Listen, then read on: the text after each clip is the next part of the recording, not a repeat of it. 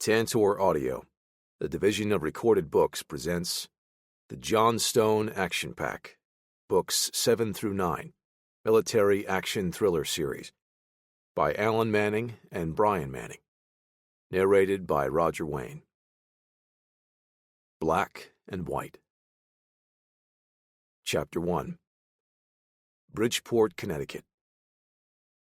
The front door of the bar, Snake Oil, opened as a mixed collection of men and women staggered out, laughing and shouting into the night.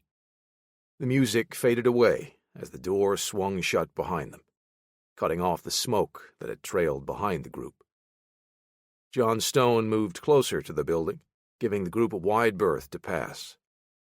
Scott Maverick turned his body to present a smaller surface and cut through the group of well-dressed and drunken club patrons. One of the men bounced off the muscular man and turned to face the obstacle. John tensed, watching as the situation sorted itself out. Still riding the high of an enjoyable evening, the man muttered an apology, patting Scott on the shoulder as his smile beamed.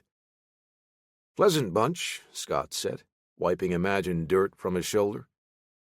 Snake Oil's entryway blended in with the other almost high-end shops and boutiques along the block, opting for an understated sign composed of steel letters spelling out the bar's name, backlit with an ebbing glow switching back and forth from blue to purple.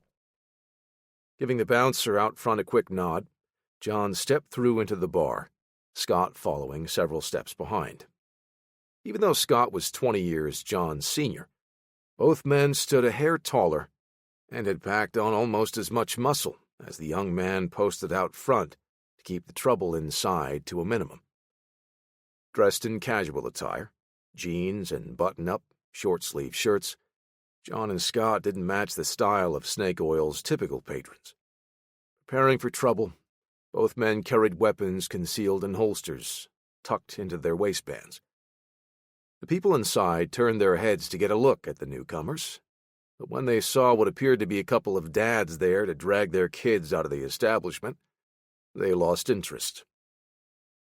John had enlisted Scott Maverick's help to track down the Alpha assets that had almost killed Parker Lewis in an attempt to eliminate anyone standing in the Order's way. He and his friends had tracked the assassins to South Africa, exposing their ties with Damian Blanchard. Unfortunately, John had lost the Alphas during the fight to take Blanchard down for good. Scott's experience in dealing with the Russians, fighting both against and alongside them, had allowed the retired homicide detective to build up a reliable network. The two assassins John was after were both Russian-born, with strong ties to the Order. Now, John was following a lead that one of Scott's informants had provided. That led both men to a bar with some shady Russian types who might know something about the Alpha assets. Scott nodded toward the bar. "Let's grab a seat and get us a couple of beers. Once we get settled in, we can make our way around the place and ask a few questions." "All right, but keep it discreet. We're not trying to raise any red flags about why we're here." "Relax, Stone. This'll be a cakewalk." Scott tugged his belt, adjusting his pants. "Besides, their flag isn't red anymore." John rolled his eyes, then gestured with his head to the bar. The two broad-shouldered men found a couple of open stools. Following Scott's lead, John let out an audible groan as he sat, though he wasn't entirely sure if the other man was putting on much of an act. With big, artificial grins plastered on their faces, both men ordered a beer. They continued the act, pretending they were quite interested in the sports highlights on the TV behind the bar, but both men scanned the room and listened to nearby conversations for any hint of what they were looking for. A boisterous conversation pulled their attention toward a table in the middle of the bar. "You hear that?" Scott asked. "Yes. Russian." John took a pull from his mug. Most of the conversations in the bar were in English, but John picked out the sounds of two men speaking Russian among the crowd. The distance and the music from the jukebox made it all but impossible to pick out any of the details of the back and forth, however. "That's a good sign," Scott said, tipping his mug as he took a gulp. "This isn't a slam dunk," John said. "A couple of guys speaking Russian doesn't mean we're in the right spot." "But it definitely increases the odds," Scott said. "We should try to get closer, so we can listen in." John spun on his stool and leaned his elbows on the bar behind him. Scott nodded and looked around the room. "Over there, 2 guys with fake designer shirts," he said to John. "You'll have to be more specific." Scott pointed discreetly to a table in the middle of the bar. 2 men were engaged in a rather lively dialogue, both raising their voices to be heard over the after-dinner crowd. John led the way, finding a table closer to the 2 men they had targeted. Scott sat down, leaning back in his chair, and continued their charade while eavesdropping on the unsuspecting men. John had his back to their marks. He was close enough to pick up bits of the conversation, but he had to rely on Scott to translate. "Jesus, the guy's Blancpain watch is also a fake. Is there anything real about these 2? "Keep your head in the game," John said. Scott nodded and took a sip of beer as he listened intently, translating what he heard. Though John understood the language, Scott was an expert in their tongue and culture, having spent a large portion of his previous career working closely with the Russian government. "The bald one is going to buy a new car soon," Scott said. "American muscle, fast, with terrible gas mileage. Fake Blancpain says it's not going to make him any luckier with the ladies." John listened, trying to lock in on any details that would give him more information about the 2 men they were stalking. "The guy with the knockoff watch is whining about having to work later tonight." Scott closed his eyes to focus on what they were saying. "No clues about what his job is. Now they're talking about soccer." John took another sip of beer. "Sounds like they're going to talk about soccer for a while. I think maybe these guys don't know anything about our assassin friends." "You're probably right." Scott waved to a waitress. He held 2 fingers up, gesturing with his beer mug before downing the rest of it. The waitress nodded with a smile and headed to the bar. A minute later, she arrived with 2 more beers. "I'm good with just the one, thanks," John said. Scott pulled the 2 mugs closer. "That's good, because I forgot to order another for you." John and Scott sat at the table for another 10 minutes, blending in while observing everything around them. Most of the people in the bar were ordinary people, leading ordinary lives, just there to unwind at the end of their workday. Another half-hour passed, providing no new leads, or at least nothing that would get them closer to accomplishing their mission. "I don't think we're going to find anything here," John said. "We should go." "Hold on, Stone. I've got a gut feeling about those soccer fans," Scott said. "Watch my back. I'm going to try something."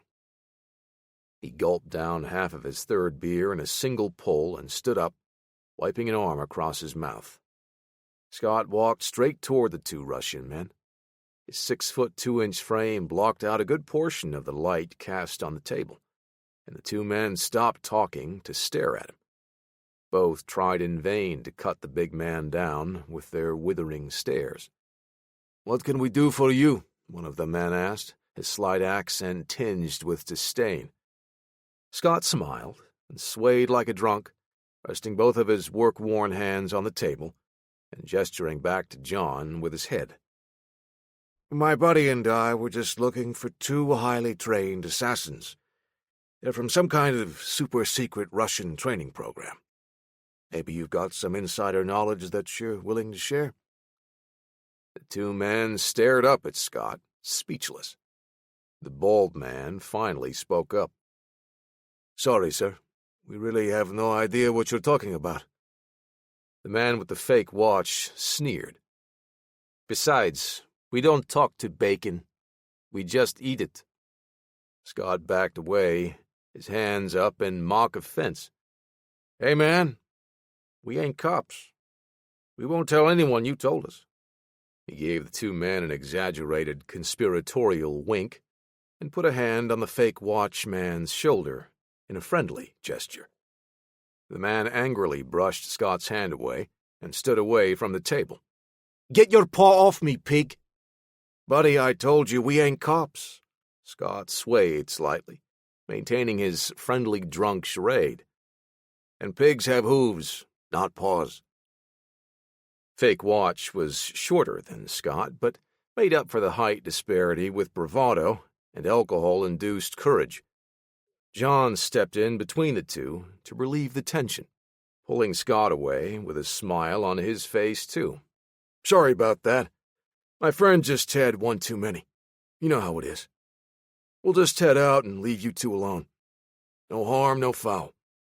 He dropped some money at the bar to cover their drinks, and he escorted his drunken friend toward the door. "What was that supposed to accomplish?" John whispered. Scott looked back and waved to the two men at their table, speaking under his breath. "Just keep walking and we'll see. I figure if they know something about our alphas, they'll probably have someone tail us. Or maybe they'll come outside to give us a warning. And if they don't, then they probably aren't connected, and we don't have to waste any more time here." Before they reached the door, a mass of equal parts muscle and body fat moved to block the exit. The doorman crossed his hairy arms across his chest, resting them on a stained shirt that barely contained an ample belly. John and Scott maintained their ruse, feigning surprise and confusion. The music died down as a mini chorus of wooden chair legs scraped across the floor. John and Scott looked back and saw more men in the bar standing to approach them. The two Russians, Baldy and Fake Watch, stayed in their seats, wearing smug grins in anticipation of the exciting show about to kick off. "Well, that didn't take long," John said. "What's our play now, Stone?" Scott asked. John looked at Scott, shocked. "What's our play? This was your idea." "No, the talking part was my idea, which got us to the next step. You can take it from here." John released Scott, who had sobered up and no longer played drunk. They turned to face each other and continued arguing, leaving their antagonists confused for a moment. "Hey, you brought us here. It was your bright idea to talk to those guys. Now I've got to clean this mess up because of you." John jabbed a finger into Scott's chest with each sentence. Scott held his hands up to shoulder level. "Whoa, can I just point out that the whole reason we're here in the first place is because you needed my help?" The burly doorman grew even more impatient, his go-to intimidation proving ineffective with the quarreling duo in front of him. "Unbelievable. I can see why you just sit around and drink all day," John said. "You know what? If you don't want my help, that's just fine by me. I'll just punch out that meathead blocking the door and go home." It took 2 long seconds for the big man to register the words. He raised an eyebrow and turned to face Scott just as a fist slammed into his jaw.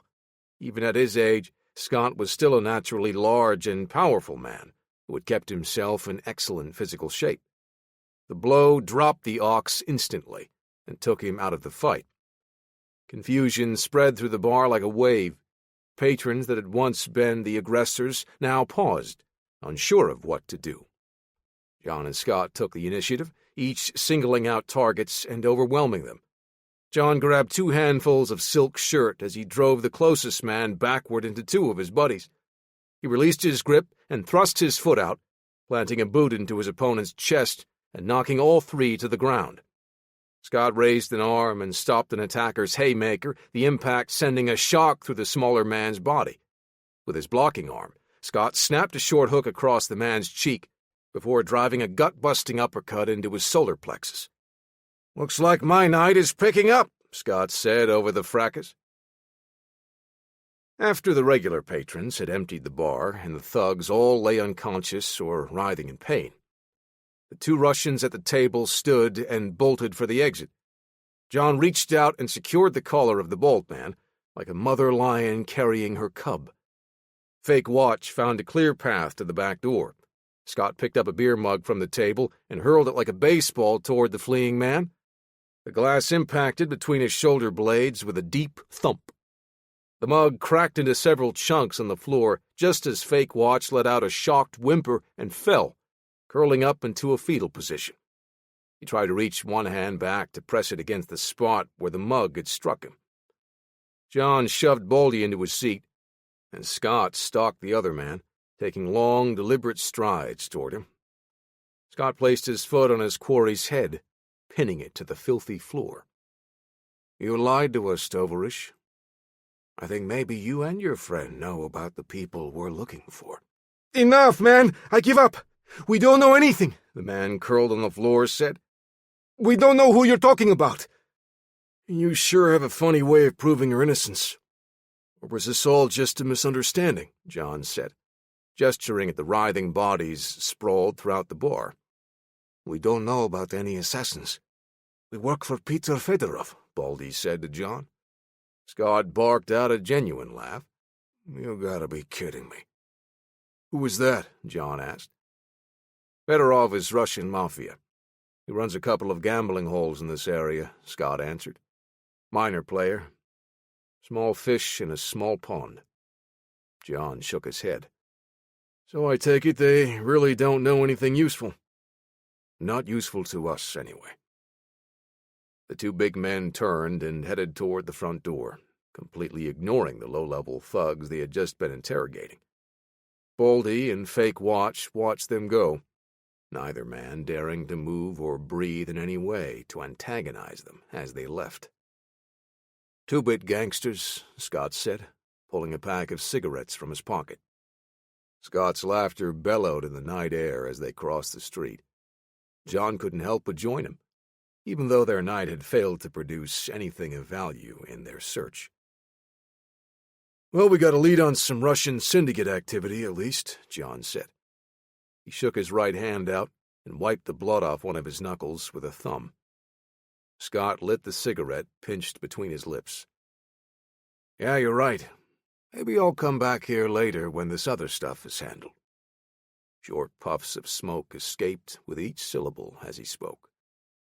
John stared up at the half-moon, glowing in the sky.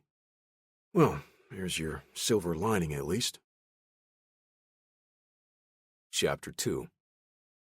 Paris, Kentucky. In a small town, 18 miles northeast of Lexington, a 4-story building stood in the middle of a clearing. Trees bordered the property on 3 sides, with a small paved road leading up to the roundabout in front. A small visitor lot was connected to a path that also led to an employee area in the back, where most of the vehicles were parked. It was at least a mile from the nearest commercial property, providing a pleasant, out-of-the-way feel, cutting down on the number of vehicles passing by. A late-model silver pickup truck crossed the visitor parking lot to head behind the building, its suspension groaning with the effort of absorbing the bounce from the speed bumps. 2 men exited the truck, donning matching black baseball caps and sunglasses. The passenger squatted down, then stood up straight, twisting his body from side to side with a groan. The driver dropped the keys into his pocket and adjusted the ID badge clipped to his shirt pocket. An orange glow lit up the lobby as both men entered the building, making their way to the security checkpoint. Another pair of guards waited patiently at the desk, checking their ID badges. The driver, Greg Spears, nodded as he approached. The second man, Alonzo Trujillo, flashed a smile, joining the first. "Hey, Greg. Didn't think I would see you in here today," one of the guards said. Greg shrugged. "What's up, Randy?" "I was supposed to be off today, but they called me in. You know how it is." "How's it going today, Randy?" Alonzo asked, his smile still beaming. "It's Tuesday." They laughed politely at the joke. It was the same reply Randy always gave, changing the answer with the corresponding day. Greg and Alonzo dropped their keys and phones into small trays, sliding them along a table as they stepped through the metal detectors one at a time. Another guard was waiting to pass their items back. "Evening, Hannah," Alonzo said. "I see Randy trusts you enough with the critical task." Greg winked. "Don't tell him we said it. But I feel safer with you in charge of the metal detectors." Hannah chuckled. "Don't worry, guys. He's not my boss." Alonzo slipped his personal items back into his pockets and continued inside. Greg took a few extra moments patting his pants and shirt, obsessively ensuring that everything was in its proper place once more. "Have a good night," Hannah said. "Don't let any bad guys in here," Greg said. "Unless they have beer," Alonzo called back over his shoulder. The pair continued down the hallway, deeper into the building. Their smiles wavered as they turned the corner out of visual contact with the two security guards posted out front. Neither man felt good about what they were about to do. These people were their friends, but they had to remind themselves that the mission they were on superseded all friendships. Greg and Alonzo headed directly for the security office, a route they had taken many times in the past 9 months working for the company. It was the end of the day shift, and the hallways were suddenly crowded. Employees wearing suits and ties and other formal business attire moved in the opposite direction, smiling as they passed the two guards. After a quick left turn, they bounded down the stairs and followed a short corridor, passing a pair of doors before reaching their destination. The steel entryway to the security room stood facing them at the end of the hall. They continued ahead, their stride and postures casual, with no hesitation or aggression in their steps. Alonzo rapped at the door with his knuckles and turned the knob. "Hey, wake up, you slackers!" Two men sat inside the small office, leaving little room for the other two to enter. "Yeah, screw you, buddy," Alan said, his eyes fixed on the computer screen as he typed. "What are you doing here, Greg?" Brian asked.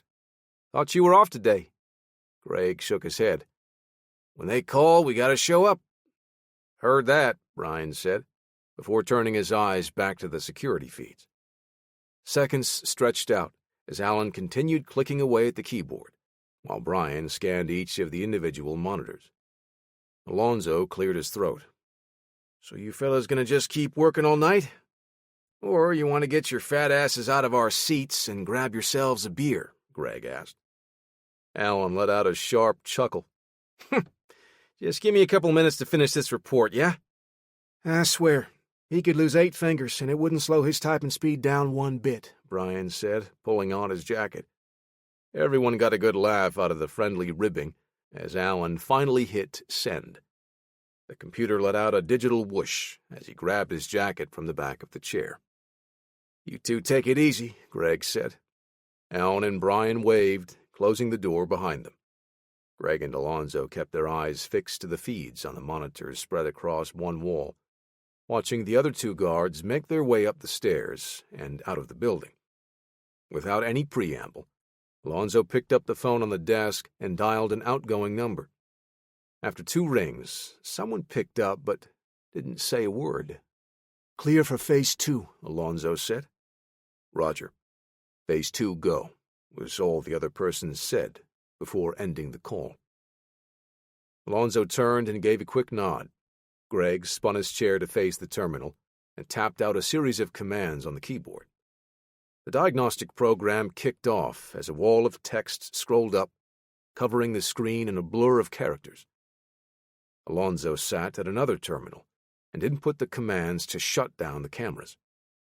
Typically, security personnel didn't have access to control the cameras through the workstation, but strings had been pulled and palms had been greased, granting them the access to perform the tasks now.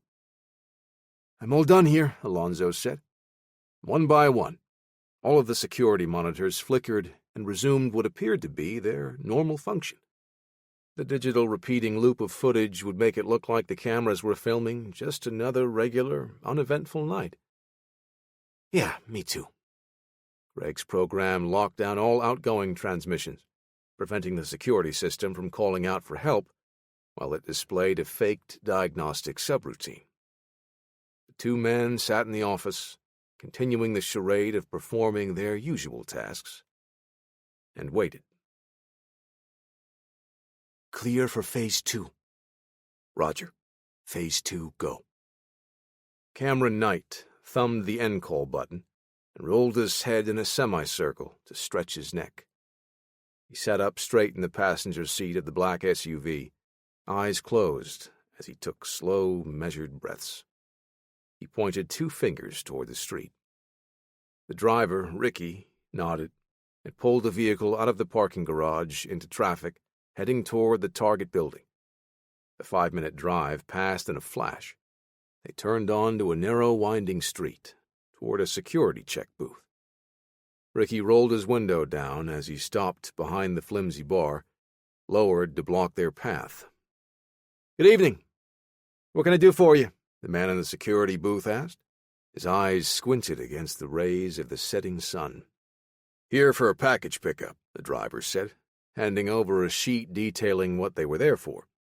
The guard scanned the page, then looked into the SUV.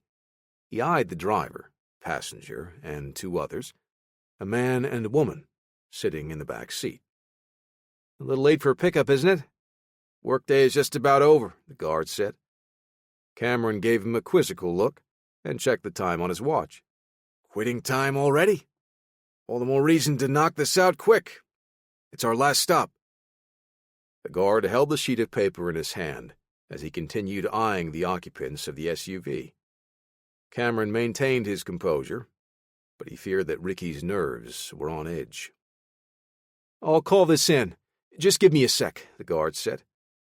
The occupants of the vehicle smiled and nodded. Cameron could feel Ricky's demeanor shift as his shoulders relaxed. Alonzo rested his elbows on his lap, fingers laced as he bounced one of his feet. He stared at the lines and wrinkles on his palms and fingers. A buzzing alert snapped him back to the present. His hand hovered over the phone as it buzzed again. He picked up the receiver, already knowing what the call would be about. "Security!" His jaw tightened as he listened to the voice on the other end. "Okay, I'll check the logs now," he said, sitting quietly for a few moments and pulling in a deep breath to slow his heart rate. "Yes, they're on the list, and cleared to enter." Alonzo chuckled at the response from the man on the other end. "Yeah, they really like to push things out to the last minute, huh?" He hung up the phone and nodded to Greg, who had stood from his chair and paced around the room during the call. "It's game time," Greg said, more to himself, before he left the room. The man in the security booth rested the handset back on the cradle. "You're cleared to go on in. Just follow this road and turn right when it splits. They'll take you to the back loading area."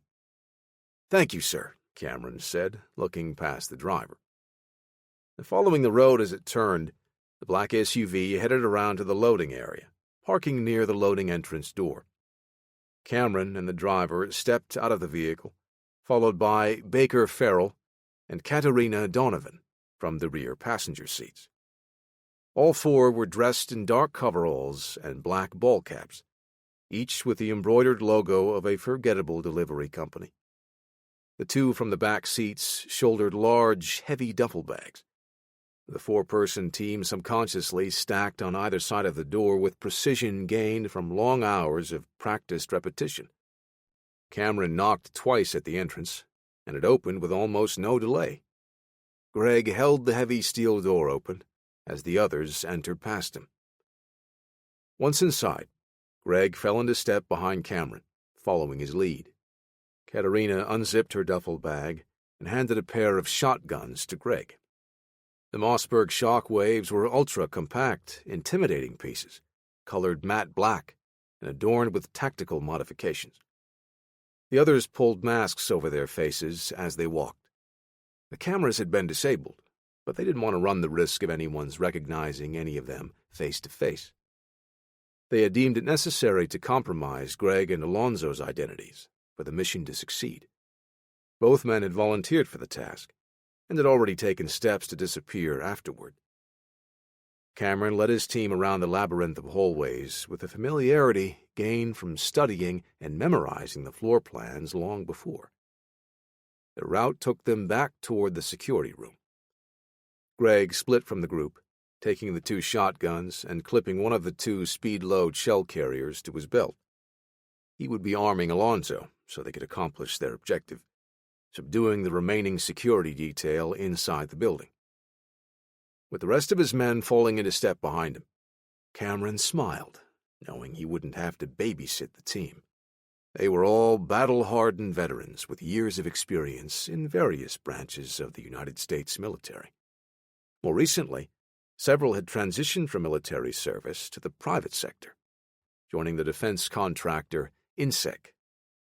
Both in the military and as part of the privatized military security force, Cameron had personally commanded them all. The 4 infiltrators slowed down as they reached the door near the elevators providing stair access. One of the mercenaries grasped the handle, pressed the thumb lever, and pulled the door open without a sound, leaving only enough room for everyone to slip through like ghosts. The team moved with a clear purpose, knowing exactly where they were supposed to be. For weeks, they had planned this mission, rehearsing everyone's tasks in a warehouse that had been marked up to resemble the building's layout. Alonzo and Greg headed toward the main entrance to neutralize the 2 security officers at the front. The 2 men walked in single file, Greg in front with a shotgun strapped to his body, hidden behind his back. Alonzo stayed behind Greg to keep his weapon from Hannah's and Randy's line of sight, holding the shotgun at a casual low-ready position. "Quitting time already, slackers?" Randy called out to them. Greg's smile beamed as he got closer. Hannah glanced up at them, then looked down at the magazine she was reading. When they were within 10 meters, Alonzo sidestepped and raised the shock wave, pointing the muzzle directly into Randy's face. "Get down on the ground now," he said in a low, firm voice. Greg whipped the shotgun on the sling around his body, aiming it at Hannah. The 2 security personnel were stunned into inaction, their eyes wide like saucers. What's going on, you guys?" Randy asked, hoping this was all a terrible joke. Alonzo stepped forward and thrust the shotgun barrel into Randy's soft belly, doubling him over as the air came out of his lungs in a woof. Hannah dropped the magazine and knelt next to Randy to check on him. Greg flinched when she moved, nearly taking all the slack out of his trigger. He had to take a deep breath and calm himself, combating the effects of the adrenaline coursing through his system. Hannah looked up at Greg, then at Alonzo. "What's wrong with you guys?" Alonzo kept his weapon trained on the 2, while Greg jogged over to the front entrance to lock the door. Walking backward to keep an eye on the outside, he took out his flex cuffs. He tossed them on the ground next to Hannah. "Secure Randy's hands behind his back." Hannah followed the orders, pulling the strap through the self-locking head. Greg pointed his shotgun at the other zip tie, then swung the muzzle in her direction. She reached behind her back and did her best to slip her hands through the loops. Alonzo crouched next to Hannah and pulled the slack from the flex cuffs. He hooked a hand under her arm and hauled her to her feet. Greg did the same with Randy. Then the mercenaries led the 2 guards to a small office out of sight of anyone looking into the building from the front. Upstairs, Cameron and his team reached the doors leading to the Research and Development Division. The 4 mercenaries stacked into position on either side of the entrance. Once they were set, he gave the go order. The team burst through, their shotguns up and ready. A handful of people working the swing shift looked up in shock, and then horror. "Get on the ground now!" Cameron shouted. The rest of his team barked orders to force compliance from the people inside. Their aggressive posture, loud commands, and menacing weapons were more than enough to scare everyone into submission. The R&D division was a mostly administrative area, so they had expected no armed resistance. Everyone on Cameron's team carried shotguns loaded with rubber slugs. Riot rounds, they were called, designed as a less lethal option to control hostile crowds or individuals. Though most of the people inside were unarmed, Cameron and his team did not let their guard down for 1 second. The building was owned and operated by INSEC, employing plenty of well-trained warfighters. They had no weapons, but Cameron knew they were capable combatants in hand-to-hand. To maintain control, Cameron and his team would have to stay aggressive with an edge of violence. The compact yet menacing shotguns had been deliberately chosen as a visual deterrent to disobedience. Less than 2 minutes since after taking the room over, Greg called on the radio, letting Cameron know that they had control of the entire building. With the R&D lab locked down, Cameron sent Ricky and Katerina to secure the remaining half-dozen people working on the upper floor, bringing them back to the lab. Cameron scanned the name badges of all the hostages until he found the person he was looking for, a scientist. He stepped over someone's legs and crouched next to a woman. Mia Barker. I'm looking for this device. Cameron held up a smartphone, showing the woman the image on the screen. Why are you doing this? I don't know who sent you, but you need to know how dangerous that thing is, Mia said, shaking her head. Cameron looked over his shoulder at Baker. He let the shotgun's muzzle drop, resting it on the ground to help support his weight. Cameron knew what they were after. His mission wasn't to further enrich some power-hungry figurehead. It was about sending a wake-up call to the rest of the world. Yes, I know exactly how dangerous it is. Cameron grabbed a handful of the scientist's lab jacket collar and pulled her to her feet. He directed her to one of the sealed areas of the lab. At the door, Cameron shoved her toward the access panel. Mia cushioned the impact by pressing her hands against the wall, turning to plead with him. Please, think about what you're doing. You don't have to follow through with this. None of you have to. We are long past the point where a "you don't have to do this" speech will stop us. Open that door now. Cameron leveled the shockwave at her chest. The scientist slumped her shoulders. She gave up fighting and complied with his orders. She keyed in a 6-digit access code on the panel, and the light switched from green to red, rewarding them with a metallic click from inside the locking mechanism. Cameron shouldered his way past Mia and opened the door. The room was no bigger than a walk-in closet. Baker followed him inside. He ignored the half-assembled tech gear lining the shelves to his left, focusing instead on the metal doors of varying sizes along the right wall. Cameron stepped up to one of the lockers, already knowing which number the device he had come for would be in. The keypad on the locker was electronic, just like the door, but it was of a different, more elaborate design. Baker pulled a smartphone from his pocket and activated an inconspicuous-looking application. A simple text screen popped up with a button that just said, Run. He pressed his thumb to the screen, setting the app loose to attack the digital lock. 10 seconds went by, then 20. After half a minute, the application stopped updating its status, like it was stuck in a loop. Baker fidgeted, raising the phone up to get a closer look at the screen. It's not working, man. This program isn't working. Give it some time, Cameron answered patiently. Baker was shaking his head as he stared at his screen. Nah, man. He gave us a junk program. Another minute passed before the phone and the electronic lock started beeping, their rhythms offset.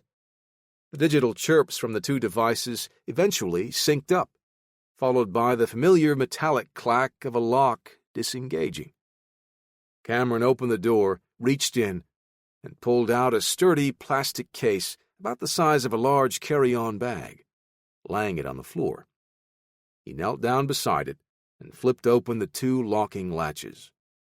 His breath caught in his chest as he raised the lid. The prize they sought was sitting in a foam enclosure, protecting it on all sides. The outer shell of the actual device had been replaced with a 3D print, but still matched the specs of the original. It had been damaged in the field, but the research and development team had worked diligently to repair it, restoring its functionality. Cameron shook his head to clear his thoughts and bring his focus back to real time. He snapped the case closed and locked it. "Move out," he barked as soon as he stepped back into the central lab. All of the scientists had been bound and were sitting against the far wall of the lab. The team had disabled all telephone and internet access from the rooms and secured all the employees' mobile devices. Ricky packed the device into the large duffel bag they had used to carry the shotguns. Baker took the bag by the strap and slung it over his shoulder. "We've succeeded up to this point," Cameron said. "But stay frosty. It's time to head out." The team moved as a unit to the first floor toward the front exit. As they descended the stairs, the low-pile industrial carpeting switched to polished stone tiles. As they entered the lobby, Cameron saw that Greg and Alonzo had secured the two guards and moved them into a side room.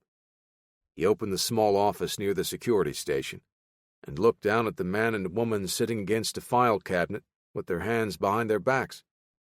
He turned back to Greg and Alonzo. "Nice work. Clean and by the numbers." Alonzo reached out for the handle to close the office door. "Thank you. We're just happy to be a part of—" Randy scrambled to his feet and dashed forward while Alonzo's focus was on his team. He grasped the shotgun with both hands and pulled it free from Alonzo's grip. During the time they were in the office, Randy had been able to work one of his hands free from the flex cuffs, which Hannah had left a little too loose. He sized the split-second lapse in focus to make his move. Randy shoulder-checked Alonzo into the wall and brought the shotgun up, firing it at Greg. The deafening boom vibrated the air as a riot round drilled Greg high in his chest, close to the neck. The merc dropped instantly, pressing a hand to his collarbone where the projectile had struck him. The guard worked the pump action of the shotgun and whirled around to fire at Alonzo, who was trying to find cover. The solid rubber slug drilled into his side with an audible crack and pop as Alonzo tried his best to dive clear of the onslaught. He hit the ground, wincing in pain and struggling to suck in a breath. Randy stepped out into the lobby, racking the weapon again. He swung the muzzle toward Cameron, the next nearest target. The mercenary leader's hand had already fallen to his sidearm, pulling the HK-P30 clear of the holster in a smooth draw. He had the weapon clasped between his hands, taking aim before Randy was able to continue his attack. Cameron's double tap came out so fast it almost sounded like a single shot. Two small red dots blossomed on the security guard's chest, tightly grouped over his sternum, sending his shotgun blast high and shattering one of the overhead lights. A heartbeat later, Cameron's third shot struck the guard in the center of his forehead. Randy collapsed, falling back as the shotgun slid away. Hannah banged her head against the filing cabinet, screaming as she tried to break free of the zip tie around her wrists. The rest of the team was stunned into silence, all of them looking down at the dead man on the floor. Before the mission had started, they had all agreed that they would minimize casualties by using the rubber riot rounds. None of them wanted to see their friends and fellow insect recruits die. Cameron slid his pistol into its holster. He looked at each of his team members in turn, making sure they could see the grim determination in his eyes. Without another word, the team picked up their injured member and filed quickly out of the building. Alonzo was wounded, but still able to walk on his own. Hannah was yelling and crawling toward Randy, who now lay dead on the floor. Chapter 3. Bridgeport, Connecticut. Scott Maverick flicked the ashes from the end of his cigarette into the mouth of the empty beer can on the table. "So snake oil was a bust, but I think I've got a few more threads we can tug at to unravel." John absently waved away the wisps of smoke floating in his direction as he leaned in closer to the stack of pages next to Scott's beer can ashtray. They had spent the night in a hotel near the bar that they had scouted out the previous evening, looking through Scott's leads. "Looks like a bit of a dead end," John said, gathering the top few pages with his fingers and setting them to the side. Scott took a long drag, shaking his head. "Not ready for burial yet, Stone," he exhaled from the side of his mouth. "We just need to talk to my guy in person." Which guy? John pulled the tab on a can of beer with a crack and a hiss. The one that fed me the lead about snake oil. His info was bad, so I think we should visit and ask for a refund. What's his name? John asked. I don't know. Something like Terrence or Barry. Something with an R in it. Scott extinguished the cigarette on the top of the can, dropping the butt into the mouth with the rest of the ashes. He pulled another from a pack in his shirt pocket, holding it, unlit, between his lips. John slid a note from the edge of the table closer to the other pages. You mean Elliot? Yeah, Elliot. How did you guess? On this note you wrote. It says Elliot recommends checking out snake oil for our comrades. John held the slip of paper up, pinched between his index and middle fingers. Scott plucked the note from John. This is our next lead. We can waste time bouncing from bar to bar, or we can stop by Elliot's place and just shake the info we need from that bloated worm. John looked at his watch. It's 8:50 now. Does Elliot have a day job he may be heading to soon? No, I've seen his place. I'm pretty sure he's a homebody. He'll probably still be sleeping when we get there. Scott stood and pulled a lighter from his pants pocket. Come on, I'll drive. We can pick up some breakfast on the way. Where are we headed? John stuffed the notes into a backpack. Cherry Hill, New Jersey. New Jersey? John stopped and turned to face Scott. It's 2.5 hours away. It'll be close to noon by the time we get there. Scott shrugged. Like I said, we'll probably be waking up Elliot when we get there. We can pick up lunch on the way, too, if it'll make you feel better. John shook his head, pulling the strap of the backpack over his shoulder. He was reaching for his mobile phone on the nightstand when it started ringing. Who is it? Scott asked, stuffing his car keys and wallet into his pockets. It's Travis. Scott huffed. Probably making sure I'm not getting you into trouble. Tell him not to mess up his hair worrying about us. Hey, what's up? John held the phone up to his ear as he grabbed his wallet. John, hey. It's Travis. Yeah, I saw that. Right. Anyway, there's a situation on our end. And I need to get you up to speed, Travis said. Situation? Travis, what's happening? John's stomach knotted up. He worried that something might be happening with his family or friends again. I'd rather not discuss it over the phone. Are you available to meet in person? John's brow furrowed. Travis knew that he and Scott had been looking for the Alpha assets after losing them in South Africa while pursuing Damian Blanchard. Had something changed? Did the assassins pose a threat to Emily Colt and her mother, Jennifer? In the weeks that he had been on the trail of the assassins, John had kept the hunt low-key, minimizing his involvement with Parker, giving him a chance to fully recover from being shot. And John still worried about the young programmer and didn't want him to do anything he would regret. I can be packed and at the airport in an hour. Should I head right to your office? John asked. No, don't worry about that. I'm in the parking lot, Travis said. The parking lot where? John furrowed his brow.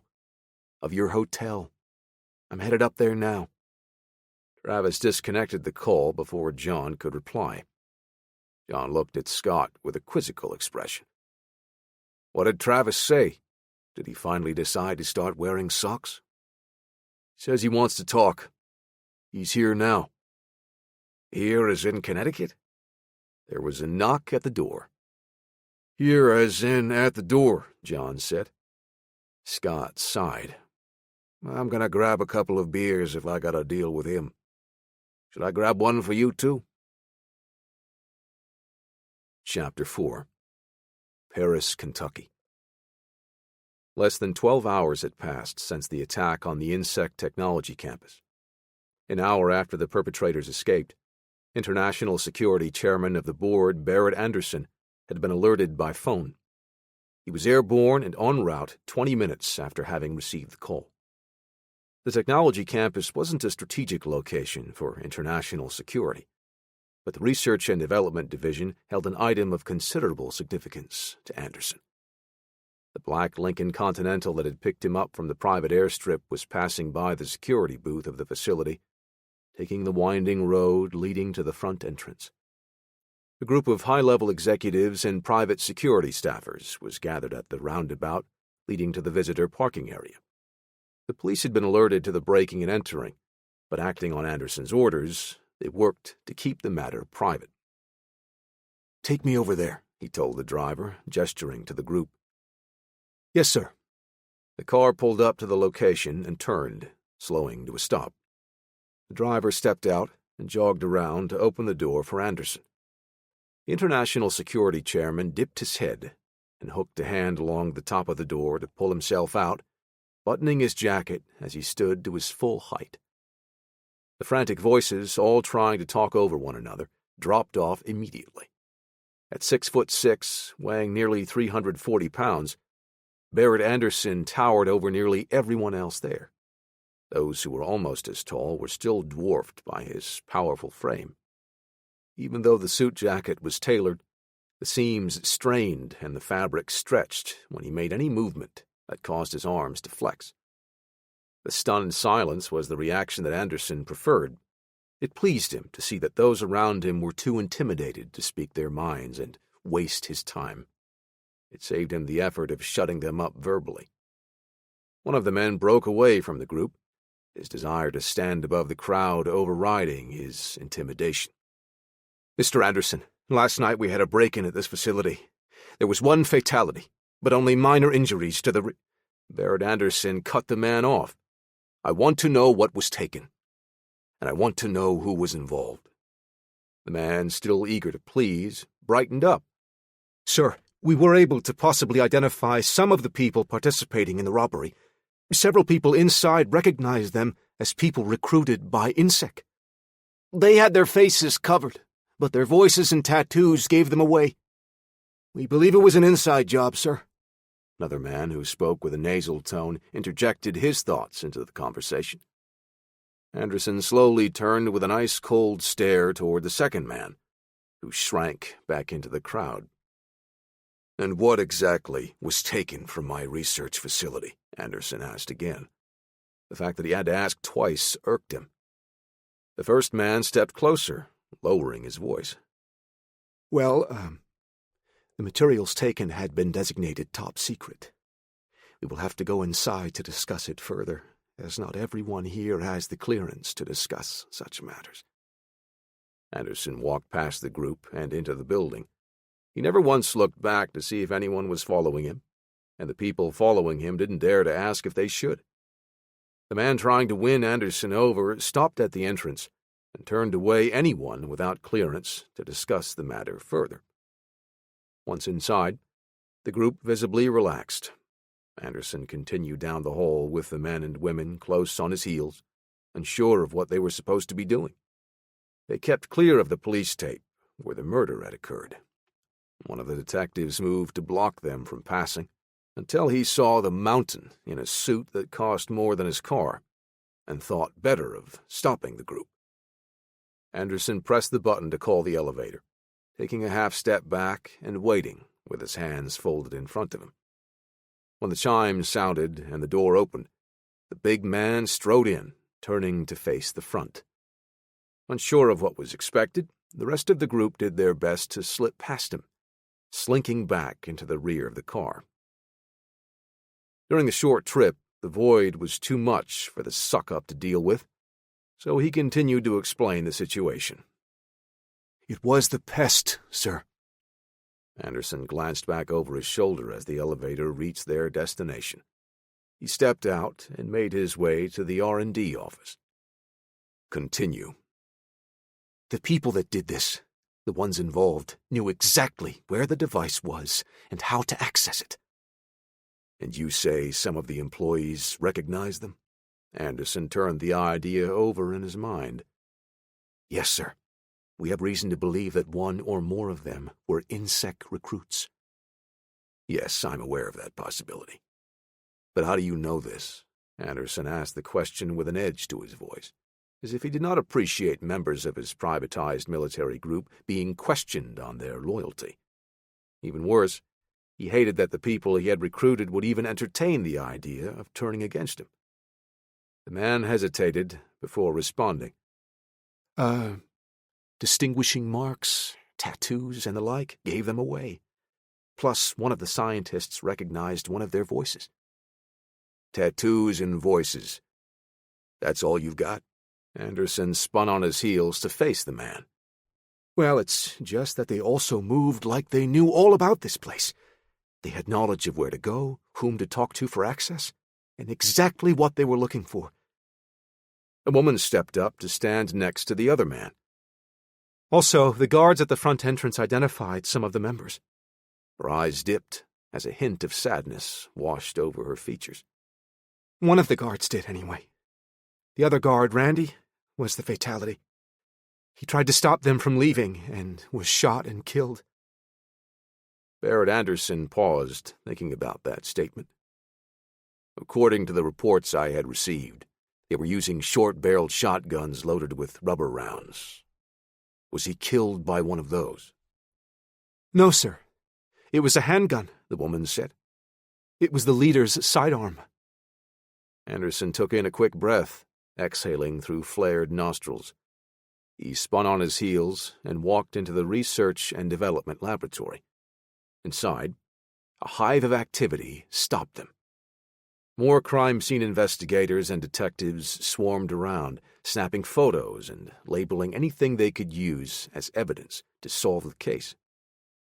Resisting the urge to barrel through to the device, Anderson had to clench his fists and take a breath until he could regain his calm demeanor. He walked around the outer edge of the perimeter, choosing a path that would cause the least disruption to the crime scene. He was not a man to throw a tantrum. Anderson realized that he needed any and every detail they could find. Interfering with the investigation would do nothing to help him out in the long run. They stopped in front of the heavy-duty steel door leading to the storage for their more sensitive equipment. Anderson bent down and examined the electronic lock.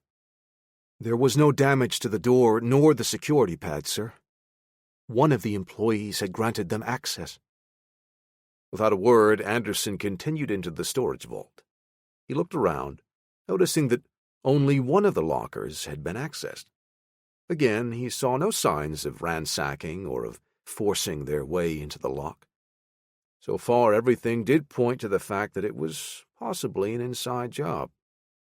Now, he began to wonder if anyone inside the building had been complicit in helping the thieves as well. He turned to the man who was briefing him.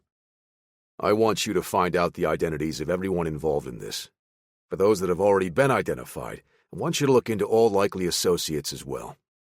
I want to know if anyone else in this facility also recognizes those associates. We're on it, sir. You'll know the moment we find out. Anderson adjusted one of his cufflinks and lowered his voice. I want you to look into the employees as well. If this was an inside job, it's possible one or more of them might have been involved. Keep that one more discreet. Do you understand? Yes, sir. Perfectly. The man bowed too fast and reflexively. He seemed to be embarrassed and regretted having done it, but he turned and hurried out to follow the orders. Barrett Anderson did a slow turn inside the vault room, thinking. What was it these people wanted with this item, this pest? It would be worth a life-changing amount of money on the black market for anyone brave enough to try and sell it. That would be suicide if they did, however, because Anderson had connections that ran deep in the underground market. He made a mental note to reach out to those connections and have them keep an eye out, just in case. Anderson gave the room one more cursory visual scan before leaving the lab. His pace and demeanor communicated to the group that he didn't want them following. He stepped into the elevator and headed down to the first floor, calculating his next moves. When Anderson exited the building, he saw that the group outside had dispersed, everyone working on their assigned tasks to help solve the crime. The sight brought him a small glimmer of pleasure. If they had still been out front, yapping about how they would figure things out, he could very well have lost his temper. The driver was already waiting with the rear door of the Lincoln open as Anderson unbuttoned his jacket, covering the remaining distance. "Where would you like to go now, sir?" the driver asked. "Take me to the airport. Everyone here already knows what they need to do to find those responsible." Travis walked into the hotel room, squinting and swatting at the thick clouds of smoke still floating in the room. He suppressed a cough, holding a fist over his mouth and nose. "Morning, gentlemen. Can we open a window or something?" "Yeah, we could," Scott said, taking a seat and not making any effort to accommodate the request. "Can I get you something to drink?" John asked. "Got any coffee?" "We drank all of that already," Scott said, cracking a beer. "I can put on another pot," John said. Travis looked down at his watch. "No, it's all right. I'll take one of those beers if you still have any."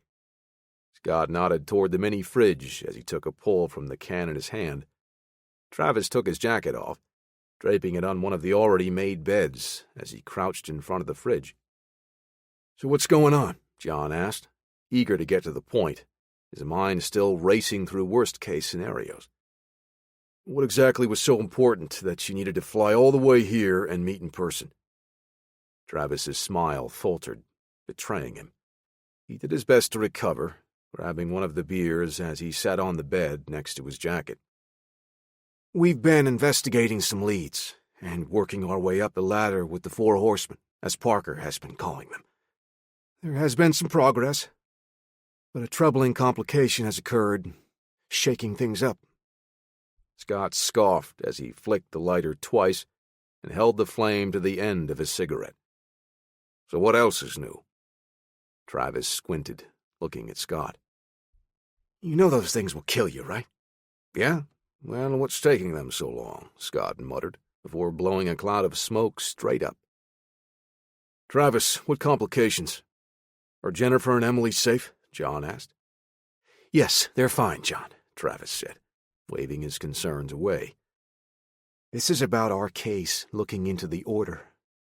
We're not sure of all the details yet, but there was a break-in at an insect facility yesterday." "This kind of sounds like good news to me," John said. "What does this have to do with us? Unless you know who did it." Travis popped the tab of the can open, holding it in one hand while he retrieved the phone from his pants pocket. "We have almost no information about the crew that hit the facility. New players, maybe. As far as whether or not it's good news, we should assume the worst. Whoever hit INSEC must have stolen something that they plan to use for some nefarious purpose. Maybe it's about us, maybe it's not. But if something bad is about to go down, we should find out as soon as possible." John nodded in agreement and took a swig of his beer. Scott mumbled his assent. "This is good. Quite good." And Travis took another sip of beer and turned the can, looking at the brand name. Surprising for a canned beer.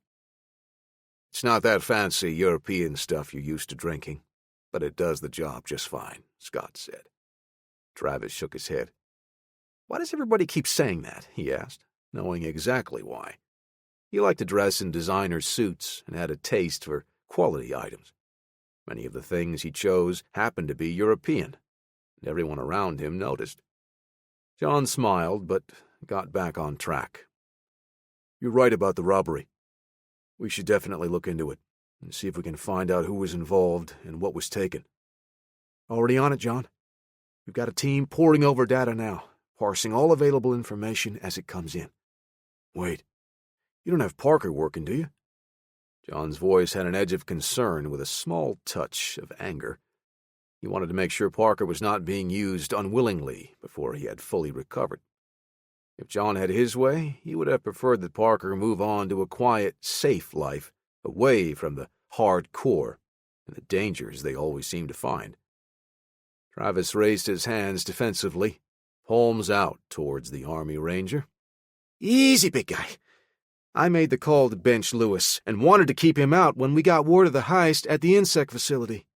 I even had his access to our building and networks temporarily revoked. Do you think that stopped him?" John's stern look eased, and he let out a chuckle. That kid is a workaholic. I made him promise he would limit it to a couple hours a day and only run passive programs the rest of the time from home.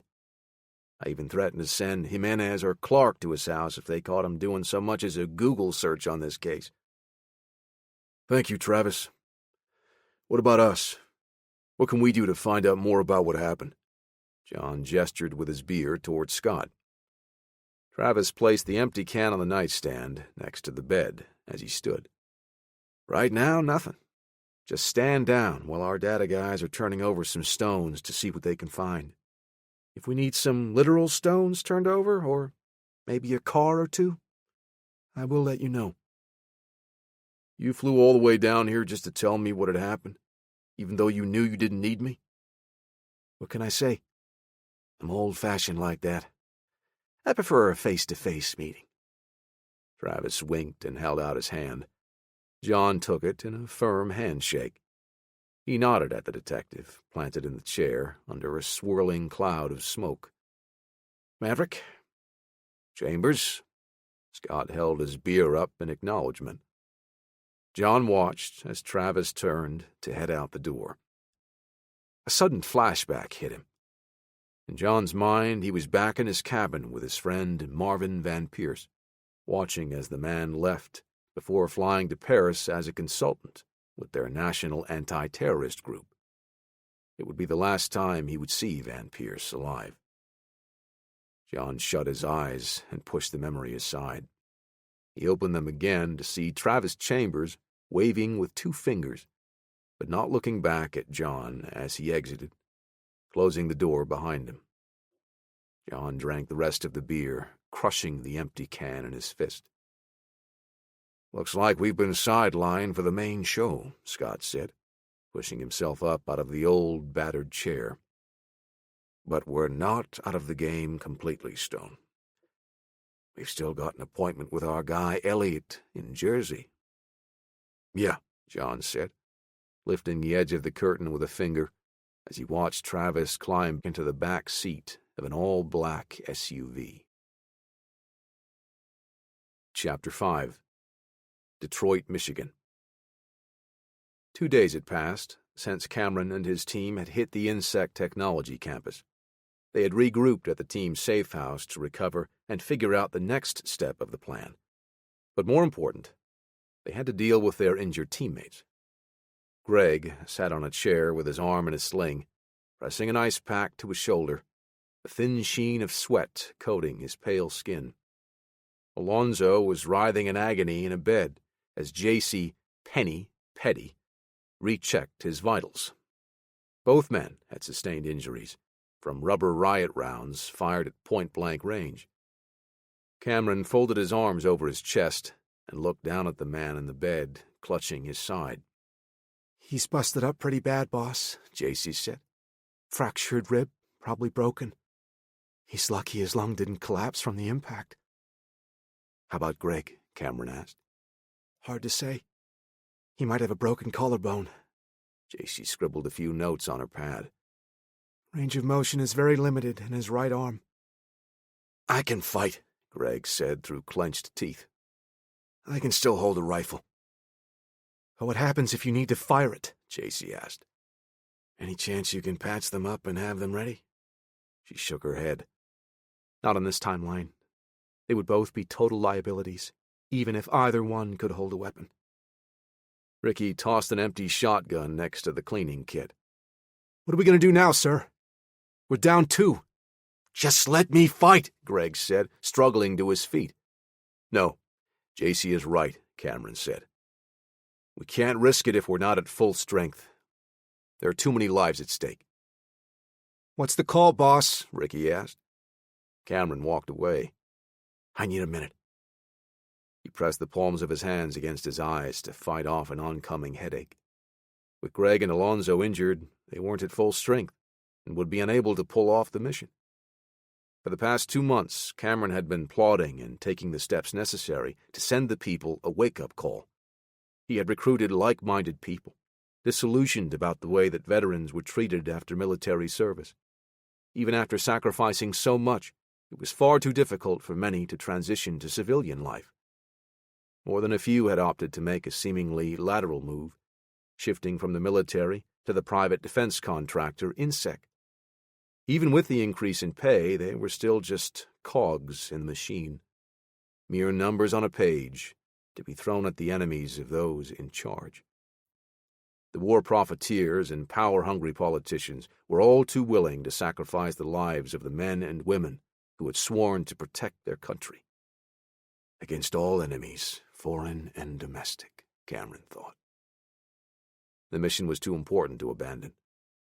Cameron made promises to his team that they would exact their revenge for all those who had mistreated them, as well as their brothers and sisters in arms still serving. It was a promise that he fully intended to keep. But now he needed to reach out and find some new blood, people willing to join their cause. The powers that be would soon know the pain and suffering they'd inflicted on those who thought they were doing the right thing. John settled back in the passenger seat as Scott pulled onto the freeway. He slid his thumb over the screen, bringing up his contacts. Making a call, John held the phone to his ear as he watched the city whip by at 70 miles per hour. "Sean, I've been waiting for your call," Parker said. "Please tell me you need me to blast through a firewall or track down some high-profile suit with shady connections." John smiled. "No, nothing like that, Parker. I'm just calling to see how you're doing." "Great. A boring conversation. Well, I'll tell you the same thing I keep telling Travis. I'm ready to dive in and help you track down the alphas." John's jaw tightened. It was strange hearing Parker go gung-ho about finding the guys who had almost murdered him. But he understood. It was how John would act in his place. "Well, that's great news, but I don't think I'm at that point yet," John said, lying to keep Parker from finding out that he and Scott were already hunting the assassins. "I think I'm losing about 5 IQ points every day that they keep me on bed rest," Parker said. "Are you sure there's nothing I can do for you?" Now that you mention it, John sat up in his seat. "I just spoke with Travis, and he says you're helping him with—" "The INSEC heist," Parker said, cutting John off. "There's not much there yet, but it's definitely something to dig through. The only reason someone would hit a technology campus is to get their hands on some technology." John paused. They were after sensitive insect technology. It was a detail that even Travis didn't have. Parker had probably found it in his deep dives, not realizing that the information was new to the others. Parker's fingers clicked over a few keys in the background. "I can dig deeper, but I would have to go some places that aren't quite legal." John understood what Parker was asking. He wanted someone to let him off the leash, to go full-on hacker, slicing through all of INSEC's network security to access the things they didn't want anyone else to know. "Let's hold off on that for now. INSEC isn't exactly an innocent victim here, but they aren't the villains in this investigation." John stopped just short of saying that someday the time would come when he would ask that of Parker. But they needed to stay off the company's radar until Travis and his team could figure out what was stolen and why. "All right, I'll keep things above board. I'm feeling a little tired anyway." Even over the phone, John could hear the fatigue in Parker's voice. He worried that the young programmer was pushing himself too hard. "Take it easy, kid. We have other people working on this too." "Yeah, I know." Parker's reply had a touch of sarcasm to it, as if he thought the other people on the job were not as capable as he was. Perhaps they weren't, but that wasn't the point. Parker needed to be 100% recovered before Travis would clear him to come back to work full-time. John would insist on reviewing his records before giving his blessing as well. "I know this sucks, but don't worry. We're not trying to replace you, kid. You've got to be fully healed before you come back." Parker agreed, but John knew he was not happy about the call. He kept Parker on the line just a little while longer, changing the subject long enough to get his mind off the mission before hanging up. John placed the phone into one of the empty cup holders and tugged at the shoulder strap of the seatbelt. "Who was that?" Scott asked. "Sounds like someone we could use." "Yeah, we could definitely use his help right now," John said, staring out the window as the traffic thinned around them. Chapter 6. "You did great today, Roland," the nurse said, helping him back into his wheelchair. "Thanks, Mike." Roland winced as he pushed up on the arms of his chair to scoot farther back. Mike handed him the towel draped over his shoulder and gathered the rest of his stuff in his bag. "You're making amazing progress." Roland wiped the rivulets of sweat from his head and neck, shaking hands with the nurse. "Thanks for your help. I feel like it's making a difference." "I'll see you Monday," Mike said, heading out the door. "Detective?" He nodded to Chance on his way out of the apartment. "Mike," Chance nodded with a smile. Roland wheeled his chair to the small kitchen table, grabbing the water bottle. "Good morning, Detective Hunter. Can I get you something to drink?" "Roland, please, just call me Chance. I'll take some of that coffee I'm smelling." "I'm gonna make some breakfast. Did you want to stick around? Bacon and eggs?" Roland set a tray on his lap with a couple of coffee mugs and an insulated carafe. He returned to the table, setting everything down and pouring the coffee. "I have milk in the fridge if you want some." "I'm good," Chance said, taking a sip from his cup. Detective Chance Hunter swirled his mug, looking down at the dark liquid circling inside. Months earlier, he had reached out to help Roland when he got word that the young insect recruit was looking to expose the immoral and illegal practices of the privatized prison company, the Carr Group. Because of his involvement with Chance and John Stone, Roland had suffered several gunshot wounds, nearly killing him and leaving him paralyzed from the waist down. Chance watched as Roland maneuvered around his kitchen, the appliances modified for improved accessibility. The first couple of times he visited, Chance had always tried to help out, but Roland insisted that he was the guest and should be relaxing. Chance could see the determination in the young man's eyes. He never looked at his wheelchair as a curse, choosing to see it as more of an aid, giving him the freedom he needed to get things done. He could also tell that Roland wasn't trying to prove anything to Chance. It was just that he enjoyed the company. "Mike says you're making great progress," Chance said, taking another sip of coffee. "Yeah, and despite what the doctors are saying, he and I both think I'll be back on my feet in a year or so." Roland cracked an egg and dropped it into the sizzling skillet. He spun and wiped his hands on the towel in his lap. "It won't be much longer than that before I'm back in the fight, helping you guys out." Chance smiled. "Sounds like you think we're still at war with the Order." "International security is still in business. They're still getting military contracts." Roland's eyes narrowed. "As long as INSEC is exploiting troubled kids by selling them a false promise of hope, we're still in this fight." Chance set his cup down on the kitchen table and crossed the living room. "Look, I'm just as shocked as you are that the information we recovered at the Carr Group mountain facility didn't immediately give Congress pause about working with INSEC. But we need to give it some time." "I know. We need to let Mr. Chambers pull the necessary strings and find people in the government to help in the fight," Roland said. "But that doesn't mean we can't keep digging into what those recruiters are doing." "I don't remember you being so hot-headed, kid." "It's who I am. You met me at a different point in my life, but the real me is coming back."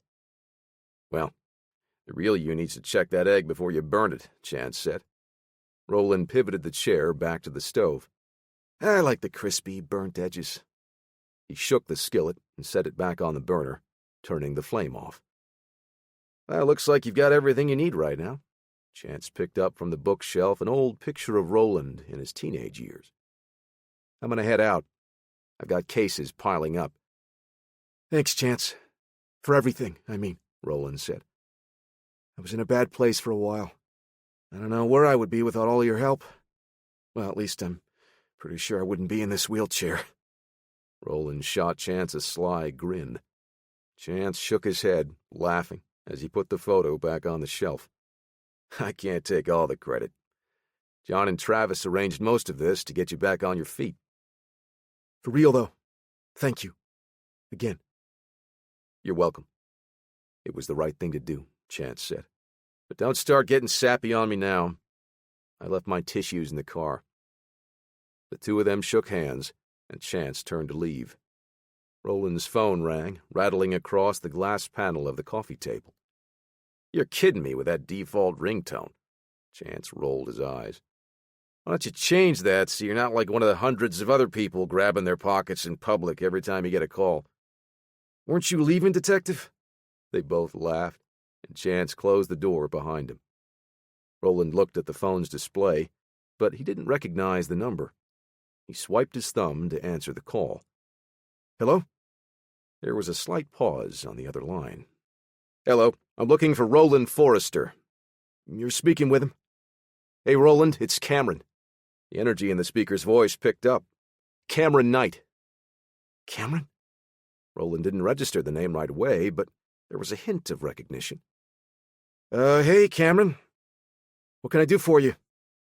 "Just reaching out to old friends. Wanted to catch up and say hi." That moment it hit Roland like a lightning bolt. Cameron Knight was a team leader for INSEC when Roland had just been recruited. He'd mentored Roland as a troubled young man as he navigated his way through the early days of INSEC training.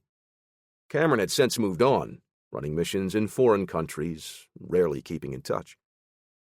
"Hey, man, how's everything going?" Roland asked, curious about what had sparked the call. It's going great. How about you? You still kicking down doors and running missions in Central America?" Roland closed his eyes. Cameron knew a lot about what Roland had been doing with INSEC, but he hadn't known about his leaving the company and joining a mission to take down the car group's training facility. "Nah, man, I'm just kicking it right now. Enjoying some downtime," Roland said, tracing a finger along the edge of his armrest. "Oh, yeah? Sounds great," Cameron said. "How about you? Still leading your team on raids against foreign threats?" Roland realized he knew almost nothing about Cameron's role in the company. Cameron chuckled. "Actually, I had recently parted ways with them." Roland sat up straight. "Wow. Was that a recent development?" "Somewhat. Anyway, I've been doing my own thing with a few buddies, and we're going to be passing through," Cameron said. "I just thought it would be nice to catch up while I was in town. You free to grab some coffee or something?" Yeah, that sounds good," Roland said. "When?" "I'll be arriving late tonight, so let's meet up tomorrow morning. I'll text you the address." "Great, I'll see you there." Roland ended the call and stared down at his reflection in the phone's screen. Was INSEC starting to feel the effects of the hardcore's actions? He set the phone down and headed to the kitchen to eat his breakfast. Chapter 7. Cherry Hill, New Jersey. The motor of Scott's Firebird rumbled as the car pulled out of the parking lot of a gas station. The traffic light changed just as they approached, and Scott goosed the gas pedal, surging forward. John wiped his fingertips across the glove compartment. "Are you a big fan of Smokey and the Bandit?" "Someone sounds jealous," Scott said, leaning back. "My ride has style. You probably drive some worn-out pickup truck or Jeep." "I think this car is older than I am," John remarked. "This is a 1985 Firebird Trans Am," Scott said. "I see the flecks of salt showing through your hair and mustache. You're not that young." "I definitely don't feel that young," John said. "But I think when you were my age, the only Mustangs people rode had reins and a saddle." "Hey, whatever, Stone. Maybe you want to just get out and walk. You could meet me over at Elliot's place after I've already beaten the information out of him." John just chuckled and waved Scott off, as if to say, "I am done with this conversation." He looked out his window at the passing buildings on the street. The two were headed toward Scott's snitch to ask for something more helpful than his tip about the bar, snake oil. "So are we heading to Elliot's house to file a complaint?" John asked. "Something like that. But the file is his face, and the complaint is my fist." Scott dug around for a cigarette from the pack in his shirt pocket. John laughed and looked around as the neighborhood around them changed. The condition of the streets matched the state of despair of the buildings along either side. "We're here," Scott said, pulling his car into an apartment complex parking lot. He swerved to avoid the puddle at the entrance. "Afraid of your car getting wet?" John asked. "That's not just a puddle. It's a pothole full of water," Scott said. He passed a row of empty spots, driving around the covered section in the middle. Another car pulled out as Scott continued to circle. "Are you kidding me?" John was incredulous. "I need a covered spot. This is still the original paint," Scott said. And finally settling on a suitable parking space, he eased the Firebird to a stop. The two men got out to head toward the front entrance of the apartment building. They kept their eyes up and scanned the area as they reached the front double doors.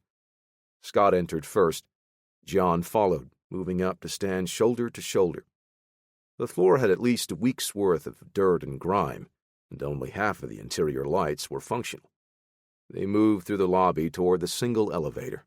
It had a colorful assortment of graffiti on the doors, but otherwise it looked structurally intact.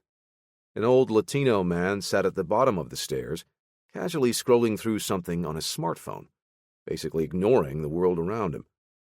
"Elevator or stairs?" John asked. "Let's take the stairs. A man your age could use the exercise," Scott said. "All right, let's just get this over with.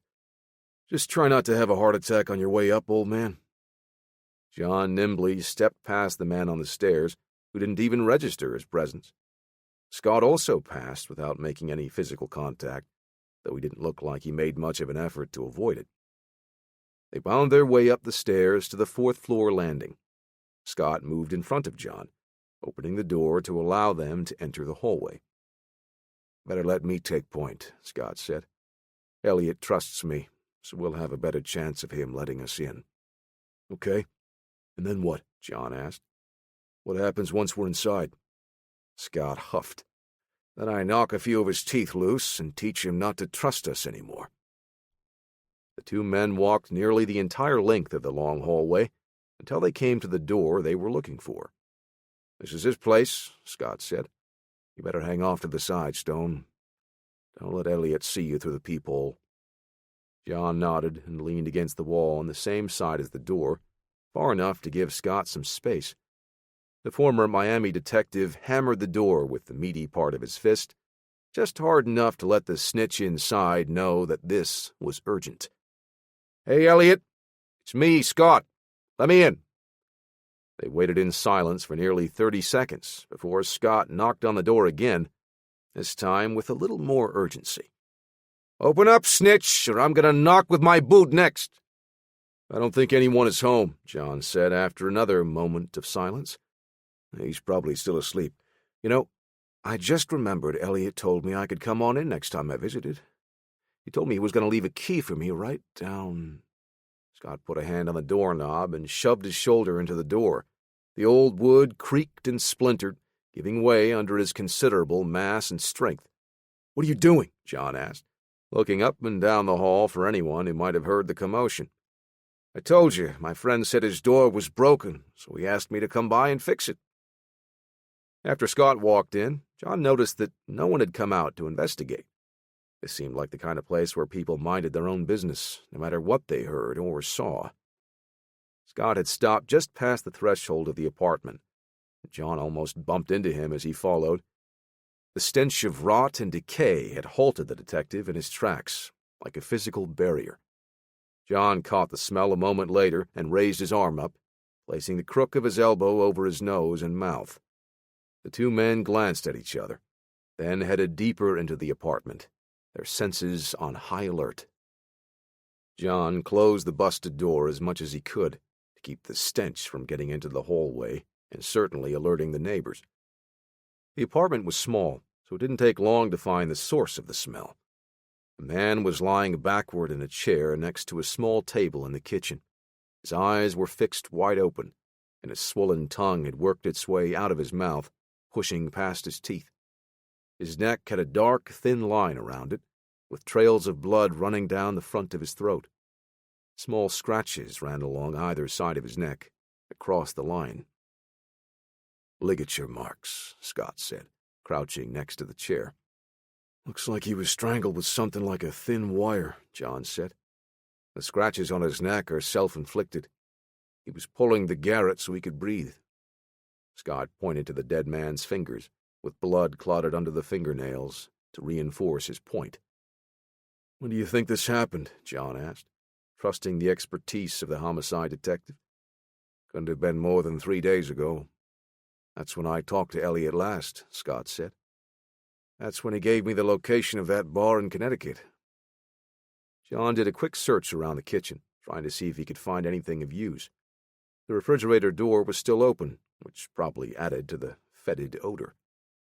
Scott rose and turned slowly, taking in the scene around them. He stopped before making a full revolution. Something had grabbed his attention.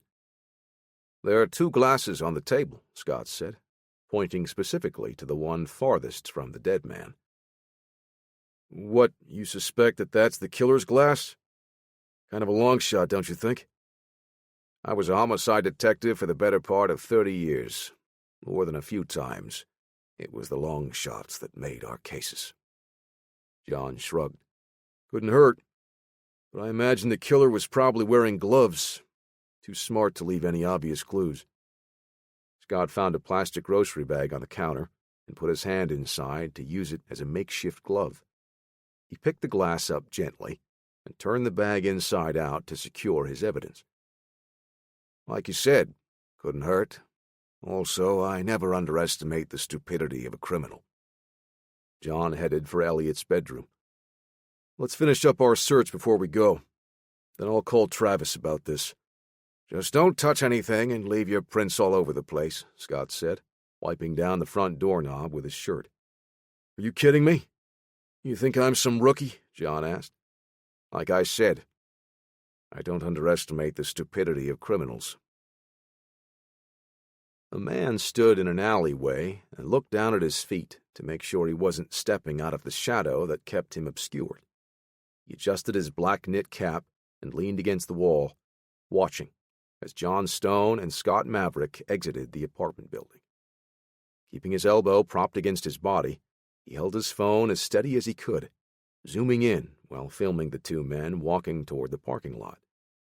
When they were too far for the video to pick them up, he switched to his text messages. Glancing down only long enough to catch any mistakes, he mostly kept his eyes up to see where John and the other were heading. He proofread the text and sent it out. As he drafted a second message, attaching the video, the throaty roar of an old V6 engine pulled his attention to the parking lot.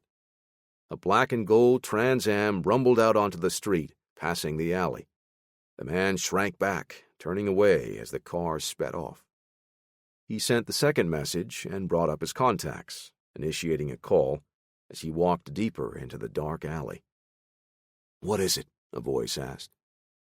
"I saw John Stone. He just left Elliot Frank's apartment building. And there was another guy with him. Older guy, but just as big. Maybe they're related or something. I sent you the video." "Good. No need for you to be there anymore.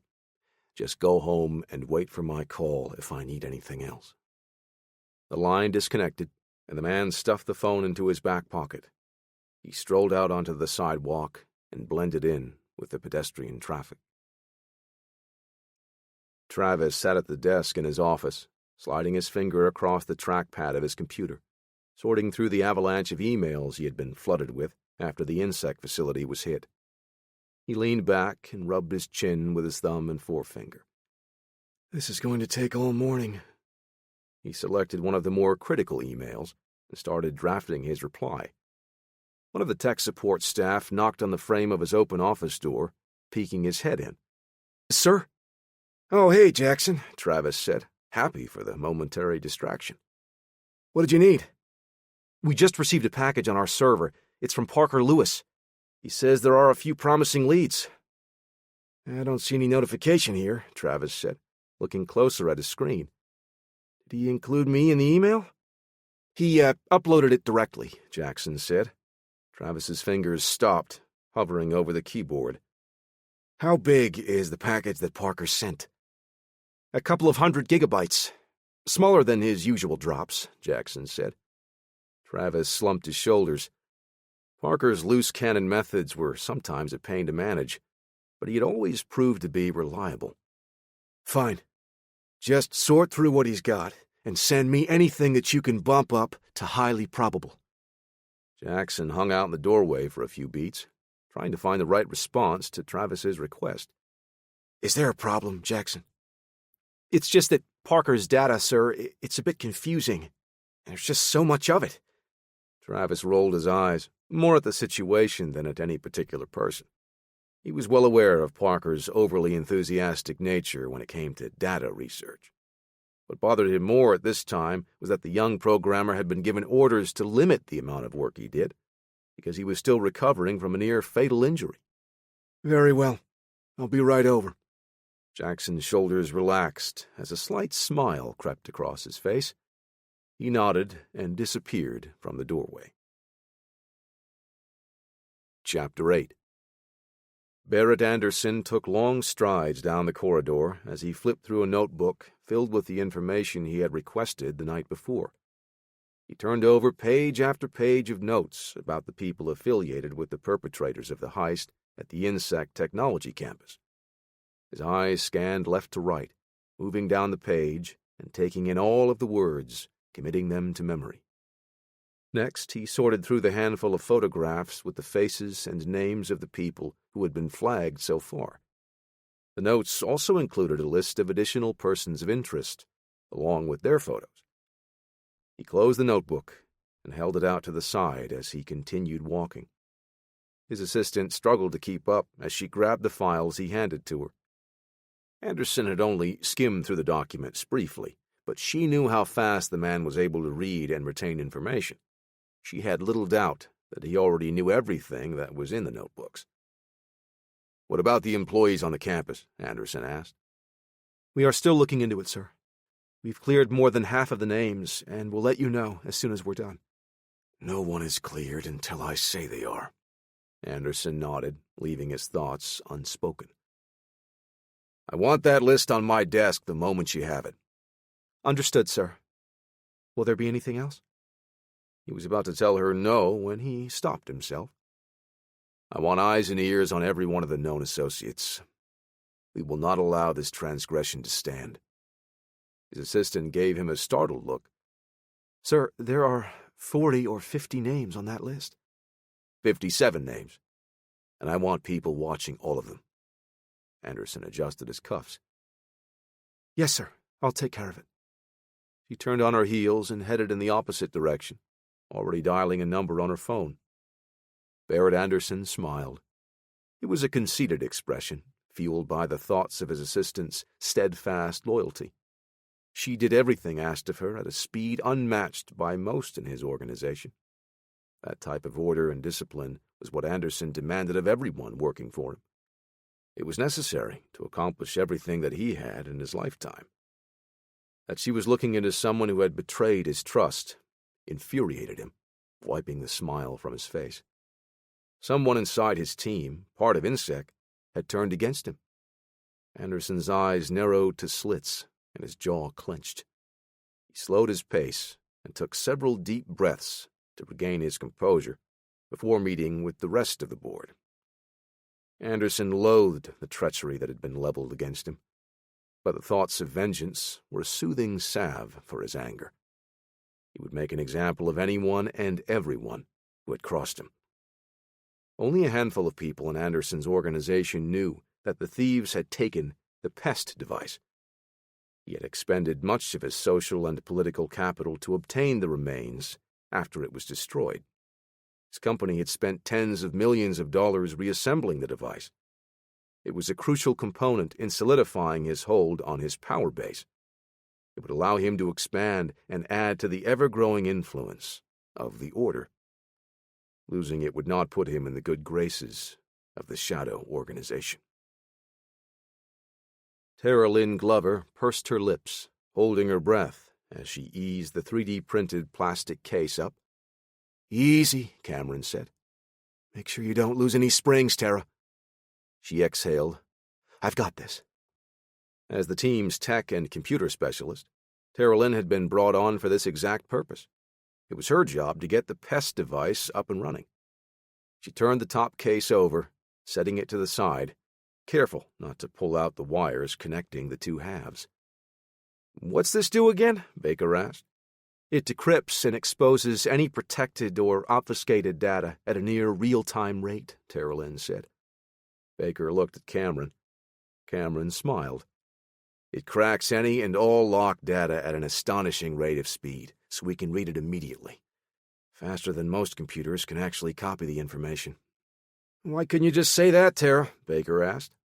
"I did," she replied, tracing the wires from their respective connection points. "Are we good?" Cameron asked. She looked down at the schematics and back to the device. "We're good. Looks like all the king's horsemen and all the king's men did what most considered impossible." "Good. Power it up so we can test it," Cameron said. Travis rubbed a hand behind his head, massaging his neck. "What the hell am I looking at here?" There were 5 monitors in the room, and all were displaying different bits of information. White text streaked up along the midnight blue backgrounds, sometimes pausing long enough to show an ASCII-style progress bar before continuing. Travis wasn't sure, but it looked almost like something had linked all of the computers together. "This is the data Parker sent us." The analyst Jackson did his best to answer Travis's question, but his face had the same bewildered look. "Why is it doing that?" Travis just stared with his hands on his hips, trying to make sense of the scene before him. Parker told us this would happen. He said once we opened the data he sent, his program would slave all of our computers together to display the data, and I quote, correctly." Travis continued staring at the monitors, dumbfounded. He wasn't sure whether or not he should feel relieved that a man like Parker was on their side instead of working for the enemy. Parker had a knack for securing information that could be dangerous in the wrong hands. But if the bad guys had to go through the data Parker had just sent Travis, at least it would slow them down for a bit. "Perhaps we should call Mr. Lewis and have him explain this to us," Travis said with a heavy sigh. Jackson's eyes widened. "Oh, yes. He did tell us to contact him when we pulled up the data. Should I call him now?" Travis suppressed the urge to throttle the man standing in front of him. Instead, he closed his eyes before answering. "Yes. Please contact Parker. That would be very helpful in deciphering this. He waved a hand in the general direction of the monitors. The analyst nodded, oblivious to the edge in Travis's tone, and walked to his desk to make the phone call. Travis studied the unceasing cascade of data, waiting for the phone call to go through. It wasn't making any sense to him, but he had nothing else to do until Parker picked up. "Sir, we have Mr. Lewis on the line." The man pressed a button on the base of the phone, then continued. "Mr. Lewis, this is Analyst Jackson. You're on the line with Travis Chambers as well." Parker's voice was surprisingly chipper and animated. "Hey, Jackson. Travis, Mr. Chambers." "Mr. Lewis, thank you for calling us back," Travis started. "Oh, you called me." Travis shuddered, pinching the bridge of his nose as he shook his head. The list of people he wanted to throttle continued to grow. "I meant thank you for—" "Never mind. We've opened your files, and I have to say we were quite dumbstruck at what we see on our end." "I know, right? I also had a feeling the insect heist might have been an inside job." What are you talking about?" Travis blurted. Parker was silent on his end for a moment. "I'm talking about the data. You see it, right?"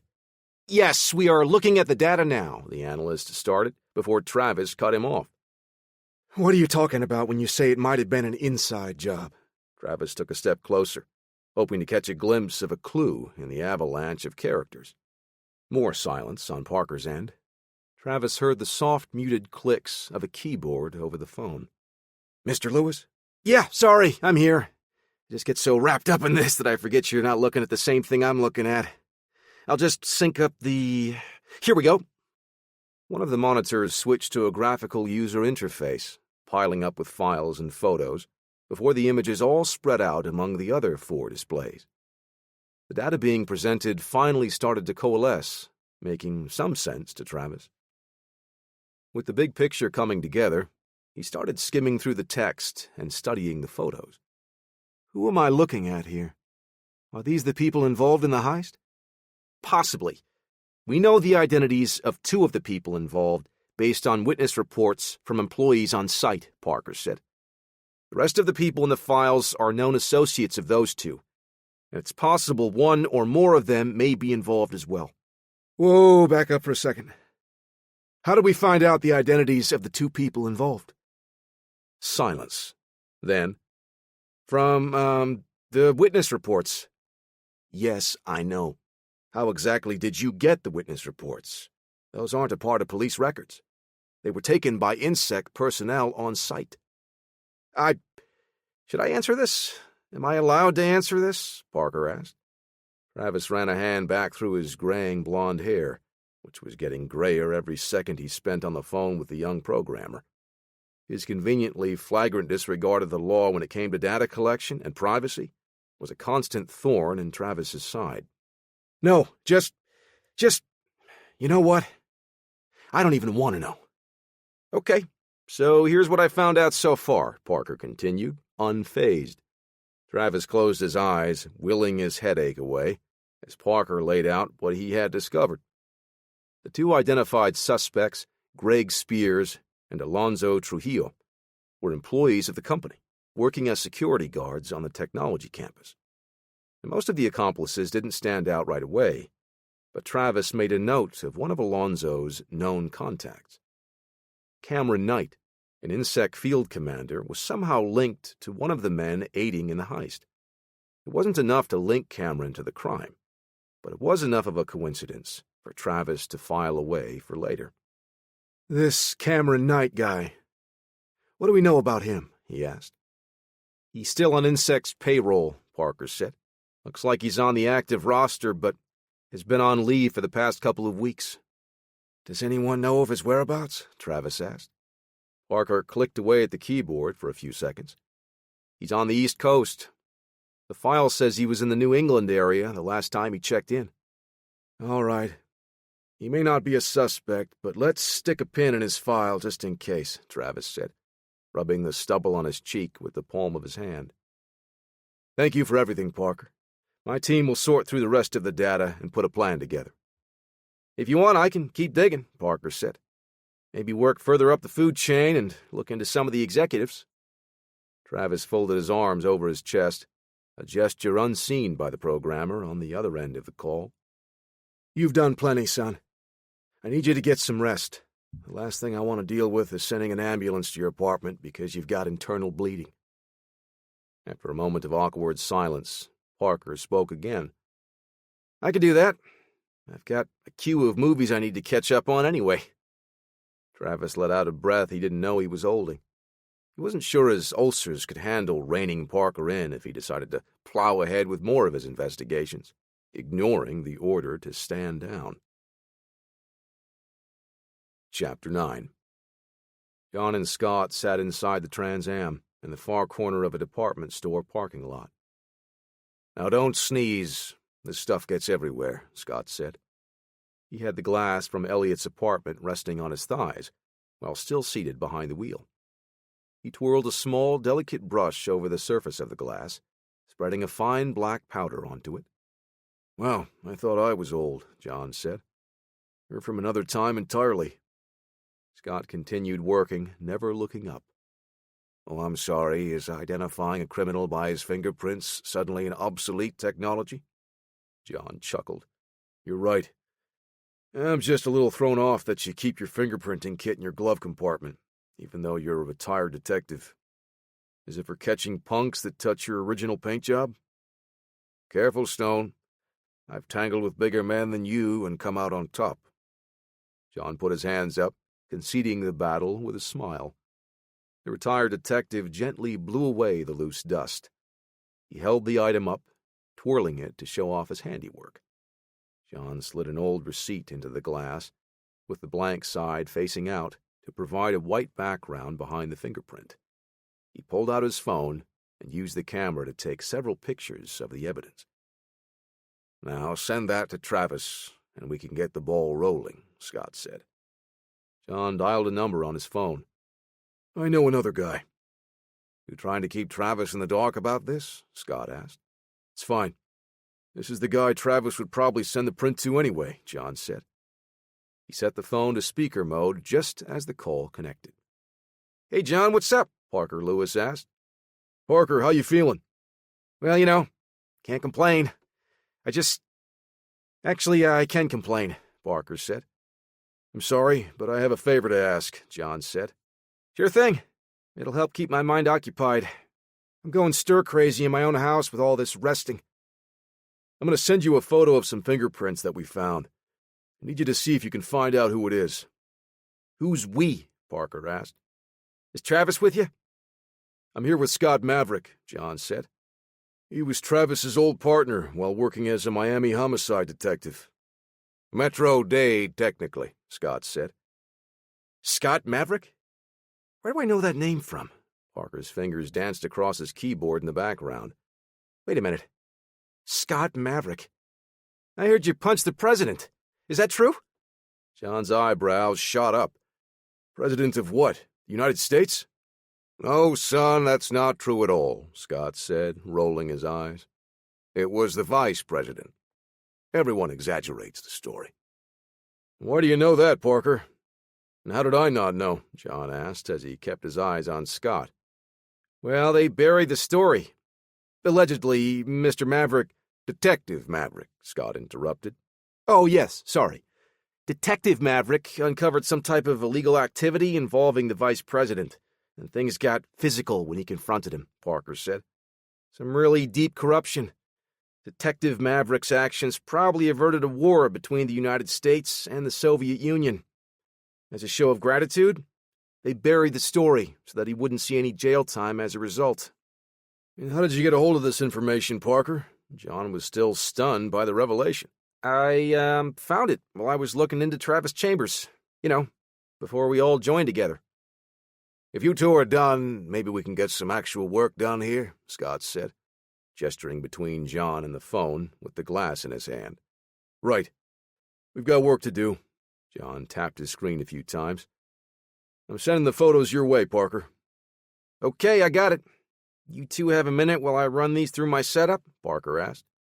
Yeah, sure, kid, John said. So how long is this going to take? Scott asked. A minute, Parker said. The clicking sound of his fingers flying over his keyboard chattered over the speakerphone. It's running now. I'll let you know when we get a hit. Scott let out a low whistle. Damn, the world is in a big hurry, isn't it? John grunted his assent. Yeah, it's getting faster, and we're getting too old to keep up. It ain't faster than a speeding bullet yet, that's for sure, Scott said, patting the Smith & Wesson revolver in his shoulder holster under his left arm. Well, actually, it's orders of magnitude faster than a speeding. Okay, we've got something, Parker said when his computer chimed. Scott glowered. John smiled. Looks like the print belongs to Alexavier Brewer. Do you know him? Parker asked. Scott leaned forward, getting closer to the phone. I'm sorry, did you say Xavier Brewer? Alexavier, Parker said, enunciating the name. What the hell kind of name is that? Scott mumbled. You think he's our killer? John asked Scott. Probably unlikely, Parker interjected. Mr. Brewer is a small-time numbers guy. I don't think he's got it in him to pull a trigger. Much less strangle a man to death, Scott said. Send us everything you have on him, and we'll go introduce ourselves, John said. You got it. On its way. Parker disconnected the call, and a second later, John's phone buzzed with the message notification. Jesus, we are dinosaurs, Scott said. The Army Ranger chuckled. Soon we'll be extinct, and the geek shall inherit the earth, Scott added. Chapter 10. Roland adjusted his baseball cap and pulled the hood of his sweatshirt over his head. Rubbing his hands together to warm them, he waited for the signal to change. Rolling across the street, he passed a light crowd as he reached the corner where Cameron had suggested they meet. A woman on her way out of a coffee shop held the door open for Roland. He thanked her, glancing up only long enough to see the look of pity in her eyes. He did his best to ignore it, pressing his tongue against the back of his clenched teeth. Inside, he scanned the room quickly, looking for Cameron, but a subconscious part of him was also running a threat assessment, scanning for possible attackers and all available exits. Old habits die hard, he thought, chuckling. Stretching his body and neck up for a better view, Roland found Cameron at the same moment the other man saw him. Acutely aware of the wheelchair, Roland saw the exact look he was expecting. Cameron's eyes went wide in surprise. Then his features betrayed him subtly, a hint of something. Was it pity or disappointment? Roland had seen it more and more every day from people he met on the street, and he didn't think he would ever get used to it.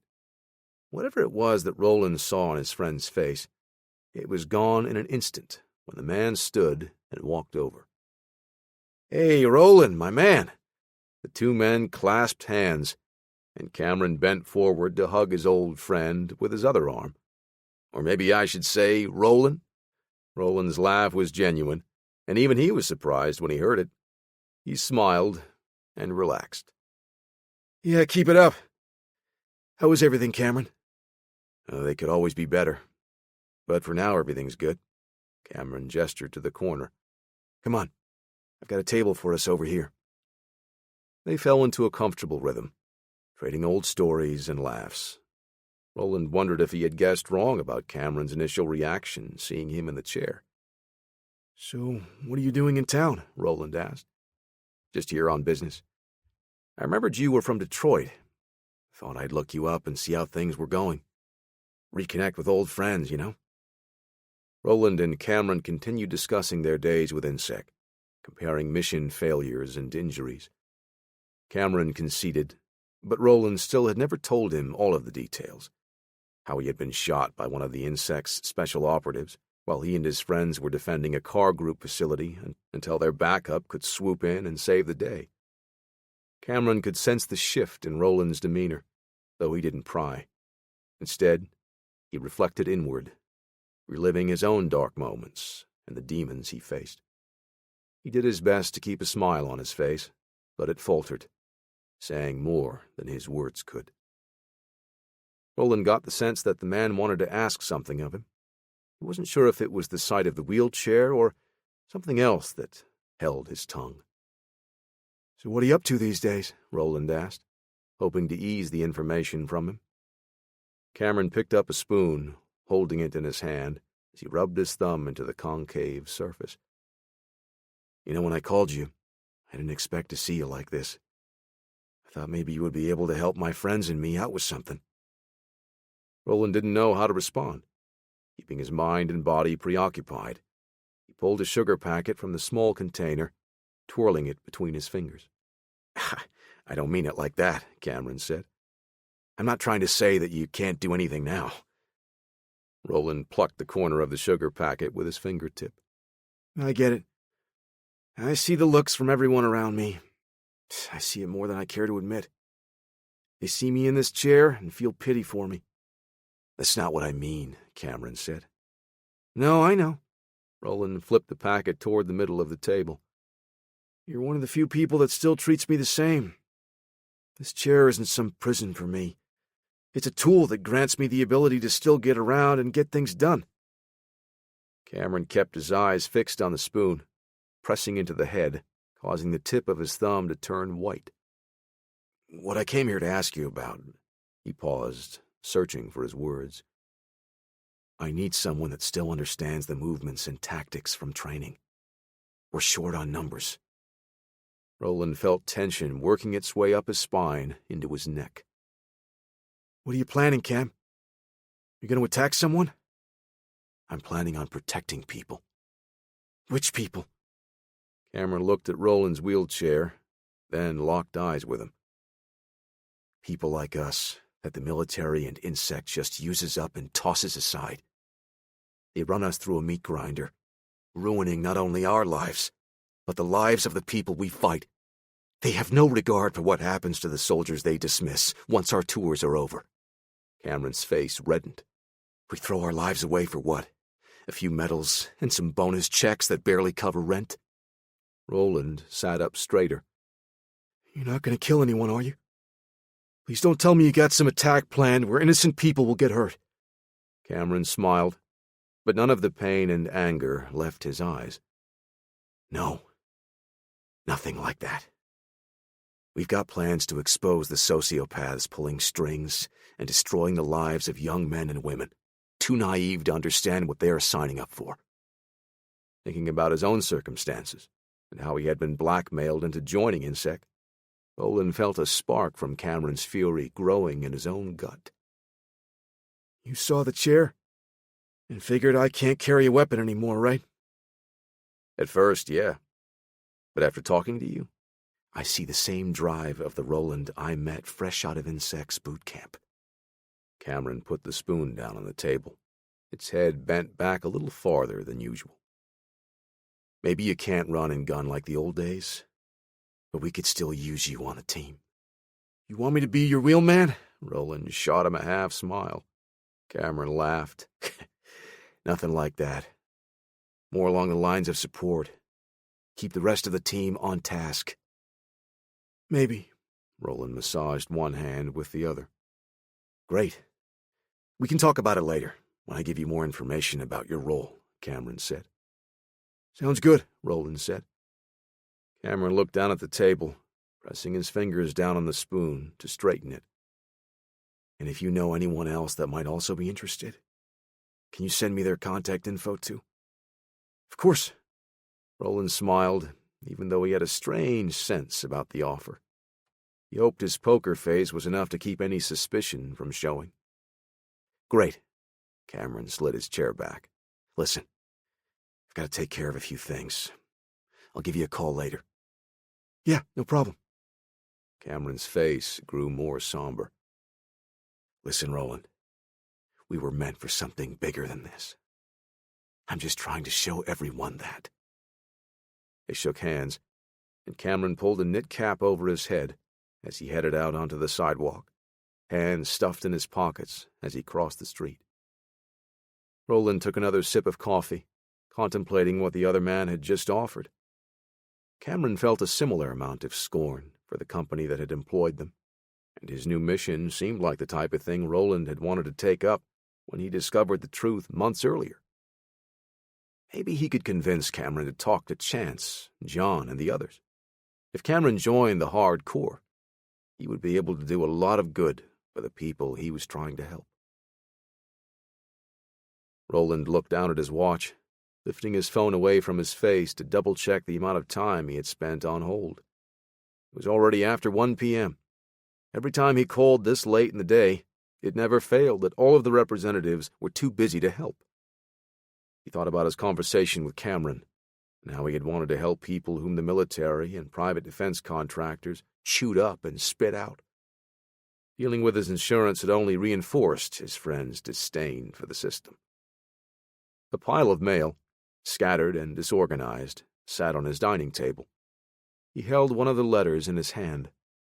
The envelope it had come from was sitting off to the side with the words, "Past due," stamped on the front in red. Yes, hi, I'm here. Roland had just spent the last 22 minutes on hold and had finally reached a live person. The representative spent the next few minutes taking all of his personal information for the second time this call. Why do they need the same information every time I call, he thought, as she put him on hold to pull up his records. I just needed to... The woman cut him off before he could explain his situation. She laid out his options for catching up on his past due balance.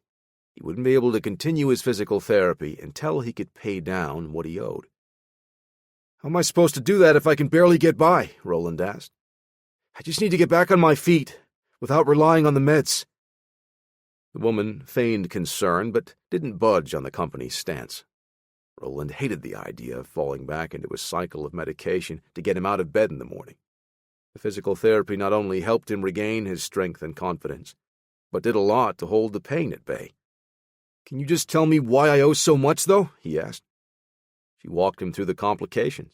Most of it was his high deductible, but several of the invoices had been filed incorrectly and had been denied by his insurance. Can't you just file them correctly? Roland propped his head in his hand as he listened, then said, But it's not my fault that the paperwork is wrong. Why am I on the hook for it when it's your mistake? After another brief back and forth, during which the woman promised they would look into the matter, Roland felt the strength draining from his body. Ultimately, even if they resolved the issue with the clerical error, he was still on the hook for a majority of what they said he owed. All right. Thank you. He ended the call and dropped the phone into his lap. Roland pushed his chair into the kitchen, opening the refrigerator to get his water. He drained half of the bottle and screwed the top back on. Reaching over to the counter, Roland brushed his hand past the painkillers, retrieving a small container. He shook out a dose of sertraline and swallowed it before opening the bottle and taking another sip. Heading out into the living room, Roland replayed the phone call in his head. He balled up his fists, trying to quell the anger. He knew the woman was just doing her job, and that she had similar calls the entire day. But he was the one affected by the outcome, not her. He glanced down at the table, looking at a small white card. He picked it up, turning it over in his fingers to look at Cameron Knight's contact information. His thumbnail dug into the insect logo, trying to scratch a chunk away. Roland studied the name and phone number on that card for what felt like hours. He did want something better, and the chance that Cameron was offering held the promise of something more, a chance to be a more significant help to those in need. He finally snapped back into reality, unaware how long he had been staring at the card. He tossed it back onto the table and rolled to the bathroom for a shower. Chapter 11. Resting his chin in his hand, Roland propped his elbow on the arm of his couch, staring at the TV even though he had turned it off at least an hour ago. He mulled over the call he'd had with the insurance company, worried about the clerical error that would prevent him from continuing his rehabilitation until it was resolved. He replayed the conversation with Cameron, seeing the fire in the man's eyes about how his brothers and sisters in arms were being mistreated by their own government after sacrificing so much. Roland hadn't served in the military, transitioning from prison to the private defense contractor INSEC, but he felt for those dealing with similar problems. Still, he couldn't shake the feeling that Cameron was up to something that could hurt innocent lives. During their conversation, Roland had been ready to pledge his support to that cause, but after some reflection, his instinct was to call Detective Hunter and tell him about his meeting with Cameron. A small ember of anger and frustration grew in the pit of his stomach, pulling him toward reaching out and letting Cameron know that he wanted in. Roland was at a crossroads. Meant for something bigger. That idea bounced around in his head for a long time. He reflected back on the events of the past few months and everything he had been through since reaching out for help when he wanted to expose the car group's immoral practices. His body tensed as he thought about the bullets he had taken at the hands of Captain Hawk's strike team following the orders of Faust Kingston. Roland had nearly lost his life fighting alongside Chance Hunter and John Stone, but the objective had been far more righteous than anything he had done for the defense contractor. Since then, Travis Chambers had used his connections to help Roland recover. He had endured a long, hard road to recovery, and still would never be 100% again. One of the bullets had shattered part of his pelvis. Another had torn through his spinal column, leaving him paralyzed from the waist down. The doctors who had treated him told him he would never walk again. At the time, Roland was happy enough just knowing he would live. Happy that joining the hardcore for the battle at the car group's off-the-record training facility would lead to the downfall of the privatized prison, for extorting and exploiting its inmates for financial gain. The following months were more stressful than he had expected. Roland's rehabilitation was slow and painful, and sometimes he felt like he was making no progress at all. Still, he gritted his teeth and kept pushing forward, determined to improve his quality of life. More than that, he wanted to show the world around him that he wasn't helpless. The looks of pity and concern on the faces of everyone around him chipped away at his confidence. If it wasn't pity, it was the people looking away from him, trying to pretend he didn't exist, so that it wouldn't bring down their own lives. Then there were the discrimination and the condescending attitudes of people who would treat him as if he was less than. Roland didn't see the wheelchair as a prison from which he would escape. It let him regain his freedom. The hospital bed was what he had broken free from, with the help of his physical therapy and the wheelchair. But every interaction he had with the people around him only served to bring his spirits down. Even though he meant well, Detective Hunter did the same. He was trying to help, but it always made Roland feel as though he was incapable of taking care of himself. Everyone in his life treated him that way, except for Cameron. During his arduous journey, Roland's bills had begun to pile up. Travis's connections could take care of only so much. Roland had difficulty finding work after leaving INSEC. It was equal parts his condition and his past. The disability and his felony record made it much harder for him during job interviews. Employers who were willing to look past one of those always seemed to use the other as a reason to turn him away. On top of his medical bills, Roland's utilities and rent weighed heavily on his shoulders, threatening to leave him without a home. His eyes were closed now. His breaths came in deep inhalations and exhalations through his nostrils. Roland pulled his wheelchair around and lifted himself into it from the couch. He rolled into the kitchen, grabbing his water and the sertraline from the counter. He shook the bottle before unscrewing the cap, looking inside. He had enough of the antidepressant only for the rest of the week. Yet another battle with the insurance company that he needed to fight. We were meant for something bigger than this.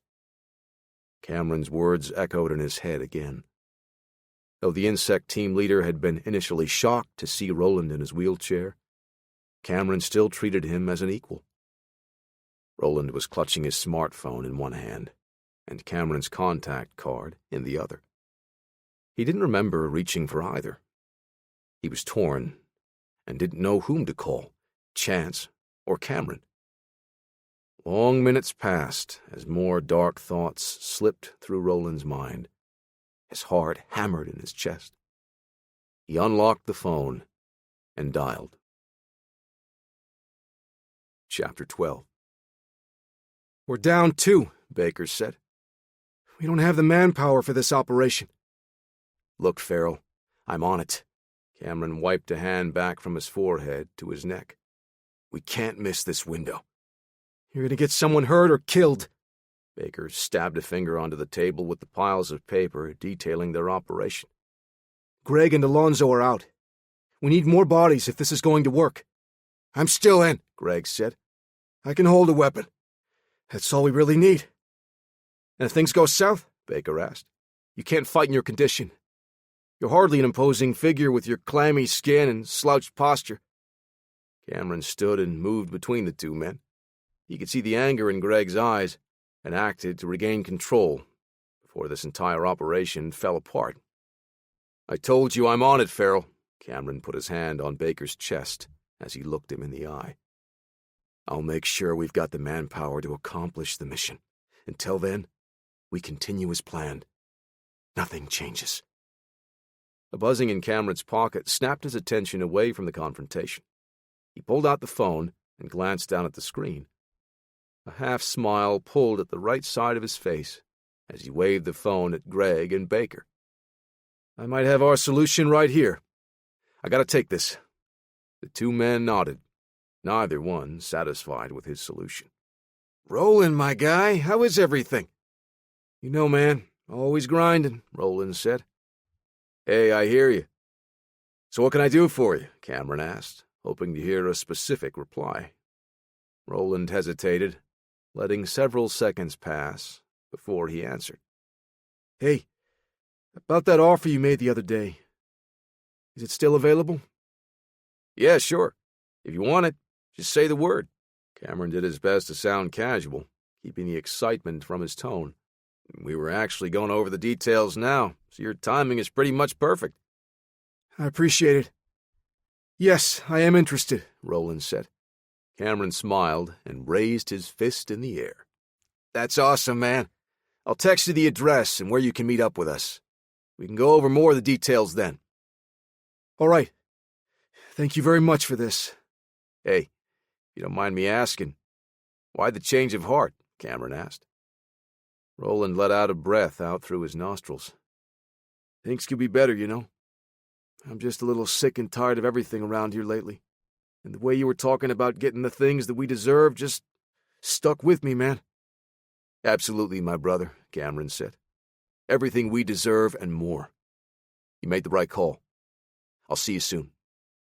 He ended the call, still smiling as he put the phone back into his pocket. Roland's disability had been a shock to him at first, but he knew the man was capable and more than willing to play any role he needed for the team to succeed. He was a real team player, and Cameron was happy to have him on board. Roland placed his phone on the table. He tapped the case a few times before spinning it slowly. I'm in. He'll send me the information about where to meet. Chance Hunter sat opposite from him in one of the chairs from the kitchen. You did the right thing here, Roland. I'm glad you called me before you called Cameron. Don't think I wasn't tempted to. I sat here for a long time before I decided to call you with this. As soon as Roland had called Chance, the detective reached out to Travis right away. Anything involving insect needed to be passed through the rest of the hardcore. Roland's instinct had proven correct as Travis filled them in on the robbery and resulting death. He told Chance and Roland that Cameron was one of the persons of interest whom Parker had uncovered. It was at that point that Roland volunteered to join Cameron's team undercover. He would be able to find out what the group had planned and keep Chance informed on any danger they might pose. Initially, Chance and Travis were against it, but Roland had convinced them that Cameron could be dangerous. If he passed up on an opportunity to prevent further loss of life, he wouldn't be able to deal with that. Roland's drive was also partially motivated by the same reaction from the two men that he had seen in people in his daily interactions. Travis and Chance didn't think he could actually pull this off. He could see the hint of doubt and pity in their eyes. Roland needed to do this for himself. They would know that they were wrong once he accomplished the task. Chance had finally agreed to help, even though Travis wanted them to stand down so Parker could dig deeper into Cameron's plan. Together they had convinced him to hold the hardcore at bay and let Roland get closer to Cameron without the risk of anyone's finding out about the investigation. I can't pretend to understand everything you're going through, but I do know how it feels to have everything go wrong, Chance said. Roland wheeled himself to the kitchen. I was tempted. I really was. It's frustrating the way things have been lately, with my bills and unemployment. He took a sip of water. The way people treat me? I mean, I don't need the pity, man. And I could definitely do without being treated like I'm worth less than other people. He pulled another bottle of water from the fridge and tossed it to Chance. The Detroit detective caught it and held it up with a nod. It makes sense. Cameron's offer of something better is really tempting. I couldn't say I wouldn't blame you if you did it. If it was Cameron and his team at the heist, though, we have to stop them. Insect employee or not, someone was killed during that raid. And I just can't be a part of that, Roland reflected as he took a swig from his water bottle. If that's the case, we'll definitely put a stop to it all, Chance said. The text alert chimed on Roland's phone. He checked the message and showed Chance the address that Cameron had sent to him. And if Cameron didn't do it, I'll just join up with the crew to get my piece of something better. Chapter 13. Baltimore, Maryland. Xavier Brewer slid a used paper plate away from a pile of his clothes in the corner. After 2 attempts to move the greasy plate, he grunted and knelt down to pick it up. He belched as he stood, walking toward the kitchenette to dispose of the trash, setting it on top of the overflowing receptacle. Dressed only in yesterday's socks, boxers, and a tank top, Xavier scanned the floor for a pair of pants he could pull on. He sat on the foot of his bed, catching his breath after the effort of slipping on the least filthy pair. He had run out of food a day ago, and his stomach had been reminding him every 15 minutes. finally letting his hunger overrule his fear. He had called the delivery service to bring him his next meal. It took a hefty bribe to convince the driver to pick up a 6-pack of beer to go with the delivery. For the past week, Alex Xavier had been lying low in one of the more upscale rooms of the dive hotel, choosing it for its access to the tiny food prep area with a microwave and sink. Word of Elliot Frank's death reached him once he had returned to his home, after his brief meeting with the snitch. At first, his mind raced, trying to figure out his best play. Should he go to the police before they suspected him of the other man's death? It didn't take much thought before Alex Xavier's fear switched to the people who had taken Elliot out. Were they going to come after him next? Alex Xavier had been afraid for his life ever since, and every waking moment was a never-ending cycle of paranoia and restlessness. He walked to the window, standing off to the side as he used a finger to pull the curtain away far enough to peer out onto the street. 4 solid thumps against the old door tested the wood's structural integrity. Alex Xavier's heart leaped into his throat. He spun and pressed his back against the wall, clutching his chest with his right hand. The long silence stretched out, filled only with the sound of his blood pulsing through his ears. Any minute now, they're going to kick down the door and kill me on the spot, he thought. The banging resumed, this time only 3 hits. He crossed the small living room space in several waddling steps, retrieving a snub-nosed revolver from under the jacket draped over a chair next to the bed. The weapon was filthy, having never been cleaned over its lifetime. Only 4 of the 5 chambers had a round inserted. He did his best to convince himself that it could be the food delivery. Clutching the revolver in his shaky hand, he kept his arm outstretched, staring at the door, waiting for someone to burst through. His fear of death lost out to his stomach's growling. "Who is it?" he asked, moving to one side of the door frame with his weapon pointed toward the door.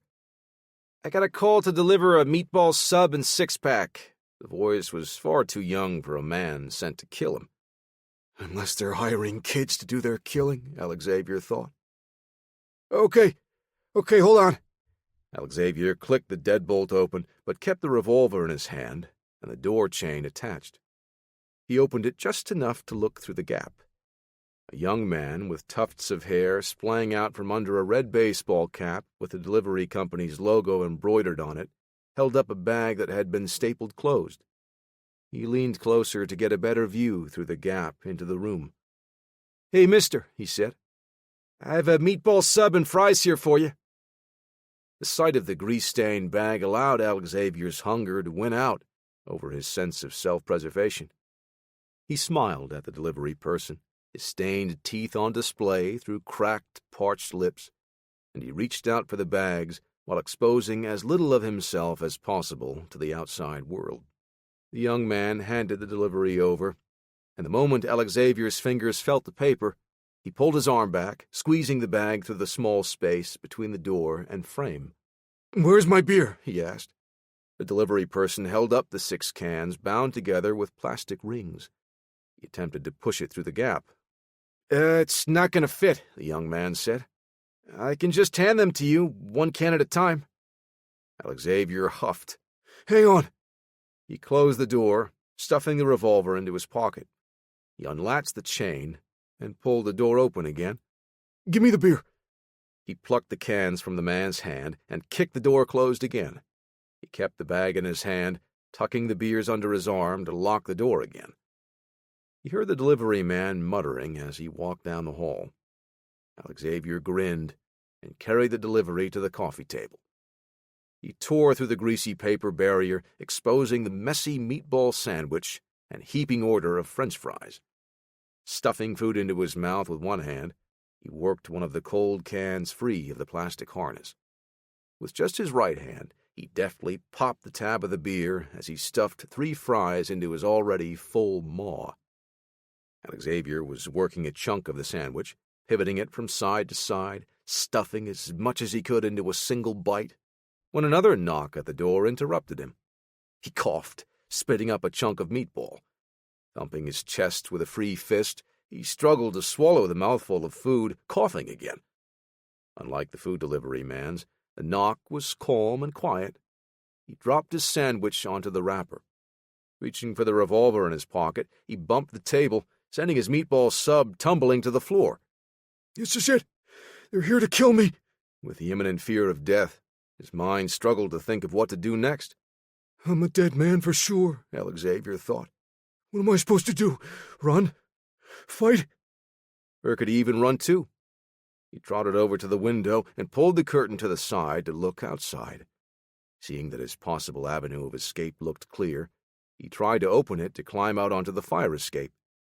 His fingers ached as he struggled against the stubborn window with its many layers of paint around the ancient sill. A knock sounded at the door again, this time a little more vigorous. Alexavier wondered if they would leave if he stayed quiet, thinking no one was there. He dismissed that thought quickly, realizing he had been making so much noise while eating and trying to escape. He looked to the door, then to the gun in his hand, then to the door again. If this was his time, he decided he would go out shooting. Scott and John made it up to the third floor of the dilapidated hotel. The frayed carpet in the hall had plenty of holes worn through, exposing the rotting plywood flooring underneath. Only half of the lights worked, with one or two of the fixtures flickering and buzzing. "Let's hope this is the place," Scott said.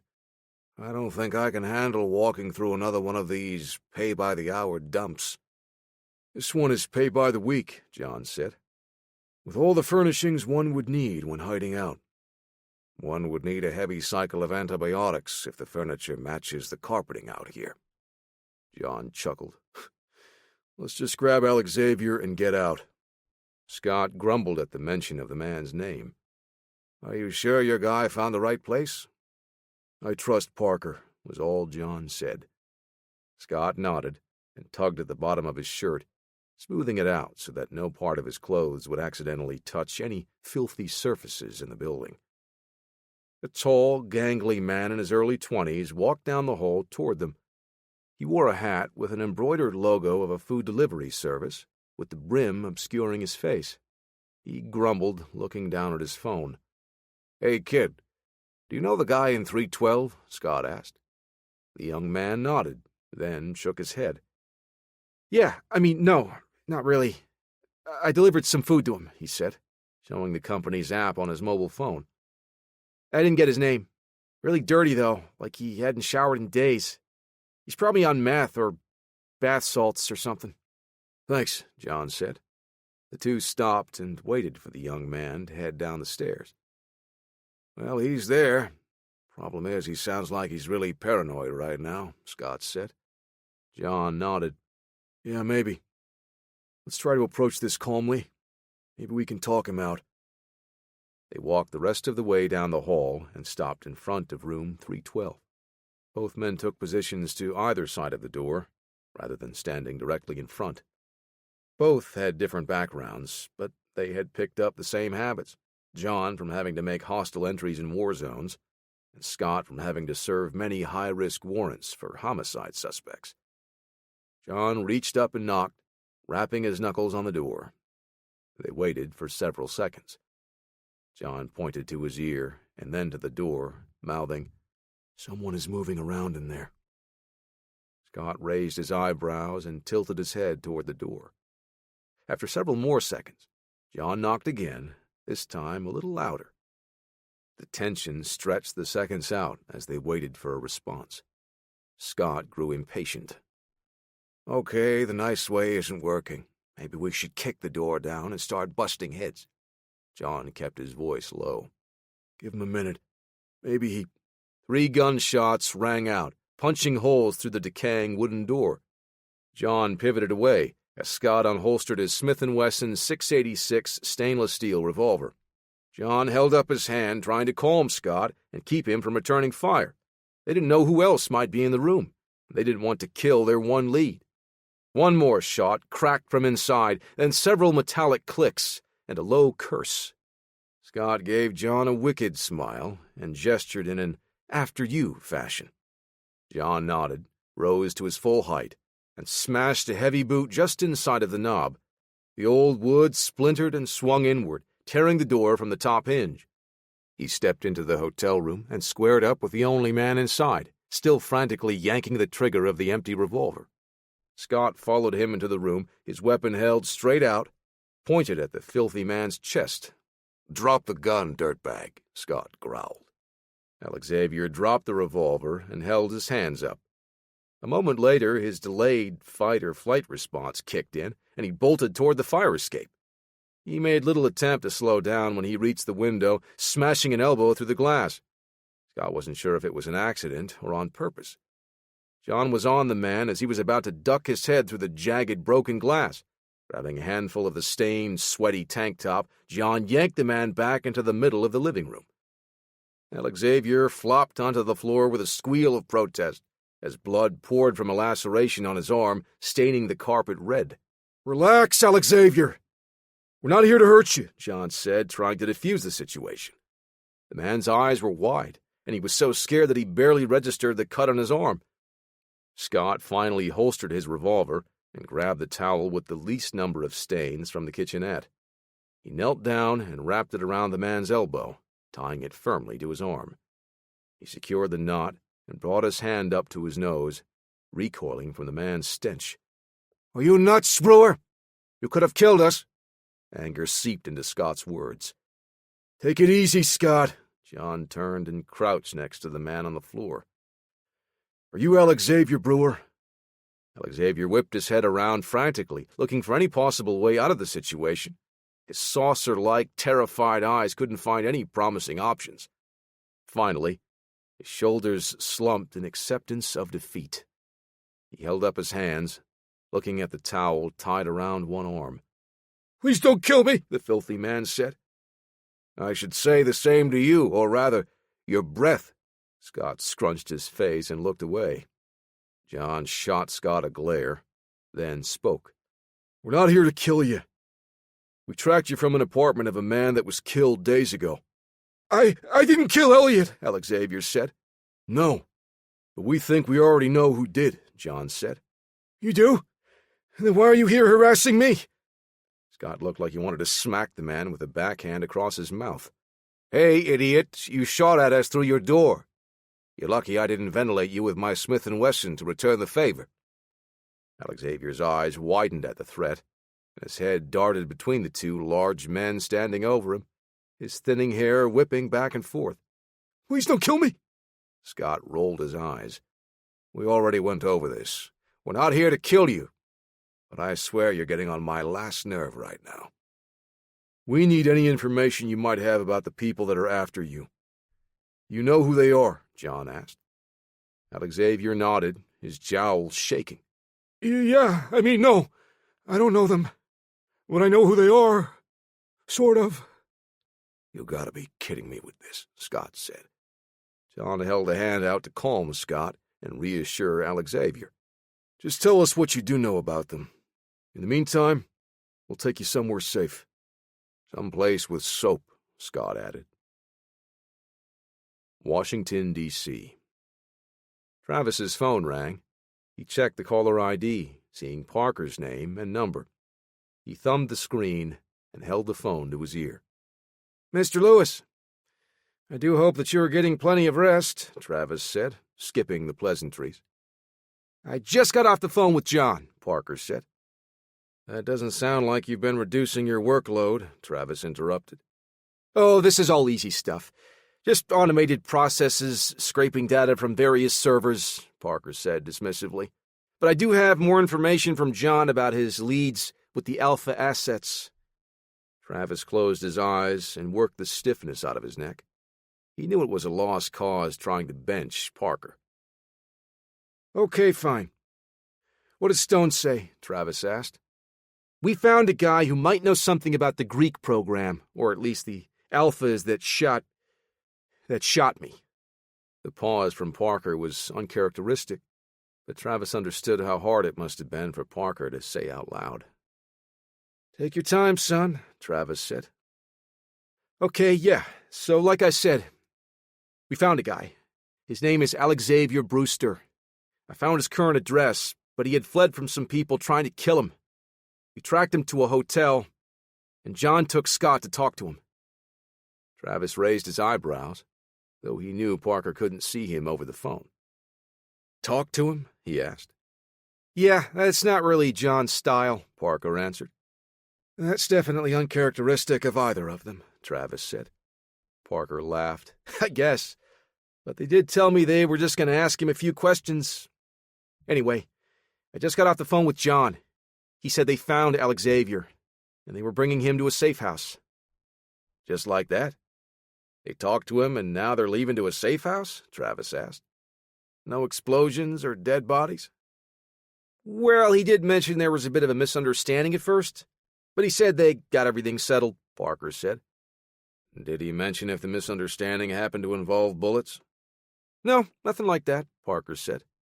"I mean, I don't think so." "All right, never mind. What's done is done. Please send me the address to that safe house, Mr. Lewis. I'll go debrief John in person," Travis said. "You got it, boss man," Parker said. Travis ended the call and slid the phone into his pocket. He grabbed his coat from the brass rack, slipping his arms through the sleeves as he headed out. Chapter 14. Wesley walked the last block to the address of the apartment building where his target had been hiding out. He had arrived at Elliot Frank's place not long after Alexavier left. One of his informants sent him a text message, letting him know that John Stone and another man had gone into Elliot's apartment 2 days later. In that time, Wesley had been tracking down Alexavier. The man he was after wasn't on the Order's radar like Elliot, but his association with the previous mark meant he possibly knew more than Wesley's employers liked. Using the resources at his disposal, the Alpha was able to monitor the man's spending. Initially, Alexavier had been a ghost, paying with cash for everything, but it was only a matter of time before he ran out. When Wesley got a ping on his Mark's credit card being used for a meal delivery service, he had the location locked down. He stopped in his tracks across the street from the apartment where Alexavier had been lying low. He spotted a late-model Firebird parked on the curb near the corner. "Is John Stone already here?" Wesley reviewed the video his informant had texted to him. The car was too similar to the one he was looking at on his phone. Not one to operate on maybes.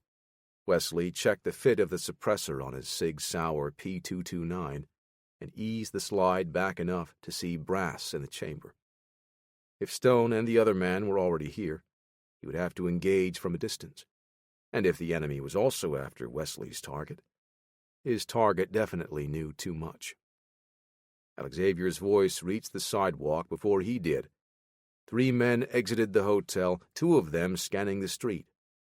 Wesley couldn't risk triggering Stone's senses, so he let his hand fall away from the pistol's grip and continued walking, using the rearview mirror of a parked car to watch the man he was after.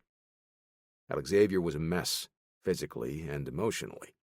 He was filthy and had a towel wrapped around his arm, bloody from a wound underneath. His head darted around at every sound and flash of movement around them. Wesley didn't know the other brute with Stone, but he recognized him as the driver from the video on his phone. The trio headed to the parked Trans Am, climbing inside before taking off. Wesley cursed and jogged around the corner. He would need a vehicle to pursue. His car was parked several blocks away to avoid detection. He found a Hyundai Sonata parked on a side street. The bright blue exterior wasn't optimal, making the sedan easy to spot, but hearing the rumble of the Firebird's engine, Wesley needed to take the vehicle. "Is that your car? That's a really cool car," Alexavier said to John as he admired the Trans Am. "It's my car. Now get in. And if you bleed on the interior," Scott grumbled, letting the unfinished threat hang in the air. John folded the front seat forward and eased Alexavier behind the front passenger side. He sat and buckled his seatbelt as Scott jammed his key into the ignition and cranked the beast to life.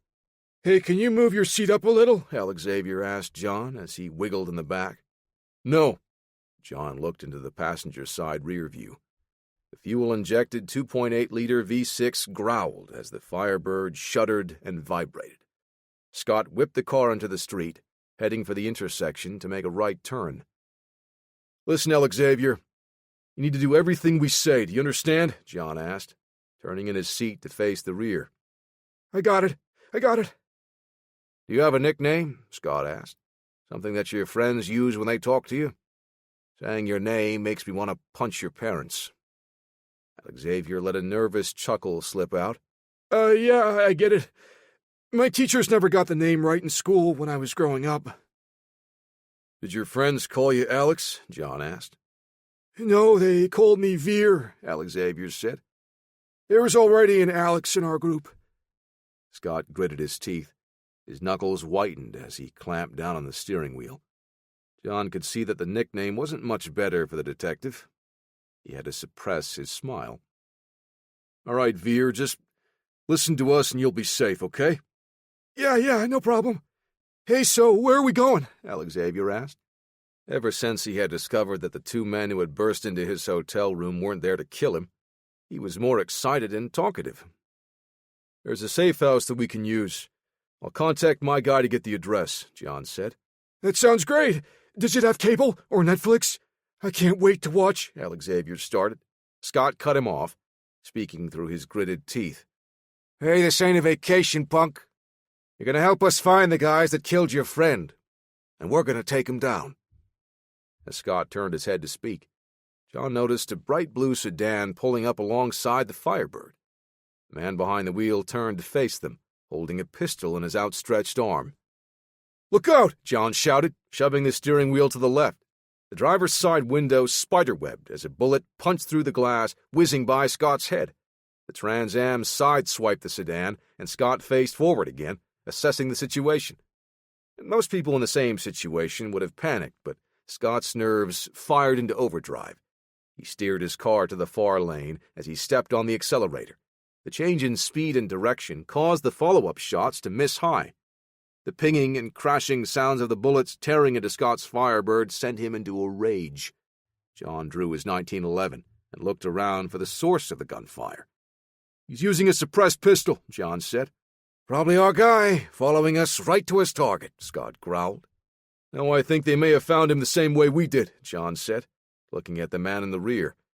"That food delivery you ordered was a beacon for everyone looking for you." Alexavier was a cowering mess in the back seat, wailing and trying to disappear into the cramped space. "Hang on," Scott said. He made a hard right turn, skidding around and narrowly avoiding an oncoming car as he steered back into his lane. "I think that shook him," he said, patting the dash of his car. "Keep an eye out. They could still be following us," John said. Both men were looking at the rearview mirror when the blue Sonata turned onto the street several blocks behind them. "Looks like you were right," Scott said. He opened up the throttle and tried to put as much distance between the two vehicles as he could. His engine roared as if it were excited by the challenge. Scott managed to keep the pursuit car from gaining any more ground, but the man stayed on their tail. "We're not losing him," John said, watching in the rear view. "Thank you, Captain Obvious," Scott replied. I'm a dead man, Alexavier kept mumbling, pressing his hands over his head. The traffic was dense as rush hour was beginning in the city.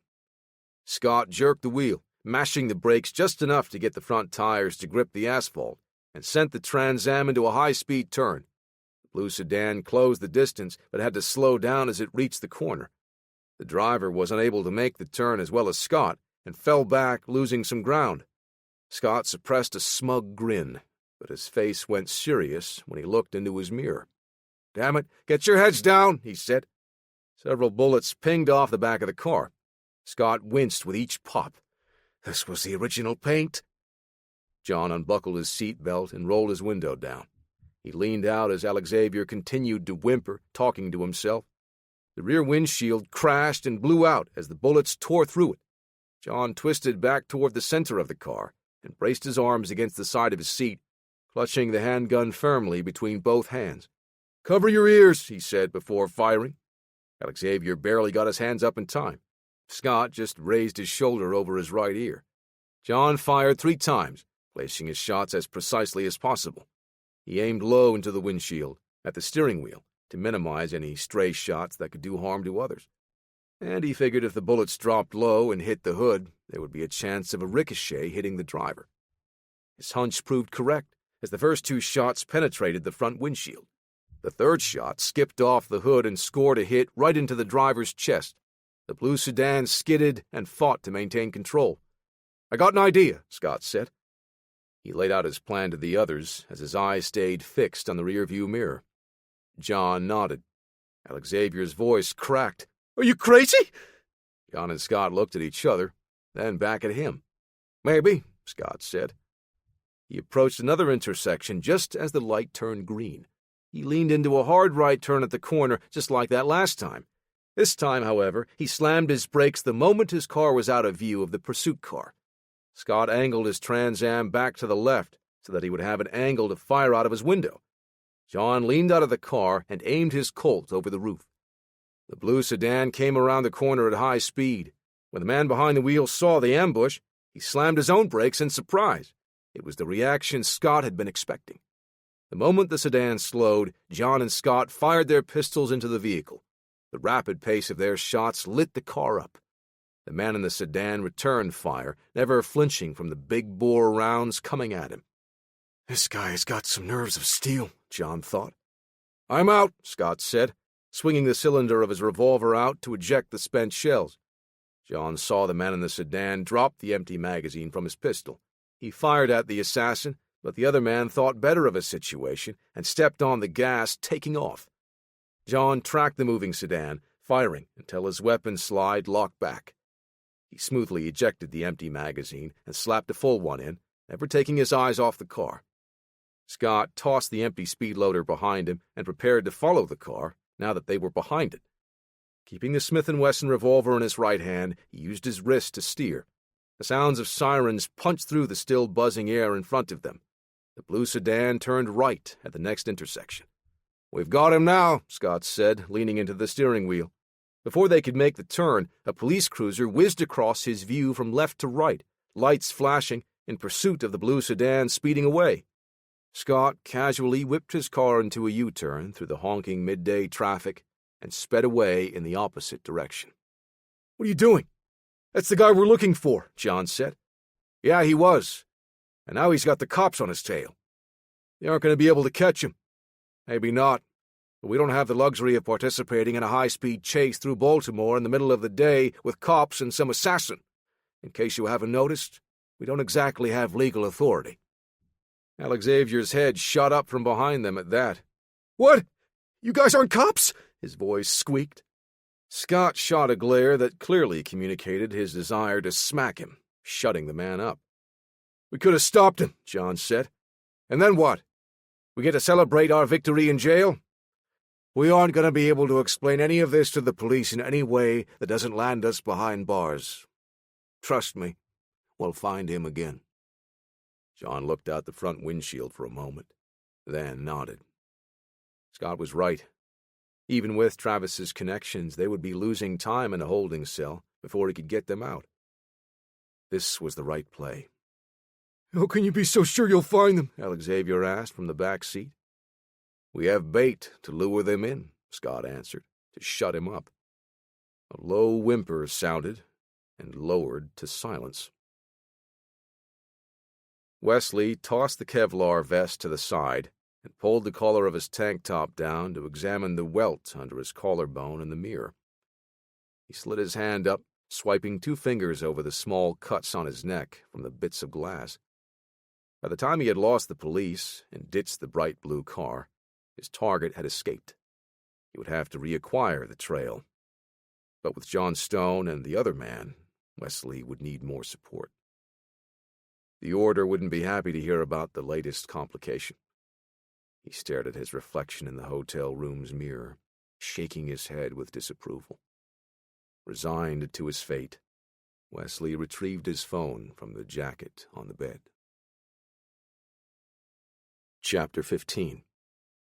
Detroit, Michigan. Roland sat in his wheelchair as the transit van lowered him to the curb. He waved and gave his thanks to the driver before heading toward the address that Cameron had texted to him. Reaching the location, Roland stopped at the corner, looking down both streets. It was a remote area, empty of both vehicles and people. He pushed himself into an abandoned warehouse, finding no one else inside. He checked the address in the text message again as his brow furrowed. "You're in the right spot," a voice said from his left.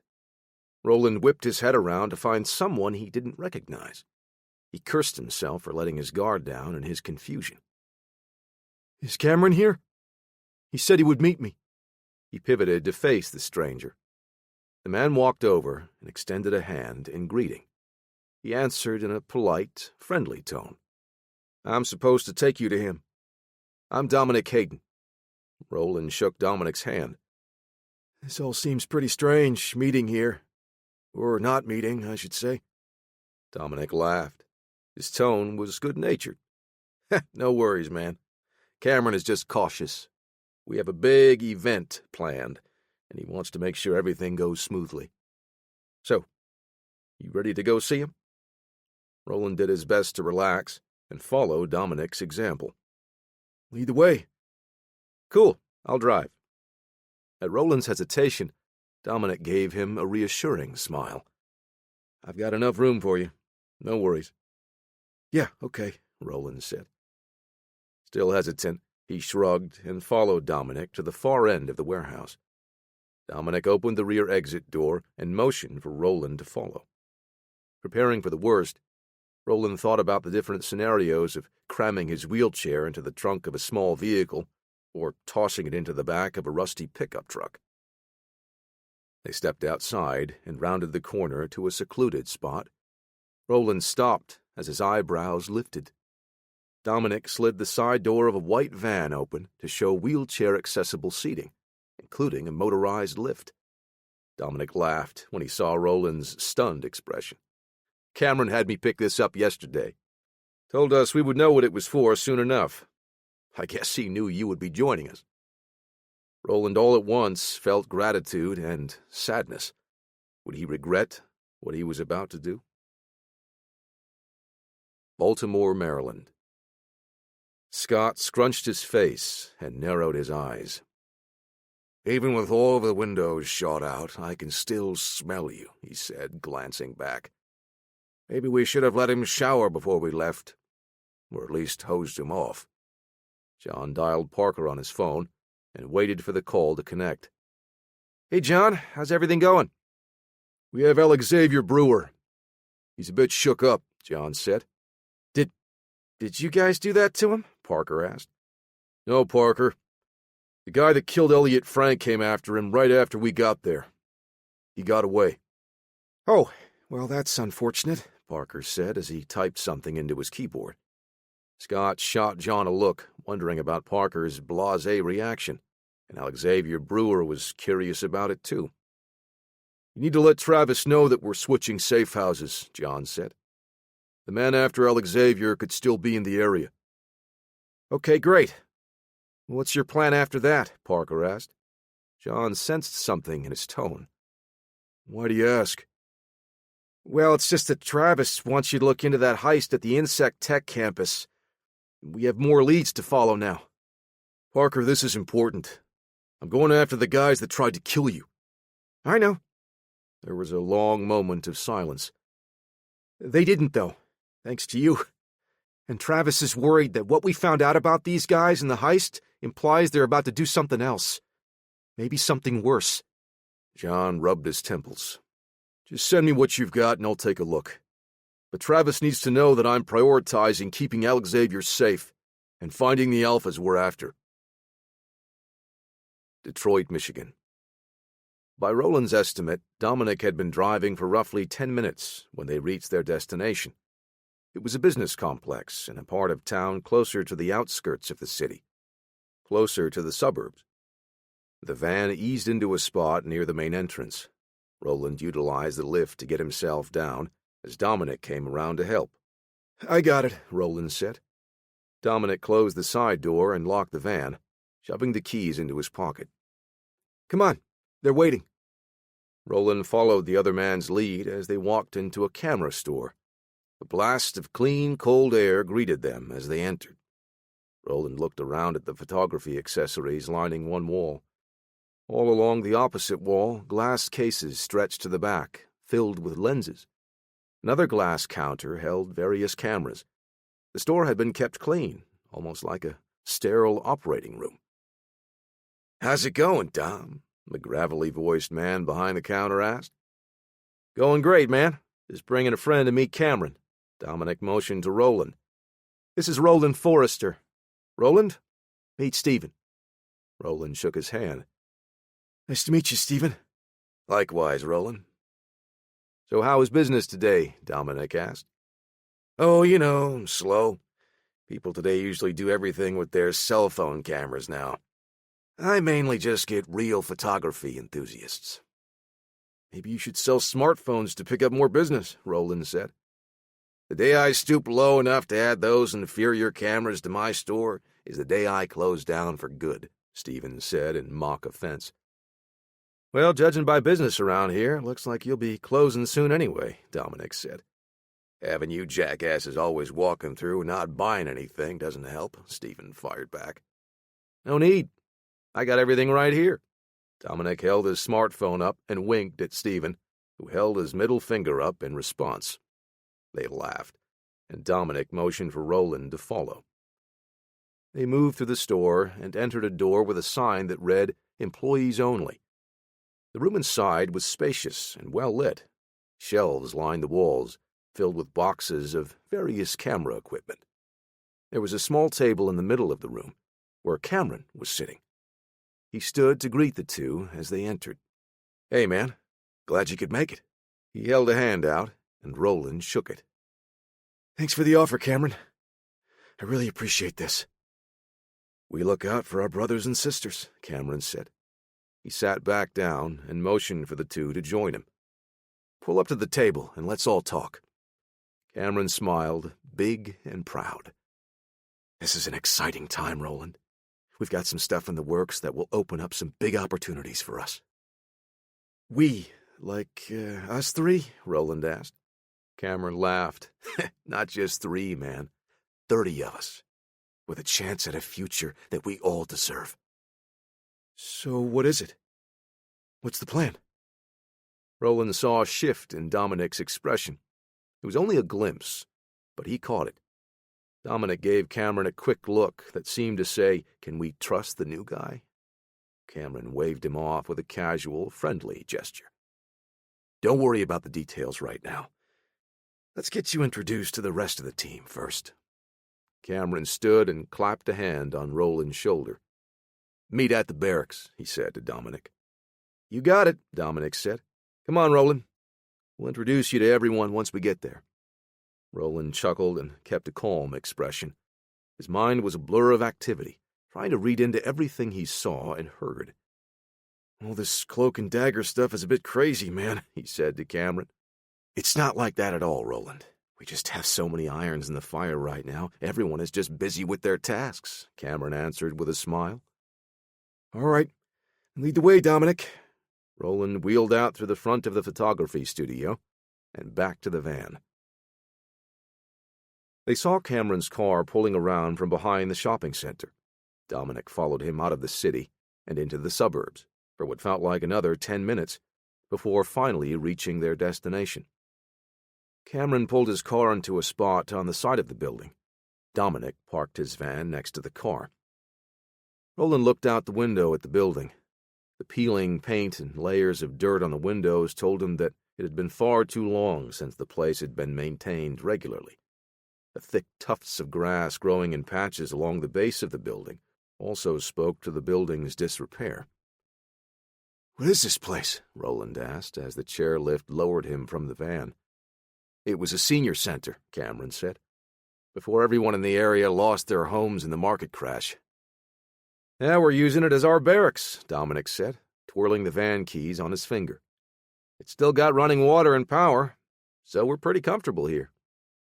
Roland wheeled out into the parking lot and stretched his arms to open up his ribs as he let out a deep exhalation. "Just a heads up, Roland, not everyone knows you're going to be coming in today. Please try and stay calm if they trip out," Cameron said. "No worries, man. I'm not here to rock the boat." Cameron smiled seemingly happy to see Roland so willing to join the team. He motioned for Dominic and Roland to follow as he led them into the side entrance. Roland's head pivoted from side to side as he rolled through the halls. The inside of the building was the complete opposite of the outside, with clean floors, everything put away, and uncluttered hallways. "So do you guys keep the outside like that so no one knows you're in here?" he asked. Cameron chuckled. "No, we just like it clean. Some of us can't shake the days in the military, and we don't like it when the place is in disarray." Roland smiled as Dominic passed him, making his way to the common area ahead of the other two. The others on the team, over 24 in number, were seated around the room, talking and laughing. It was a relaxed atmosphere, but it was clear that they were getting ready for something, although Roland didn't see them handling any weapons. "Listen up, everyone. We've got a new member of our team. This is Roland Forrester. Like a few of you, he was a former contractor for INSEC." The men and women in the room greeted him with a chorus of "What's up?" and head nods. The man seated nearest to him extended his hand for a fist bump. Roland returned it and waved to the rest of the team. One man eyed him suspiciously before turning to walk out of the room. Roland searched his memory, trying to place his face, but he came up empty. "I don't think that man likes me," Roland said to Dominic. "Who, Tony?" "I wouldn't worry too much about him. I don't think he likes anyone," Dominic said. Roland nodded and let the situation go for now, but he couldn't shake the feeling that Tony would be a problem. Cameron stood in the middle of the common area. "I'm aware that we've hit a snag or two, and we can't afford to adjust our timeline, so we're going to shift some roles and priorities around to accommodate Roland's strengths." Roland looked around at the faces in the room. He could hear the second part of Cameron's words in his head, and his weaknesses. He rubbed the heels of his palms against the extended rims of the wheels on his chair. "This is going to be tight, but if we remain disciplined, we'll accomplish our goals," Cameron said. "Remember, we're here for something bigger, a future that we all deserve." Chapter 16. John held a hand against Alex Xavier's chest, holding him back as he peeked inside the door of the safe house. "Hold on." After their run-in with the man who had murdered Elliot Frank, John wasn't about to take any more chances. He drew the Colt from his holster and stepped into the room, sweeping the area with the muzzle, tracking the front sight. "Clear." Scott pushed Alex Xavier through the door, following him in before locking it behind them. John put the pistol away and looked closer in the bathroom, flicking the light switch on. "You should be safe here for a while, Alex Xavier," John said. "Come on, guys. I said just call me Veer." "I'm not doing that," Scott said, checking the closet.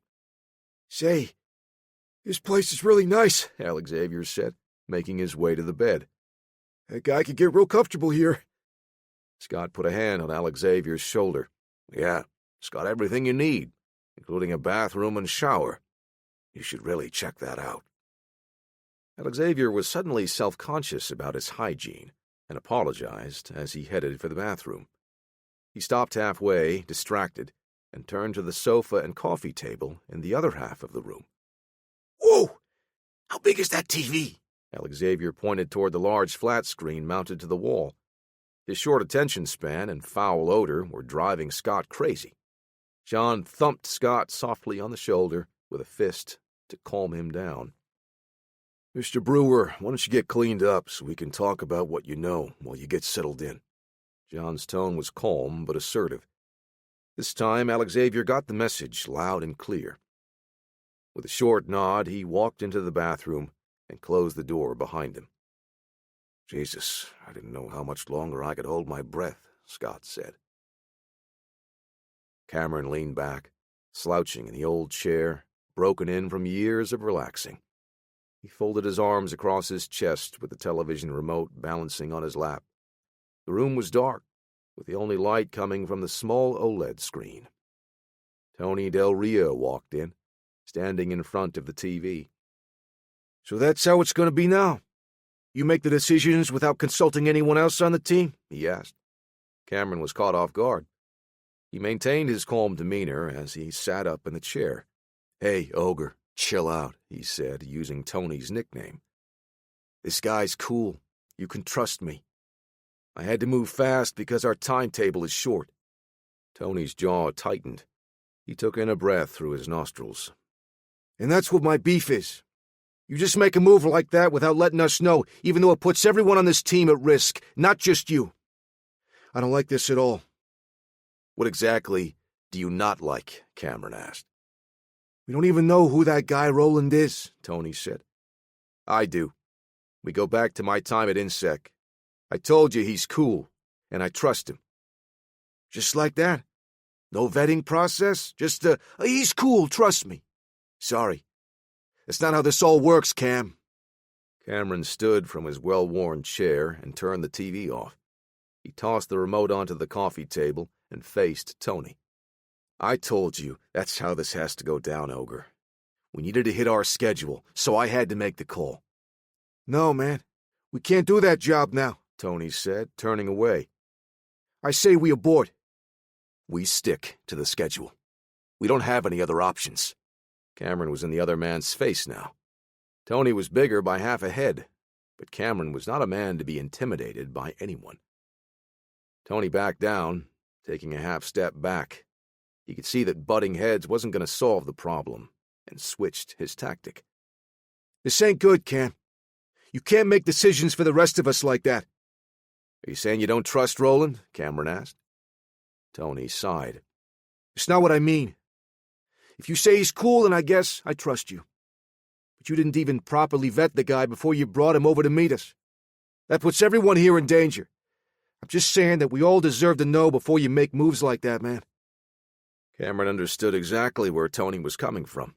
In all of their various military histories, every member of his rogue team had been the victim of some decision made by people higher up, people who had no personal stake in the decisions made on the behalf of others, decisions that had put people at risk and had cost many their lives. Even those who had survived didn't come back unscathed, either physically or emotionally. Every member of the rogue team was angry at being sent into danger for profit, puppets of the elitist, power-hungry men and women in charge. "I'm sorry, Ogre. I didn't see it that way. This job is important, though. You and I both know it. We have to follow through, and there was no way we could handle it being down 2 members like we were." "We're still down 1, Tony said. "If you can count him like that." "What is that supposed to mean?" Cameron asked. Tony fumbled his next words. "I mean, don't take this the wrong way, but do you think he's capable of handling himself if things go south?" Cameron paused, wiping his hand down over his mouth, not wanting to snap and answer out of anger. "I was with Roland when we were together at INSEC. I know he could handle himself then, and I don't have any doubt about it now." The answer seemed to calm Tony. "Sorry about this, man. You know I trust you, but I wanted you to know how some of us feel. You understand just as much as we do how decisions being made without any of our input can affect us." "Believe me, Ogre, this is not a decision I made lightly. I would never normally do this to you, but this mission is just too important. It's everything about why we all came together, and I knew we wouldn't be able to accomplish it 2 men short. I'll talk to Roland and see if he can recommend anyone else to join us. And this time I will keep the whole team in the loop."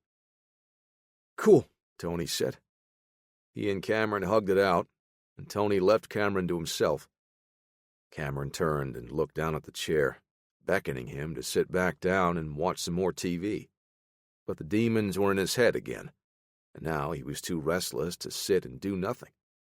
He grabbed his jacket from the coat rack and headed outside for a walk. Chapter 17. "How long ago was this?" Barrett Anderson asked. He sat at the end of a padded bench with a towel draped over his neck, using one end to dab at the sweat on his temple. His assistant glanced down at her tablet, flicking the page up. "It was earlier this afternoon, maybe 3 hours ago," she said. And which asset was tasked with the job of eliminating that fat slob? Anderson dropped the towel to the floor and lay back, adjusting his position underneath the barbell. Wesley, sir, his assistant answered, after a brief pause to find the name. Anderson tightened his grip, twisting and squeezing the knurled steel in his calloused hands. Thank you, Autumn. That will be all. Autumn nodded and backed out of the room. The Alpha asset had failed. His sole mission had been to eliminate Elliot Frank and the man Alexavier, who had met with Frank earlier in the week. Anderson took 2 short breaths, then held the third. He tensed his body and unracked the barbell. Now Alexavier was in John Stone's custody. They had enough to deal with regarding the robbery of Insect's technology campus. He lowered the bar, touching his chest with the lightest pressure, before tensing his whole body, pressing the 585-pound loaded barbell up until he locked his arms. Now Anderson would have to split his focus, also dealing with Stone and any incriminating evidence he may uncover about the Order. He lowered the weight and grunted, then lifted the load up again. His mind fell into a groove as he pressed out 3 more repetitions.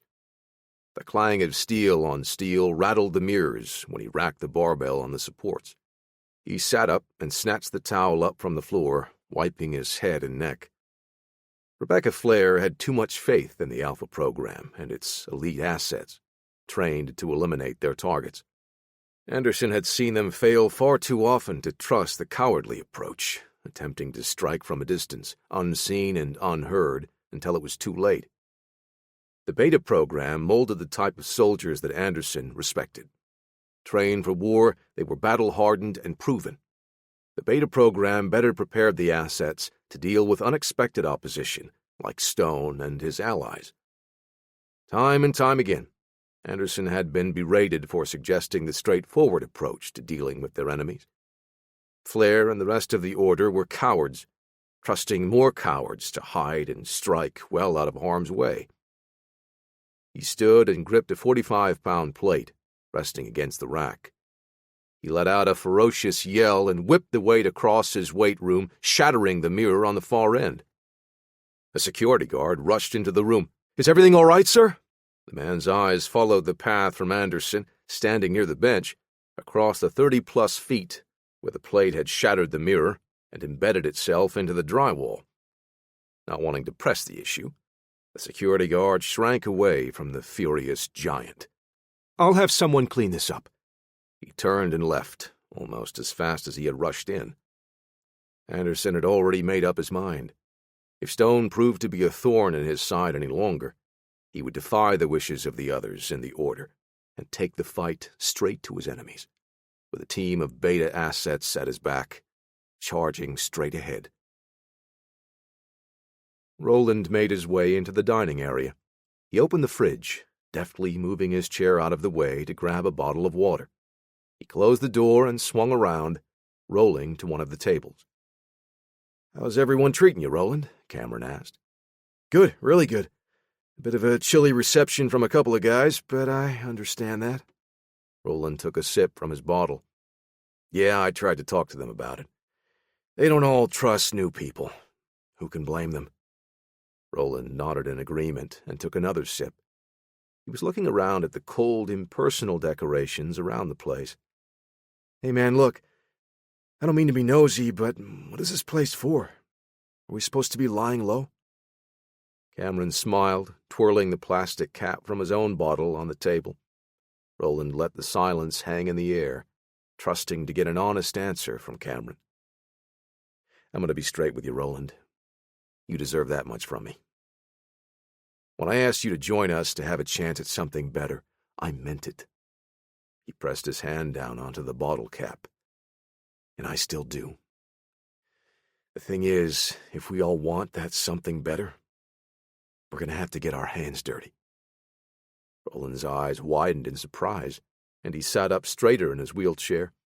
Cameron saw his expression and immediately moved to calm him down.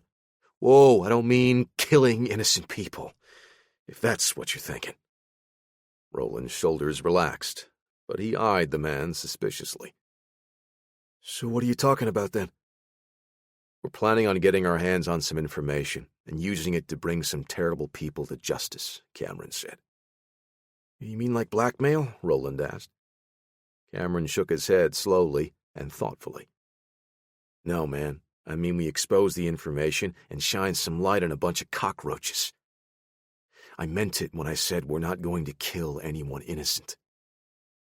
Anyone innocent, Roland echoed. But you're not ruling out killing if you think they're guilty. Cameron's expression hardened. I'm not ruling out protecting my team during the mission. Roland mulled over how to ask his next question. The heist at the insect facility. That was you and your team. His question came out as more a statement of fact than an inquiry. Cameron nodded. Yes, we needed something from their lab so we could execute the next phase of our plan. I know what you're about to say, but believe me when I tell you it was not our intent to kill anyone. What makes you so sure that we won't have to kill anyone this time? Roland was unaware that he had subconsciously included himself with the "we" in his question. That last job, it was a security guard that got spooked. He opened fire and took out 2 of my men. I did what I had to protect my brothers and sisters, Cameron said. What about this mission? You think there won't be security guards to stop us? This time, Cameron flashed a small, mischievous grin before answering. There will be. Roland furrowed his brow, tilting his head. Cameron put a hand over Roland's. Come on, Roland. Follow me and I'll explain it all to you. Roland maneuvered his wheelchair into the hallway and followed Cameron to his personal office. Cameron opened the door and motioned him in first. Go ahead and park yourself anywhere, Cameron said, smiling. Roland swiveled his chair next to an old coffee table as Cameron went into a small closet. He moved some things around and reached for a box hidden in the back. He came back, setting the box on the table, before sitting down next to Roland. I probably sound like a broken record, always saying that we're after something bigger. But I mean it every time, Cameron said. He looked Roland dead in the eyes, letting a dramatic pause hang in the air, before continuing. He began pulling the contents out of the box, most of it photos, plus some files of information on specific people. Finally, he pulled out a printed blueprint and laid the rolled paper on the table. I wasn't talking about a generic goal we were striving for, Cameron said. Everyone here, we've all got regrets. Things in our life we would like to change. We are all proud to have served, either in the military or as a defense contractor, and we don't regret having made that decision. Cameron paused, taking several deep breaths. Roland could see the man weighing the options in his mind, could see that he wanted to say something, but doing so could change the dynamic of Roland's involvement. Sometimes things happen. Plans are made, and orders are given that lead to us getting injured or killed. Sometimes we have to watch our friends die, either on the battlefield or later in life, when they can't deal with the trauma that they've suffered. But we tell ourselves that we are doing what we do for a greater purpose. So we follow the orders without question, and we get the job done. But when it goes wrong, man, when we lose friends, or even a part of ourselves, it's hard to come back from that. Cameron leaned forward, resting his forearms on his thighs. And again, we tell ourselves it's for the greater good, for an ideal bigger than any of us. But it was all a lie. What are you talking about, Cameron? The orders we follow all of our lives. We think we're improving things, that we're fighting for the good guys, but that's not what's happening. The people telling us what to do, the ones all at the top, have us doing their dirty work. We get the blood and dirt on our hands while they keep theirs clean. And the good that we are fighting for is their bottom line. Their money, their power, their control. They're using us, man. We risked everything so that they can get the rewards. Cameron was about to continue, but his fists clenched and unclenched as he took a deep breath and hissed it out through clenched teeth. Roland sat in silence, waiting for him to compose himself and continue. "I'm done with it, Roland. We're all done with it. We've got a plan to change all of that." Cameron lifted the blueprint. "I'm sorry I didn't let you in on this sooner. This will be high risk, with high stakes. So I need you to tell me if you want a shot at justice." With that, Cameron leaned back slightly. His eyes never left Roland's, waiting for an answer right there. Roland was taken aback. He never expected Cameron to be so forthcoming with the truth. That's what it was to Roland, though. Truth. He knew all about it, with the car group making deals with INSEC to blackmail their inmates, only to entice them with freedom, if they chose to serve for the private defense contractor. Roland was one of their victims. Though he had a sense of pride serving as a contractor, what he had seen out in the field had changed him. He saw exactly what Cameron was talking about. Roland and his friends at INSEC were pawns in a war game, with power and profit as the ultimate prize. "I don't know what to say," Roland said. "I can't put words into your mouth, Roland. You have to be the one to tell me if you want in," Cameron replied. Roland balled his hands into fists, pressing them into the armrests of his chair. He took a deep breath. "Yes, I'm in." Chapter 18. Alexavier tugged at his cotton t-shirt, sniffing it as he came out of the bathroom. "I don't like the smell of new clothes. Couldn't you guys have tossed it into the wash first?" "How about putting your pants on?" Scott asked. "You don't have to smell those first." "I'm good," Alexavier said, brushing the bottom of his boxers to flatten them as he sat on the couch. "This isn't worth the aggravation. I don't care how much he can tell us." Scott pointed at the man stretching out to get comfortable. "At least he smells better," John said. "Hey, though, seriously, you guys have cable, right?" Alexavier reached for the TV remote on the coffee table. Scott hooked his foot around one of the table's legs, scooting the table away. "No." "We need you to answer some questions for us," John said. "There are too many gaps in our information. I'm hoping you can fill those in." "All right. Where do we start?" "So what can you tell us about the Alphas?" Scott said, not a man to mince words. "Hey, you got any beer? I could really go for one of those right now," Alexavier said. "You're really trying my patience, kid," Scott said. John walked to the kitchen, coming back into the living room with 3 cans of beer in one hand. He took one for himself and handed the other 2 to Scott and Alexavier. "Now that we are all rested and we have a cool, refreshing drink, what do you say we cut to the chase?" Scott said. Alexavier cracked open his can and slurped quickly at the top as the foam escaped. He nodded to the grizzled old detective, while still slurping his beer foam. "Okay.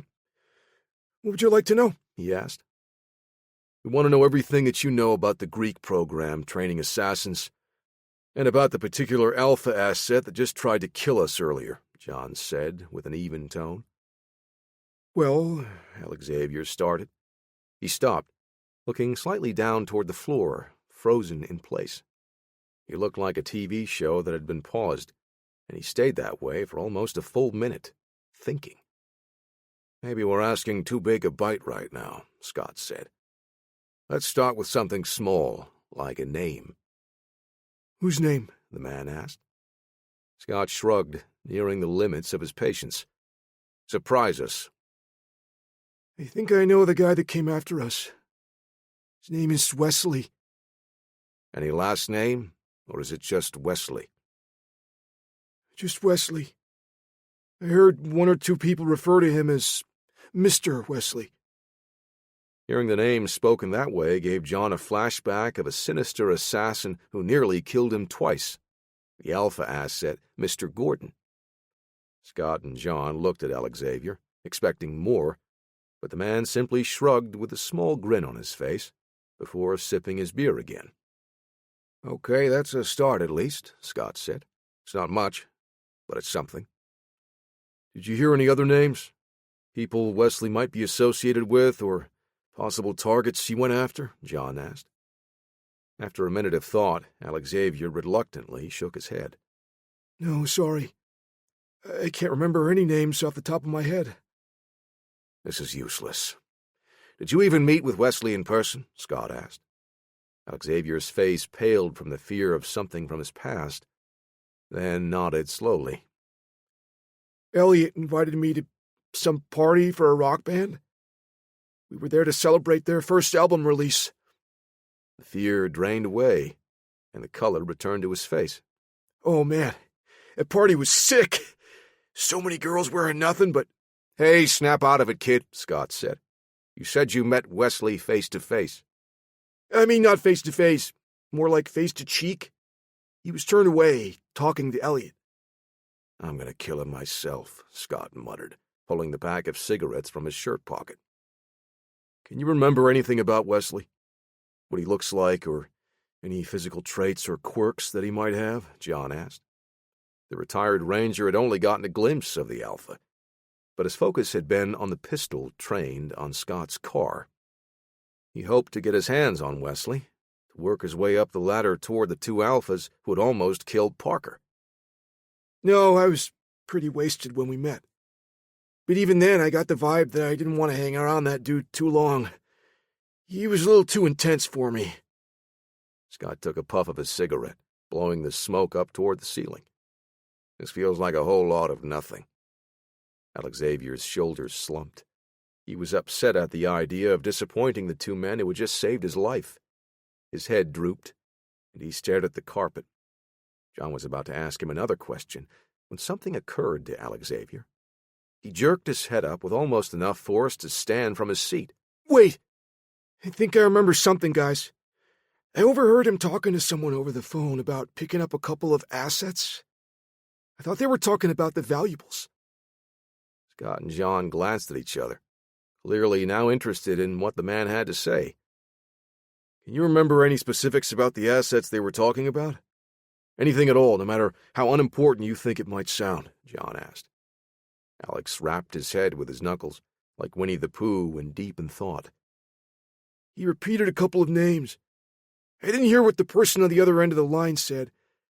Gabe and Michael. I think they were his contacts. What were the Alpha assets we're after? John said, writing the names in his notebook. I think Elliot knew something about those guys. He made some kind of joke about Wesley helping them to dispose of a body. He was sort of implying that they had just killed a man. I remember it because Wesley shot the evilest glare Elliot's way when he said that. Did Wesley say anything after that? Scott asked. His eyes said plenty, Alexavier said. Also, I don't think he liked Elliot, so maybe he just really hated the joke.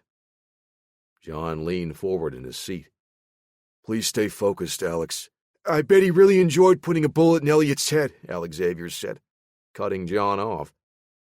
He was strangled, John said. Probably with piano wire.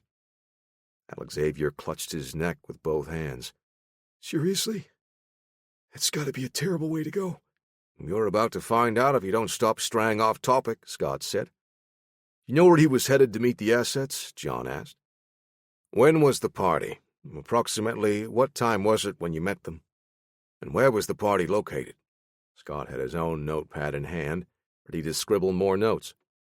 Alexavier held up his hands, palms out, to slow him down.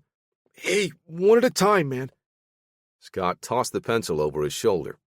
John could see that the man was on edge, ready to do something rash. He took over the questioning, to allow his partner a moment to cool off. Let's just start with the location Wesley was headed to. Do you remember where that was? Yeah. He had to head to the airport to meet up with a flight out of South Africa. Probably some conflict diamonds. Roland found a quiet corner of the barracks. He pulled his phone from his pocket, using his body to shield most of the glow from the screen as he input his code. Opening his texts, he typed up a short message to Chance. Got info about Cameron. We'll send more in a minute. He switched over to the Notepad app and started his mental dump, typing up as much as he could remember of what he wanted to tell Chance. 2 sentences in, Roland fumbled the phone as an incoming call alert caught him by surprise. Chance had received his text and called instead of waiting for his next message. Roland answered, keeping his voice down so he wouldn't alert any of the other team members sleeping. Hey, Chance. Roland, is everything good on your end? Yeah. Listen, I can't talk long, but I wanted to give you a heads up about what Cameron has planned. Roland looked back over his shoulder before turning his chair to face the corner. Roland spent the next few minutes running through what he could remember of Cameron's plan. Roland had only the broad concept of it, with none of the actual details, save for the state they were headed to, Ohio. All he knew was that the team was planning to grab a high-profile executive and use the person to access files that they could use to expose the crimes of others. Chance took a moment to absorb what Roland had told him. Kidnapping, extortion. You realize those are felonies, right? Cameron is trying to fix things. He's going to help us. Us? Is he already getting in your head? Chance asked. Stay focused on your goal, Roland. You wanted me to help you if Cameron was planning on hurting someone. I would say this sounds pretty bad. Yeah, you're right. I get it, Roland said. That's why I'm telling you about the plan. But you also have to look at it from his side. I deal with wannabe Robin Hood types every day, kid. Believe me, he's not who you think he is. Cameron Knight is dangerous. Roland closed his eyes. I know. We need to help him before he hurts somebody, he said, downplaying his desire to help Cameron. Good. What we need now are the details, Chance said. Don't press him too hard, but see if you can get the name of the person they're after and the location they're planning on grabbing them. We can go from there. What happens during? Roland asked. Hang back. Play at the fringes and try to stay out of trouble. You don't want to get caught up in a fight. Roland gripped the phone tightly, balling his other hand up into a fist. Once again, even Chance Hunter was treating him like a helpless child, unable to protect himself. I can fight. I don't doubt that. But you should be as far away from the action as you can get. Why? Roland asked through gritted teeth. I can help you. Maybe I can talk Cameron down if things escalate. Chance sighed. I get it, Roland. You think I'm trying to keep you away because I don't think you're able to protect yourself. It's not that at all. I don't want you to do something you're going to regret. You're in too deep with these guys, and that could cloud your judgment. So it's not that I'm in a wheelchair, but also that I'm stupid? Get some sleep, Roland. Clear your head, Chance said. We'll talk in the morning. Roland stared down at the screen after ending the call. He could see his faint reflection from the moonlight spilling through the windows. Did Chance really think that little of him?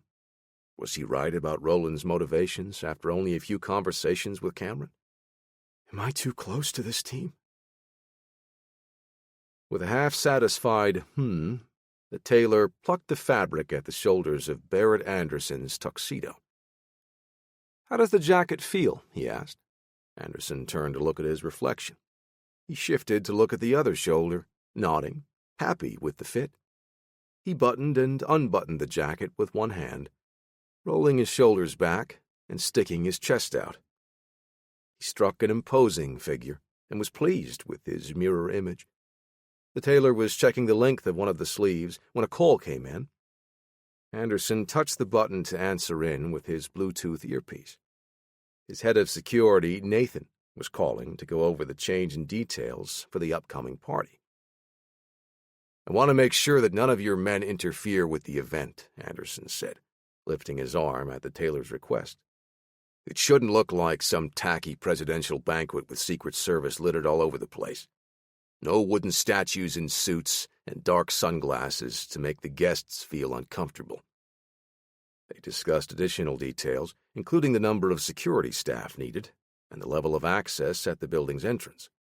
Anderson was adamant that it not feel like trying to get into a government building. His guests would be paying an exorbitant amount per plate to get in, and the last thing he wanted was to make them feel persecuted just for showing up. Increase the security presence, but keep it low-key, Anderson said, ending the call as the tailor checked his other sleeve. He was starting to let the pressure get to him, thinking about John Stone still complicating matters and the failure of the Alpha asset, Wesley, to tie up all loose ends. The man's only task had been to take out a fat slob who had stuck his nose where it didn't belong. He fumed, flexing his neck. This was the faults of other members of the Order, due to their failure to properly prepare for a confrontation with John Stone and his friends. Price Wyndham had overstepped his bounds, attempting to frame Stone for domestic terrorism. Damian Blanchard had had the gall to greenlight the use of Alpha assets to eliminate Stone and anyone close to him. Both had ended up dead at the hands of the man they had been attempting to stop. Their hubris had been their downfall. Anderson wouldn't resort to such impersonal and cowardly actions. When the time would come to confront Stone, he would do so face to face, warrior to warrior. John Stone would soon learn that the true products of the Order's Beta Protocol were not to be underestimated. John was sitting at the kitchen table, chewing on a bite of scrambled eggs and sipping his coffee, when he received a call from Travis. It was early in the morning, so Scott and Alexavier were still sleeping. "Morning, Travis.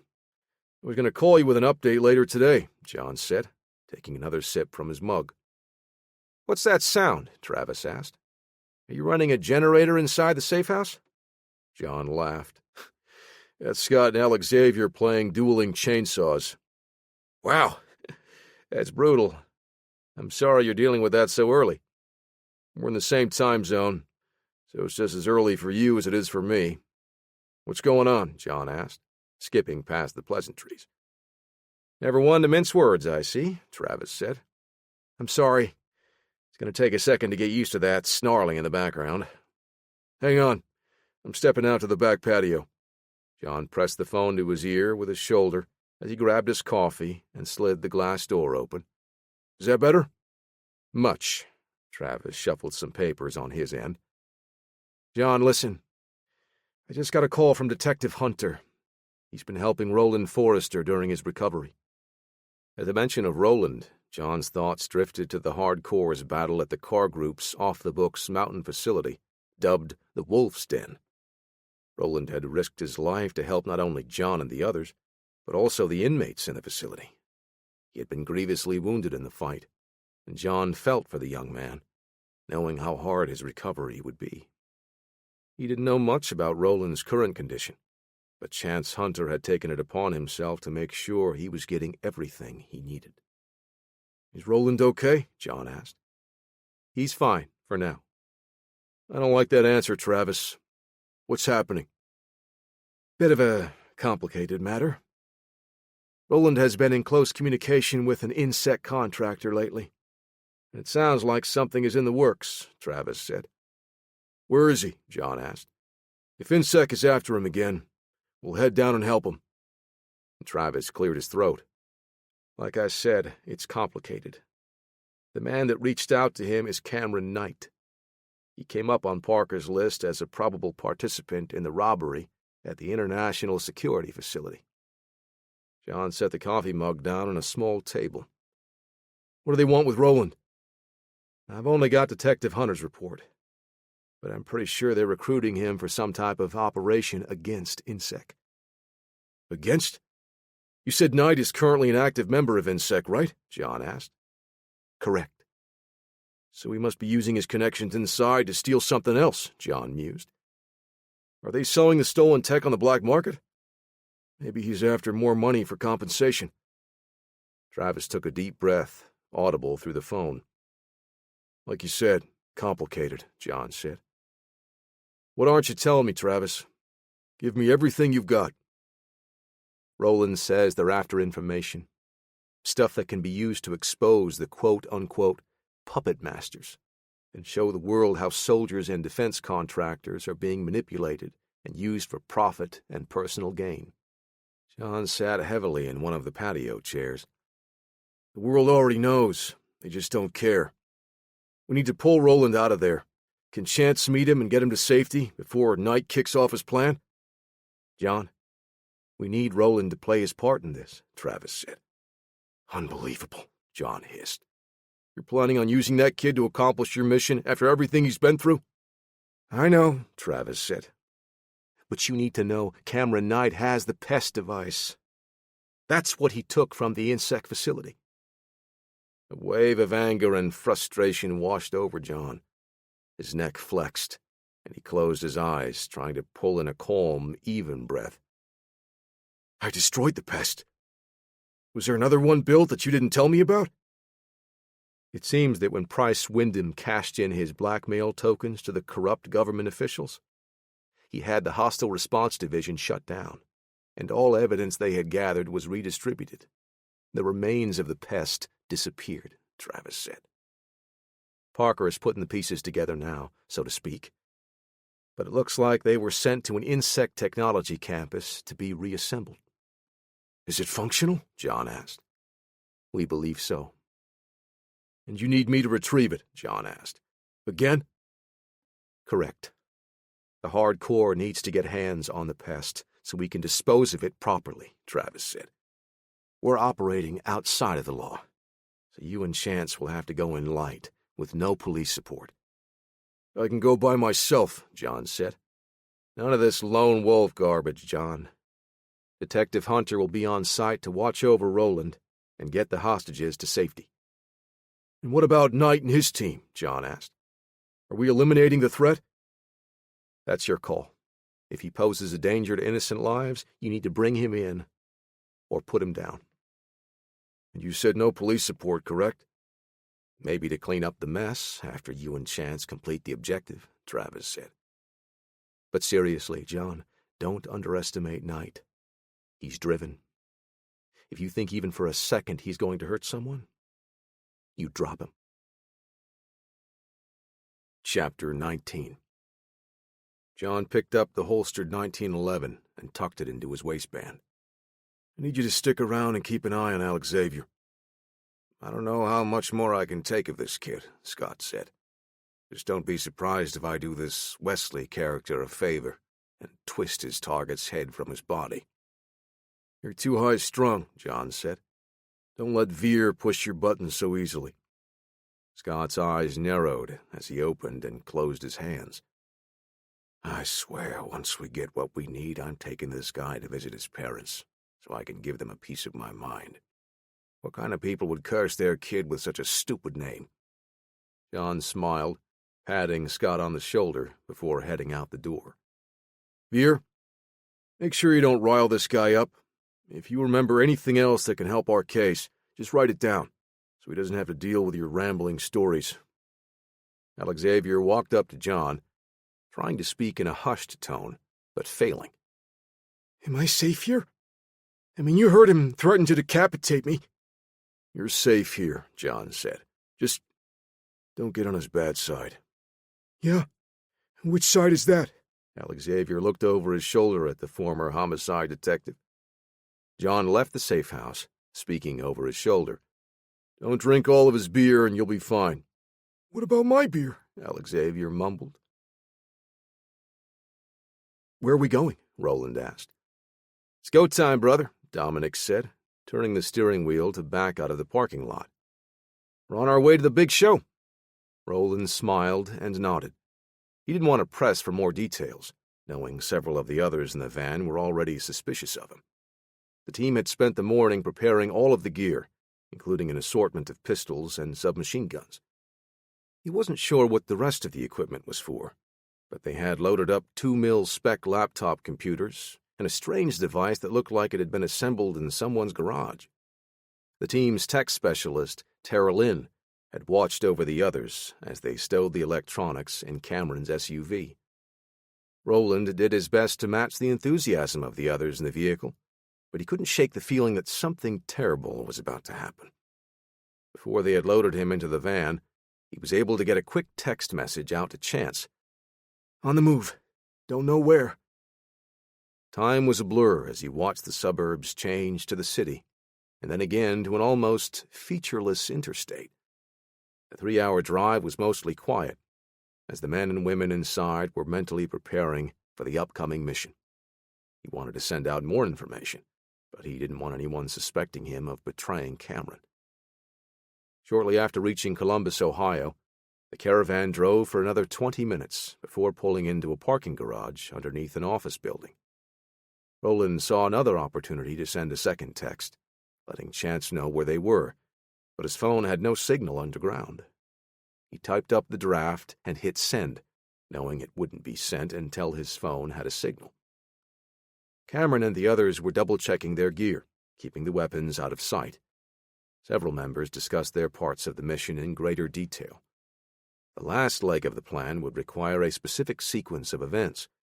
Roland looked around for the rest of the team, noticing that less than half were in the parking garage. Where's everyone else? Roland asked, pivoting his chair around. They left a few hours before us, Cameron said. They should already be on site, making sure the event is safe. He spoke the last word with mock sincerity. They're the guards, Roland said, putting the pieces together. That's how you're controlling the variables this time. Took a lot of work, but Terrelin was able to fake their records and make sure our guys were selected for the party. Party? Roland raised an eyebrow. You mean that figuratively, right? Nah, man, it's an actual soiree, Dominic said. Some 10K per plate function. Power players and government types, Tony said. Puppet masters, Cameron added. That's why our timeline was so tight. We won't have another opportunity like this to make sure our message is heard loud and clear. Good to go, boss, Katerina said, swinging the rear hatch of the SUV closed. Let's roll, Cameron said. Parker had been able to ping Roland's phone to track his movement after he let Chance know they were on the move. Travis watched the feed updating live on his end. They still don't know where the operation was, but John and Chance had been flown to a base in Ohio as soon as Cameron's team crossed the state line. He still wasn't sure if that was the right call, but it seemed highly unlikely that Roland and the others would be driving much farther before executing their plan. John and Chance climbed out of the car that had picked them up at the airport, bringing them to Travis. Wow, this is a little Knight Industries 2000, Chance said. John looked at the unmarked semi-truck and trailer. This is something else, Travis. How long have you had this thing? Oh, this old girl? Travis patted the side of the trailer. Actually, we had this slapped together after our run against Faust Kingston at the Wolf Den. The whole unit can be locked down and flown anywhere we need it. Just need to procure a truck if we want it mobile. Like right now? Chance asked. Exactly. Now, please, after you. Chance climbed into the 16-wheeler, John following behind. The mobile base had communications equipment and a small armory inside where they geared up. Remember, you two are going in with no backup, Travis said. Just us watching you from here. The Hardcore is not a recognized organization, and will be operating outside of the law. Their loadouts were minimal, with both men wearing suits to better blend with the party atmosphere. John secured a high-threat concealment, low-profile rig around his waist for his weapon. He press-checked his Colt 1911 before inserting it into the holster. One by one, John clicked 5 spare magazines into the pouches along the side and back of the belt. Chance had selected a Glock 43X with 2 spare magazines. He was planning to spend more time mingling in the crowd and didn't want to risk printing.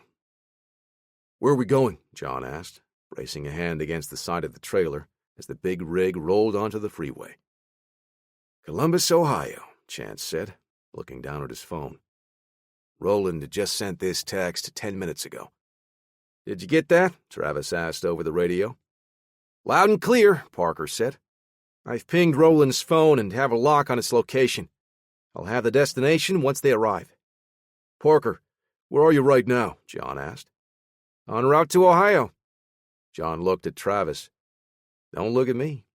You know as well as I do that you can't tell that kid what to do, Travis said. How far out are we? Chance asked. Maybe half an hour, Travis said. Looks like I was able to confirm your suspicions, Mr. Chambers, Parker said. His fingers clicked several keys in the background. "Sending you the final address now." Travis looked down at his phone, rubbing his chin. That's what I figured. Look, guys, you need to know what you're heading into. "What's going on, Travis?" John put his hands on his hips. What are you sending us into? Chance asked.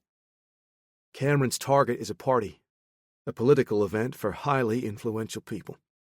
Travis made his way to one of the computer displays, bringing up the final address showing a high-rise in downtown Columbus.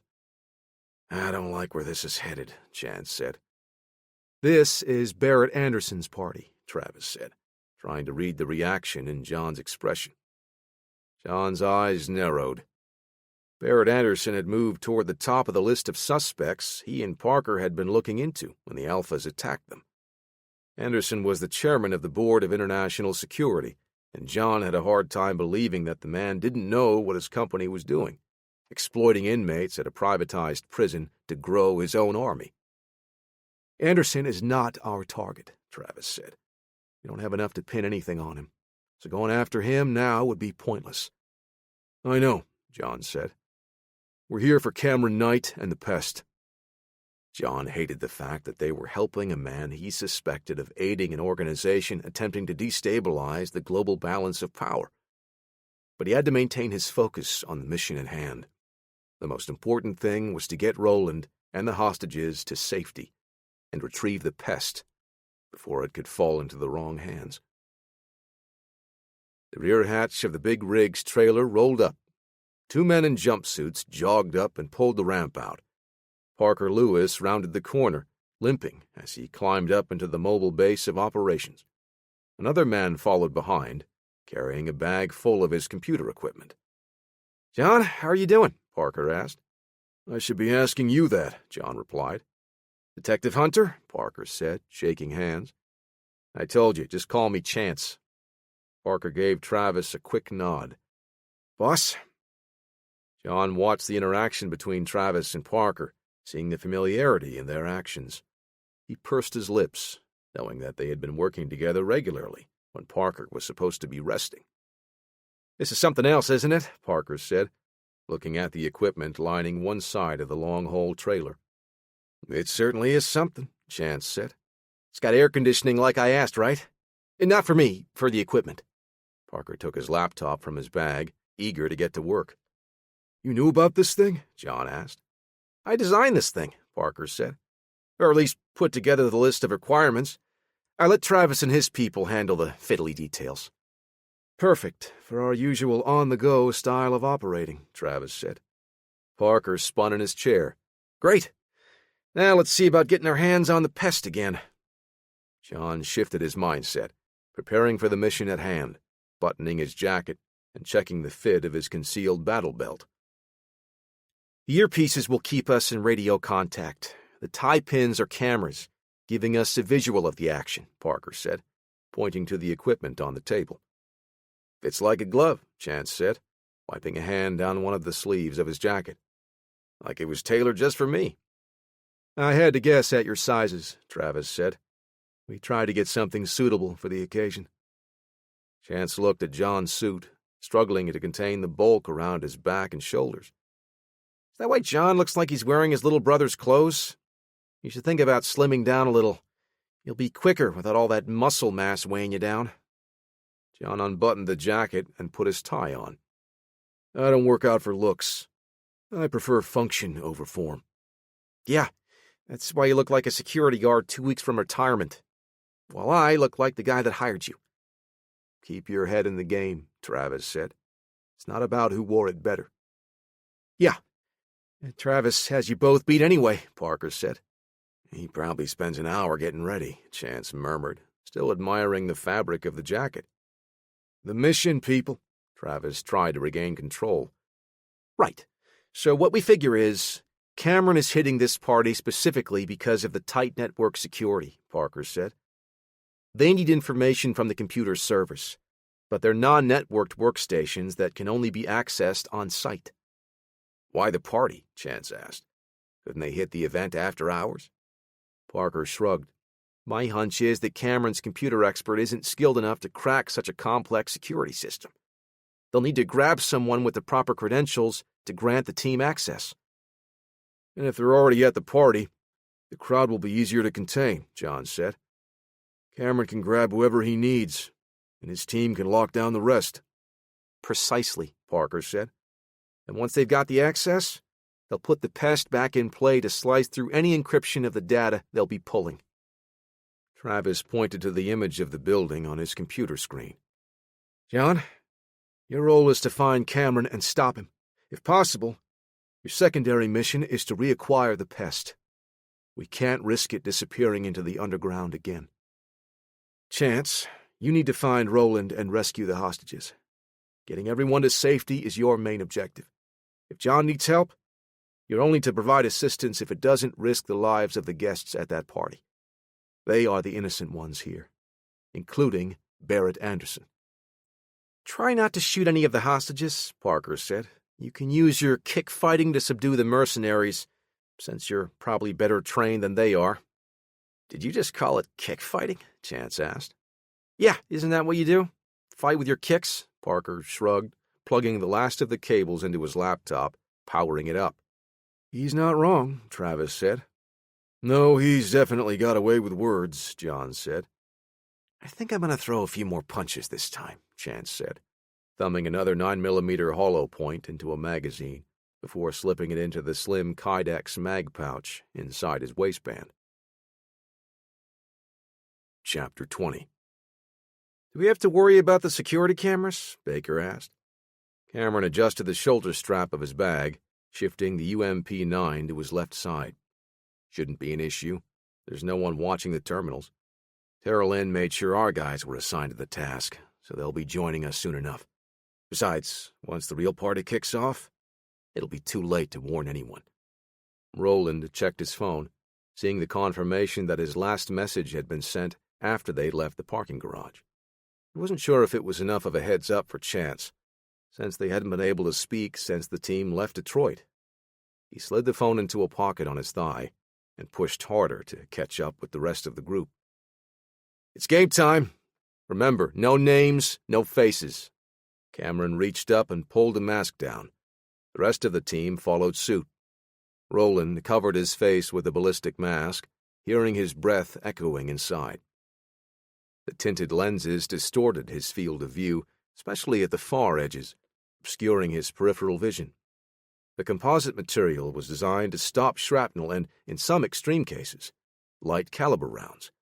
But Roland didn't want to test the structural integrity of the steel and ceramic faceplate, much less the lenses. He adjusted the straps, securing the mask to his head before making his way through the door with the others. At the far end of the lobby, Roland watched as Cameron approached a pair of guards at the corridor leading to the elevators. The way they reacted to a group of armed mercenaries wearing hockey masks was not what Roland expected. Instead of their calling for help or drawing their weapons, one of the men waved Cameron by while the other exchanged fist bumps with him. When Roland got closer, he recognized one of them from the barracks. They gave each other a knowing nod as he rolled by. Cameron pressed 3 buttons on the elevator as the team members rode up to their various destinations. The first stop was the 23rd floor, where the primary servers were routed to a private network maintained on site. That was the key location, where INSEC's chief technology officer, Alma Dawkins, would have to log into the computer system.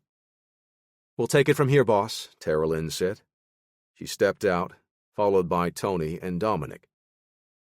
The elevator made its next stop on the 24th floor, where Katerina and Greg exited. They had been tasked with meeting with a couple of their planet's security guards to coordinate when the plan was in motion. The rest of the occupants got off on the 26th floor, where the party was being held. Cameron stepped out, stopping after a few meters, taking a knee and holding his fist up, telling the others to hold their positions. After a minute of waiting, Katerina radioed, giving Cameron the all-clear. They fanned out as much as the wide hallway would allow as they moved forward. The party in the main banquet hall was where the bulk of the security would be stationed, protecting the party guests inside. Tara Lynn wasn't able to get all of the roles filled by their team, but they had enough information about the remaining security people's routes to avoid detection. At the end of the hall, they moved into a conference room that one of their own was tasked with checking. From their new staging area, Cameron established communications with the rest of the team. "We're in position," Tara Lynn said. "Once you've got Ms. Dawkins, we'll have everything set up within a minute." "What do you need from me?" Roland asked.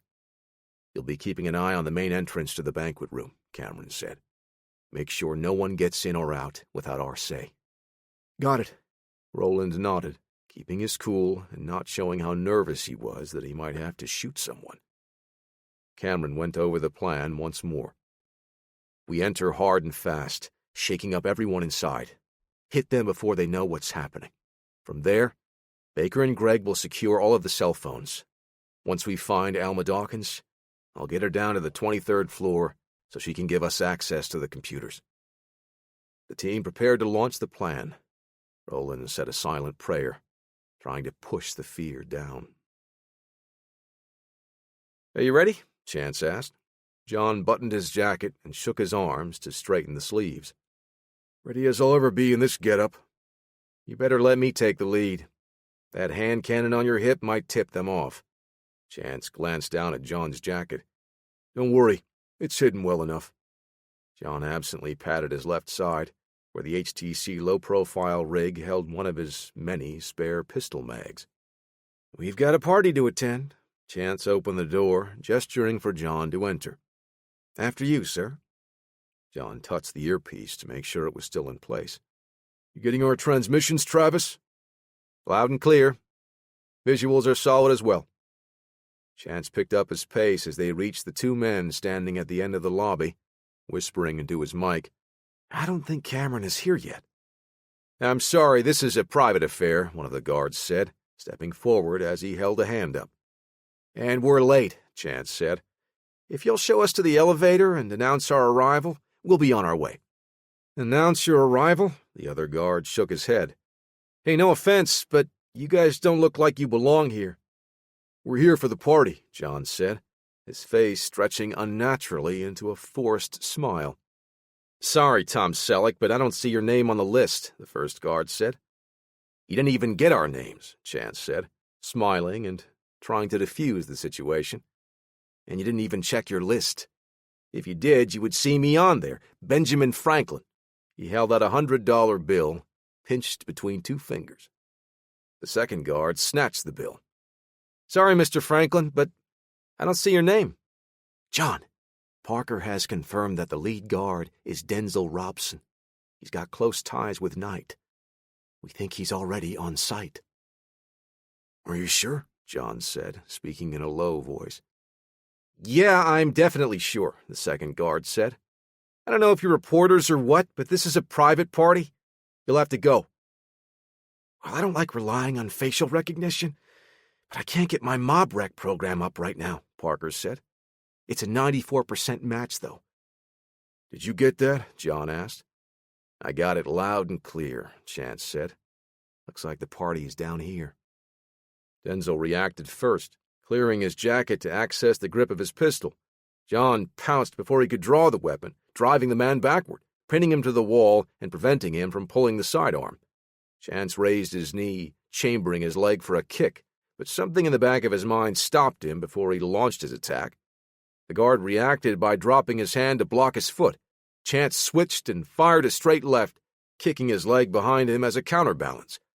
The guard reeled back, fumbling for his weapon. Chance rushed in and dug a hook into the man's body, doubling him over. He finished his opponent with a knee to the face. The second guard hit the ground a split second after John's uppercut KO'd the first. "How's that for kick fighting?" Chance asked, brushing his hands down his sleeves. "The knee counts as a kick," Parker said. "It's an attack using your legs."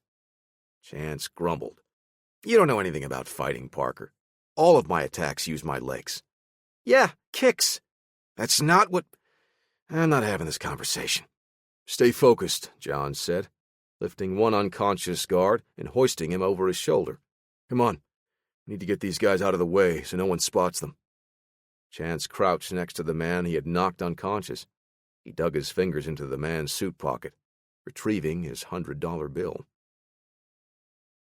The party was in full swing. Servers were walking the perimeter, offering food and drink on silver trays. The guests were mostly donors, paying over $10,000 just to get in the door. Barrett Anderson knew that most would end up shelling out more for his cause before the night was done. He walked around, glad-handing and joking with congresspeople and other wealthy donors. Anderson was in the middle of a conversation with a wealthy couple when he spotted one of the security personnel in the corner. His body stiffened, frustrated as he watched the man in the suit standing with his hands folded in front of him, scanning the crowd from left to right. He excused himself and called his head of security over. "I told you I wanted event security to blend in, Nathan," Anderson said, berating the man. "Why are you bringing incompetent people into my party?" Nathan looked down. "I'm sorry, sir. I'll handle it personally." Switching back to party host mode, Anderson smiled again. The expression was a perfect mix of truth and lie. The warmth of it was genuine and disarming, but the intent was far more sinister. Anderson was using these people to further the influence of the order. Every dollar in its coffers was just another resource for the organization to secure its dominance among other global superpowers. The thought made him truly happy, but the guests saw it only as the joy of entertaining his friends. Anderson strode into the middle of the room to speak, and one of the guests on his right helped to get the attention of the others, tapping his glass with a small fork. More guests followed suit until the entire room was focused on the host. Though Anderson saw these people as beneath him, he fell into his natural flow of thanking the guests, pointing out specific people in attendance to make them feel special. Too easy, he thought, playing on their egos to keep them on the hook. He told a few jokes to disarm the room further. Anderson thanked them for showing up. "Remember, tonight's fundraiser will be going toward our organization dedicated to helping wounded veterans, both in the military and in private defense roles." Before he could start into the meat of his speech, his eye was drawn to the corner where the incompetent security guard was talking to Nathan. After a brief altercation, his head of security collapsed in the corner. The security guard stuffed something into his jacket and dragged Nathan out of sight. The main banquet room doors opened just wide enough for someone outside to toss an object through. Anderson stopped talking, only watching, as the security personnel throughout the room turned away from the rest of the guests, covering their ears with their hands. Anderson's face pulled into a snarl, disgusted by what he was watching. The guests around him recoiled in fear from the monster before their eyes. Breaking up the stunned silence, 6 flashbang grenades detonated in rapid succession, throwing everyone inside into disarray. Chapter 21. "Go," Cameron said, giving the signal to the security guards throughout the building. Seconds later, he received confirmation that they had initiated the dynamic entry. He led Roland and the others out into the hall, coming face to face with a man dressed in the suit provided for event security. Roland continued forward, thinking it was one of Cameron's men. "Who are you? What are you doing here?" The guard reached for the handgun under his jacket. Another man wearing the same uniform stepped out from around the corner, cracking the first guard across the jaw with a right cross. He wrapped an arm around the man's neck and used his other hand to pull the pistol from the holster, tossing it aside. In the struggle, Cameron's man secured a choke, but the first guard fought hard. Baker rushed forward and slammed his knee into the guard's gut, forcing the air from his lungs. He was out in a matter of seconds, dropping face first onto the floor. "We need to move now. The rest of the team is already in position," Cameron said. "It's time to introduce ourselves to the party guests." Roland half-heartedly helped Baker secure the unconscious guard's hands and feet, gagging him before Baker tossed him into a side office. The entire south wing of this floor was sectioned off as one large banquet hall, with facilities for the kitchen staff and side entrances for the servers to get in and out without disturbing the guests of any party held there. Cameron and his team set up at the main entrance. He called the rest of his team, confirming that the other guards were already in position at the side entrances. Roland set himself up in position, locking his chair's wheels in place so he could peer around the corner to cover it with his pistol-caliber carbine. "Move on 3, Cameron said. 1, 2, 3. Baker pulled the main door to the hall open wide enough to toss a flashbang inside. Another merc at the second entrance did the same, while 4 more security guards inside deployed their flashbangs from the kitchen out into the main banquet hall. The rapid pops of the explosives signaled the rest of the teams to make their dynamic entries. Cameron sent his team through the doors. He patted Roland on the shoulder. "Hold this hallway. No one gets in or out until we call you to join us." "Got it," Roland said, leaning forward as he brought his weapon up to his shoulder, looking down the sight. Travis had his hands on his hips, watching the wall of displays in the trailer. He turned to see Parker at the opposite end, hunched over a smaller terminal, typing. "Parker, what are you doing? We've got an operation in full swing over here," Travis said, gesturing to the screens. "Yeah, I know, but I've got a couple of spiders crawling the web, searching for the info that Alex Xavier provided to John and Scott. This is hardly the time." "It's not a problem. This stuff just runs in the background." "Then why are you over there and not over here?" Travis asked. "I had to make a couple of adjustments. Alex Xavier said he thought the names of the Alphas contacting Wesley were Gabe and Michael." Parker typed out one more command and hit Enter, then slid his chair back to the main computer. "My search has suggested some other options. Looks like Gabriel and Micah will prove to be more fruitful in our search." Travis crossed one arm over his chest, propping up his other arm as he rested his chin on his thumb. He didn't want to put a halt to the search. He knew the side quest was imperative to Parker because they were still looking for the men who had shot him. John had lost the 2 assassins in South Africa, and the team had been relentless in their search ever since. "Sorry, I'm good now," Parker said. Cameron followed Baker into the room. The guests inside had mostly run to the far side, away from the explosives. The few who didn't move had just dropped to the floor where they stood, too afraid to do anything. Baker had 3 men dressed as security guards moving with him to round up the people still on the floor, yanking them up by the arm and shoving them toward the rest of the guests. "Get over there, against the windows with the others." One of the guests pulled away from Baker, attempting to escape. The mercenary cracked him across the jaw with the butt of his MP5. The man fell to the floor, holding his hands out to protect himself from further punishment. Baker grabbed his wrist and pulled him up. Cameron paced back and forth, keeping his submachine gun trained on the frightened guests. "Phone's out now! No one makes a call, or I'm throwing you all through that window!" He nodded to the floor-to-ceiling glass. The guests all reached into their pockets and purses for their phones, handing them to the nearest armed kidnapper. The mercenaries all shouted orders to toss the phones toward the center of the room, swatting away any offered devices. Mobile phones tumbled across the carpet as Cameron swept the muzzle of his weapon around the room. "I'm looking for the Chief Technology Officer, Alma Dawkins. Point her out, and I'll let the rest of you chill and enjoy the rest of the party." One of the guests raised her hand, barely reaching over her head. Several guests nearby pointed her out to the others, not wanting to be taken themselves. Baker waded into the crowd to pull her out, shoving her toward Cameron. "Good evening, Miss Dawkins. I'll be needing your credentials, so grab your purse and come with me." "I don't have... It's over there at the table," she said. Cameron pointed to one of his men, who trotted over with the bag and then tossed it the last few feet. Cameron snatched it out of the air with his free hand and shoved it against Alma's chest. She raised her hands to clutch it to her body as he grabbed the back of her neck, guiding her to the exit. "Do you even realize the mistake you're making here?" a booming voice said. "Who are you?" Cameron stopped in his tracks. He turned to face the 6'6" executive, towering over the frightened guests around him like an enforcer. "Mr. Anderson, honestly, I didn't expect you to be here in attendance.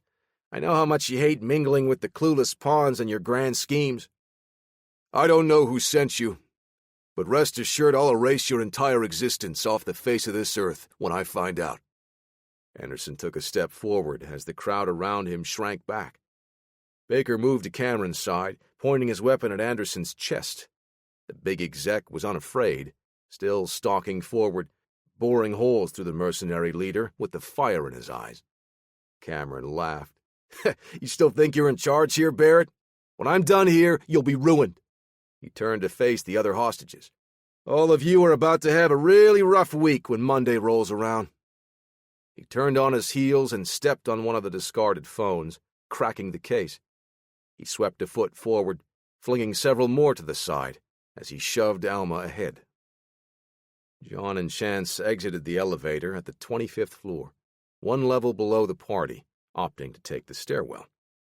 Cameron might have someone upstairs, watching to make sure no one is taking the elevators up, John said. Wouldn't they see that we stopped on this floor? Chance asked. Maybe, but they won't know it's us. They might think it's one of their own. They were heading down the hallway toward the stairwell when a series of deep thumps came through the ceiling. Wait, John said. Did you just hear that? I think so. Something popping upstairs, Chance said. Gunfire? I'm not sure. Sounded like explosives. I don't hear any weapons fire, Chance said. Maybe it's smoke bombs or something. Flashbangs, most likely, John said. Cameron just crashed Anderson's big party. Chapter 22. Roland twisted his body to watch as Cameron exited the main hall, pushing a woman in an evening gown in front of him. She struggled to stay on her feet each time he shoved her. Take those ridiculous shoes off, Cameron said, nudging his boot against her heel. She held her hands up, holding a small bag that matched her dress in her left. Just give me a second. Please don't push me anymore. Leaning on the wall, she lifted her foot behind her, bending at the knee to remove the first shoe. Where are you going? Roland asked with concern in his voice, both for the woman and for Cameron's well-being. It's part of the plan. Miss Dawkins is going to help us get the data we need. Roland rested the carbine in his lap as he unlocked the chair's wheels. Alma removed her other shoe, eyeing the weapon in Roland's lap. Cameron jabbed her in the back with the muzzle of his UMP-9. Don't even think about it. He may look helpless, but this guy's a real killer. I wasn't planning anything, she said, standing several inches shorter after removing the heels. Move, Cameron said, to the elevators. Roland followed behind them as they walked to the end of the hall. Hang back. Baker might need your help in the banquet hall, Cameron said, turning to look over his shoulder. Alma saw him turn away in the reflection of one of the windowed offices. She dropped her shoes and ran for the stairwell. Cameron cursed and charged forward. Roland's eyes shot open as he struggled to keep up. Alma was within arm's reach of the door when Cameron drove a shoulder into her side, lifting her off her feet before they both hit the ground. Try that again, and I'll pluck your eye from its socket for the retinal scan, Cameron said, kneeling next to her with his weapon pointed at her chest. The woman winced in pain, struggling to suck in breath through her teeth. A tear rolled down her cheeks as the air escaped in a ragged wheeze. Roland had to bite his tongue, nearly shouting Cameron's name. She's hurt! Don't shoot her! She's a tricky one. I should have been keeping an eye on her. Cameron kept his gaze locked on the woman, but turned his head enough for Roland to hear him. Go back with the others. I've got it from here. Looks like you need my help more than the others do. Cameron smiled. Fine. You can keep her in your line of sight at all times. We're headed down to the 23rd floor to the servers. He hoisted Alma back to her feet, disregarding the excruciating pain of a possible broken rib. She wiped her eye with the back of her hand and looked at Cameron, still gritting her teeth. Whatever it is you think you'll get from me, you'll pay for it in blood when Anderson catches up to you. Cameron smiled. Maybe you didn't notice. Your boss is facing a dozen soldiers, trained to fight by the very same organization that he has been using to extract his wealth from this great nation. The elevator dinged, and Cameron let Roland on first before he shoved Alma in. Open it, Cameron said, grabbing Alma's arm and pulling her forward. She fumbled in her clutch bag for the key card before unlocking the door to the server. Tara Lynn stepped by Alma, entering first, with Tony and the others carrying the rest of the computer equipment behind her. Cameron put a hand on Alma's back, guiding her inside, and Roland entered last. The hum of the air conditioning kept a steady flow of cold air, keeping the temperature almost uncomfortable for people.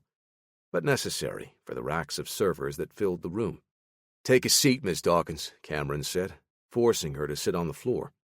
Alma scooted away, putting her back to the wall, facing the computers that they would need to access.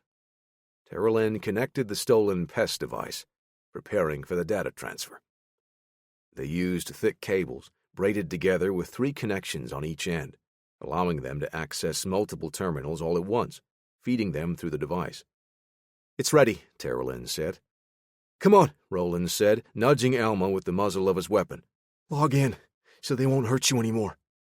She reluctantly rose to her feet and padded across the polished concrete floor. The system required her password, her keycard, and a retinal scan. Once the computer confirmed that they were logged in, Tara Lynn started the flood of data with the searches predetermined beforehand. The information flowed from the servers to their laptop, with the most secure data passing through the pest before being rerouted to a separate drive. Cameron tilted his head, looking at the readouts. "That seems slow. Are those numbers correct?" Tara Lynn tapped the side of the box, checking and rechecking the connection points. "It's about a third of what we expected. It's still fast, but this device is supposed to be—" "You took it," Alma said, putting the pieces together. "It was you that murdered Randy and stole the pest from our tech campus." "Randy was an unfortunate casualty," Cameron said. "But it should also be a warning to all of you. We are more than willing to do whatever it takes to accomplish our mission." Cameron stalked Alma with his weapon held up under her chin. She matched him step for step, moving back as he strode toward her. "Sit." She let her eyes fall to the floor as she slid down the wall again. "Watch her," he said to Roland. Roland responded with a short nod, readjusting his wheelchair to face the hostage, leveling his weapon in her direction while keeping enough distance between them, preventing any sudden heroics. Tara Lynn typed something into the laptop, checking the progress. "I think the damage the unit sustained has severed more connections than we originally thought. The diagnostic routine only showed us that all of the major circuits were still operational." "How long?" Cameron asked. 15, maybe 20 minutes, Tara Lynn answered. Cameron looked at his watch. His tense movement and body language communicated to Roland that he was not happy about the news. "Call me when it's complete." Cameron looked at Alma, still wincing and clutching her side. He stepped out of earshot and radioed. "Send JC down here." "Sir, we've got a problem. Denzel and Christian aren't answering," Baker said. Cameron punched one of the server racks, rattling the equipment and sending a vibration throughout the room. "Send some people down there to check it out." John opened the door to the stairwell and looked inside. "I think it's clear. I'll take this one while you go for the stairs on the west." "Hold on," Chance said, nudging the dial of the radio he had taken from one of the guards downstairs. "I think our cover might be blown. They're running through a call and response with the entire team, and it seems that our friends downstairs didn't respond." "Are they coming down here to look for us?" John asked. Chance turned up the radio. Several people were checking in, but all of them answered to one voice in particular. "That's got to be Cameron," Chance said. They listened as the man coordinated his team, sending someone to check the lobby, while everyone else raised their alert status. "They're taking the elevators," John said. "The stairs should be clear." "I don't blame them. I wouldn't want to hoof it down 20-plus floors," Chance said. "Stay in touch. I'm headed for the west stairwell." "Radio when you find Roland or Cameron," John said. "I'll do the same. The number one priority is to get Roland and the hostages to safety. The pest is just the secondary objective." "Copy that," Chance said. "Detective," John said. "If they pose any threat whatsoever, don't hesitate to shoot first." Chapter 23. Travis was talking to Parker as he slid over to the secondary terminal. "Parker, this is serious. John and Chance are in the building right now. They could need your help at any minute." "They'll be fine for a couple of seconds. I just needed to double-check something," Parker said. "Besides, there's nothing I can do to stop a bullet from hitting either one of them." Travis looked down at his shoes and sighed. Parker tapped the same key several times. Travis looked at him, then back at the screen, switching back and forth several times. He took his jacket off and tossed it onto the back of an empty chair, then loosened his tie. "What are we looking at here?" he asked. "Once I changed the parameters based on the information that Xavier had provided, it's like a gold mine," Parker said.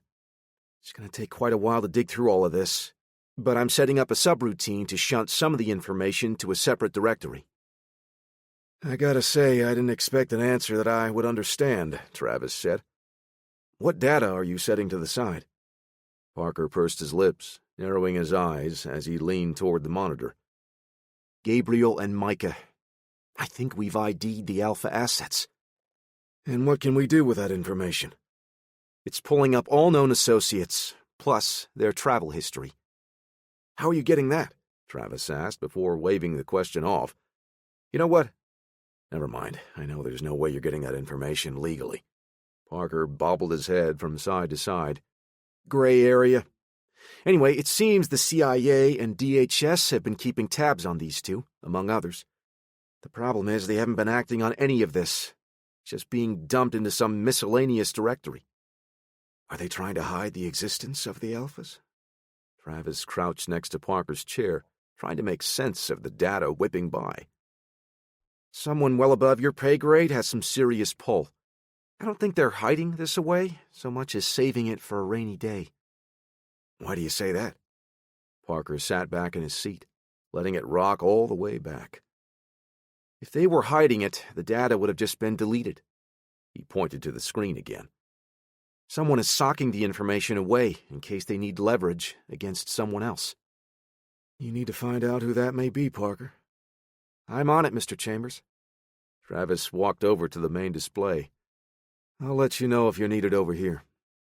Parker saluted, still looking at the small display. Gabriel opened the door, clutching his pistol in his hands as he swept his gaze across the sparsely decorated living room. Micah followed, holding his rifle at low ready, making his way to the bedroom. "No one else here," Micah said, emerging several seconds later. Gabriel stood in the kitchen, watching the crimson trail spreading out in a grid following the tile's grout lines. Wesley lay in the middle of the floor, legs folded behind him. A shattered glass was spread around his hand, the whiskey inside splattered outward. Tugging up the pant legs of his suit, Gabriel crouched down, keeping his feet on the clean tiles, surrounded by the rivers of blood. He used the muzzle of his pistol to push Wesley's head to the side, to examine the entry wound. Behind his eyes, just above the ears. "Kill confirmed," he said, standing up. Micah let his rifle hang from its sling, pulling his phone out to report the success of their mission. The device buzzed before he could unlock it. Micah showed the display to Gabriel. "Answer it." Gabriel holstered his pistol. "Yes, the asset has been shelved permanently," Micah said. "The mission calls for the removal of Item 2 next." Gabriel knew that Micah was referring to their second target, Xavier Brewer, the man Wesley had let escape. The young asset was far too reckless for Gabriel's tastes. He was part of a newer generation of graduates from the Orders program, tasked with handling low-level threats. But he had proved to be a failure, and the people up above needed him taken off the roster. "Of course.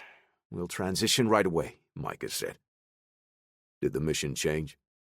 Micah looked down at the screen for a few seconds before sliding it into his pocket. "You can say that. It seems Barrett Anderson has been taken hostage." Gabriel tilted his head. "They need us to rescue him? That's outside of our standard protocol." Micah smiled and shook his head. "He's the target?" Gabriel's smile grew to match his partner's. "I never liked that guy anyway. So conceited." "They're sending a helicopter now." Micah swung his rifle to his back and turned to leave the apartment. John pressed his back to the wall, leaning out to peer around the corner. He held the 1911 in his hands, ready to engage anyone he deemed to be a threat. Though the goal was to take Cameron alive, John was ready to end the situation in any way necessary. He didn't know what the man's mindset was, but any chance at a peaceful resolution would be preferable and keep the hostages safe. The rest of his team would also pose a potential threat. Roland's last estimate put the number of Cameron's team at over 20, possibly 24. Taking mental stock of his gear, John realized that if he were forced into an extended firefight, he wouldn't have enough ammo to face that many. He would have to succeed at talking Cameron into giving himself up, or grab more weapons along the way. Chance opened the door just a crack and pushed his pistol through, slipping into the hallway behind it. Footsteps thumped, approaching from the far end of the floor. Easing an office door open, Chance slipped inside. The all-glass walls afforded him a clear view out into the hall, but would also give anyone walking by an unobstructed line of sight inside. He ducked behind the office chair, hoping no one would check too closely. He watched as a woman carrying a first aid kit passed, talking to somebody over the comms. Chance caught her barely audible words through the glass a second before he heard them transmitted on the stolen radio. I'm headed down to the server room now. The servers, Chance said under his breath. His objective was to find Roland and the hostages, but if he could follow the woman, he might be able to confirm that Cameron and the pest device were there and pass the information to John. "Listen up, team. We've got intruders in the building," a voice said. "Denzel and Christian aren't at their post. Assume they have been taken out. We cannot let this mission fail." Chance realized that it was Cameron speaking to the rest of the mercenaries. They had just confirmed that he and John had eliminated the 2 guards in the lobby. "The clock is ticking now," Chance thought. A gravelly voice responded. "What's the protocol?" After a long pause, Cameron replied, "Weapons free. Shoot to kill. The mission is too important." "About goddamn time," the gravelly-voiced man said. "John, keep your head on a swivel," Chance said. "They found our buddy sleeping on the job, and they're on the hunt. Literally." "Are they going to be a threat?" John asked, bracing his arms against a corner, taking aim down the hall. "They're shooting first, so taking them down might be out the window. Watch your back." "Copy," John said, stepping out and moving down the passage. He scanned the area, ever aware of his pistol's front sight. Heavy footfalls grew closer from a distance. John slipped into a side hall to avoid the confrontation. Rounding the corner, he came face to face with a security guard wearing the same suit and insect pin as the men downstairs. The man swatted John's pistol to the side, sweeping his jacket clear to go for his weapon. The man's reaction time gave him the initiative, but John adjusted quickly, turning to drive his left elbow into the side of the man's head. He followed, swinging his pistol like a hammer, slamming the grip into the man's wrist, knocking his weapon to the floor just as it cleared the holster. The guard staggered, bouncing off the wall and moving right into John's grasp. John slipped behind his foe, wrapping an arm around his neck. He swung the security guard around just as another man stepped around the corner. John raised his pistol, staring at the newcomer in an all-black BDU wearing a mask to obscure his face. Before John could act or speak, the mercenary had his weapon up, barking as bullets thumped into the man in John's grasp. Spinning away, John dropped the body and ducked into an office, shouldering the door open. The all-glass walls and doors would be useless for cover or concealment, with only a small concrete upright providing any protection. John had to act fast, crouching to lean out as he returned fire. The merc was aggressive, moving forward while he attacked, but John's tactic put him well under the man's point of aim, giving him a clear shot. He put a pair of rounds into the mercenary's sternum, following with a third just above the eyes. The bullet knocked the man's head back, but only chipped the mask, failing to penetrate. The guard dropped his weapon and clutched his chest, staggering a few more steps before falling to his knees and then to his back. John approached, getting a closer look at the mercenary. The mask was made of a bullet-resistant composite material. It didn't make sense that the man wore it, but had no body armor to cover his torso. Unless it's to hide their identities. He lifted the mask and saw the man still struggling to breathe as the life faded from his eyes. "Parker, can you ID this man?" Chance followed the medic to the elevators. She stepped in and turned to face the front just as he ducked behind a column. Once the door slid shut, he moved to the elevator, looking up at the number displaying which floor was the woman's destination. "23rd," he said as the elevator stopped. Gunshots thundered on the other side of the floor, rattling the office windows and ceiling tiles. The robotic rhythm of a fully automatic weapon shattered, followed by a trio of disciplined cracks from a handgun. "East side! East side!" a muffled voice yelled. Chance ducked around the corner as two men wearing hockey masks ran across the far hall. "I really hope you got this under control, John." Chance looked up at the elevator display to make sure it hadn't gone down any lower before he made his way to the stairwell. John reached for the submachine gun, trying to unloop the sling from the dead man's body when two more mercs rounded the corner. Failing to retrieve the weapon, he ran for the opposite end of the side hall, firing his Colt with one hand. The other man fired wildly. One of them advanced, while the other took cover. John dove and rolled around the corner as a bullet hit the floor next to his foot. He scooted farther away and twisted around to return fire to stop the aggressor. His pistol bucked once before the slide locked back. With a frustrated grunt, John scrambled to his feet, whipping the empty mag from the gun and reaching for a reload. He sent the slide forward and pivoted around, taking aim. He got off another pair of shots as the closer man ducked into an office. Stepping out into the hall for a better angle, he dumped the rest of his magazine through the glass, shattering it as his rounds found their mark. Reloading again in one smooth, practiced movement, John took a knee and gripped the gun between both hands, taking aim at the far end of the short hallway. The second mercenary spun out of view, but John could make out his heavy steps thudding away. "He's circling around," John realized as he moved to intercept him. He reached the next intersection, connecting the parallel halls. The clumsy footfalls thunked as they approached. John was already stepping out, weapon ready. The mercenary stutter-stepped to a stop, raising his weapon as he realized that he was out in the open. John's pistol thundered, punching 4 holes in a small diamond pattern on the man's chest. John swapped the half-empty pistol mag for a fresh one as he took the UMP-9 from the man's body, grabbing the 2 full magazines from his vest. Chapter 24.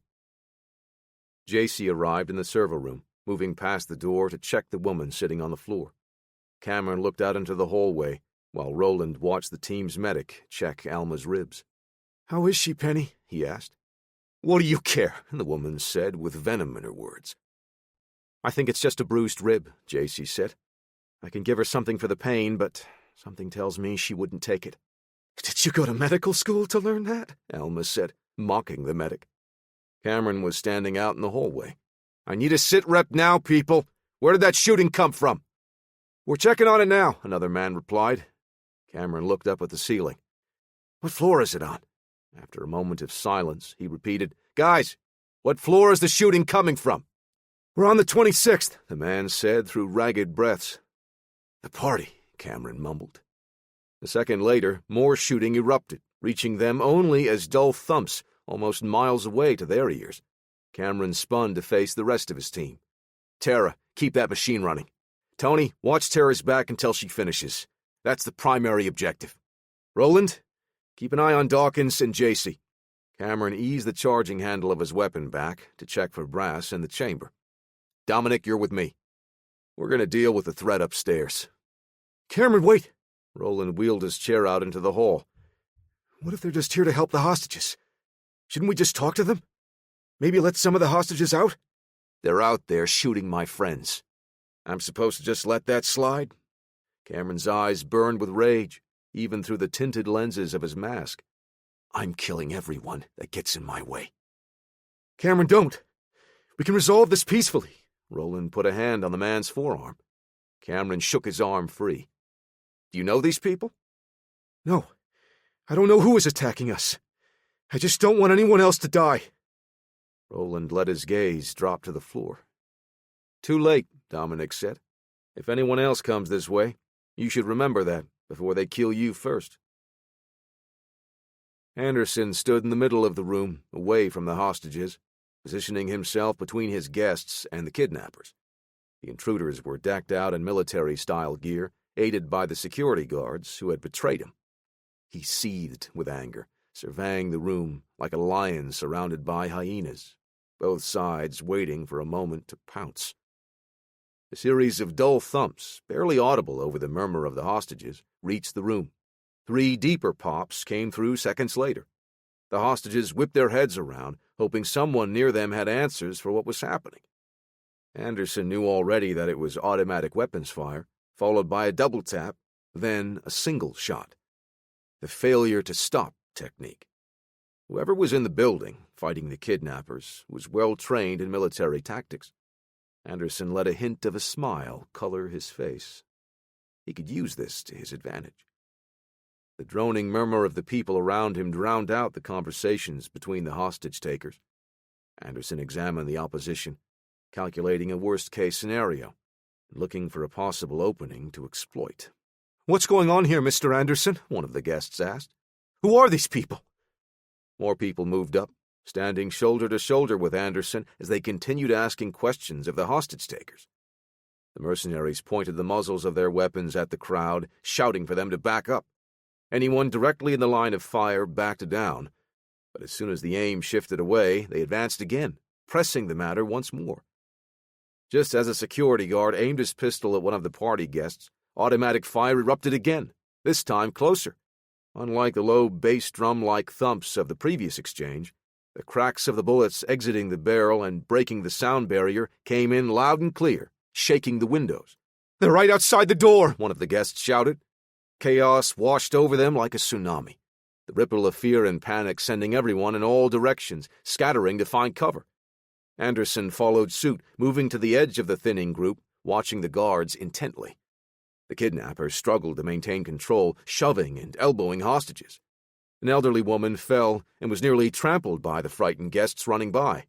One of the mercenaries fired his weapon into the ceiling, and the people dispersed like roaches fleeing the light. Anderson saw his opening. He burst from the crowd, closing the distance, as the merc attempted to help the older woman to her feet. Anderson grasped the carbine with both hands, twisting it like a giant steering wheel, and whipping the man's body into an involuntary cartwheel. He hit the ground with a huff, and Anderson ripped the sling from the weapon, stomping down with his foot on the man's sternum. The crisp snap of bone felt good underfoot. He spun to his left, shouldering the AR-9 and unleashing a 5-round burst. One of the fake security guards fell, tripping over a guest on the ground. Anderson continued his rotation, dropping to one knee and aiming once more.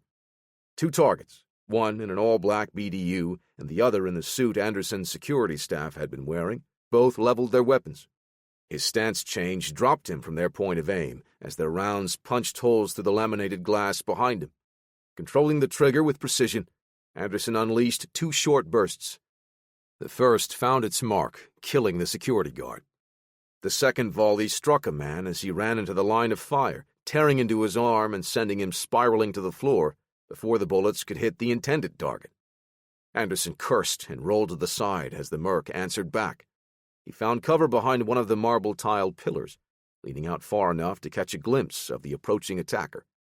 More guests were scattering all over the banquet hall, fleeing the massacre. Anderson emptied the magazine, dropping the mercenary, and killing another party guest with his indiscriminate fire. He tossed the spent rifle to the side and picked up the other man's UMP-45, pulling the 2 spare magazines from his belt. Chance stepped out of the stairwell, looking left and right. He moved farther down the hall, stopping when he heard the hurried footsteps of 2 people running in his direction. He scanned the immediate area for some place to hide, considering making a break for the stairwell again. Unable to reach the door in time, he crouched and pressed himself against the wall, aiming his Glock subcompact toward the T-intersection at the end of the hall. 2 mercenaries, dressed in all black, wearing the same mask as the medic, turned the corner, heading away from him toward the stairwell. I guess I made the right call, he thought. Slipping back around the corner, Chance crept in the direction the men had just come from. Using his thumb, he found the knob on the enemy's radio and spun it until he heard the click, turning it off so it wouldn't alert anyone nearby. The Glock 43X carried only 10 rounds. With the 2 spare magazines, Chance had only 30 shots total. Getting caught up in a straight-up fight with armed mercenaries was out of the question. "Detective, the server room is around the corner from your position," Parker said. "You've got to have the pest in that room in order for it to work." "I'm too busy to talk right now, Parker." Chance pressed his back to the wall. I'll call you once I have the pest in hand. I can get John down there to help you. Chance looked up, still hearing the arrhythmic thumps of the firefight several floors above him. I think he's got his hands full already, Chance said. Sliding around the bend with his body plastered to the wall, he scanned ahead. The doors of one of the rooms were still open, letting the light from inside spill out.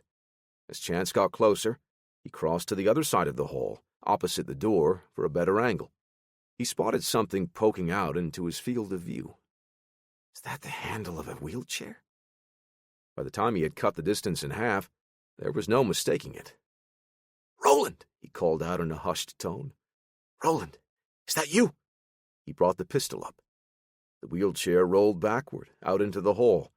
Chance looked at the man, dressed in all black, wearing the same mask as the others.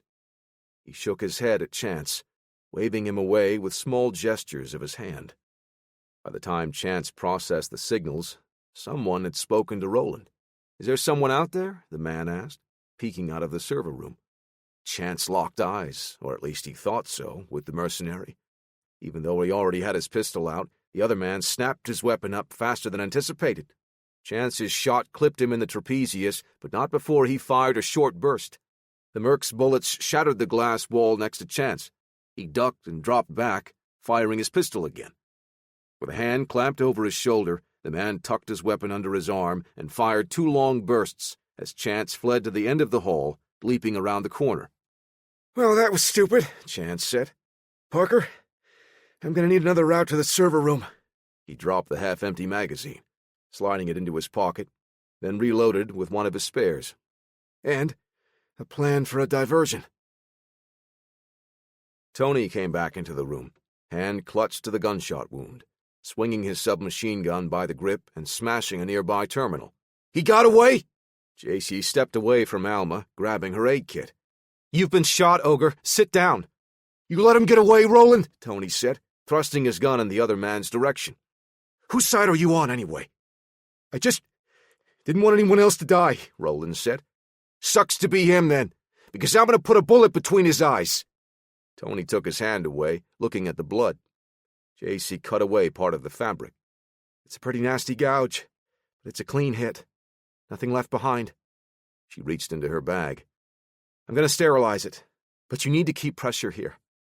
Tony clamped his hand down on the gauze she had placed over the wound. "Maybe you guys should just think about giving up," Alma said. "The police aren't just going to let you walk if they're already in here shooting first." "The police? Lady, that ain't a cop that just shot me. I think we're being set up by someone," Tony said. "Set up?" Roland asked. "Yeah, don't play dumb. I know that's your buddy out there. I heard him call you by name." "Maybe he was also from InSec," Roland said, trying to deflect. "He probably just remembered me from those days." "No way, man. You weren't in a wheelchair then. Cam said that's a recent change."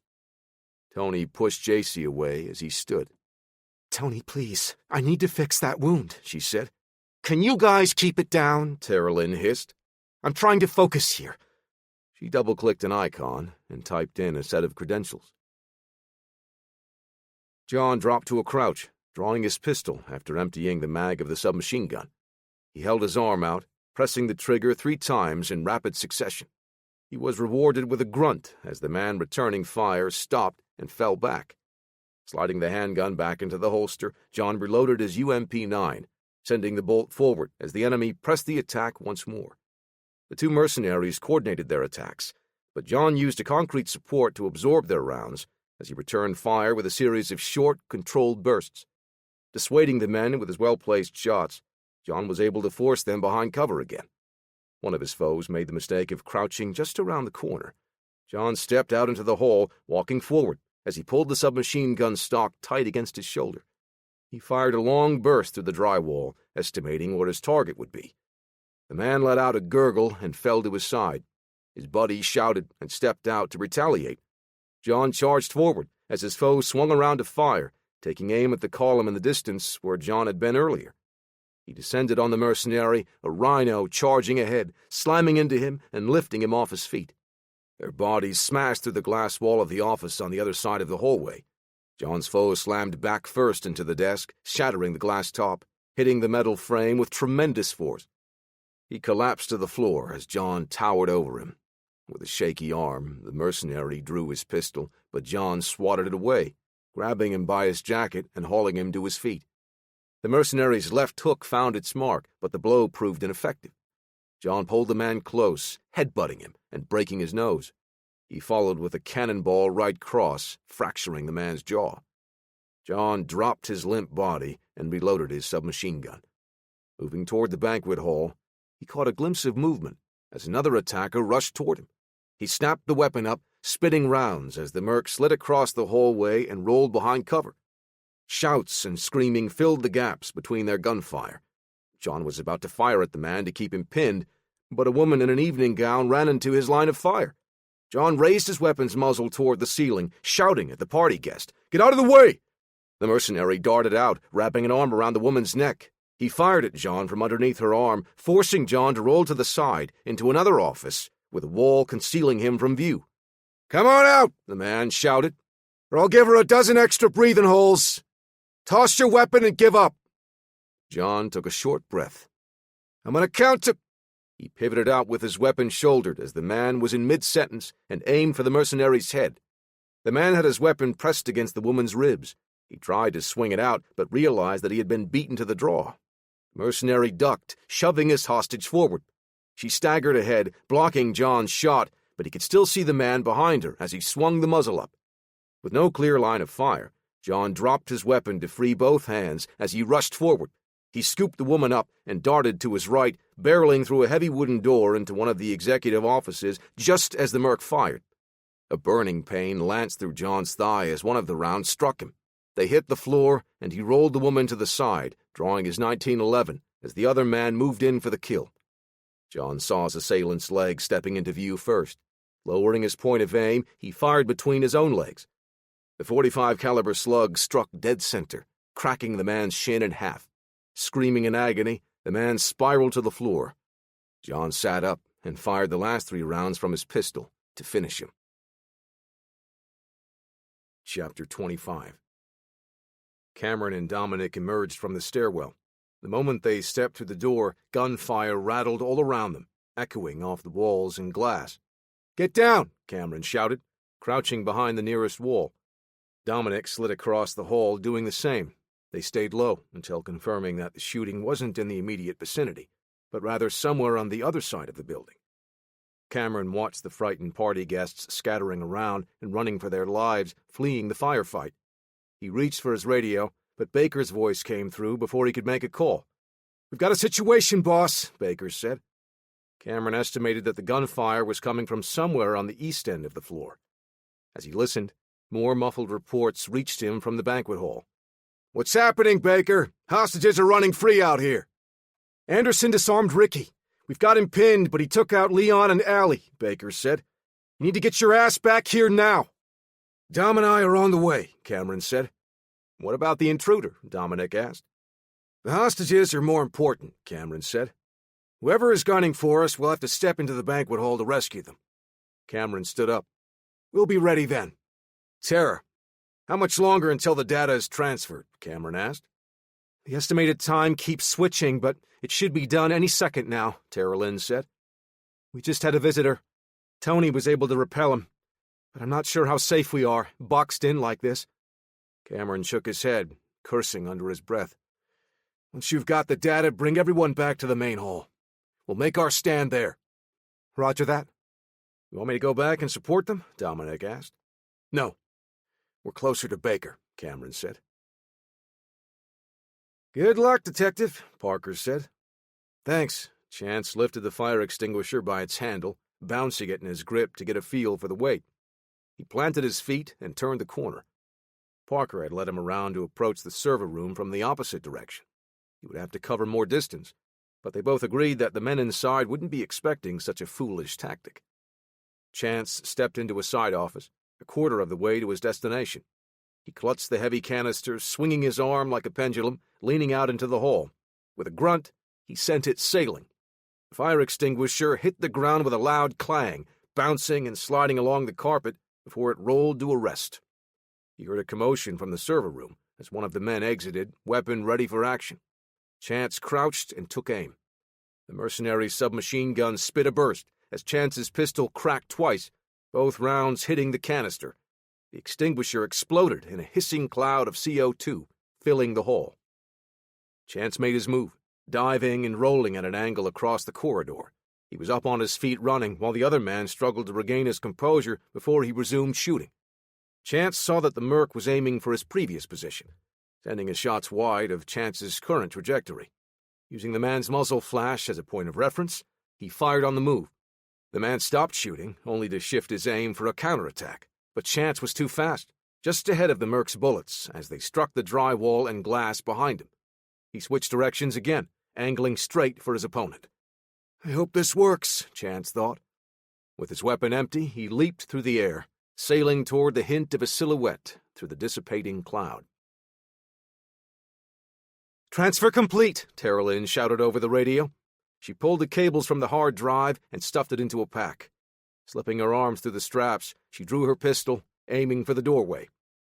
"Let's go," she said, looking at Tony and JC. Tony took Roland's weapon and handed it to JC. "I don't trust him. Take it." JC looped the sling over her shoulder and helped Alma to her feet.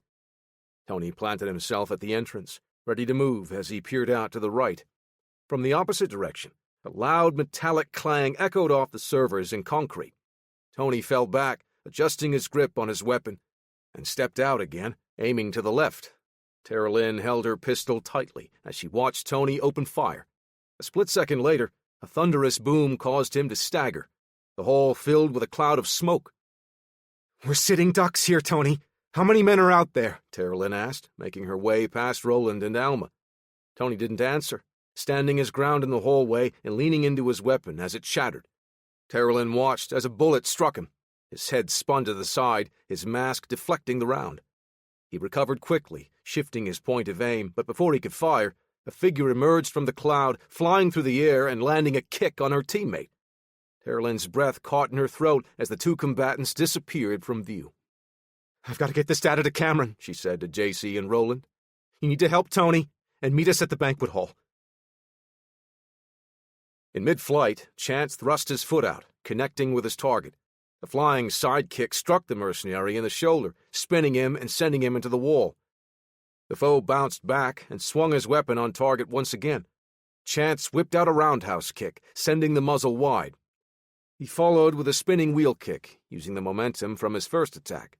His heel connected, cracking the man's jaw and popping the mask off as he fell to the floor, out cold. Another mercenary lunged out of the room. Her short ponytail whipped around as she looked at Chance and then spun away. He lifted his pistol, seeing the slide lock back as she darted away, in the direction he had just come from. A second figure leaned out from the server room and fired. Chance sidestepped and spun, avoiding the burst. He dropped his hand to his belt, looking for a spare magazine, but Chance's mental calculation told him that he wouldn't be able to reload fast enough. With a quick whip of his hand, he tossed his empty pistol in the mercenary's direction. He followed with 3 long, lunging steps, chewing up the distance in a heartbeat. His foe lifted the submachine gun to block the incoming projectile. The Glock clanged off the weapon just as Chance snapped a front kick into his opponent's gut. Her breath escaped in a huff as she staggered back into Roland's wheelchair. Chance saw his friend and paused. "That's you, isn't it, Roland?" The split-second drop in focus left him open as the mercenary raised her weapon. Caught flat-footed, Chance was unable to escape from the line of fire, but before the woman could fire, Roland slammed his wheelchair into her knee.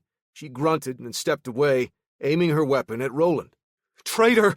Chance was on her in a flash, lifting the muzzle of her weapon as it shattered. The burning pain was excruciating as Chance maintained his grip on the hot barrel. He slid his foot in and rotated the Merc submachine gun in a high arc, using his hip to lever her body up and over. She let out a gurgle and grunt as her body hit the ground. Chance followed with a snapping sidekick to her face mask while pulling the firearm free from her grip. Roland lifted his mask. "Chance, you need to get her out of here." He pointed to a woman in an evening gown, clutching her side, sitting on the floor. "I'm getting you both out of here. Where's the pest?" Roland nodded to the back at the computer equipment hooked up to the servers. Chance climbed over the unconscious mercenary, looking down at the tangled mess of wires. Which one?" It's the box in the back, Roland said. With the plastic case. Chapter 26. John helped the stunned party guest to her feet. She was still shaken, on the edge of slipping into shock. He guided her into the hallway, keeping the dead man from her line of sight. Ma'am, you need to find somewhere safe to hide. There are still too many men on the move around here. The tears pulled her mascara down her face as her shoulders shook with sobs.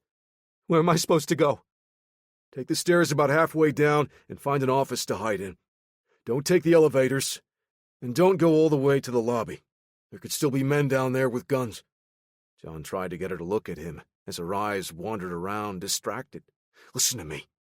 Halfway down the stairs. Find a place to hide until you hear the police. She nodded. Good. Head that way. John directed her away from the battleground behind her. We've got to put a stop to this. He watched the woman disappear around the corner while he reloaded his 1911. He took off his jacket and tossed it over the dead mercenary's upper body and head. He rolled up the sleeves of his dress shirt and grabbed the dead man's UPM-45, finding only the partially spent mag and one spare. John, are you there? Chance asked over the radio. I'm here. I've got Roland and the pest device. Roland is insisting that we rescue all of the hostages before he leaves. I don't blame him, John said. I think the rest of the mercenaries are falling back to regroup somewhere. Roland says it's the banquet hall, Chance said, relaying the message. Cameron is there with the rest of his team. One of them escaped before I could reach Roland. I'm not sure what their final plan is. Let's go find out. John swapped the partial magazine for the full one. Cameron drove his shoulder into the door, crashing into the spacious hall. The air crackled with automatic weapons fire.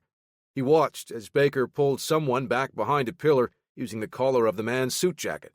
Cameron charged forward, sliding behind another support as Anderson leaned out and fired 2 single shots.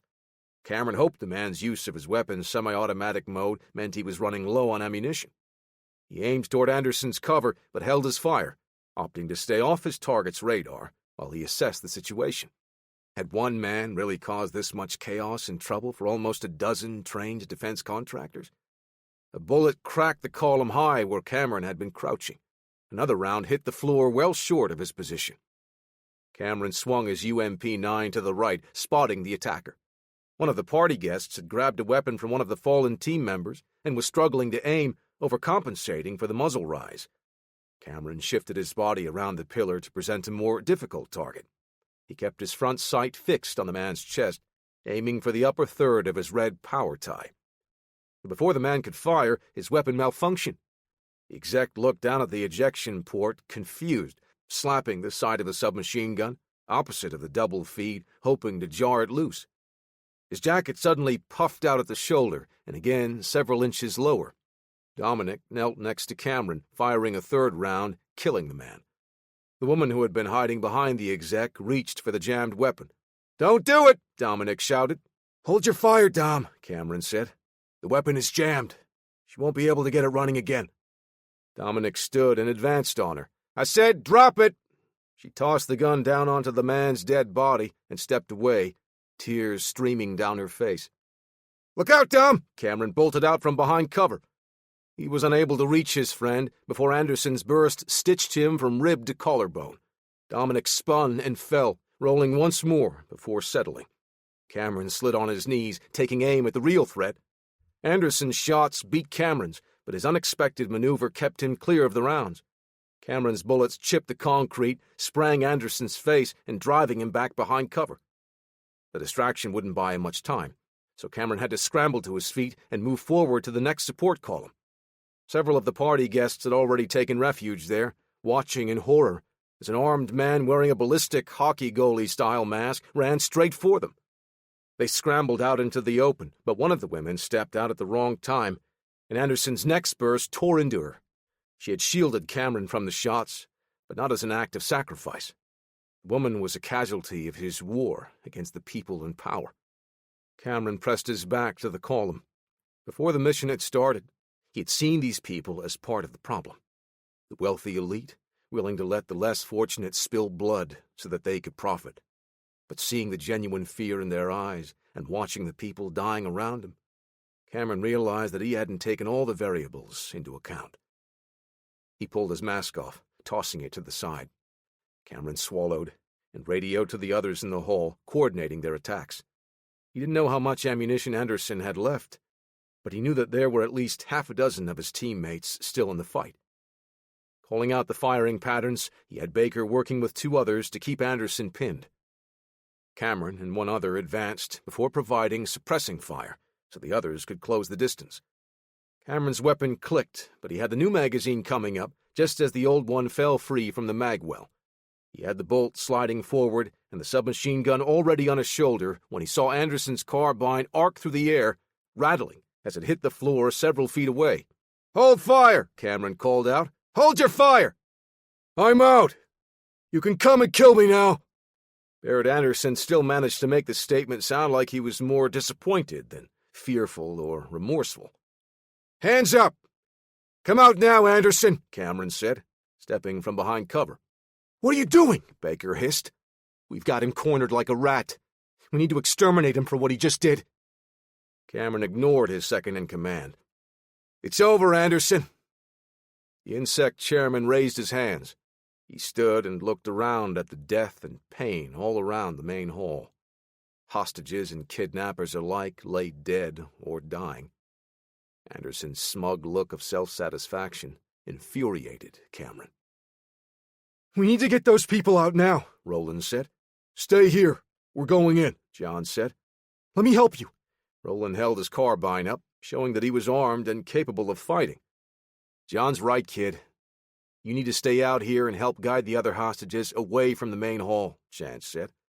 "Miss Dawkins can stay out here and lend a hand." The woman nodded, though her expression communicated that she just wanted to be out of the building. "I was able to get a hold of the police.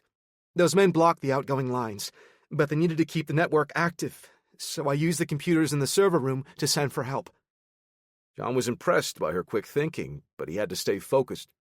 He and Chance weren't supposed to be in the building, and dealing with the police would just complicate matters for Travis. They had to act fast. "Wait!" Chance looked at the entrance to the banquet hall. The shooting stopped. John heard someone calling for Anderson to surrender. "It's Cameron," Roland said. "That's our opening. Let's go," John said, slipping through the door. Chance was on his heels, easing the door closed behind him. John held his submachine gun close to his body, but kept the muzzle pointing down. He walked toward the center of the room. Chance circled around to help the cowering hostages to their feet, telling them to keep quiet as he guided them a few at a time toward the exit to escape. Anderson looked at John.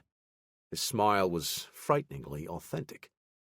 "John Stone, are you here to take me out before your friends do?"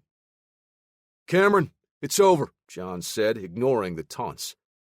"You and your team need to stand down now. The police will be here any second."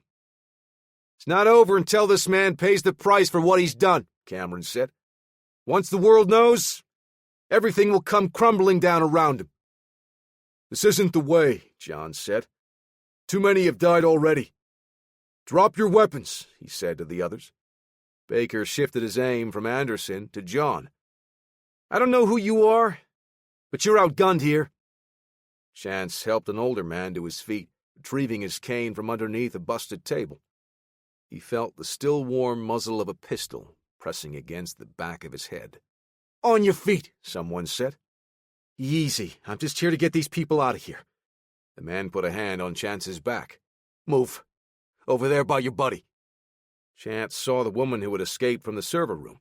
She pulled off her mask and tossed it to the side, moving to stand next to the man holding Chance at gunpoint, keeping her weapon moving between Anderson and John. "Cameron, you have to trust me. Anderson will answer for his crimes," John said. "Just drop your weapons and surrender. You got him." "He'll answer for more than just his crimes," Cameron said.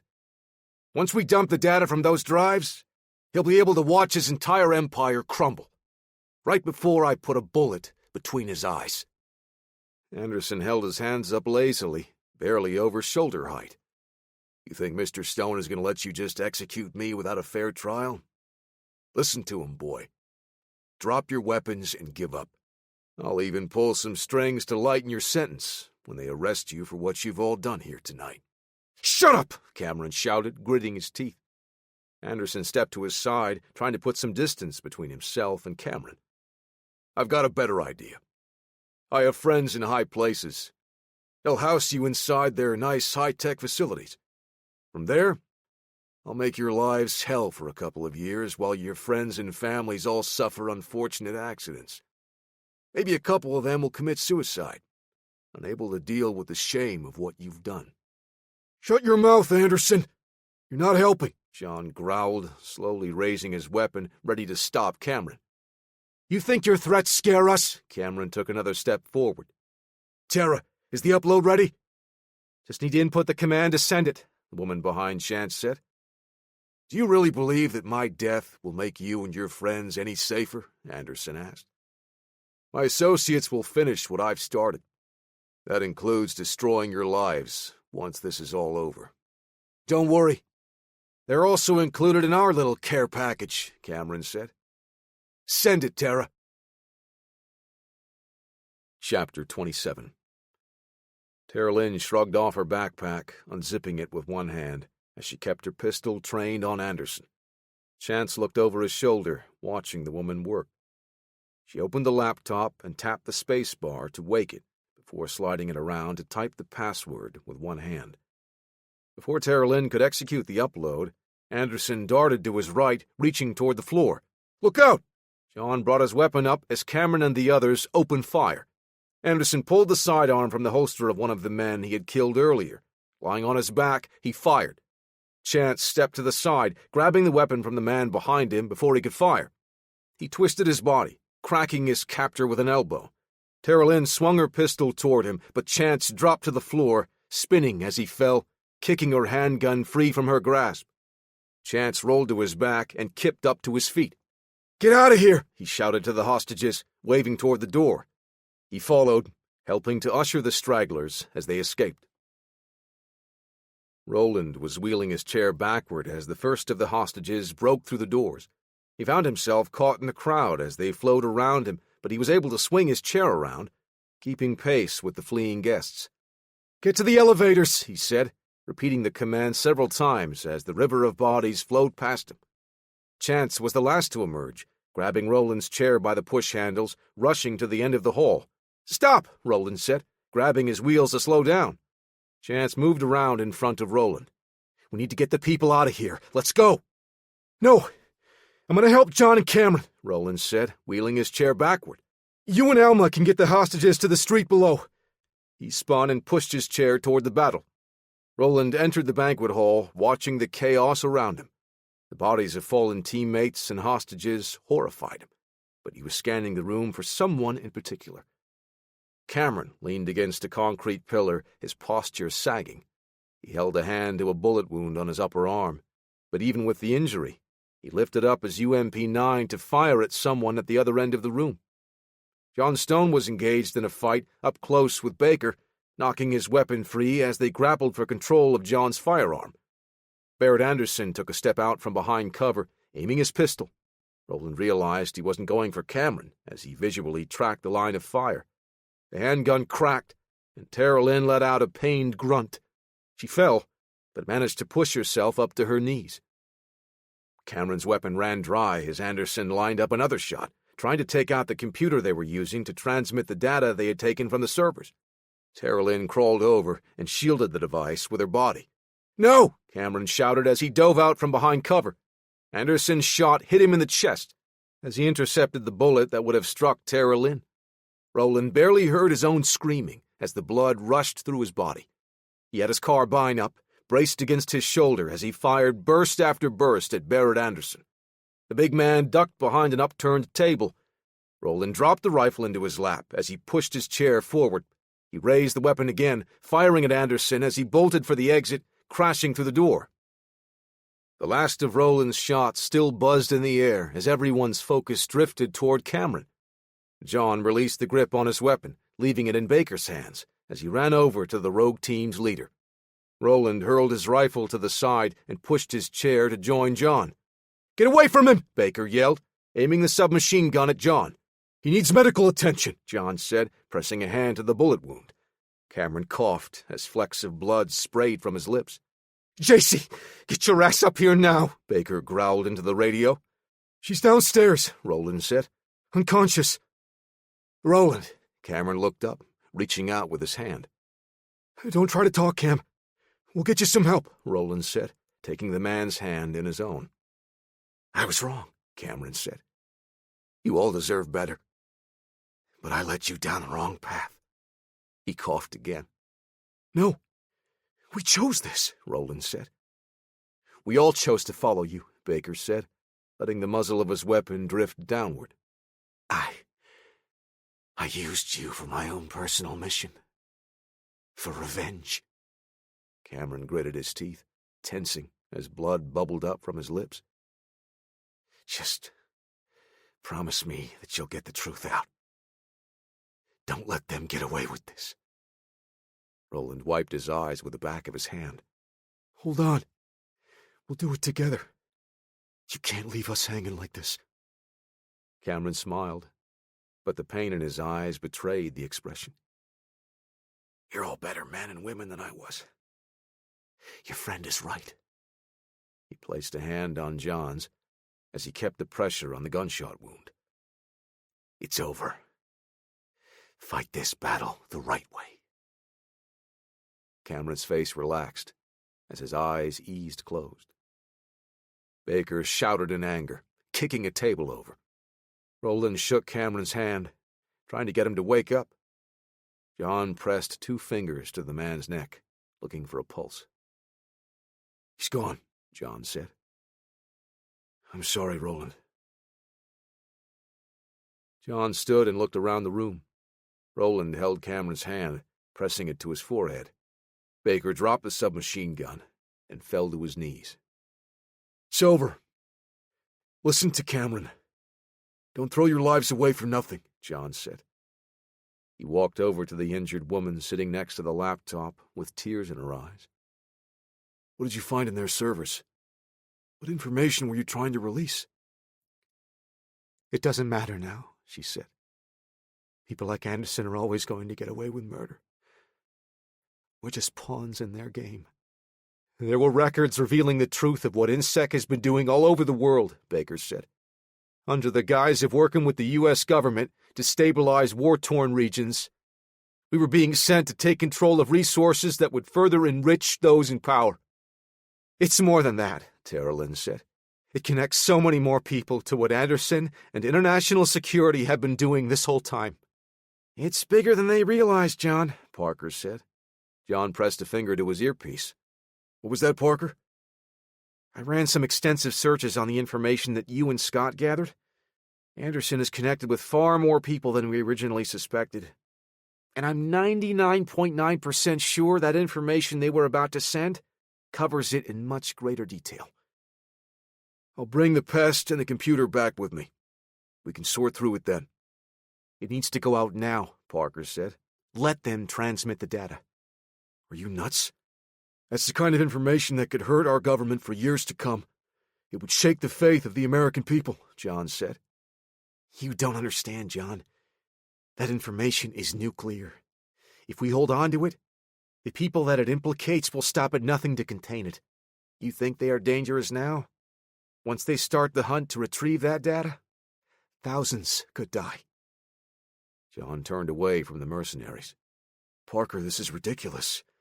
How can you know they would go through those lengths to contain the data? Anderson has already shown us what he's capable of. The attack on Paris, the 4 serpents, Parker said. He unleashed the 4 serpents on innocent people?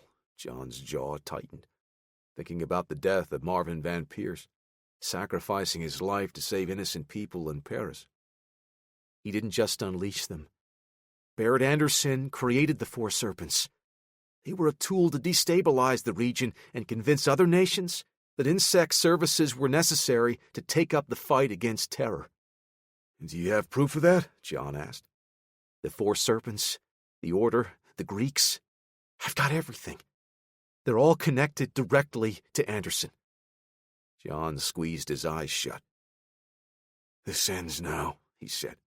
ripping the earpiece from the cable and tossing it away. John walked toward Baker, who backpedaled several steps. John picked up the submachine gun he had dropped, checking the chamber for a round. He turned to Terrell Lynn. "Send it. Transmit everything you have, just like Cameron wanted." "What are you going to do, John?" Roland asked. "I'm going to kill Barrett Anderson." Chapter 28. Chance ushered the guests out of the elevator when it reached the first floor. He held a finger up to his lips, telling them to stay quiet. They formed a line against the wall as the other elevators opened up, bringing the rest of the surviving hostages down. "Everyone stay here," Chance whispered. "I'll check to see if we're clear to get out." The party guests in the front nodded and passed the message back. Chance stepped lightly to the corner, peering out. He saw the men whom he and John had taken out and tied up, lying where they had dropped them before heading up the elevators. Chance turned to tell the others they were clear, but the clicking of dress heels stopped him. Two men stepped into his view, the lead man crouching to examine the guards. The tied-up men, part of Cameron's team, struggled against their bonds and gags, trying to communicate with the two men looking down at them. Still crouching in front of the guards, the man leveled a pistol at the closest guard. Chance spun and headed back to the group, ushering them into the elevators again. "It's not safe. We need to head back to the basement and look for a way out from there." Just as the last of the group boarded the cars, the echoing crack of the pistol reverberated, and several of the hostages gasped in shock and fear. Gabriel straightened his tie and adjusted his gloves before entering the building. He swung the door open wide, allowing Micah to follow, brushing past it with his shoulder against the glass. Their shoes clicked along the polished marble floor as the streetlights outside stretched their shadows out across the darkened lobby. Two men lay bound and gagged, just out of sight of the main entrance. Gabriel turned and headed toward them. Micah stood in the middle of the spacious area, holding his rifle tucked under an arm as he lazily scanned the lobby.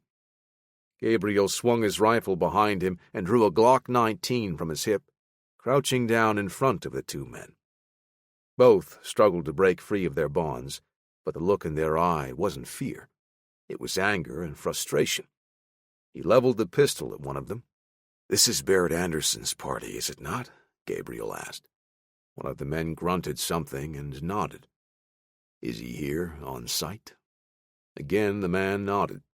He turned his body, showing his hands, secured with his own flex cuffs, trying to communicate something. Gabriel thanked him and stood. "Anderson is here," he said. "What about them?" Micah asked. "They're not on the list," Gabriel said. "But why miss out on the fun?" He turned, raised the Glock, and fired, killing the first man. The second struggled, trying to scoot away. Gabriel pinned him to the floor with a foot on his back before shooting again. He reholstered the handgun and brought his rifle around. With a short nod, he signaled for Micah to follow. Gabriel pressed the button to call the elevator with his thumb and looked up at the displays showing which floor each car was on. "These four are on the basement level." "Do you think Anderson is down there?" Micah asked. Gabriel looked at the other elevators.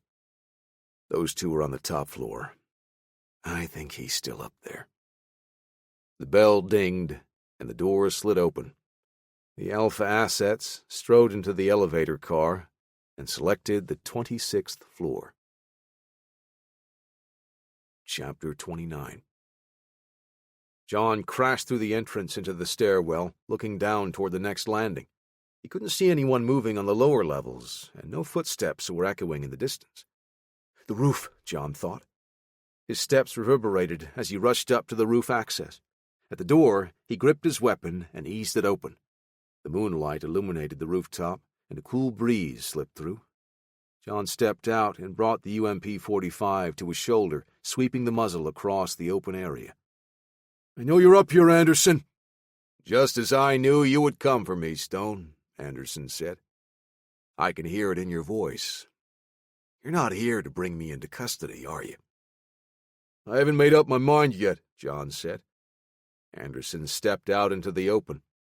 He held his arms to the side, the pistol still clutched in his right hand, its slide locked back. "I'm all out," he said, showing the empty mag well before tossing the weapon aside. John approached with smooth, measured steps, pulling the submachine gun tight against his body as he placed the front sight on his target's chest. "This one's not," Anderson laughed. "The infamous John Stone. You know, I never took you for a coward, willing to gun down an unarmed man. You're not going to goad me into a fistfight. I'm here to put you down for good. Whether or not you've got a weapon in your hand, you've got more than enough blood on your hands." "And you don't?" Anderson asked with genuine interest. "You've taken the law into your own hands and murdered many of my associates." The memory of MVP's death, still fresh on John's mind from Parker's last transmission, kept John's adrenaline flowing. The Four Serpents had detonated a series of bombs in Paris, murdering innocent people. They had dropped kinetic strike weapons onto a French raid headquarters, killing dozens of police officers. John thought that Damien Blanchard was in charge of funding the terrorist organization, but now he had the man solely responsible for creating the Serpents square in his sights. John's finger took the slack from the trigger. "Parker, I've got the hostages. We're going to take the sewer access out to the street once the police arrive," Chance radioed. "Where's John?" Travis asked. "We've lost communication with him." "I don't know. He was still in the banquet hall with Roland and Cameron's team. Is he okay?" "We believe so, but he cut out right after I gave him some news about Barrett Anderson," Parker said. "He's got to be going after Anderson, then. I'll head back and lend a hand." "No, it could already be too late. Get those people to safety first," Travis said. "The police should be there any second now." "Copy." Parker looked up at Travis. "John cut his comms before I could give him the rest. Anderson is extremely dangerous." "John knows. That's why he's got to stop him before INSEC can cause more damage." Travis crossed his arms over his chest. "No, not Anderson's company. The man himself is a weapon. He is the prototype for the Order's beta protocol. He's the first." The door to access the roof eased open before John could fire. He relaxed the tension in his finger as he glanced over. 2 men had stepped out, both carrying assault rifles. Time stretched out as their muzzles swung up. John caught a brief glimpse of one of their faces before the man's red dot optic obscured it. The Alphas he had been pursuing had just found him. John was turning to run for cover when he noticed that the second assassin wasn't aiming at him, but at Barrett Anderson. The momentary lapse in attention gave the Titan the opening he needed. He barreled into John, tackling him to the rooftop. They slid several feet as the assassins opened fire. John tried to swing his weapon toward the Alphas, but Anderson ripped it from his grasp. The man's strength was inconceivable to John. He pushed Anderson away and rolled to his feet, reaching for a sidearm. Both men took aim at each other, but the Alphas had different plans, continuing their assault. Bullets tore into the rooftop surface and sparked off raised vents and compressors around them. John and Anderson scrambled to avoid the attack, both ending up behind the same massive air conditioning unit. John aimed his weapon at the big man next to him. "We've got bigger problems, Stone. If you take me out, you'll be squaring up against 2 extremely dangerous assassins on your own." "I've done it before," John growled. "Let me help you," Anderson said. "It's your strongest option." "Why are they after you?" John asked, still keeping his pistol trained on the man. "The powers that be must see me as a liability," Anderson said with a smug grin, leaning to the side to see where the enemy was. "The Order," John said. "You've done your homework. We can pick up where we left off once we deal with these 2. Anderson smiled. "The enemy of my enemy is my friend." John clenched his teeth, feeling the pressure in his jaw and neck. "Fine. But you're a dead man when this is over." Anderson pointed toward John, then indicated for him to move to the left while he took the right side. In unison, both warriors emerged from behind the air conditioning unit, John gripped his pistol, darting for cover as he heard Anderson's SMG barking. The thunderous reply of the assassin's assault rifles rattled the cool evening air. John slid behind a ventilation shaft and braced his weapon against it, answering with a pair of shots at the nearest Alpha, Gabriel. His slugs missed, but it was clear that John was telling him that this was round 2 of their previous encounter. He knew he had only a couple of spare magazines for the Colt. Anderson had no extra mag for his weapon. They were facing 2 men armed with assault rifles, giving the enemy the advantage at the longer range they were fighting from. John moved again, this time firing at the other Alpha, Micah, as more industrial equipment blocked his view from the first. He gave Anderson the opening he needed to advance. John reloaded and thumbed the slide lock to chamber around. He was lying behind a row of pipes, sliding along his back to keep out of sight while still moving forward. Bullets sparked off the pipe far behind his current position. John sat up just enough for a clear view and fired again, hitting his target. The assassin grunted and dropped to a knee before lifting his rifle and returning fire. John rolled away and ran behind a huge metal box for the industrial turbines. He saw Anderson to his right. The executive pointed toward their attackers and nodded. John returned the nod and pivoted out, ready to engage. Out of the corner of his eye, he spotted Anderson turning and aiming at him instead of at their mutual threat. Before John could swing his weapon around, Gabriel's round struck him in the side. John fell to his back and rolled behind cover. Anderson fired, but a shot sailed wide as Micah engaged him. So that's your play, Anderson, John thought. He climbed to his feet and dove behind another set of large pipes as bullets sparked around him.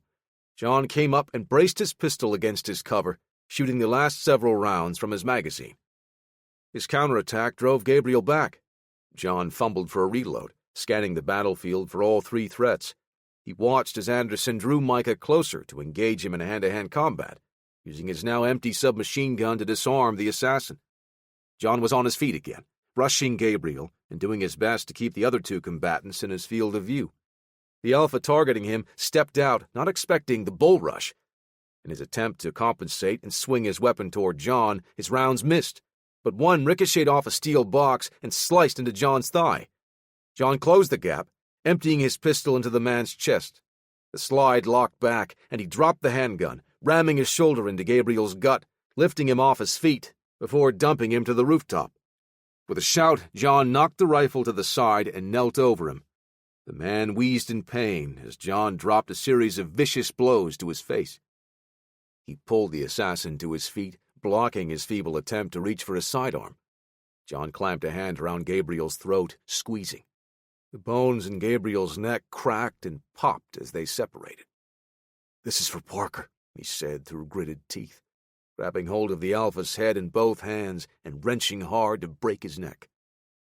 John turned to face Anderson just as he drove his fist into Micah's head one final time, cracking the man's skull and letting his body slump at his feet. Anderson spat and pulled off his jacket. He loosened his tie and rolled his head from side to side as he squared up with John. Where were we? Chapter 30.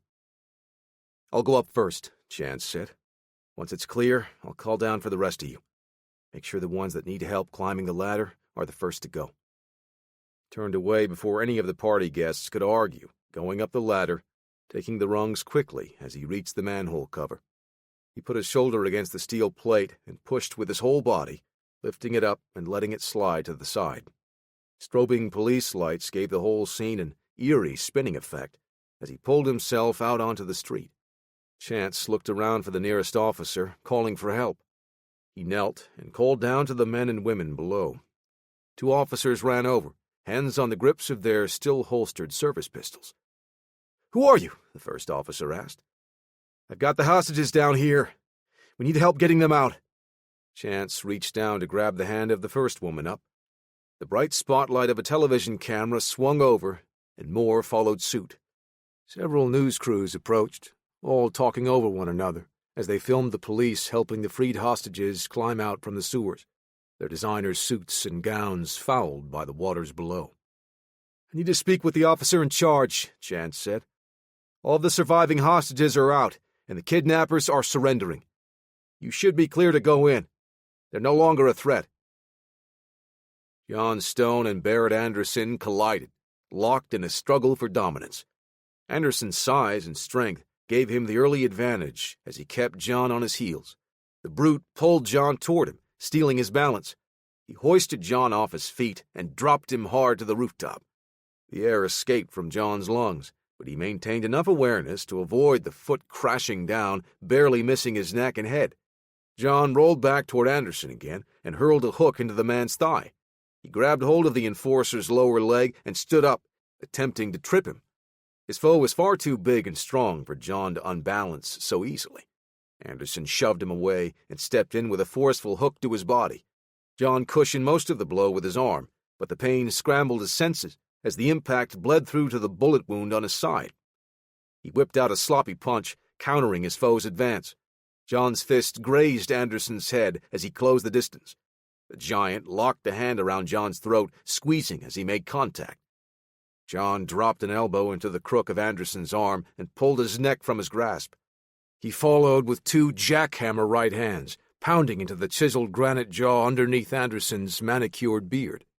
Anderson smiled, spitting a tooth to the side. "You've still got some fight in you, old man." "More than you can handle." John stared at the Titan standing in front of him. Aside from the trickle of blood from his mouth and the dirt and grime on his clothing, the man looked none the worse for wear. John's body was screaming. Every instinct told him to fall back. His leg and ribs throbbed as heat emanated from the bullet wounds. His neck and head ached from the first slam. He didn't know how much he had left in him. All he knew was it had to be enough. Anderson cracked his knuckles and paced back and forth, a tiger eyeing its meal. He launched off his rear foot and closed the gap with a 1-2 combo. John parried the jab and slipped to the side, but he wasn't fast enough to avoid the full power of the right cross. He saw stars as he lost his footing and hit the ground. His vision snapped back into place as Anderson bull-rushed him. Turning to his side, John swept his foot out, catching his foe just above the ankle right as the man's weight came down. Anderson let out a short shout in pain as his foot twisted under him. He hit the ground hard next to John before the two men scrambled to their feet, maintaining the frenetic pace of the battle. John attacked, knowing the brute was standing on an injured ankle now. Once again displaying his uncanny speed, Anderson dipped his head below John's attack, thrusting his shoulder into his gut. Anderson hooked both hands behind John's knees, pushing off his uninjured leg as he stood, using John's momentum to lift and twist him in the air. Their bodies crashed down. John landed on his back, with Anderson's shoulder still planted in his stomach. Blood and spit sprayed from John's mouth as his vision swam. He barely registered Anderson propping himself up to rain down blows.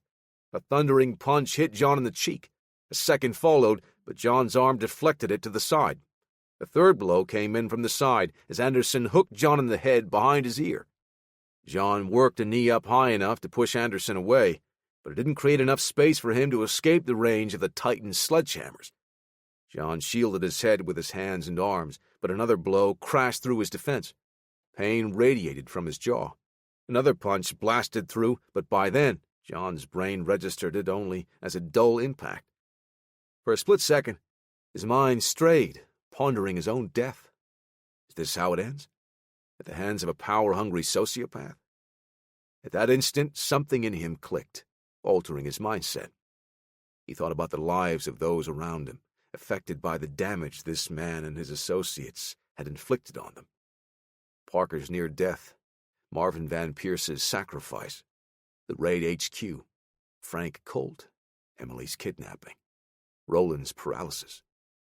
John's heart raced as his body dumped more adrenaline through his system. His eyes shot open as Anderson launched another pile-driving punch. John parried the blow, twisting his upper body just enough to redirect the energy. Anderson's fist crashed into the rooftop as John rotated back around, slamming an elbow into the bridge of the big man's nose with a crunch and a wet spray of blood. He kicked Anderson away and rose to his feet. The tears and swelling obscured his foe's vision, but John knew the warrior in him wouldn't surrender. Anderson charged again, but John ducked to the side, letting the punch sail past. He pushed off his foot and dug a left hook into Anderson's floating rib, following with a right uppercut to his jaw. The giant faltered, his legs wobbling for a second. Still, Anderson pressed on, throwing a left hook. John blocked it and responded in kind. Anderson dropped to a knee. John grabbed a handful of his hair, pulling his head up to look him in the eye. Seeing the dazed look in his opponent's eyes, he released his grip and stepped away, letting the man drop to all fours. The air thrummed as a spotlight shone on John. He saw the assault rifle from one of the Alphas at the edge of the beam's radius. John looked up to see a helicopter hovering over the street. As the occupants looked down at the rooftop below, a news crew looking for their exclusive. His strength was fading as he limped to pick up the rifle. Anderson was on his feet again, his legs rubbery. He circled to John's right, going for the other assassin's weapon. John brought the M4 to his shoulder, unable to look through the optic with his right eye swollen shut. Still too far to reach the other rifle, Anderson stopped, turning to face John. The brute's legs struggled to keep him upright as he staggered away several steps. John kept his weapon pointed at him. "You win, Stone. Haul me in and put me away." The man's face twisted into a battered and bloody mockery of a smile. "Not this time," John said, his voice coming out as more of a croak. The door to the rooftop crashed open as a SWAT officer with a battering ram stepped back, letting 3 more step out onto the roof. All of them held MP5 submachine guns, trained on John and Anderson. "Drop your weapon," the man in front shouted, as the 2 behind him repeated the command. "Put your weapon down and get your hands up." Their orders continued flooding in, but John could only keep his gaze locked with Anderson's. He could see something in the man's eyes. Even after having been beaten, he still had a look like he had emerged the victor. "Stone, drop it," one of the SWAT officers said, trying to defuse the situation. "Your friend's got the rest of the hostages out." He lowered his submachine gun and approached. "We'll take it from here."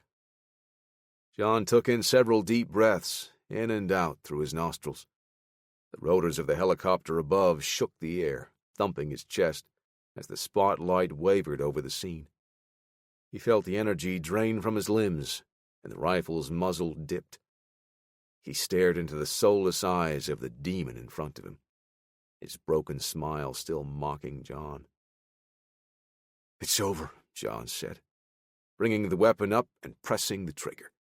The M4 spit out a burst as the SWAT officers all dropped to a knee, raising their own weapons once again. The bullets hammered Barrett Anderson's chest, sending out plumes of red mist as the news crew's spotlight caught the droplets of blood.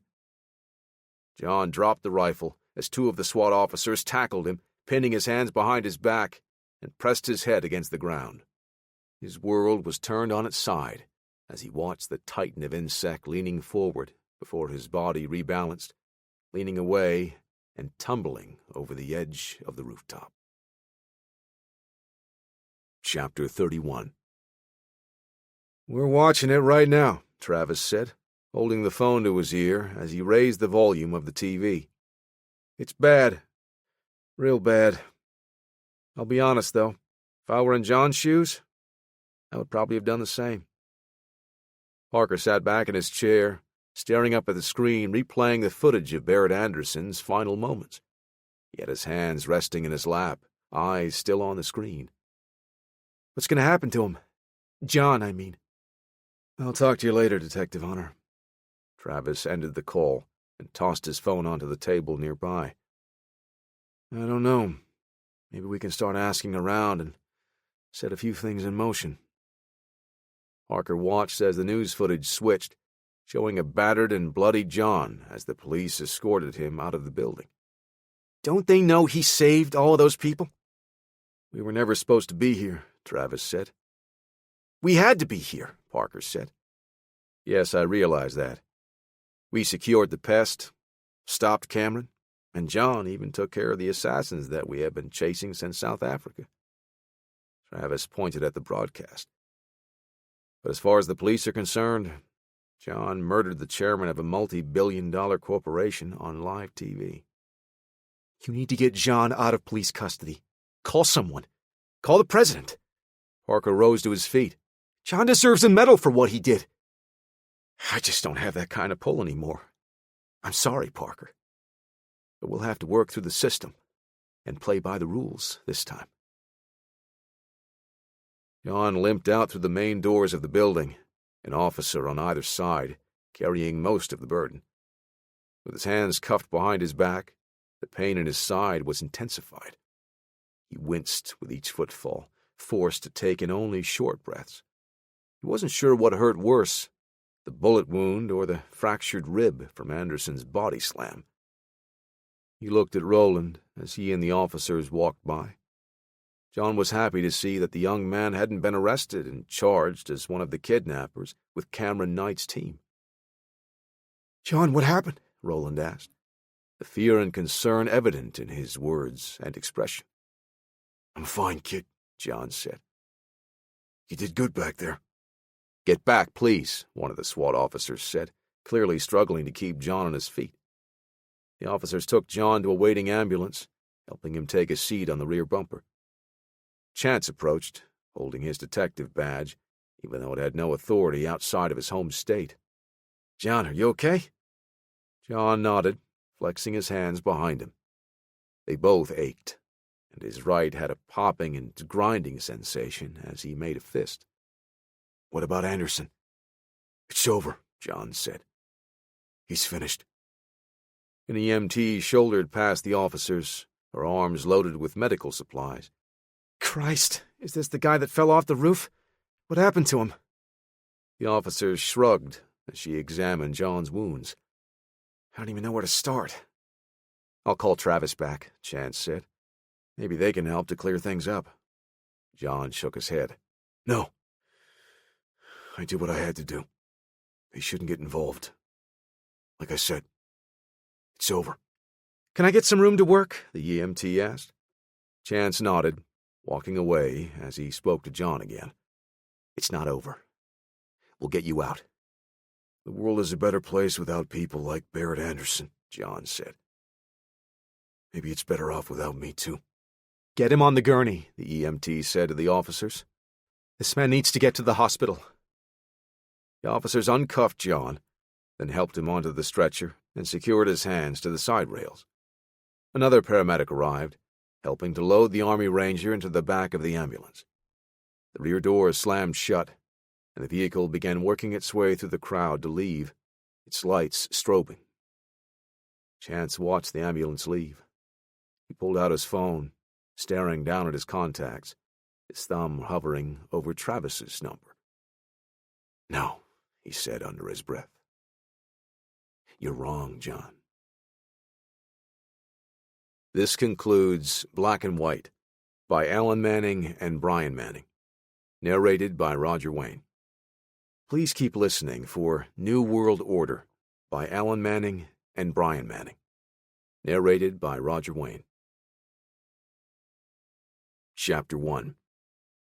Dresden, Ohio, Dillon Group Penitentiary.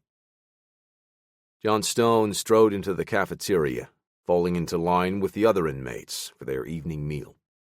The warm, stale air was flavored with hints of harsh cleaning chemicals and food cooked in the same pot. Scratched and dented metal tables were secured to a single steel post, bolted to the ground. 4 stools, mounted on bars branching out from the central support, surrounded each table. Faded paint lines on the concrete floor designated the areas the inmates were supposed to follow, reminders of where they lined up, which direction they moved to the tables, and where they disposed of their food before leaving. Rules put in place by the people running the prison. John scanned the room, watching the people eat and those still in line for their dinner. The constant act to put on a tough front was pervasive amongst the inmates around him. Some had nothing to lose, and their attitude was not an act, but many used it as a shell to protect themselves from those who would prey on weakness. John had no desire to waste his energy, projecting an image to others. 2 guards were posted at the entrance, and 2 more at the exit. They kept a sharp eye on everything happening in the room, putting on the same tough front as everyone else in the cafeteria.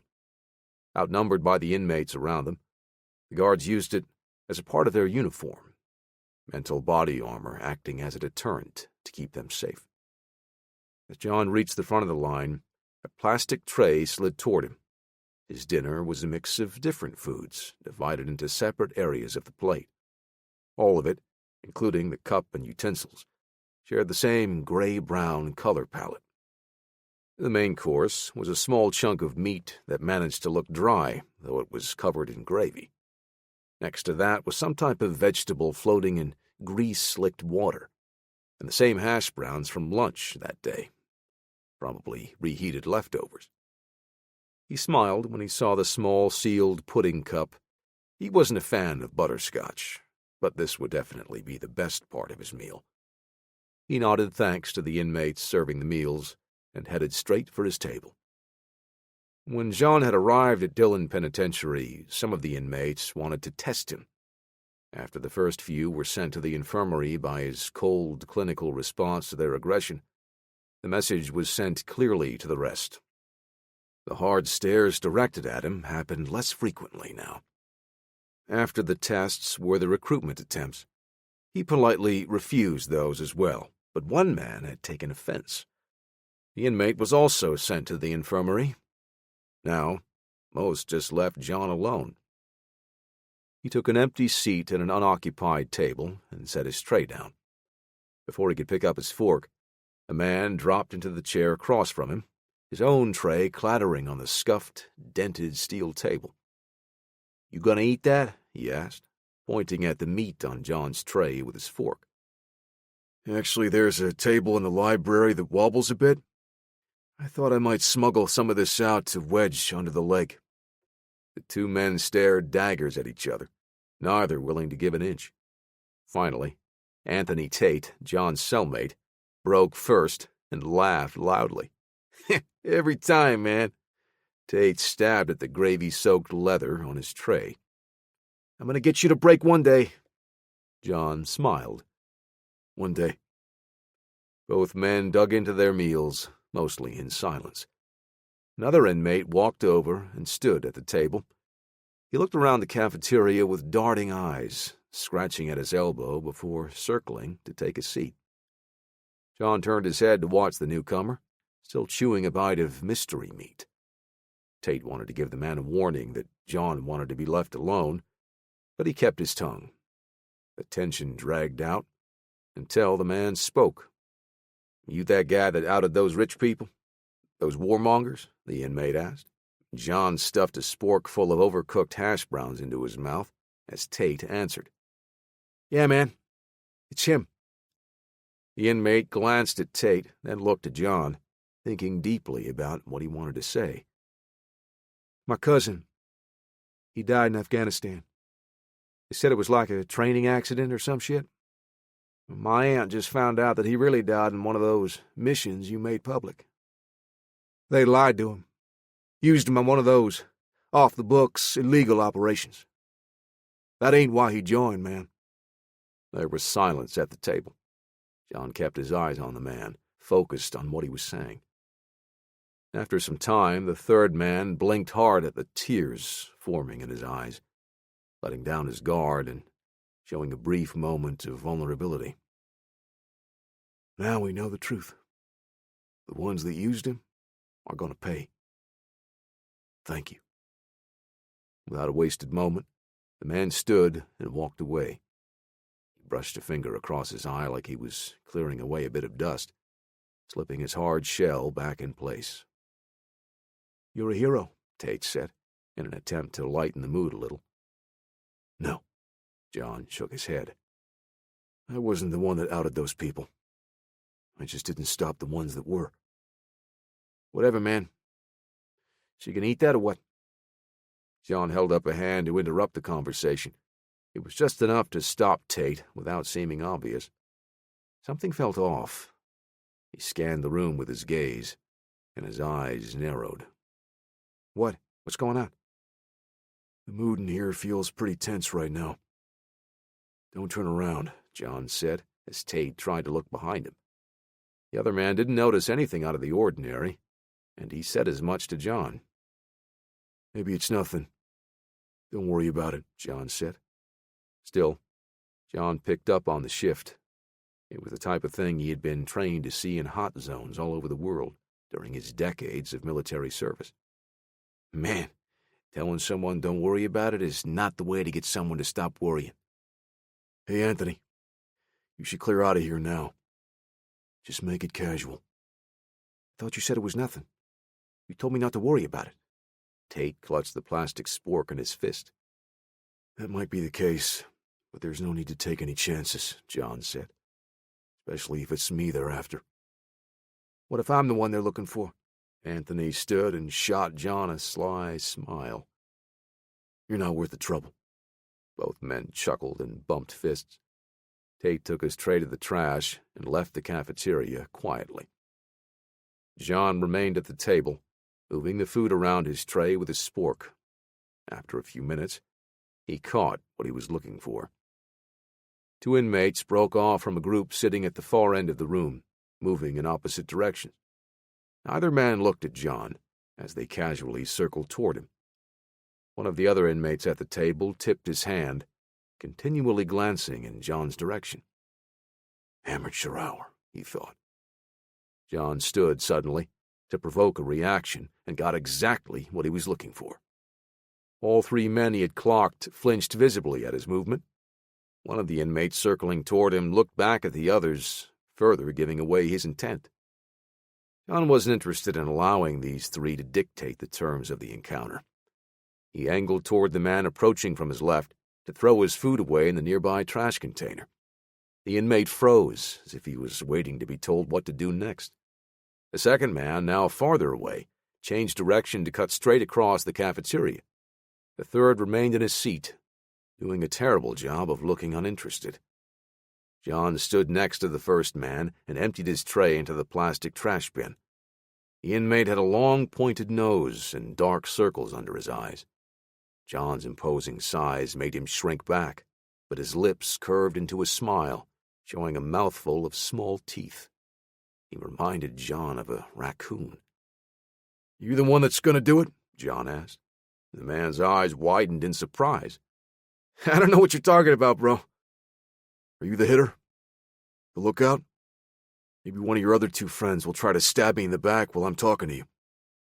The man looked over John's shoulder, his poker face terrible. He twitched and shot a hand out toward John's stomach. The hand, holding an improvised weapon, never reached its target, as his wrist was engulfed in the Army Ranger's grip. John spotted the poorly concealed shank the moment the man had begun circling around. He squeezed his powerful fingers closed and heard the popping sound of small bones in the man's wrist separating from each other. Raccoon Man lost all his cool now. He flailed and desperately tried to jerk his hand free of the vice-like grip, whimpering for help. You should go see the doc in the infirmary. I think your carpal tunnel is flaring up. The other two inmates froze, unsure if they should jump in and help or try to blend in with the crowd. The man trying to sneak behind John acted first, running across the cafeteria and showing the small knife in his hand. John sidestepped and pivoted, pulling Raccoon Man around. The inmate shrieked as he stumbled into the path of his friend. John put one hand behind Raccoon Man's head and shoved him into the second attacker. Their heads crashed together, a sound like coconuts hitting concrete. They dropped to the floor in a loose heap. The third man, bald and heavily tattooed, managed to catch John off guard, sneaking up and stabbing him in the back. The short blade buried itself into a thick slab of muscle. John grunted and fired a heavy elbow backward. The bony point smashed into the side of the man's head, sending him reeling back into one of the tables.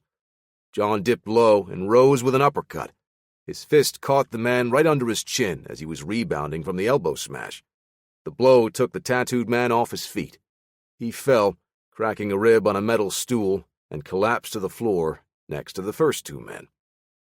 That was stupid, John, he thought. He had underestimated what even total amateurs like these were capable of. He would have to remember that he was basically all alone in here.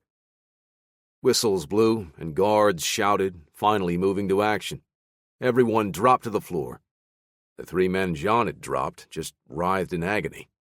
The guards converged on John as he lay slowly on the floor and spread his arms out. They rushed him immediately, one of them putting a knee into his back and pulling his arms behind him. "You're going in the hole, inmate," one of the guards said. Another guard stopped the first and pointed to the blood spreading on John's shirt, the shank still protruding from his back. "We gotta take him to see the doctor." The first guard cursed, upset that they had to follow protocol to administer aid to an injured inmate. Reluctantly, he radioed the orders to bring John to the infirmary. Chapter 2. John removed his shirt and sat on a steel table, letting a doctor examine the stab wound on his back. The infirmary was a small, sterile room with all-metal furniture bolted to the floor like the cafeteria. Only in here everything was clean and looked new. Medical supplies were all locked behind cabinet doors, including everyday items like bandages and gloves. Dr. Jeffrey Oakes stood up straight and walked around to a small tray sitting on a rolling cart. He had a round face with a bulbous nose, and his eyes were perpetually squinting. A graying beard tried to hide the extra pounds of weight he had gained over the past few years, but his midsection revealed the truth. "You should try a different line of work. This one doesn't seem to agree with you," the doctor said, rolling the tray closer. "Seems even eating dinner can be dangerous here," John said. Dr. Oakes chuckled as he sterilized the area around the wound. "This injury isn't too bad. Didn't penetrate past the muscle. So I think we can get this sealed up with a couple of staples. You're lucky you keep yourself in shape." He pulled a small plastic device off the tray, and a few clicks later, the doctor stepped back. "All done here," he said, while taping a bandage over the wound. John put his shirt back on and noticed the size of his medical file as Dr. Oakes added a few more notes to it. "Got a little light reading there?" The doctor's eyebrows furrowed, deepening his squinted look. He didn't seem to be joking as much now. "Fractured right metacarpal, cracked rib, concussion, gunshot wound, numerous lacerations and contusions. This is just the stuff you came in here with 2 weeks ago." Dr. Oakes clicked his pen and slid it into his breast pocket. "I'm not sure how you're still on your feet." "Well, I guess a stab wound would be right at home on the list," John said. "You got to keep your head down, Mr. Stone. Do your best to stay out of trouble, at least until your injuries heal. Do you need anything for the pain?" "No, thank you." The doctor went to one of the cabinets and unlocked it. He shook 2 tablets into a small paper cup before handing it to John. "I said I don't need any." "I know, but you can be a tough guy on your own time. Right now, you're on my watch." John shook his head but took the cup. He popped the painkillers into his mouth and swallowed. A fist rapped on the door. The guards were waiting impatiently in the hall. "Are you done in there?" The doctor opened the door, and the guards moved in quickly. They put the cuffs back around John's wrists and ankles, chains on each cuff connected to one that circled his waist. Without another word, the guards marched John out of the examination room. Once they were gone, Dr. Oakes checked his log for the next in need of treatment. He shook his head, seeing the names of the 3 inmates John had taken down before he was brought in. Richmond, Virginia. Travis Chambers stood just outside of his office, hands stuffed into his pants pockets, as he watched the bustling activity of the people in the main room. They were all in the process of organizing and cataloging the relevant information regarding Barrett Anderson and his involvement with a group known only as the Order. John Stone, working with a group of others collectively referring to themselves as the Hard Core, had been instrumental in finding out everything they currently knew about the mysterious organization. Stone offered to turn everything they had over to U.S. Attorney General Bianca Mercer. In exchange, John asked for immunity for everyone that had worked with him. He asked nothing for himself. No reduced sentence and no plea deal. He was willing to accept fully the consequences of the events that had played out over the past year. Dr. Miranda Spencer oversaw the activity, preparing the files for delivery. Much of what they had discovered was in digital format, but they also had physical possession of reports filling boxes stacked along the far wall. A small group of people moved back and forth from the photocopiers, relocating the cardboard boxes into a far corner as they were full. Parker Lewis, a young computer programmer and instrumental member of the hardcore, sat in a secluded corner, typing away on his keyboard. In the glow of his monitor, Dr. Spencer could see the tension in the young man's face, creeping down his neck and into his shoulders. "Is everything okay?" she asked. "Yeah, fine. Everything is fine." Parker alternated between his fingers clicking over the keyboard to one hand dragging the mouse. Dr. Spencer noticed with amusement that he seemed surprisingly awkward using a mouse, as if he had almost exclusively worked without one. She was checking over the files inside the nearest box when Parker huffed and spun around in his chair. "This isn't right. We have to help him." "Parker, this is John's decision. Nobody forced him into it. He volunteered all of the information to the AG. Still, this isn't right." Parker looked down, combing his fingers back through his hair and scratching his scalp.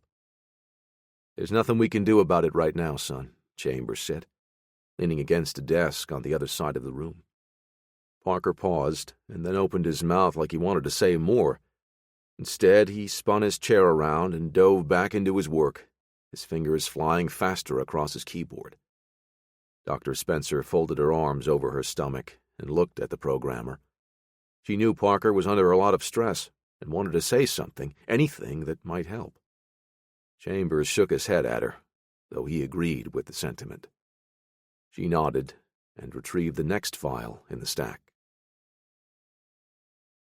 Chapter 3. Dresden, Ohio. Dillon Group Penitentiary. Curtis Clark sat at a table, staring through a thick glass divider. Partitions on either side separated the wall into sections, affording a modicum of privacy. Each section had a phone receiver attached to one of the partitions. A loud buzz rattled the walls, and the door on the other side of the reinforced glass opened. 2 guards marched John Stone into the room. They looked like children standing next to the physically imposing man they were escorting. They sat him down in front of Clark and moved to the back of the room. John and Clark grabbed their respective receivers. "Hey, John. It's good to see you." "Yeah, nice to see you, too." "Well, maybe not see you, but it's nice being able to talk to you." Clark let a smirk creep across his face. "Looks like you were in some prison-sponsored demolition derby and you forgot your car." John laughed before wincing and pressing an arm against his fractured rib. "Someone has to do the hard work for this team. We can't all sit at a desk working some cushy consulting job." After hunting down Blanchard in South Africa, you probably should have considered it. His guys had flamethrowers. "One flamethrower," John said. "Which I dealt with," Clark added. "That you did. Thank you for pulling your weight." The smile from Clark's face faded. "John, listen. Why aren't you making a plea deal?" John looked down at his hands. "It's all over. We got the man responsible for creating and funding the Four Serpents, the man that killed Marvin Van Pierce. Everyone is safe now. Everyone I care about." "What about your goddaughter, Emily? Don't you want to see her?" John paused. He thought about the safety of Emily and Jennifer the most. "Emily and her mom, they don't need me in their lives anymore. Besides, even with a plea deal, I'd still be in here for a long time." "Maybe." Clark shifted in his seat, scooting closer. "Or maybe you can be out sooner than you know. You're potentially giving up a lot of information here. There's a strong case to give you some leniency." "I murdered a man in front of a dozen eyewitnesses. An unarmed man," John said. He was unarmed, but he most definitely was not innocent. "It's okay, Curtis. I'm giving Attorney General Mercer everything I have, with Travis's help. I made sure none of you are going to take the fall for any of this. It's all on me." Clark finally conceded and changed the subject. I heard about that little incident in the cafeteria. Making new friends? It was nothing, just a disagreement, John said. That's not what I heard. 3 men attacked you, unprovoked. That's what the report says. Maybe I was sitting at their usual table. John, please. This could be serious. Somebody may be trying to keep you quiet. Someone outside with enough connections to have you greenlit. Well, unless you can prove that, there's nothing we could do about it anyway. Just don't worry about it. John scratched at the thick stubble on his jaw. Don't worry about it? What if someone has enough juice to get the whole prison after you? Clark said, with a touch of levity. John smiled. Well, it probably won't be the whole prison. I think maybe 1 or 2 guys might be on my side. They both laughed. And then a guard behind John spoke up. 1 minute, inmate. It's good to see you, Curtis. Be careful while we settle all this. If someone's coming after me, you all might be in danger too. Yeah. I'll keep an eye on the others too. John hung up the phone without ceremony, stood up, and headed for the exit.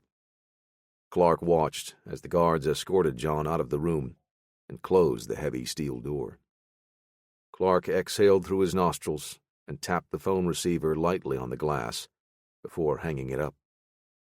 I hope you know what you're doing, John. Richmond, Virginia. Travis Chambers sat at his desk, holding the phone to his ear with one hand, while he used the other to prop up his head, resting his elbow on the tempered glass surface. All right, Clark. Thanks for the update. Call me if anything changes. He hung up the phone, pushed away from the desk, and stood to exit his office. With a groan, Travis raised his arms over his head and stretched before rubbing his eyes with his palms. Everything all right, Mr. Chambers? Miranda asked. I just got off the phone with Curtis Clark. John was attacked in prison last night. What? Is he all right? What happened?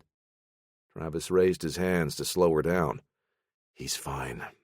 He was stabbed, but the wound was very minor. 3 inmates ganged up on him in the cafeteria during dinner. Only 3? I guess they didn't know who he was, Parker said, eavesdropping on the conversation. Travis chuckled in spite of the disturbing news. Clark says the details of the attack suggest that he was deliberately targeted. John insists it was just a random incident, and that we have nothing to be concerned about. Well, that still isn't going to reduce my concern about the situation, Miranda said, removing her glasses and setting them on a nearby desk. I know, but there's nothing we can do about it, Travis said. It took a few moments for Travis to pick up on the silence. He noticed the lack of the staccato clicking from Parker's keyboard. He glanced over at the young programmer and saw him facing away from his computer, lost in thought. You seem pretty quiet this morning, Mr. Lewis. Is there anything you wanted to add? He asked. Parker shook his head. No, He trailed off mid-sentence, thinking about something again. Without another word, he spun his chair to face his computer and started typing. The clicking was louder and more frenetic than it had been earlier. A few seconds passed, and Parker whirled around to face them again. We have to get him out, Parker said. We already went over this, son. It was John's choice to surrender and his choice to stay. Clark says he's unwilling to waver on that. Travis paced the room with his hands on his hips. Actually, there is something we can do about it, Parker said. He hesitated before speaking, like a child about to admit to his parents that he'd done something wrong. We can break him out. Dr. Spencer took an involuntary step back. What are you talking about? Mr. Lewis, I hope you're not suggesting we flagrantly disregard the law and start planning a prison break to get John Stone out of a federal penitentiary. Travis folded his arms over his chest. No, I'm not suggesting we start doing that. He paused, looking Travis in the eye. I'm suggesting that we follow the plans that I've already put together to break John Stone out of a federal penitentiary. Dr. Spencer's eyes were saucers. Travis's jaw tightened. Is this some kind of joke? His tone caused Parker to stutter his response. No, it's not. I was working out this for the past couple of weeks. You know, just in case something like this happened. Just what the hell is the matter with you, son? John doesn't belong in there. You know he doesn't. No, Mr. Lewis, he does. John murdered an unarmed man in front of credible witnesses. That unarmed man is responsible for the deaths of dozens of civilians. It may be hundreds, including Marvin Van Pierce, the man who was running things before you got here, Parker said. Travis blew a breath out through his mouth, exasperated. I know you're upset, and I know Barrett Anderson was a monster, but I need you to think about this, Mr. Lewis. If you want justice, and I mean real justice, you'll let Stone work with Attorney General Mercer. We are going to help him out by facilitating the transfer of all relevant files and documents related to the case she is putting together.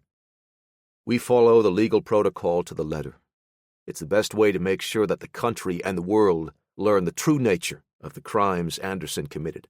And that goes for all of the people we took down along the way. Parker bit his lower lip, shaking his head and unwilling to accept the answer. They can still have all the files, but John could be in real danger, Mr. Chambers. We have to help. That is enough, Travis cut off Parker's plea. If we compromise this investigation by breaking Stone out of prison, everything he ever went through, everything we ever went through, will be for nothing. Van Pierce's death will have been meaningless. Do you understand? Parker pressed his lips together, looking at his hands resting on the keyboard. He didn't know what to say. After several seconds had passed, he nodded slowly. Thank you, Mr. Lewis. Now please, continue processing and organizing the files for the AG. And if you have any plans about breaking John Stone out of prison on that computer of yours, I suggest you delete them immediately. Travis glanced around at everyone in the room. Without another word, he stepped back into his office, closing the door behind him. The silence stretched for nearly a minute before Dr. Spencer spoke. Have you really been planning a prison break? She asked. Parker's eyes narrowed, trying to see if she was getting him to incriminate himself about something. Finally, he nodded. How? Were you going to do it by yourself? Parker shook his head. Some of the others agreed to help me when I asked. Who? Everyone. Everyone I asked. Spencer blinked and rocked back in her chair, stunned by his answer. Why didn't you ask Travis or me? I didn't mean to keep you in the dark, but I needed to be able to plan this without compromising the task of getting all the information to the Attorney General. Besides, if he got out, I wanted to make sure you and Mr. Chambers would have plausible deniability. I would have agreed to help. You know that, right? She asked. Yeah, I know. I'm sure Mr. Chambers would have helped too, eventually. Chapter 4. 9 months earlier. Flying bars of red and blue graphic shapes whipped by the television screen. Hard drum hits and whooshing sounds accompanied the movement as a logo locked into place, announcing that the Global Edge had returned from a commercial break. The scene cut to a medium shot of a young woman in a slim-fitting, conservatively cut blue top. Wavy, shoulder-length blonde hair framed her sharp features and pleasant, bright white smile. Welcome back to the Global Edge. I'm Melissa McGowan. In the studio today is Alicia Savage, CEO of the young startup company Centurion. The scene cut to a medium shot of Alicia Savage, smiling politely. She wore a maroon shirt with a high collar, her hair parted on the left, with the lock of her brown tresses cutting down across her forehead before tucking behind her ear. The rest she wore bundled up into a ponytail. How are you doing, Miss Savage? The camera pulled back to show both women sitting at a polished black acrylic desk, reflecting the patriotic graphics flowing behind them on the full-width displays. I am doing well, Melissa. Thank you for having me on. Of course. We're so glad you could make it. Please, tell us about your new company, Centurion. Yes, Centurion is a network solutions company, and we're in the process of designing a software system that will allow small, independent companies and manufacturers to network together and operate as a larger, more centralized system. That is a lofty goal from a company so small. Melissa McGowan's bright smile did little to take the edge of her patronizing statement, but Savage brushed it off with an honest answer. We're definitely a small company right now, but we have big plans. The upcoming handshake protocol we are developing could have a profound impact on the world as we know it. How so? Technological advancements that brought us the smartphone have revolutionized the world as we know it. There are many people in remote areas relying on personal mobile devices to run their entire business, Savage said. People in third world countries use them as a bank account. They are more ubiquitous now than ever, and we are aiming to harness that potential to connect many smaller businesses and allow them to operate as a large, centralized network. Now, how are you planning on doing that? It's been difficult creating something like this in the past, hasn't it? McGowan asked. Well, Melissa, Centurion is currently in the late stages of testing its new proprietary networking system dubbed NOVA, or Node Overlay Virtual Architecture. When it's fully active, it will have the capability to connect, organize, and coordinate the activities of many smaller networks into cohorts. Those cohorts would then be further linked, allowing them all to operate as if they were a single centralized entity, with a level of efficiency that they wouldn't be able to accomplish alone. McGowan tilted her head and narrowed her eyes. Who runs the network? Savage gave her a coy smile. The system runs itself. It features an algorithm which allows it to learn and grow as its network grows. Is this like artificial intelligence, like robots controlling our lives? It's nothing like that, Savage laughed. You could consider it a virtual intelligence, but it's not self-aware. The ability to create something like an AI is still a ways off. It sounds like an expensive venture, McGowan said. It's surprisingly not as exorbitant as you might think. The cost of setting up something like NOVA is mostly limited by our ability to get internet access into an area. We've been working hand in hand with major telecommunications companies to help facilitate that. McGowan leaned in as if she were gossiping with no one else listening. It was a subconscious tactic she'd like to use to eke out a little more information from her guests than they were sometimes willing to give. How soon will everyone have to wait before we can see this new venture in action? Savage smiled, genuinely willing to share the information. Well, we plan to start a small-scale, real-world test within the next 3 months. There are some rural farms in South America that we've selected as part of the pilot program. Once we get the official word from the local governments, we'll connect them to the network and see how it goes. McGowan put her hands together, resting them on the desk. Well, it looks like you're about to make the world a much smaller place. Yes, one where we can get to know our neighbors a little better, just like we used to, Savage said. Today. Rebecca Flair's red bottom heels clicked at a steady pace. Her assistant, Bridget Burrows, matched her step for step, extending her own strides to match those of the much taller Flair. The muted ringtone from a mobile device bled through the stack of files Bridget clutched against her chest. Without slowing her pace, she retrieved the phone and answered the call. "This is Burrows." She kept her voice low, allowing Flair to increase the distance between them. "Thank you. I'll let her know." She increased her pace to catch up. "Ma'am, we have official word from Alicia Savage regarding the NOVA project." "What does Miss Savage have to say?" Flair kept her eyes fixed forward. "The preliminary testing shows that it seems to be working well in the virtual environment." Flair looked to her assistant, a warm smile on her face. "Excellent. Arrange a flight. I wish to see it running, and I would like to speak to them personally. Right away, ma'am." Burrows dialed her phone and stepped away from Flair to make the arrangements. Rebecca Flair held no official title in the organization. She was only ever referred to by name or the polite title ma'am. There was nothing in any of the business or operations that could be connected to her. As far as the world was concerned, she was a ghost. But the truth was another matter entirely. Flair was involved in projects around the globe, using the assets and resources of various businesses under her influence to further her agenda. At one time, she had been coordinating with other company leaders, synchronizing their efforts as part of a larger plan. Price Wyndham, Damian Blanchard, and Barrett Anderson were the only people that had any idea of what the Order was ultimately planning. All three had since been eliminated by John Stone and his associates. The untimely deaths of her associates had stalled Flair's and the Order's objective. Her plans would have been delayed for decades as a result, had she not learned of Centurion and their breakthroughs in virtual intelligence architecture. The acquisition of the small VI company put her plans back on schedule, and Flair would be there to oversee the final steps personally. She was on the verge of bringing to the world order from chaos. Cherry Hill, New Jersey. Scott Maverick straightened the wheel of his 1985 Trans Am as he rounded a corner at high speed.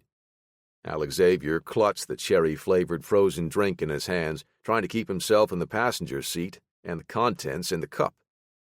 "If you spill that slushy in my car, you'll be cleaning up the mess with your tongue," Scott growled. "And you ain't stopping until the floor mats look brand new."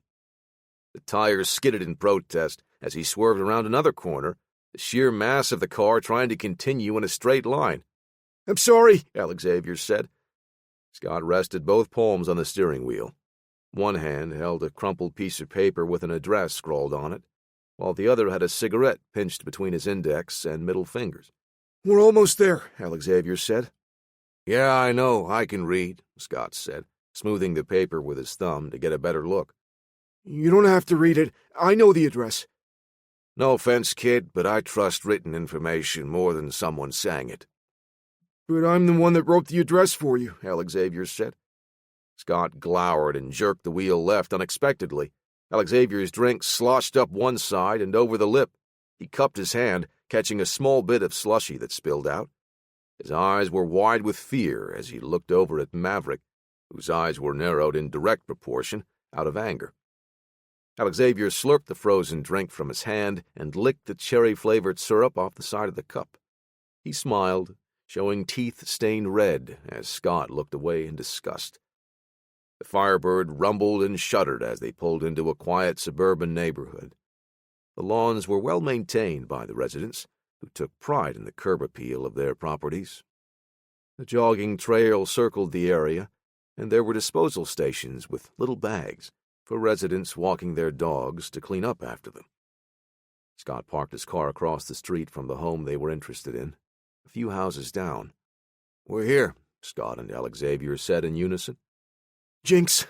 Alex Xavier looked over with a sheepish grin. Scott clenched his jaw as his hands tightened on the steering wheel. "We're here," he repeated.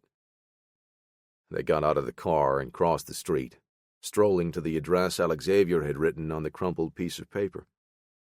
"All right, so this guy is supposed to have something for us, right?" Maverick asked. Alex Xavier nodded. "Yep. He's got connections to people affiliated with Barrett Anderson. If we find something, we can pass the information along to Parker Lewis." "Should we be expecting any kind of resistance when we get... Why are you still holding that?" Scott was looking at the slushy in the young man's hand. I didn't want it to melt in your car, and I'm still thirsty." Alex Xavier took a loud slurp through the straw. "Throw it out," Scott said through gritted teeth, pointing to the small disposal can for dog waste bags. "It's not for trash. It's—" "Dump it, before I dump you in there."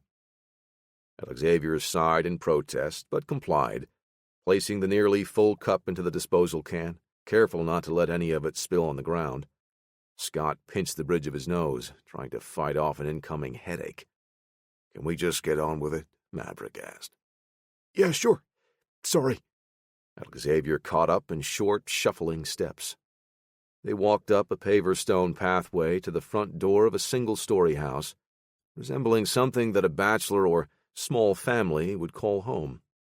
The whole neighborhood had a decidedly suburban vibe, almost like something out of a sitcom. The retired detective knocked on the door. He waited for a bit, but when there was no answer, Scott pressed the doorbell impatiently 3 times and peered through the little glass squares on the door. Still no response. Alex Xavier crouched next to the walkway to pick up a rock. "There's no need for that," Scott said as he looked up and down the street to make sure it was clear. He pulled back his arm, winding up to smash his elbow through the glass. Alexavier saw what he was doing and rushed to stop him. Whoa, whoa, whoa! Don't do that! Scott furrowed his brow and shot him a glare. He didn't like taking orders from Alexavier. Turning the rock over in his hand, the younger man opened a little hidden compartment on the bottom, producing a house key. He unlocked the door and swung it inward to allow them entry. I house sit for this guy when he's out of town sometimes. Scott stared at the man for a moment before giving him a slight nod and walking into the house. Alexavier wiped his shoes on the welcome mat and followed. The inside was very ordinarily suburban, with nothing out of place. Just enough mess on the coffee table and kitchen counters to show signs that someone lived there. Bits of dust gathered along the edges of the laminate flooring, and the sofa in the living room had a small blanket bundled up on one end, with the television remote sitting on the center cushion. "So where is he?" Scott asked, noting the empty kitchen sink. He's out of town, Alexavier said. Scott stared daggers at the short man. The silence stretched between them. Alexavier fidgeted in place, looking down at the floor, then at the TV. "Why didn't you say anything when I knocked on the door?" Scott asked, his words squeezing past clenched teeth. Alexavier shrugged. I don't know. I thought that was some kind of police procedure or something. Scott wiped a hand over his nose and mouth, trying to wash away his frustration at Alexavier's naivety. He shook his head and exhaled, continuing the search. "What is it we're looking for?" Scott asked. I'm not exactly sure, but I think I'll know if we find something relevant. Alexavier tensed after his reply, sure it would bring more fury down on him. Typical search, then," Scott said, fanning out the magazines on the coffee table. Alexavier's shoulders relaxed, and he blew out a breath he was holding to brace for the detective's fury. Scott wandered down the hall, stepping into a room that looked like part home office, part junk storage. He walked up to the computer sitting on the desk in the corner. Tapping the space bar, he woke the machine up, staring at the password prompt. Alexavier followed him into the room, scratching at the stubble stretching down to his neck. Yeah, he added that after my last time here. I guess I accidentally ordered a few things on one of his online shopping accounts. Scott kept his eyes fixed on the input text field. "Do you know the password?" I'm not a hacker, man. It could just be password for all I know. Alexavier paused for a moment. Wait a minute. He brushed past Scott and hunched over the back of the chair. Reaching for the keyboard, Alexavier pecked at the keys with his index fingers. He looked up at the screen, his tongue poking through his grin as he hit the enter key. Incorrect password. Scott looked at him. "Is there something you're not telling me?" Oh, I was just trying password. I guess he's a little savvier than I give him credit for. "Should we bring this with us? Have Parker give it a go?" Alexavier squinted his eyes, staring at the elusive security prompt. No. He only uses this for online shopping and porn. Scott sucked in a deep breath, resisting the urge to strangle the man. "Well then, why are you wasting our time trying to break into the computer?" I thought you wanted to see what was on there. Alexavier rubbed across one of his eyebrows. It took several seconds before Scott could relax and unclench his fists. "Let's just keep looking," he said, his voice a harsh whisper. Alexavier grabbed a stack of papers from a file basket on the corner of the desk. Scott tipped the waste paper can forward with the toe of his shoe, peering inside. He reached in to retrieve the pages, scanning each before dropping them back into the bin. Got something, Alexavier said, lifting one of the pages from his stack to get a closer look. Scott plucked the page from the man's stubby fingers. He flipped it over and scanned the sheet, lifting the small receipt stapled to the corner to see the name on what looked like an order form. "What am I looking at here? Looks like an invoice for some plumbing work." Alexavier reached over and pushed the receipt back down, tapping it with his index and middle fingers. Look at the phone number. That's not a New Jersey area code. I don't think it's even an East Coast number. Scott looked over at the other man. Is that supposed to mean something? A lot of companies are based out of different states. I've heard the name Ares Plumbing mentioned before. I think we're onto something here. Spell it out for me, kid, Scott said. Maybe this guy had a leaky faucet. Name one plumber off the top of your head, Alexavier said. Scott narrowed his eyes for a moment before he saw where this was going. A smile crept across his face as he shook his head. No one just casually talks about plumbers, Alexavier said. Why else would a bunch of aspiring mob thugs talk about this company in casual conversation? Scott folded up the page, ready to stuff it into a pocket. Hey, you can't just take that. He'll know someone was here and get all suspicious, Alexavier said. I don't see a photocopier around here anywhere, do you? Scott asked. Alexavier spun around, scanning the room, before he answered. What about your phone? Can you just take a picture with it? Scott pressed his lips together, angled his eyebrows downward, and gave Alexavier another angry look. He pulled the phone out of his pocket and smoothed the page out on the desk. It took him a minute to figure out how to get the camera app open.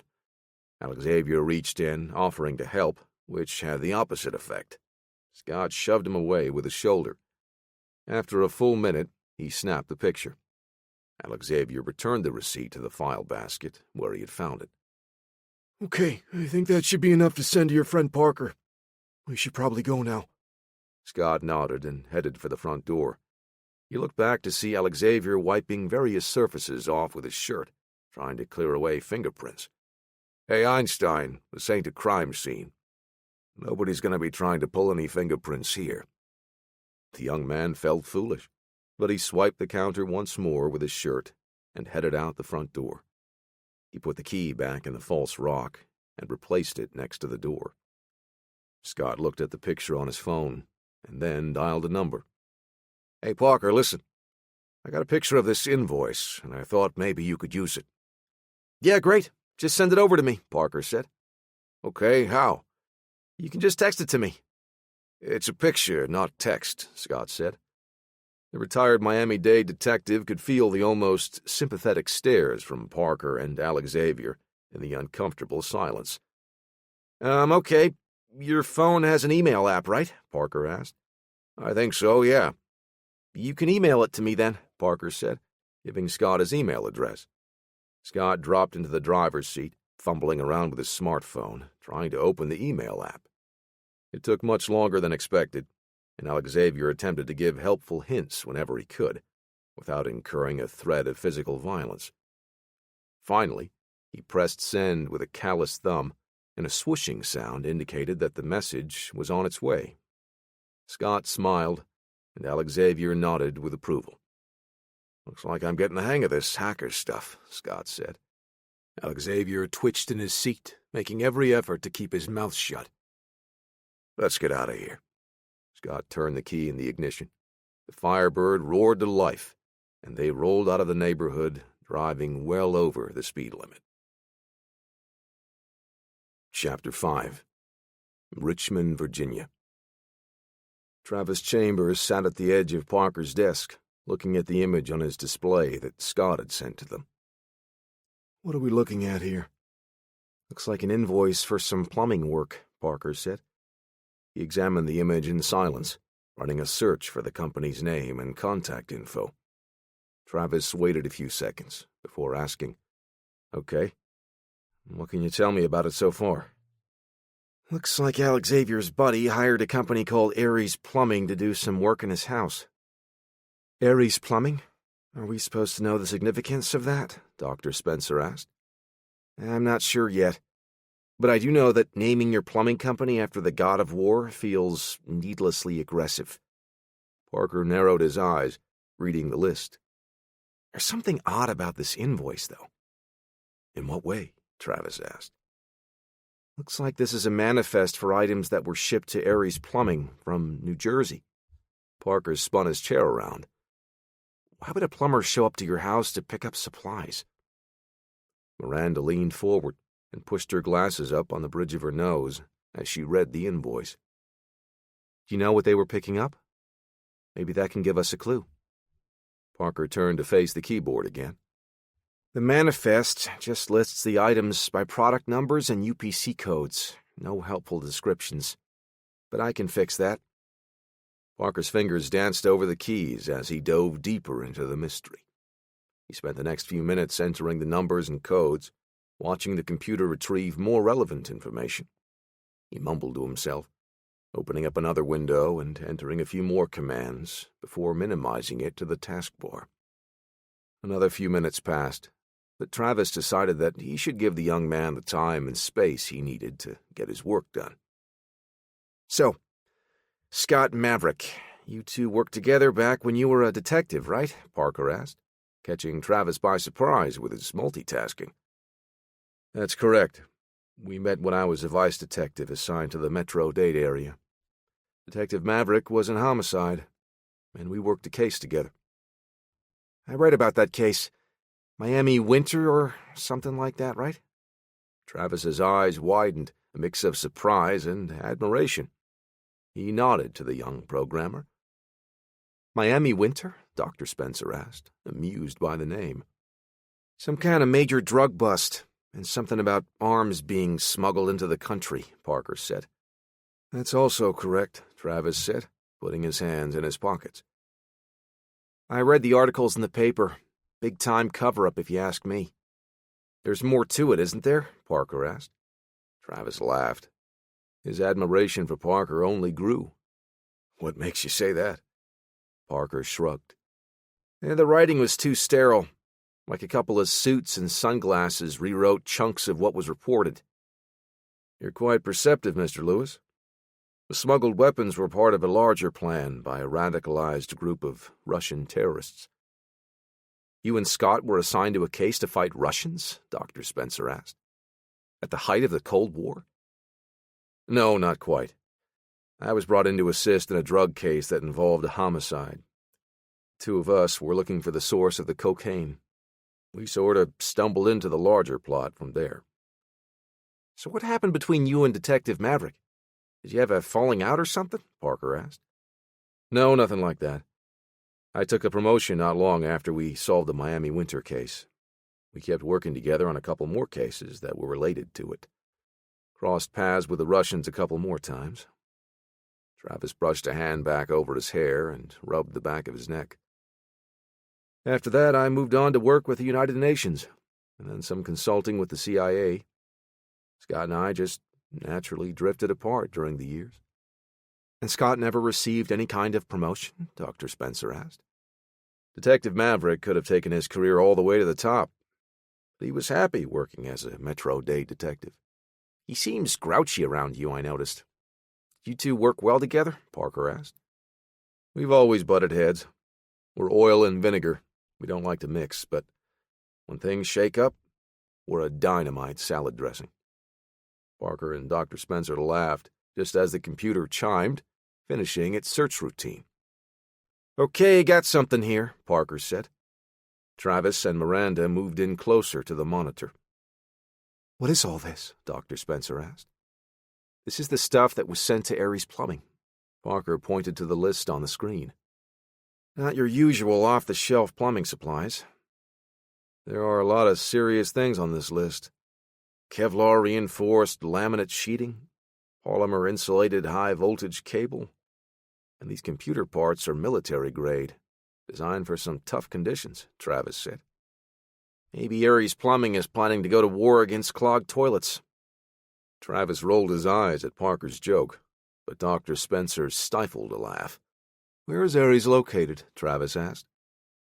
Mexico, Parker said, highlighting the destination in his search results.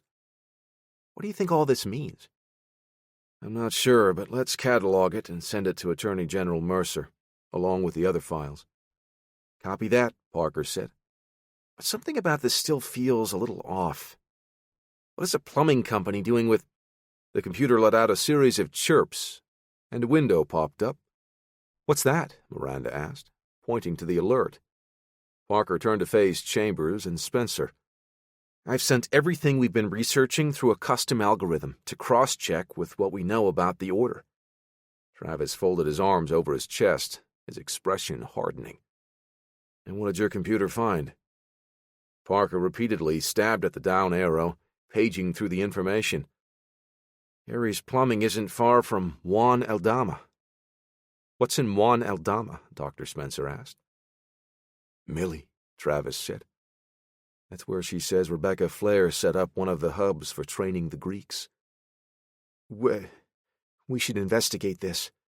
It's really unusual activity for a plumbing company, don't you think? What if whoever is involved is planning something serious? Maybe some kind of attack, or... Let's not jump to any conclusions yet, Mr. Lewis. Dr. Spencer, please add this to the outgoing files for the AG. Right away, Mr. Chambers. A second alert message window suddenly popped up on Parker's monitor. He squinted to read it, and then shot wide open. Oh, no. He pulled his chair closer as his fingers flew across the keys. An avalanche of black boxes with white text filled his screen. Travis watched, amazed at how the young programmer could focus on the flood of data. Mr. Chambers, look at this. What am I looking at here? It's John. He's in trouble. They're going to try to kill him. What? How do you know that? Travis searched the wall of text, trying to find out where he saw that information. Is that from the Ares Plumbing stuff? Dr. Spencer asked. No. I was running some other things when Scott called me earlier. I looked into the details Curtis sent me from the attack on John at the prison. Chambers wasn't happy to hear that Parker and Curtis were running investigations without his knowledge, but he let the issue slide for now. He would talk to them about it later. Parker pointed out details about some clues he found, like messages to prison staff, referring to John Stone. He dug deeper and found more connections to a list of people he had deemed suspicious, including inmates currently incarcerated, with ties to the activities John and the hardcore had been trying to stop. Look at this. Parker pointed to an email. Several of the names match this transfer order. They are scheduled to be moved to the Dillon Group Penitentiary, where John is now. Travis shook his head. That seems thin. There's more. I dug into their system and found the work detail and shift changes for the prison staff. Travis put a hand on Parker's shoulder. Mr. Lewis, I cannot stress this enough. I need you to stop illegally breaking into private computer networks. How are the schedule changes suspicious? Dr. Spencer asked. Parker ignored Travis's scolding. It's just a hunch for now, but I'm sure if I looked into these guys, I could connect one or more to all of this. Travis took out his phone, thumbing through his contacts. Can you find a definite timeline for when a hit on Mr. Stone might happen? No, not yet. But everything I see here suggests it's going down really soon. Like in a day or two. Travis pursed his lips and exhaled through his nostrils. Keep me updated. Let me know the moment you find out if there's a definite deadline. He turned to head for his office, initiating a phone call. I thought you wanted Parker to stop, Dr. Spencer said. He waved a hand frantically at the young programmer. Keep doing what you're doing. Just don't tell me how you're doing it. Sir, I think you should seriously consider the plan to get John out of there, Parker said. Absolutely not. It's too big a risk. Parker mumbled and nodded, his eyes still glued to the screen as he typed away. Dresden, Ohio, Dillon Group Penitentiary. John sat in his cell, on his bunk, picking up the thick, worn-out paperback copy of The Stand by Stephen King. John tested the heft of the perfect bound paperback and noted with amusement that he could probably wield the heavy book somewhat effectively as a weapon if he ever needed to. He thumbed through the novel until he reached the dog-eared page, acting as his bookmark. While he read, he also kept an eye on what was happening around the penitentiary. John had mentally logged the schedules and patterns of the guards and the inmates. It was a habit he had learned during his military service, and a skill he always seemed to find useful. Most days went the way he expected. Respectful words traded with the staff and some of the inmates. Many chose to ignore everyone else, wanting to keep their heads down and finish their bids. But this time John had trouble focusing on his reading. Something felt off to him, like it had in the cafeteria. He picked up on suspicious behavior from a couple of the guards and a few of the inmates. It was nothing definite, but a change in their behavior patterns tipped him off. For now, he did nothing out of the ordinary, sticking to his routine and keeping his eyes open. John debated the idea of sending a message to Travis, but he had nothing concrete. He weighed the pros and cons of passing along the information he had, but ultimately decided not to tell. What could anyone do if he told them anyway? They would probably try and transfer him to a different prison. One or two of the team might want to break him out. All he cared about was getting information to the Attorney General as quickly and as thoroughly as possible. If anything went down in the meantime, he would make sure he was prepared to fight. His knowledge of a potential plot against him could give him the element of surprise and a possible advantage. Anthony Tate stopped by the cell entrance and nodded his head. "Yo, John, I'm about to go to the library. You interested in joining?" "No, thanks. I think I'll be reading this book for the next 15 years.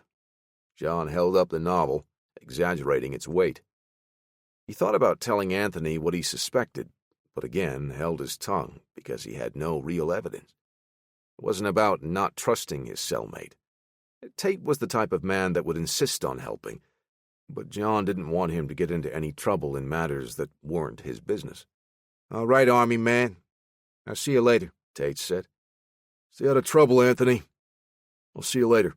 Why couldn't you have given me that advice before I ended up in here?" John laughed as he watched Tate go. His feelings of unease returned as soon as his cellmate was out of sight. Chapter 6. Parker couldn't shake the feeling of unease while he worked. His mind was racing between the possible attack on John and the suspicious activity in Mexico with Harry's plumbing.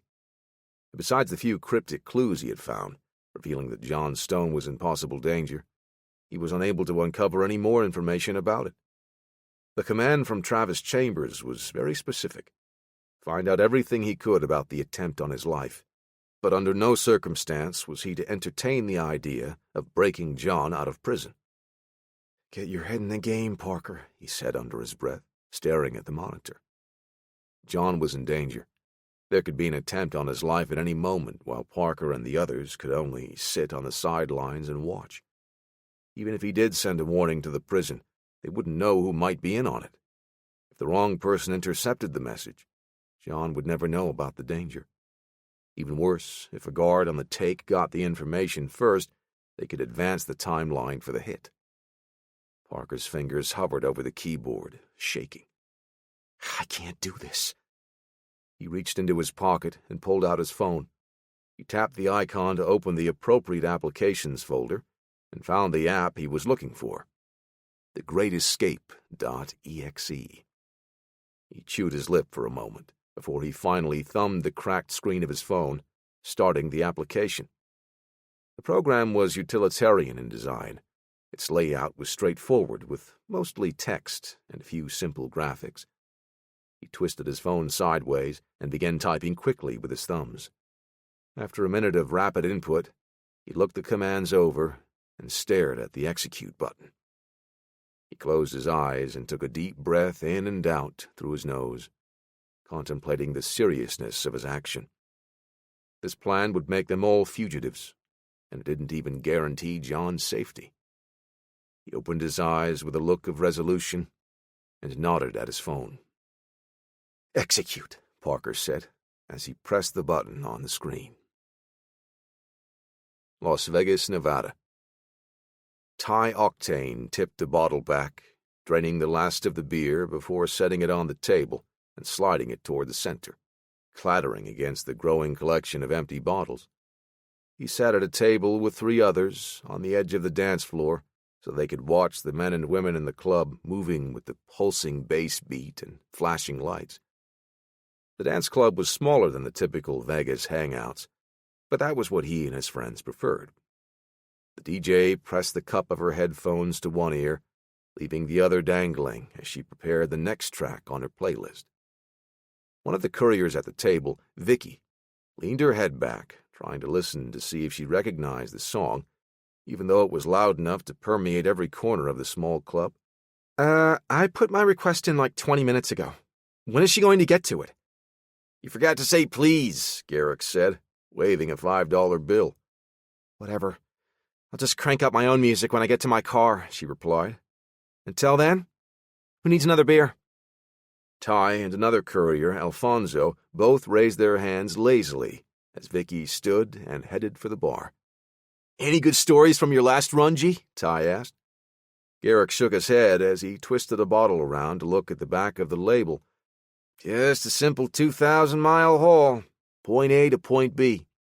Sounds boring, Ty said, leaning his head back and pretending to fall asleep. I bet you did the speed limit the entire way to avoid the cops. We don't all live your exciting lifestyle, Garrick said, air-quoting the last two words. Ty's phone buzzed in his pocket, and he sat up straight, fishing it out. Speaking of, I think my next big adventure is about to start. He smiled to the others and glanced down at the message notification. His face changed to a quizzical expression when he saw the name of the sender, Parker Lewis. Yo, Parker, what are you up to? He asked his screen while reading the message. Vicky set the 3 beers on the table, retaking her seat. Everything okay, Ty? You look like you just sent some pics to the wrong number. Is that your mom asking where you are? Alfonso asked, reaching to grab a bottle. No, it's your mom asking where I am. The table burst into laughter. Alfonso's face turned red, as if the response had physically burned him. You walked right into that one, bro. Garrick tipped his bottle toward Alfonso. Hey, listen, I gotta make a call, Ty said. I'll catch up with you later. You leaving already? Garrick asked. Not cool, man, Vicky added. I'm a baller. I gotta bounce. He smiled, disregarding the groaning reactions. Ty whipped his jacket on in a smooth motion and stuffed the phone into his pocket. He brushed a hand down each sleeve and headed for the exit. Take it easy, ladies, he said. The Las Vegas night air carried a slight, uncharacteristic chill that tingled Ty's face and ears. He handed the valet his ticket before taking out his phone. Using one thumb, he tapped out a reply to Parker, telling him he was on his way. The air vibrated as the motor of a 2015 Final Edition Lancer Evolution X growled. The valet pulled up next to Ty and climbed out to hold the door open. Ty handed her a $3 tip, fanning the bills out with a magnanimous smile, and hopped into his seat. Thank you, sir. Enjoy your night, she said, with a feigned smile that she had to use far too often. Hands and feet worked together in practiced choreography as the courier worked the vehicle's clutch and shifter with precision. The engine whined in protest as the wheels spun in place before finding purchase on the pavement. Ty took the Lancer out onto the street, weaving through the sparse late-night traffic. Horizon City, Texas. 2 young women sat in a small, sparsely furnished apartment, overlooking a grove of trees next to a creek. Millie sat upright in a plush chair with her legs crossed, watching an old movie marathon on the TV. It was one of the few channels they could get with the looped plastic antenna sitting next to the tiny flat screen. The girl next to her, Letitia, lay draped across the couch, one foot propped up on the arm as she scrolled through social media posts on her phone. Millie glanced over at her friend and smiled. This was the first time in a long time that they had been able to find a peaceful moment. A soft chime sounded from Millie's phone. Her smile faded as she looked over at the source of the sound. Someone's calling you, Letitia said, still staring at her screen. Millie reached for the phone, picking it up off the coffee table. It's just a text. She sat up straight as she read the message. An ominous feeling washed over her, like she had just jinxed her good fortune. Who is that? Letitia asked. You remember that guy I told you about, Parker Lewis? The nerd? The computer expert. He just sent me this text, Millie said. John is in trouble. They need help. John Stone? That big dude with a mustache? Isn't he already in prison? Letitia swung her leg off the arm of the couch and sat up. What kind of trouble? Millie nodded, still looking down at her phone. She reread the message, rubbing absently at the scar on her thigh from a wound she had suffered earlier working with the hardcore. She read on in silence when the second message arrived. Her jaw fell open. What? What are you looking at? Rebecca Flair. Parker has a possible lead on her. What? Letitia bolted off the sofa and crouched next to Millie in her chair. Let me see. Both Millie and Letitia shared a similar upbringing. Guided by the order, armed guerrillas had attacked many villages through the southern region of Mexico, taking children from their families and delivering them to training camps. It was in one of those facilities where Millie and Letitia met. They had come face to face with Rebecca Flair when she separated the kidnapped children, sending them to various programs to train them as soldiers, weapons in the Order's army. When their program, Gamma, was deemed compromised and shut down, Flair ordered her soldiers to murder the innocent children still in their beds. Millie and Letitia were the only two survivors, fleeing in the middle of the attack. Ever since, they had been living in the shadows, off the grid, trying to find out more about Rebecca Flair and the Order. Even after working with John Stone to help him take out a key pillar in the organization, they had still been unable to find anything to help them bring down the woman at the top. We have to go, Millie said. Now? Letitia asked, already knowing the answer. Without a word, Millie stood and pocketed her phone as she headed down the hall. Letitia followed suit, disappearing into her own room. Millie stepped into her closet and picked up a backpack in the corner. It was her bug-out bag, pre-packed with supplies that she could grab and head out in an emergency, bringing everything she would need in a short-term situation. Inside the backpack, Millie had a first aid kit, a flashlight, batteries, a burner phone, a couple of knives, a pair of compact smoke grenades, an MP7 personal defense weapon, and several spare magazines. She also kept a water bottle tucked into a mesh pocket on the side, along with some emergency rations and nutrient-dense food bars. She would be capable of operating away from any supply lines for days before needing to restock. As Millie stepped back into the living room, Letitia was already there, shouldering her own bug-out bag. The young girl retrieved a holstered subcompact pistol and stuffed it into the waistband of her jeans, securing the clip to her belt. Millie did the same, grabbing her Smith & Wesson M&P shield, tucking it in, and pulling her sweatshirt over the grip to hide the weapon. She felt along the belt until her fingers found the sheathed blade behind her right hip. They stood at the front door, ready to leave, but neither wanted to be the first to reach out and grab the knob. The gravity of the situation weighed down on both girls. They looked to each other for strength and support. Rebecca Flair was directly responsible for murdering their families and stripping away their childhoods, turning them into young soldiers. Letitia nodded, and Millie grasped the doorknob. They stepped out into the night, leaving their safe house behind them. Chapter 7. Round Rock, Texas. In the middle of a nondescript business complex, nestled between an accounting firm and a supplement distributor, the Centurion logo stood in stark contrast. Inside, Rebecca Flair sat at the head of the conference room table, reading about the company's latest test results. Alicia Savage had to work to keep a smile off of her face, trying to exude an air of confidence and professionalism. Flair's personal assistant, Bridget Burrows, stood in the back with some of the company staff members as her boss quietly finished the last page, setting it face down on the stack in front of her. The results from your tests in South America look quite promising. Rebecca Flair steepled her fingers. Thank you. We've been very pleased with the way Nova has performed over the past 2 months, Savage said. Nova had been set up 4 months earlier, using a half-dozen small farms throughout South America. It had taken some time to get the infrastructure in place to handle the tests. On top of that, there was a learning curve for the farmers. Incorporating Nova's software into their daily routine was no simple matter for them. During the setup, the virtual intelligence began connecting the farms digitally, learning about how they all worked. Have you run into any problems so far? Flair asked, testing Savage, having already learned all of the details. Yes, initially. One of the farms pulled out of the program due to some cartel interference. Once the others were connected, another farm wasn't able to successfully incorporate into the network. What happened with that farm? We won't know for sure until we run a full diagnostic on the software. The preliminary theory is that there might have been trouble during the implementation phase. Human error, basically, Savage said. Flair was pleased with the answer. So the other 4 farms, they're doing well?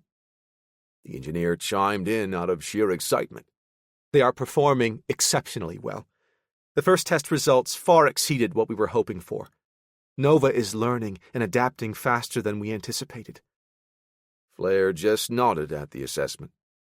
That is good to hear. Given the better-than-expected results, how soon until the project is ready to handle a larger network implementation? If things continue progressing as well as they have been, I think we can reasonably scale up the testing within the next year, Savage said, reading the notes from her chief engineer. 1 year? Do you think there's a chance that it might be sooner? Savage sat up straight, lifting her chin. We'll have to dig into the software to find out why one of the farms. The chief engineer chimed in.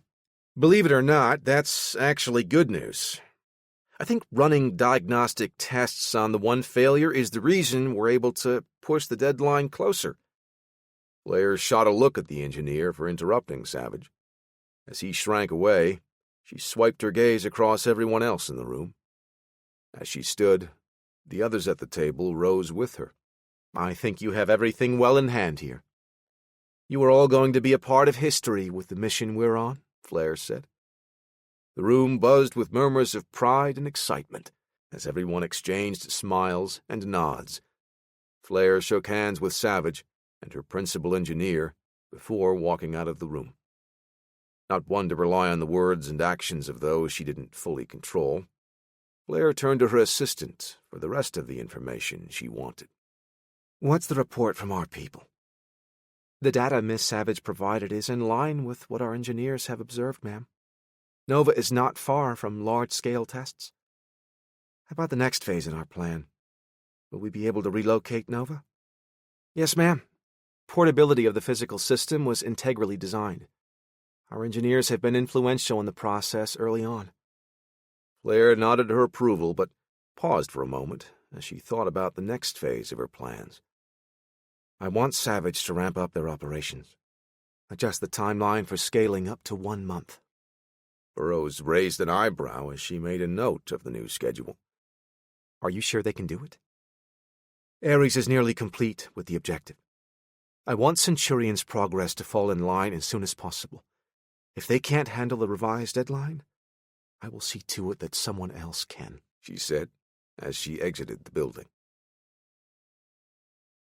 Chapter 8. Dresden, Ohio. Dillon Group Penitentiary. John pressed the worn and rusted barbell off his chest. He grunted as he lifted the last few inches to the lockout position. The loaded bar bent and wobbled under the sheer amount of weight on either end. Tate was John's spotter, but he'd only helped load and unload the weights during the workout, never needing to help finish a rep.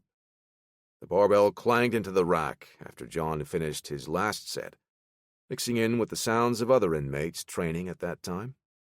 How much you bench? All of it? Tate asked. It wouldn't hurt for you to work in a set or two, John said. No thanks. There's barely enough room for you in the cell.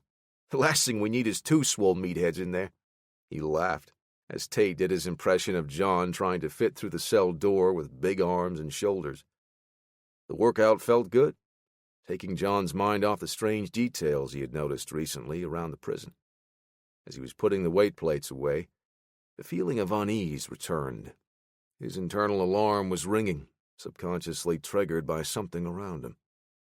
Long ago, John had learned to trust his gut feeling. He scanned the area with his eyes, not revealing that he was aware of the danger, while he spoke to Tate in a casual tone. Tate, don't look around or act surprised, John said. Something is about to go down. I can feel it. Again? They just jumped you in the cafeteria like 3 days ago. This one is going to be bigger. A lot of people here are suddenly on edge. John rubbed his palms together. Tate put on a nervous smile and nodded. Okay, so what should we do? Nothing right now. Don't let on that we're suspicious about anything. You have to do what I say when I say, all right? We're not going to have a lot of room for error. Got it, Tate said. Let's get inside for now, John said. They left the weight training area, making their way to the main building. Before the two men reached the entrance, a commotion in the yard stirred up. It began as yelling and arguing, and quickly escalated to full-on fighting. The inmates not involved moved in to watch the brawl, feeding off the energy. Keep moving, John said. He put a hand on Tate's back and ushered him toward the double doors, and spotted two inmates that didn't show any interest in the fight. The pair stood between John and the door, acting casual for now. The sounds of the brawl in the yard grew louder. It was on the verge of chaos, requiring more than a few prison guards to break up. This is a setup, John thought. Listen, Tate, we're going to have to get past these two, John said. Get ready. It's about to go down. Ah, man. I was really in the mood to just relax and read a book, Tate replied. Sirens wailed, warning all of the prisoners to drop to the ground. The spectacle had drawn the guards out into the yard, away from the building, away from John. He dropped to a knee, preparing to comply and lie down, instructing Tate to follow his lead. They turned their backs to the shifty inmates as they did so. Proving John's suspicions correct, the men made their move. As they stepped into range, John pushed himself back to his feet, spinning around to face them. The closest man had a shiv, thrusting in with a stab. John's right hand latched around the inmate's wrist, redirecting the attack, as his left fist smashed into the man's face, crunching the cheekbone underneath. The injured assailant tumbled to the ground, dropping his weapon and pressing his hands to the busted eye socket. The second man closed the gap but fared no better. John blocked the attack as the tip of the weapon grazed his forearm. He wrapped a hand around the back of the inmate's head and struck him with a punishing headbutt. Let's go, John said to Tate. This is getting out of control, Tate said, watching the guards as they struggled to contain the mob in the yard. John pulled the door open and headed into the main building. I can't believe this is really happening. Tate pressed his hands to his head, wiping them back as he followed. John winced as he opened and closed his right hand. He could feel a slight grinding after grabbing the inmate's wrist. He balled his hand up to a fist and pushed the pain down as he looked for a place to ride out the storm. We need to lie low until the guards get the situation back under control, he said. Tate's eyes lit up. I think I know just the place. Follow me. He led John down the hall. They were moving toward the areas restricting access to inmates, the section of the prison where only the guards could go. Where are you going? John asked. I didn't think it was real. Or at least I was hoping it wasn't real, was all Tate said in response. John held Tate by the elbow and looked into his eyes. What are you talking about? What's going on? One of your friends sent me a message this morning. Said he wanted me to bring you somewhere later this afternoon. He told me something like this might happen before I got a chance, though. Damn it, Parker. John let out a sigh. He knew who sent the message, even though he made it clear that he didn't want anyone to risk their freedom by attempting to get him out. He released Tate's arm, and they kept walking. All right, so where are we going? There they are! Someone shouted from the hall where they had just come from. 3 more inmates rushed toward them. The lead man carried a baton that the prison guards normally used. He wound up, attempting to bring the club down on top of John's head. John ducked and stepped into his attacker as the man's momentum carried his body forward, draping over his shoulder. John straightened his body and lifted the inmate off his feet, hurling the man's body high into the air behind him like a sack of potatoes. The inmate hit the concrete hard with a grunt, where Tate was waiting to deliver a right cross to finish him off. The second inmate was on John in a flash, whipping a small razor taped to a handle of some kind. The blade bit into the beige fabric of John's shirt as he shuffled away to avoid the cut. The cutter bared his small yellow teeth, preparing for another swing. John brought his knee up and thrust a kick forward. The sole of his prison-issued sneaker struck his attacker in the chest, just to the left of his sternum, sending the knife-wielding inmate staggering into the third man. As the 2 inmates regained their balance and prepared to re-engage, Tate stepped by John, carrying the baton he had taken from the first attacker. His cellmate tangled with the man carrying the razor. The final man, just a hair shy of John's height, and packing on almost as much muscle mass, brought his hands up, ready for a fistfight. The stance and footwork of the inmate let John know that the man had some training. Boxing, most likely. He shuffled in with a jab, but as John lifted his arms to block, the man switched, using a feint to open up John's body. The boxer dug a hook into John's side, and the ranger's senses were overloaded. A flash of pain radiated out from the fractured rib, rippling through his entire body. More out of instinct than training, John dropped his left arm, pinning the man's fist with his forearm as he grabbed his foe's elbow. Ignoring the dull ache from his right hand, John grabbed a handful of the man's shirt and pulled him close as he drove a knee into the inmate's stomach. He slid his hand up the man's chest, gripping his throat. With a guttural growl, John whipped the man's body in a tight arc, slamming him into the wall. With a dull thunk, the inmate's skull cracked off of the brick surface, knocking him unconscious. "That wasn't very fun," Tate said, examining a cut on the meaty part of his lower arm. "Come on, we need to keep moving." They jogged deeper down the hall before Tate stopped at a door that read, "Personnel access only. No inmates beyond this point." "This is it." He checked the door handle, finding it locked. "Oh, no. Tate, what are you doing? This was supposed to be open." Tate looked back down the hall, then back to the door. "That fight in the yard must have thrown off the plan." He pulled at the handle again. "I think the whole place is on lockdown. We should go." The door opened from the other side. A guard spotted the two inmates. John tensed, watching the stranger's eye. The man looked around for anyone else, and then waved them through. "We don't have much time," the guard said, anxious to move. The trio continued through the restricted area, which was empty due to the chaos outside. John had a sinking feeling in his gut. "Did Parker arrange that fight in the yard?" Tate turned to John while they walked. "What? No way. He just said get you to that door and someone would meet us." Tate faced front again. "He told me you were in trouble and to keep an eye on you in case something went down, before I got a chance to get us to that door." "Right here, guys," the guard interrupted. He led them into a supply room. He retrieved a small duffel bag from the supply closet, unzipping it and pulling out the uniform inside. "You, put this on," he said to John.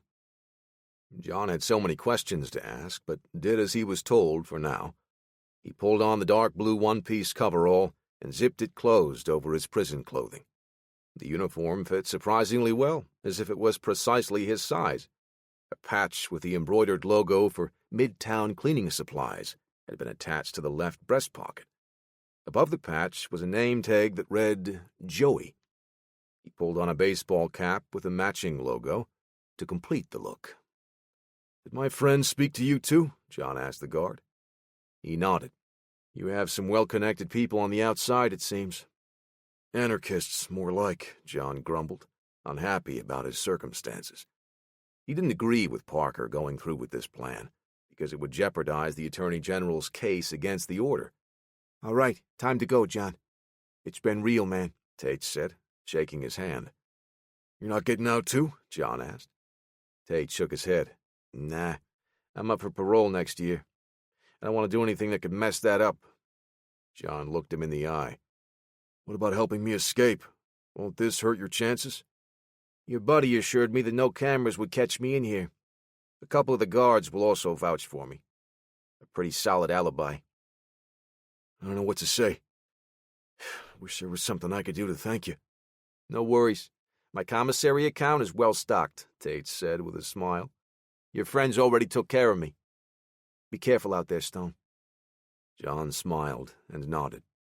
"Thank you, Tate." They bumped fists, and the guard led John away. Tate watched him leave, before disappearing down another hall, heading back to his cell. John breathed a sigh of relief when the alarms went silent. The guard led them out to a loading dock where a supervisor watched them approach. He looked at the guard, then at John, and motioned his head to his right. "It's all you from here," the guard said. John nodded and walked in the direction the supervisor had indicated. He opened a set of double doors and stepped out to the shipping and receiving area. It was mostly empty, with only a few prison employees milling around. He saw a panel truck backed up to one of the rolling steel loading doors. The logo on the side matched the one on his uniform, but the driver's seat was empty. Am I supposed to drive this thing out of here? "Yo, Joey!" a familiar voice called out. He turned to face the speaker. Ty Octane leaned against a pallet of boxes, his posture far too aloof for John's liking. Ty wore the same uniform John was wearing, also sized precisely to fit him. But the young man had his sleeves rolled up to mid-forearm to show off his jewelry, and he wore the hat backward. John glanced down at the badge, looking for the correct name to use for their cover story. He rolled his eyes as he spotted the embroidered name Ty Octane above the logo patch. "You want to stick around and do some real work, Joey? Or you want to dip out?" Ty asked. John motioned in an after-you gesture to Ty, who headed for the driver's side door. John was not about to question their respective roles. Ty Octane was possibly the best driver John had ever seen in action. He climbed into the passenger side and closed the door behind him. Ty put on his seat belt and hesitated before turning the key. "Safety first, Joey." "Stop calling me that," John said, reaching for his seat belt. "You're the boss, Joseph. Well, actually, I'm the boss in this jailbreak fantasy scenario." "Joey's about to wring your neck and leave your body for the crows," John said. "How's that for your fantasy?" "Chill, we're going," Ty said, starting the truck. "That was a very old-timey threat, by the way." The truck rolled out of the loading dock and toward the checkpoint to leave the prison grounds. "This is the easiest jailbreak I've ever been a part of," Ty said. "You've done this before?" "No, but I can't imagine one going any smoother, though. Can you?" There was a sudden commotion at the checkpoint. The guards scrambled to pull the gates closed. One of them stood in the road, holding a hand out to stop their truck. "Yeah, I think I can," John said. "This is going to be a little bumpier than I thought," Ty said. He stomped his foot down onto the accelerator, and the truck lurched forward. It wasn't as fast as they were expecting, though he did get the desired outcome from the guards standing in the street. The man leaped out of the way as they hurtled past. Ty cranked the wheel sharply to one side as they broke through the swing-arm barrier. Ty squeezed the truck past the closing steel gate, scraping along the passenger side of the car, sending sparks flying. "Okay, maybe not the easiest escape, but it's definitely more fun now," Ty said. "The guards are radioing for backup. Keep your eyes open for the police," John said. "Relax, Broseph. The average response time for cops in this area is 6 minutes. We'll be long gone by then." Ahead of them, a car skidded sharply around the corner and drove toward the truck, sirens wailing and lights flashing. Ty chuckled at the scene. "I don't know, man. Maybe there's a donut shop around here." He sped up, forcing the police car into a game of chicken. The officer behind the wheel changed the game, skidding to a stop, blocking the road. Ty used the handbrake to swing the back of the truck around, matching the angle of the police cruiser. "You're always too chicken to play chicken," Ty said. The truck shuddered as Ty pressed his foot to the accelerator again. He drove off the side of the road into the shoulder. The officers scrambled from their car, weapons drawn and ready. Ty countered his previous maneuver, whipping the tail end around, taking them back onto the road as he deftly avoided the police barricade. The officers jumped back into the car and turned to follow. The pursuing cruiser lost ground having to turn around, but the disparity in power and performance between the two vehicles was apparent as they ate up the distance quickly, sirens blaring. "Was the plan to make a getaway in this cleaning truck?" John asked. "Hey, sorry, Schwarzenegger. This was a last-minute kind of plan." Ty looked into the side mirror. "We weren't expecting a chase scene." "I told you all not to do this for me," John said. "I didn't make the plan," Ty said. "I just raised my hand when Parker asked, 'Who wants to go fast?'" "Well, are you planning to go fast then?" "You can help me out a bit here, you know. It's not easy outrunning the police in an ice cream truck." "Help you how?" John asked. "We've got cleaning chemicals in the back. Maybe you can make a bomb or a smoke screen or something." "I'm not about to blow up the police who are chasing us because we're actual criminals." "I forgot we're not the good guys in this movie," Ty said. He jerked the wheel, sending the cleaning truck into a wild fishtail turn.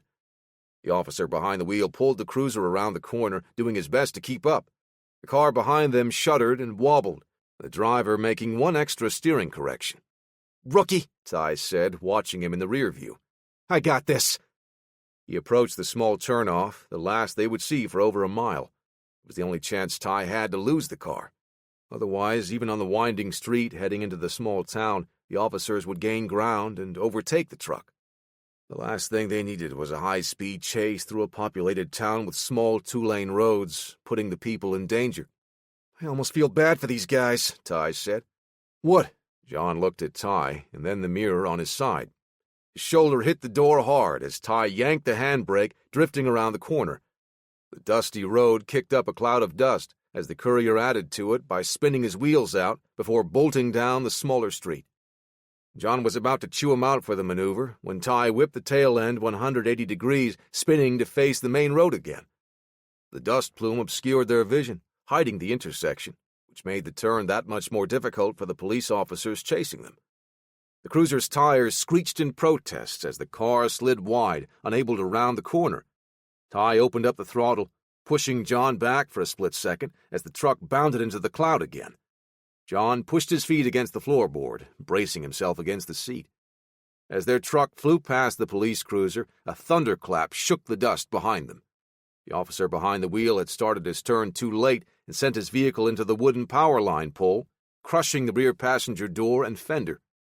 Ty looked into his mirror and let out a loud sigh. Oh, man. Finally got rid of him. He dug his smartphone out of his pocket and unlocked it. Now I don't have to worry about getting a ticket. John shot him a disapproving look. What are you doing now?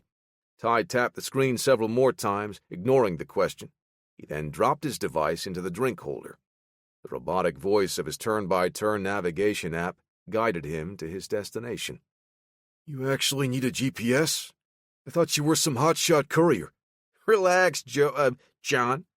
Ty shook off his hat and stuffed it between the driver's seat and center console.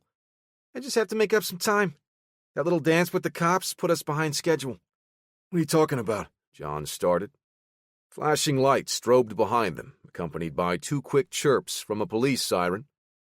John looked into the side mirror and saw an unmarked police car with a red and blue light flashing from the dashboard. Looks like we got caught, Ty said, slowing the truck down. You giving up just like that? John asked, unsure if he should be angry or relieved. Ty put the truck in park and kept his hands on the steering wheel. John looked around for options, surprised that Ty had already given up. He had never intended to let Parker and the others break him out of prison, but now he had no idea if he wanted to comply with the officers or open the passenger side door to escape. The unmarked police car pulled up along the truck's left side. Looks like you two can use an upgrade. John looked into the other car and saw Chance Hunter behind the wheel. What have you done now, Parker? He thought. John hadn't expected to see the Detroit detective participating in his escape. Ty whipped his seatbelt to the side, climbing out of the truck. And this is what we in the industry call the switch, Ty said. John got out of the truck and walked around to open the door of the Chevy Camaro Chance was driving. He pushed the seat forward and climbed into the cramped back passenger area. You sound stupid right now, Chance said to Ty. I don't think you appreciate the irony that you, a police officer, just switched teams to help the criminals, Ty responded. You should switch your mouth off so I don't have to hear it. You should switch the goatee off your face and get some style from this decade. Ty dropped into the seat and pulled the door closed. Nice car, John said, admiring the interior. 2015, Chance said. Detroit steel. Well, Lansing technically, but close enough. As much as I'm enjoying your Car and Driver magazine article, I'd like to get out of these dull threads. Ty twirled a finger around in the air. Let's go. This could be the end of your career. Why would you risk that? John asked. Only if we get caught. The tires screeched as Chance peeled out before taking off. The feds are going to connect you to me once news of the break goes public. They'll know all of you were involved, John said. I've got an alibi, Chance said. Called in a favor with a friend who's going to say I'm in Detroit right now. I just need to drop you off and get back there ASAP. Yeah, and I don't care if they pin it on me. Just add that to my rap sheet, Ty said. John didn't argue. He still wasn't thrilled by the plan, and would let Parker know that as soon as he saw him. But for now, His best bet would be to sit back and let the others follow through. "Okay, so what are we supposed to do now?" he asked. "There's no way I can talk to Attorney General Mercer without compromising her entire investigation." "You'll have to talk to Chambers when we get there," Chance said. "Once Chambers finds out what we did, you mean?" Ty said. Chance laughed. "Travis doesn't know?" "Nah, Parker kept this little ace up his sleeve. Compartmentalization, my dude." Ty kicked his feet up on the dashboard. "Plausible deniability and all that." "That won't work if he doesn't turn us all in after he finds out," Chance said. "Yo, wake me up when we get there." Ty put his hands behind his head, fingers interlaced. John was too deep in his troubled thoughts to pay any attention to the back-and-forth banter from the courier and detective. Chapter 9. Washington, D.C. Bianca Mercer scribbled out a quick note for her assistant, still holding the triangle-shaped half-sandwich in her other hand, purchased from the corner deli. She put the pen down and took a bite. She was working through her lunch break, as she often did, while organizing the files for the John Stone case. The U.S. Attorney General couldn't remember the last time she spent the time just eating her meal, enjoying the food and the surroundings. Her cell phone buzzed, the vibration sending it into a lazy arc toward the edge of the desk. She picked up the phone and saw the name of her assistant, Derek Singleton, on the screen before accepting the call. "Hi, Derek. I was just writing a note for you regarding the case," she said. "Attorney General, I'm afraid I have some urgent news. John Stone has just escaped federal custody," her assistant said. "What? How did this happen?" "I don't have all the details right now, madam, but the preliminary reports I was given suggest he had help from someone inside." Mercer cursed under her breath. Inside help most definitely meant there was corruption in the facility housing John Stone. "I want a record of everyone walking in and out of that prison for the past 2 weeks. Mercer pushed away from her desk and stood up. "And I want the names of every employee assigned to work there today. Drop everything you're doing now. This is priority number 1. "Yes, Attorney General. I'll get on that now." Mercer looked at all the paperwork spread over the desk, anger bending her features. "I want John Stone found and brought back into custody immediately." She ended the call. Her knuckles whitened as she clenched her fist around her phone, taking several deep breaths to calm down and plan for her next step. She was distraught over the sudden turn of events. For the past 2 weeks, Stone had been working cooperatively with them. He had given her no reason to suspect that he would try anything like this. He was willing to throw away all of his credibility. The Attorney General's office already faced great difficulty trying to pursue the leads they had. John's information would finally put them within the grasp of bringing the order to justice. Now, with his escape from custody, all of the information he had provided was useless without Stone's testimony. Mercer thought in silence for a minute, looking at her phone's black screen. She woke it up and dialed a number from her contact list. "This is Attorney General Bianca Mercer," she said when the call connected. "John Stone has escaped. I need you to find him and return him to custody." Baltimore, Maryland. "John Stone has escaped. I need you to find him and return him to custody." "I'll get on it right away, madam. Please have your office send me everything on Mr. Stone." Dwight Wesker hung up the phone and put down his menu, letting out a soft sigh as he looked around the mostly empty diner. The regular crowd had already eaten and left during regular lunch hours. The diner's rough and unpolished appearance appealed to Wesker. Compared to the sterile decor and artificial hominess of typical chain restaurants, this place had a more authentic and cozy feel. He scrolled through the contacts on his phone, looking for a number in the list. The wrinkles around his eyes and mouth sharpened as he frowned, spending too much time searching. He gave up and switched to the numeric keypad, dialing the number from memory. An old-school guy, Wesker had always remembered the numbers he needed to call. He tried to keep up with the times, upgrading his cell phone and storing all of his contacts, but old habits were hard to break.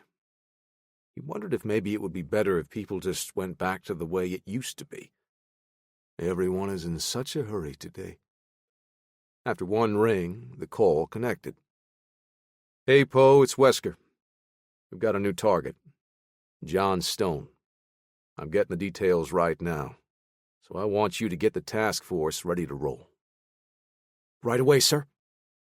He ended the call and put the phone back into his pocket. He stared at the glass of ice water on his table and reached for his wallet as a young waitress walked to his booth. "Are you ready to order, sir?" she asked, a sincere, friendly smile on her face. Wesker responded with a genuine smile in return. "I'm afraid I'm going to have to skip lunch today, ma'am. I apologize." He stood and placed a $5 bill on the table, patting it gently with his fingertips. "Oh, sir, you don't have to do that." "Nonsense, I insist. You have a pleasant day, ma'am," he said, retrieving the coat from the chair. "But you didn't even order anything." The young woman was confused, but the smile never left her face. "That's for the water and the time of yours that I've wasted." He nodded a polite goodbye and promptly left the diner. Chapter 10. Ann Arbor, Michigan. Chance Hunter steered the Camaro into a quiet suburban neighborhood with inviting rows of homes and well-maintained lawns. He took a small remote out of his jacket pocket and clicked the button, raising the garage door of an unremarkable residence, blending in with the others. Easing the car inside, he parked next to a blue van already inside, and then closed the garage door before turning off the engine. Ty hopped out and stretched his arms above his head as John pushed the seat forward to climb out. Ty ran a finger along the side of the van. "Whose house is this? Looks too nice to be Fed surveillance. Probably just a regular creepy suburban dude that drives around the neighborhood." "Don't worry, he's cool," Chance said. "Is this one of your safe houses?" John asked. "Not quite. Parker is still setting that one up." The door inside the garage brought them to a roomy open kitchen with granite countertops and bright tile floors. Dark-stained wood cabinets lined the walls, drawing their eyes to the stainless steel farmhouse sink. The house was sparsely decorated, but had just enough furniture to feel comfortable. The kitchen led through the home with an open-area design concept. A small table and a few chairs were all that separated the dining room from the cozy living room. Ty dropped onto the couch and kicked his feet up onto one of the arms as he lounged across the length of it. "It's a boring house, but at least it's comfortable," he said, lacing his fingers behind his head. "Is that the thanks I get? Opening my home to criminals on the run?" Roland Forrester said as he emerged from the hallway in his wheelchair. John's face softened as a smile stretched across his features, an expression rarely seen by most, including his friends. "How are you holding up, Roland?" John walked over to shake the young man's hand. "I should ask you the same," Roland said, noting John's softer grip with his fractured right hand. "I heard they patched you up with duct tape and zip ties." "Feels like it," John said.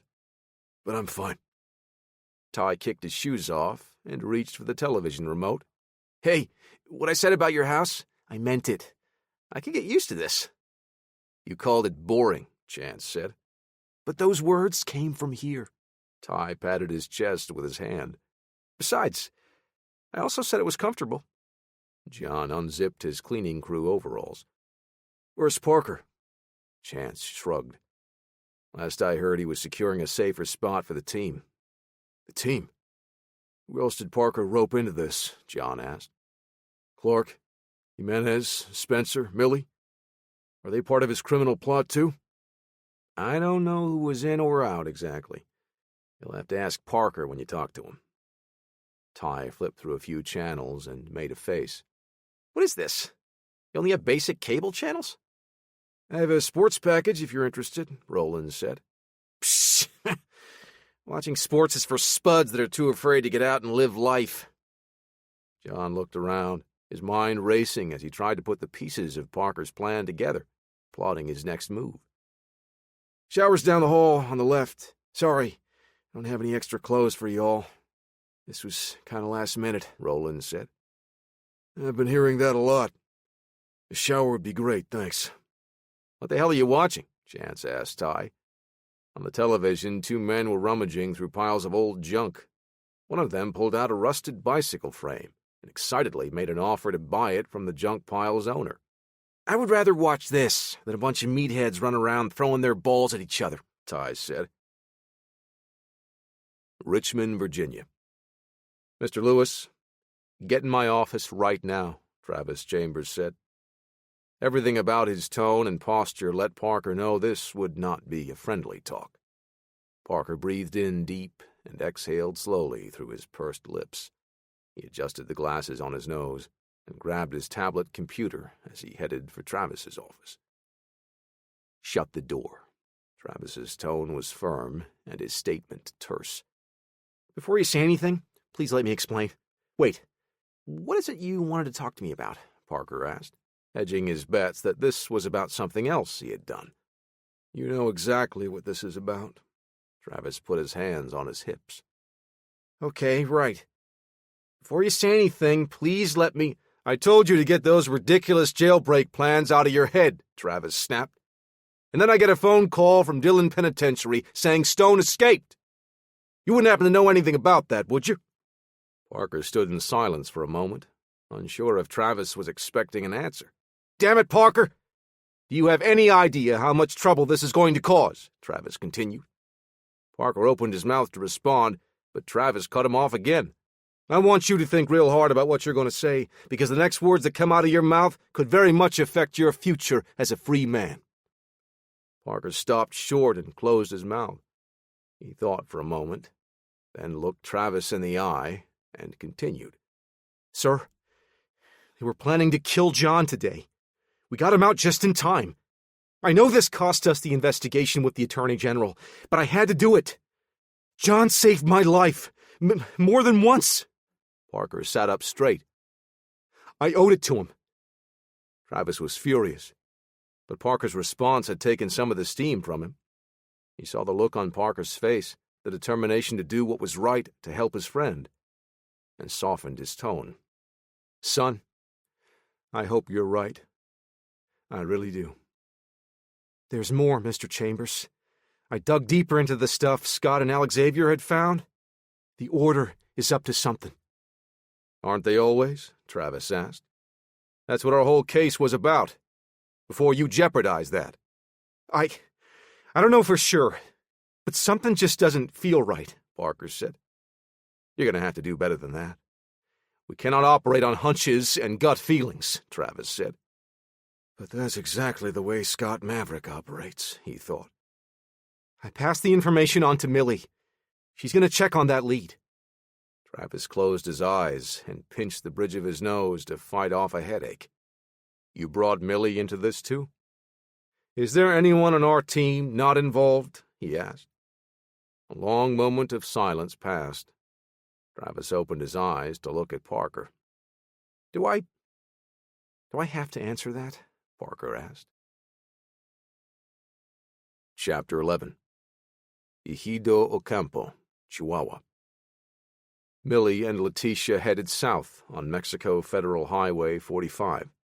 They took a silver 2010 Nissan Altima, choosing the nondescript sedan to avoid attention before crossing the border. They'd already traveled over 4 hours on their way to Chihuahua City, the ride mostly quiet. Parker sent them a lead about a company called Aries Plumbing, tying the small business to Rebecca Flair and the Order. Now, Millie and Letitia were on their way to look closer at Aries. "We're about 10 miles out," Letitia said. "Thanks." Millie wiped her sleeve across her tired eyes. Letitia looked up from the map on her smartphone. "Do you think she'll be there? Flair?" "Probably not," Millie said. A long silence stretched out between them like a physical distance. Millie remained focused on the task at hand. Letitia looked down at her phone and then out the window, trying to gather the courage to ask her next question. "If she is there, What are we going to do? Millie looked at her, then back at the road. Another stretched-out silence. If she's there, maybe we can put an end to all of this. You mean, are you talking about killing her? Millie shrugged. I haven't thought it out that far. You're normally a terrific liar. Letitia brought her knees up to her chest, still looking out the window. I know you've been thinking about what you would do if you ever caught her. Ever since the day you escaped the training program. Training program? Is that what we're calling it? We were kidnapped and forced to participate in their program. My parents, our parents, were murdered by Flair's people. Millie's eyes focused far out ahead of them on the road. I'm sorry. I didn't mean it that way, Letitia said. I know you didn't. I'm not mad at you. Millie was barely an adult herself, but Letitia was only 16. She had to keep reminding herself of that when she spoke to the young girl. Letitia broke the uncomfortable silence. So, what are we expecting to find in Ares Plumbing? I don't know for sure. Parker's files showed that some military-grade equipment could have been sent there. He also mentioned it involved Rebecca Flair. And saying it involved Flair was all we needed to hear to jump in feet first, Letitia said. The implication in her voice implied that they were both being played. Yeah, pretty much, Millie said. We can trust Parker, right? Millie nodded. I'm pretty sure we can. Just pretty sure? Letitia asked. Well, I've worked with people I've trusted less. How's that? Letitia smiled. Good enough for me. She looked back at the map on her phone. I'm not reaching into any toilets looking for stuff. Just so we're clear, Letitia said. That got a genuine laugh from Millie. It was a nice break from the seriousness of the past few hours. Dresden, Ohio. Dwight Wesker arrived at the Dillon Group Penitentiary in a black Lincoln sedan. He found an empty space and parked his car, meticulously lining the vehicle up in the center of the spot. He stepped out and buttoned his suit coat. His partner, Austin Poe, emerged from the other side, his hand subconsciously sliding to pat the location where his pistol was concealed before he buttoned his own jacket. It was a rookie mistake, and Wesker moved closer to speak quietly as they approached the building entrance. "Don't pat your gun," he said calmly. "What was that, sir?" Poe asked. "You're advertising where your piece is holstered by putting your hand there. What's the point of carrying concealed if you're just going to tell the whole world?" Poe's eyes shot wide in embarrassment. "I'm sorry, sir. I didn't realize I was doing it." "Don't worry about it, young man. We've all done it before, and it's better that you hear it now." The two entered the main building into a flurry of activity. Nervous administrators ran around, focused solely on damage control. Wesker didn't like to see this type of frantic activity. It was emotion-based and ultimately ineffective. He looked around for the one in charge, or at least the most senior person in this area. He headed for the man in the center of it all, who was trying to direct traffic, as Poe fell in behind him. The tall U.S. Marshal waited as the man finished speaking to someone. "Good evening, sir. My name is Dwight Wesker. I'm here on assignment by order of Attorney General Mercer." Wesker showed his badge. The man tensed visibly, like he might be in trouble. "I'm Luce Buck." As they shook hands, Wesker noticed the man was on edge. "Luce? I must say it's a very unusual name, at least in these parts," he said, trying to break the tension. Yeah, it is." "Mr. Buck, I just want you to know that my purpose here is to track down and apprehend one of your prisoners that escaped. John Stone." "He's the only one that escaped," Buck answered, defensively. "Now, I don't mean to imply anything. It's in my nature to be very clear about my intention, is all. That being said, in order to find Mr. Stone, I need to know exactly how he got out." "We checked the security cameras, but they went down during that time. We don't know why." Luz waved another administrator toward a group of prison guards. Wesker scratched at his head, then turned to his partner. Poe, I want you to get the shift schedule for everyone that worked here in the last 72 hours, please. If anyone gives you trouble, remind them that we are working for the Attorney General. Yes, sir. Poe nodded and headed off. I can help him with that, Bach said. Wesker smiled like a father whose child had volunteered to wash dishes. Don't worry, he can handle it. I could use your help, though. Please take me to where I can review your security camera footage. I would like to see exactly what you do and do not have recorded. Bach froze like a deer in headlights. Wesker placed a reassuring hand on his shoulder. Please relax, Mr. Bach. I'm not accusing you all of any wrongdoing. I simply wish to examine all the evidence we have access to. No one needs to worry about me if they weren't involved in an inmate's escape from a maximum security penitentiary. Yeah, no, I can assure you I'm not in on it, Bach blurted. Wesker looked into his eyes, still smiling. Excellent. Then I can assure you that you don't have anything to fear from me. Now, if you don't mind, please take me to the security office. Ann Arbor, Michigan. Roland slid his laptop into the middle of the dining table. I think I'm connected. Ty leaned back in his chair. It probably would have been easier to just use one of our phones. All this teleconference stuff is garbage. It never works when you need it to. When was the last time you had to make a conference call? Chance scoffed. Hey, I negotiate million-dollar jobs over the phone, Ty said. Those are the kind of corporate stooges that always want to set up a group call. Can we just get on with this? John asked. How do we know if they're on the line? I can hear you, Travis Chambers said. Is everyone else on the line? Not yet, Roland said. We're still waiting for Parker and the others. Is this the right button? Alexavier Brewer asked. Back up and let the kid work, Scott Maverick growled. Hello? Parker? Travis asked. Yeah, I'm here, Parker said. Sorry, we had a little trouble with the teleconference software. Why do they make it so difficult to work with? Ty pointed at the computer, giving the others his best I told you so look. Let's just get on with the meeting, Travis said. Mr. Stone, how are you doing? I'm doing fine. I was just made aware that all of this was done without your consent. None of that matters now. It's not going to take long before they connect us to this, and we all become suspects, Travis said. Where's everyone else? John asked. Dr. Spencer is here with Scott and me, Parker said. What about me? Alexavier asked. What about you? Scott grumbled. Parker interrupted their bickering. Clark and Jimenez will meet you at the safe house I set up. Sorry it wasn't ready earlier. This was all... Yeah, it was last minute. I get it, John said. How about Millie? Where's she? Ty asked. She's currently in Mexico, chasing a lead Scott and Alexavier found, Parker said. She went alone? John asked. No, I don't think so. Mr. Lewis, you sent that young woman into danger without backup? The frustration was evident in Travis's voice, even over the low-quality audio. It might connect to Rebecca Flair. She told me a while ago that if I found out anything about Flair, to let her know first, Parker said. And you just listened to her? Chance asked.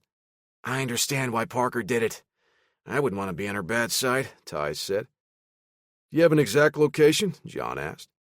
A small city in Mexico, about 220 miles from the Texas border. Does she need backup? Are you sure she's not going alone? She assured me that she has people with her.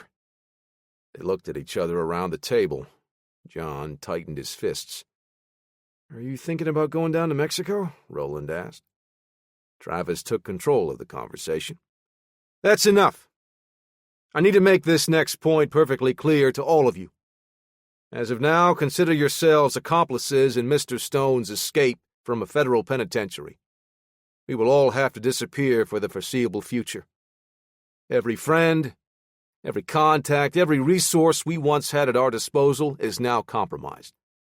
We are in the dark, and we don't know who we can trust anymore. The ramifications of Parker's plan dropped like a dense fog over the room. I hope all of this is worth it, John thought. Chapter 12. Dresden, Ohio. Wesker unbuttoned his jacket and opened the driver's side door of the Lincoln sedan. So, what do we know at this time? Poe climbed into the passenger seat. It's likely John Stone had escaped with the aid of one or more guards. What about his cellmate?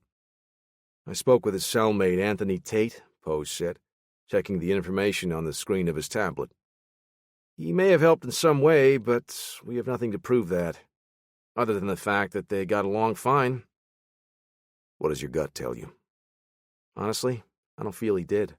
Tate is up for parole in less than 6 months, and I'm not convinced he would jeopardize that. Be careful about making assumptions like that, Poe. In this case, however, we don't have anything to pin it to him, and we're short on time. We'll rule him out for now. Wesker started the vehicle. Yes, sir. So, we do know that Stone escaped in a Midtown cleaning supplies delivery truck. Accounts from guards at the gate confirm he was with another man in the vehicle. Wesker draped an arm over the seat, backing out of the parking spot. The police officers involved in the chase are saying the same thing. What do we know about the other man? Poe flicked his finger over the screen. Witnesses were unable to provide a reliable description of the driver other than possibly Asian. The cameras were down at the gate as well. Okay, Wesker mumbled. The lack of footage from the security system was particularly troubling to the marshal. It hadn't just been a shutdown of the cameras, which could have been orchestrated on the premises. The security data had been tampered with. Seemingly random during the hours before and after the escape, had been altered or deleted. Wesker held no illusions of this being anything but deliberate, premeditated tampering. What's our next step, sir? Poe asked. The Attorney General's going to send me a list of every one of John Stone's associates.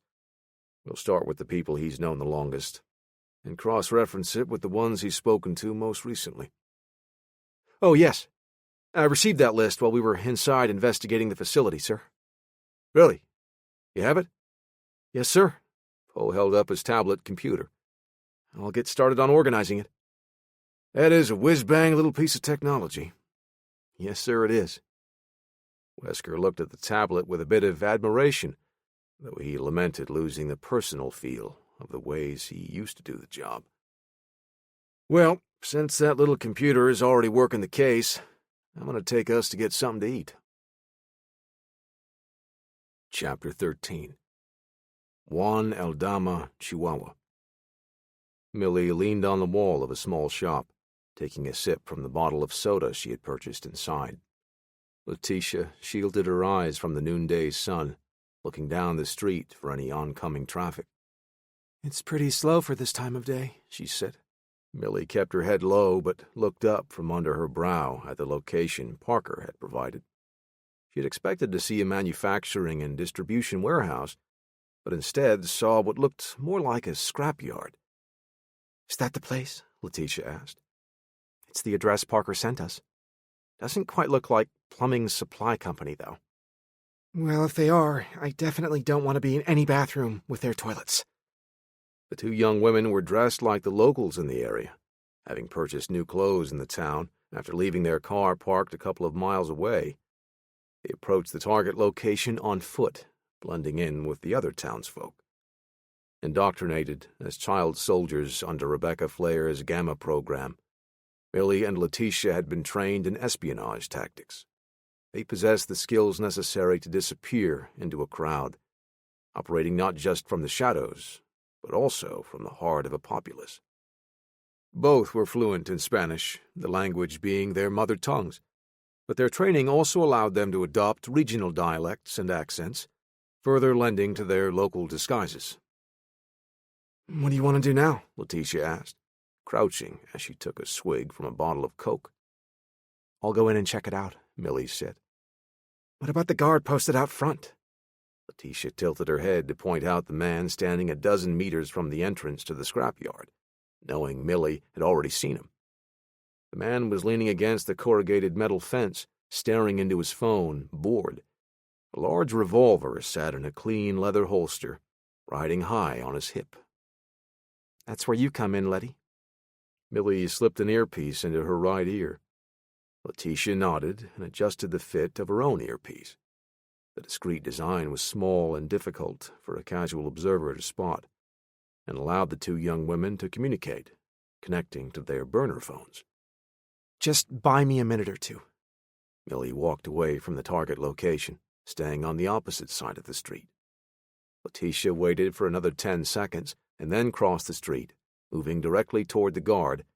When she got close, the man confronted her. She spoke to him in Spanish, matching the dialect and local slang of a teenager in this part of Chihuahua, Mexico. "Hey, man, do you have some change so I can get some candy?" The man scowled at her. "No, keep moving." "No need to get so mad. I just need a snack while I wait for my ride." Letitia kept her eyes moving, trying to avoid direct contact with the guard. To him, it looked like a nervous girl, but she used the tactic to visual scan the location. Just then, Letitia spotted a man inside the front entrance to the scrapyard walking by. "I said get out of here, rat! I don't have anything for you filthy beggars!" Letitia raised her hands, still holding the mostly empty bottle of Coke, as she backed away. "Sorry, man." Just great, she thought, heading across the street to the shop. She didn't see Millie, but knew the unfortunate timing of the other guard's arrival would probably stall her plan to sneak in. Millie used the screen of her phone to keep an eye on Letitia. As soon as the young girl made her move, Millie jogged across the street, stuffing the mobile back into her pocket. The guard out front turned to deal with Letitia, giving Millie the opening she needed to slip inside through the main entrance. By sheer coincidence, another man had rounded the corner and walked by. Millie's heart raced, but she stayed calm and moved outside of his direct line of sight, shuffling behind a pile of rusted steel and dusty plastic. The man was walking a predetermined route like a robot, not actively looking for trouble. He had let the monotony and repetition blunt his edge. Getting around him proved to be a simple task. "I'm in," she said in a low voice. "What? How? There were 2 guys at the front gate." "Skills." "You got moves, girl. I didn't even see you." "Heading in now," Millie said, taking in every detail. "A lot of people here. This might be easier than we thought." The scrapyard was a hive of activity, with people of all types moving about. Most would assume that making your way through an area unseen required that one stay hidden and use the shadows. Millie knew that to avoid detection, there were more ways than sneaking about. Moving in a low crouch through such a crowded space would almost certainly draw attention. There was no way to be sure you were avoiding all possible lines of sight. She capitalized on the number of workers around her and the general apathy of such a large group of poorly compensated people. She copied their mannerisms and followed their paths until she got deeper into the facility. The men and women inside worked in groups, moving and organizing what looked more like parts for airplanes rather than plumbing hardware. Millie stole a glance as she bounced from group to group. She noticed that everything in the middle of the supposed scrapyard looked newly manufactured. The only junk she could see were the old rusted cars and appliances lining the perimeter of the facility. She fell in behind a guard supervising the operation, keeping to his blind spots as she made her way to the main building on site before melting into the shadows. Inside, the buzzing and pounding of power tools filled the air. Millie moved to find a better vantage point, relying on stealth now that she had more shadows and concealment to utilize. She saw workers hustling throughout the large warehouse, just as busy as they were outside, except in here they hurried to assemble something using the airplane parts she saw earlier. The operation ran like an auto manufacturing plant, with each person or group performing a specific set of tasks in an assembly line. They weren't building an entire vehicle, only a partially constructed end product resembling a scaled-down airplane fuselage, filled with wires and other electrical components. There were no seats for passengers or crew, she noticed. Not small aircraft, she thought. These are large drones. Hey, Letty, I'm inside their main building. It looks like they're making aircraft parts. Probably unmanned aerial vehicles. UAVs for a plumbing company? Clogged pipes are a more serious problem than I thought. I'm going closer to find out more. Okay. Have fun, Mills.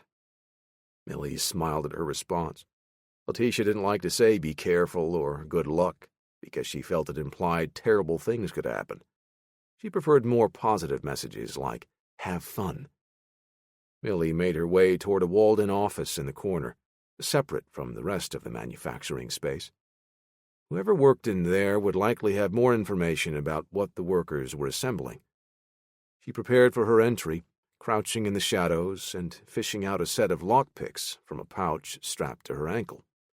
Waiting for an opening, she slipped around the corner and worked the lock while standing like she had the key. Standing rather than kneeling made the job more difficult, but it only added an additional 2 seconds before the knob clicked and spun, granting her access. Easing the door closed behind her, Millie rooted around the papers on the desk. It didn't take long to find what she needed. Too easy, Millie said under her breath, chuckling. She skimmed the page for the relevant parts. These were orders to complete a dozen UAV chassis for a drone codenamed Godhand. This facility was only manufacturing the core of the craft before shipping them to Steens Mountain, Oregon. What's in Oregon? Millie thought, as she spread the orders out on the desk. She snapped photos of the documents and collected them into loose piles as she had found them. Retrieving a USB flash drive from the same pouch where she had kept her lockpicks, Millie sat at the desk to access the laptop computer. The files inside looked like digital copies of the manufacturing orders, addressed to a man named Gustavo. She uncovered a couple of encrypted directories that she also copied. The data pushed the storage limits of her 256-gigabyte flash drive, taking more time than she would have liked to transfer. With the copying complete, she pulled the drive and locked the computer. Millie eased the office door closed behind her as she exited, ready to melt back into the crowd outside.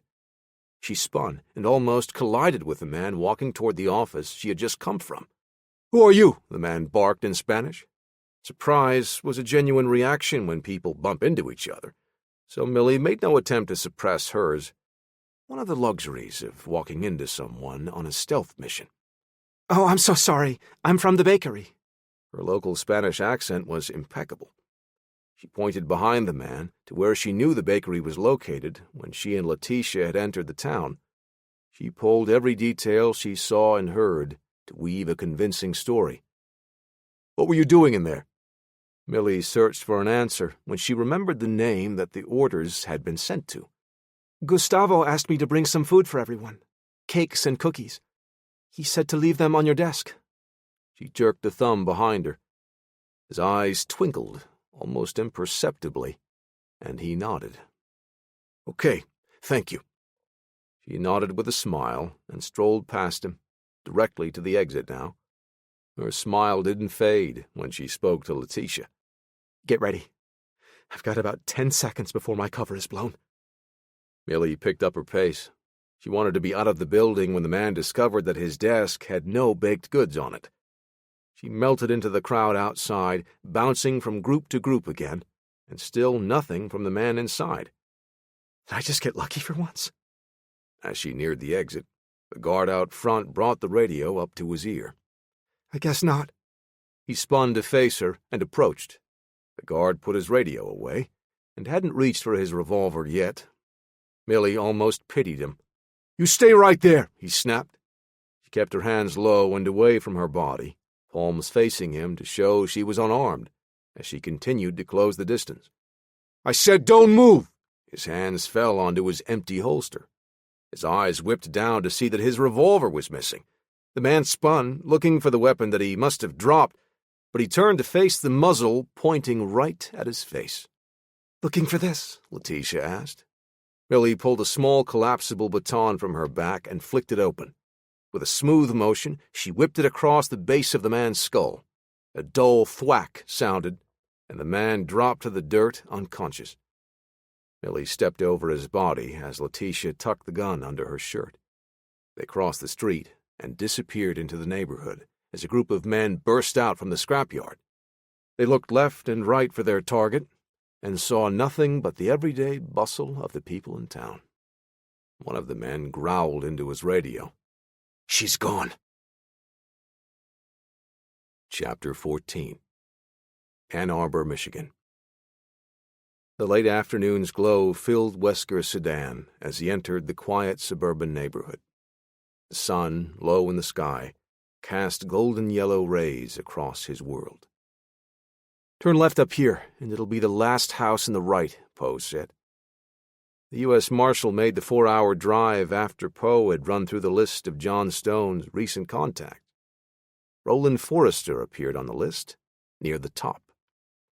Forrester had been interrogated after his involvement with a rogue group of insect mercenaries had taken hostages at a party a month earlier, the same party where Stone had murdered Barrett Anderson.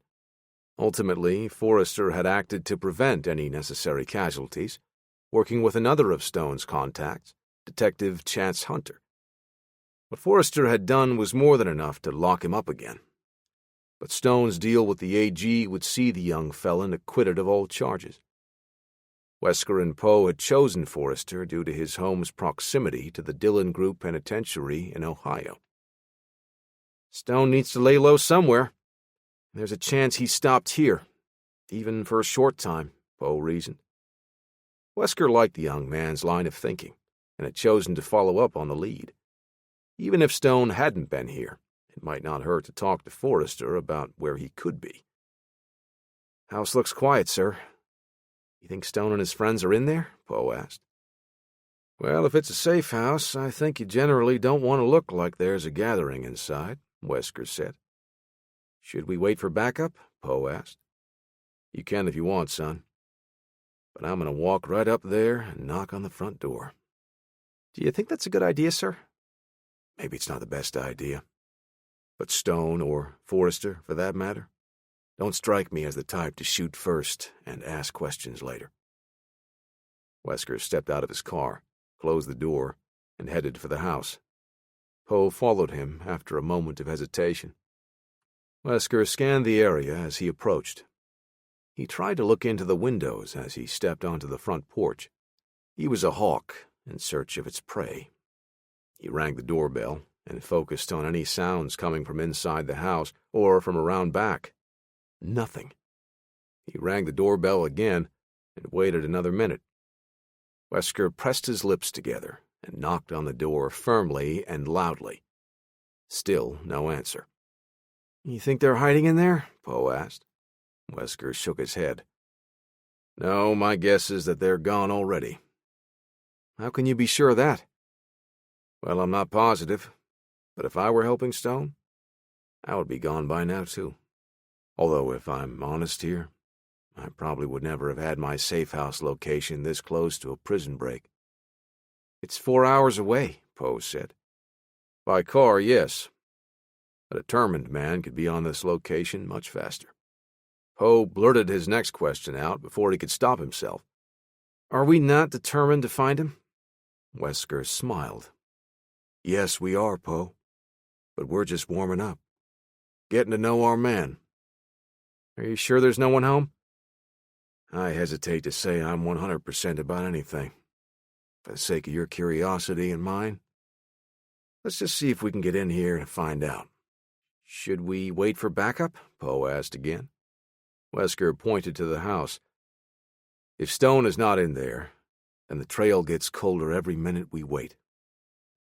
"You're right, sir." Poe reached into one of the utility pouches on his belt and pulled a small device out that looked like a toy gun. It was made of stamped metal with a long curved trigger like that of a spray bottle. He stuck the front end of the device into the key lock on the door. He quietly pulled the trigger and twisted until the lock disengaged. Unholstering their pistols, the marshals prepared to enter the home. With a nod, Poe slowly turned the knob and pushed the door open slightly. Wesker stepped in first. sweeping the interior with the muzzle of his Beretta 92 FS. Poe followed, carrying the standard sidearm of the U.S. Marshals, the Glock 22. Both men had a flashlight in their support hands, using the beam to chip away at the dark corners. They moved together, clearing each room one at a time, not taking any chances. In Forrester's bedroom, Wesker kicked at the small pile of clothes on the floor. "Looks like we missed them." Poe looked at the shirts and jeans at his feet, then back up at the older man with a questioning look.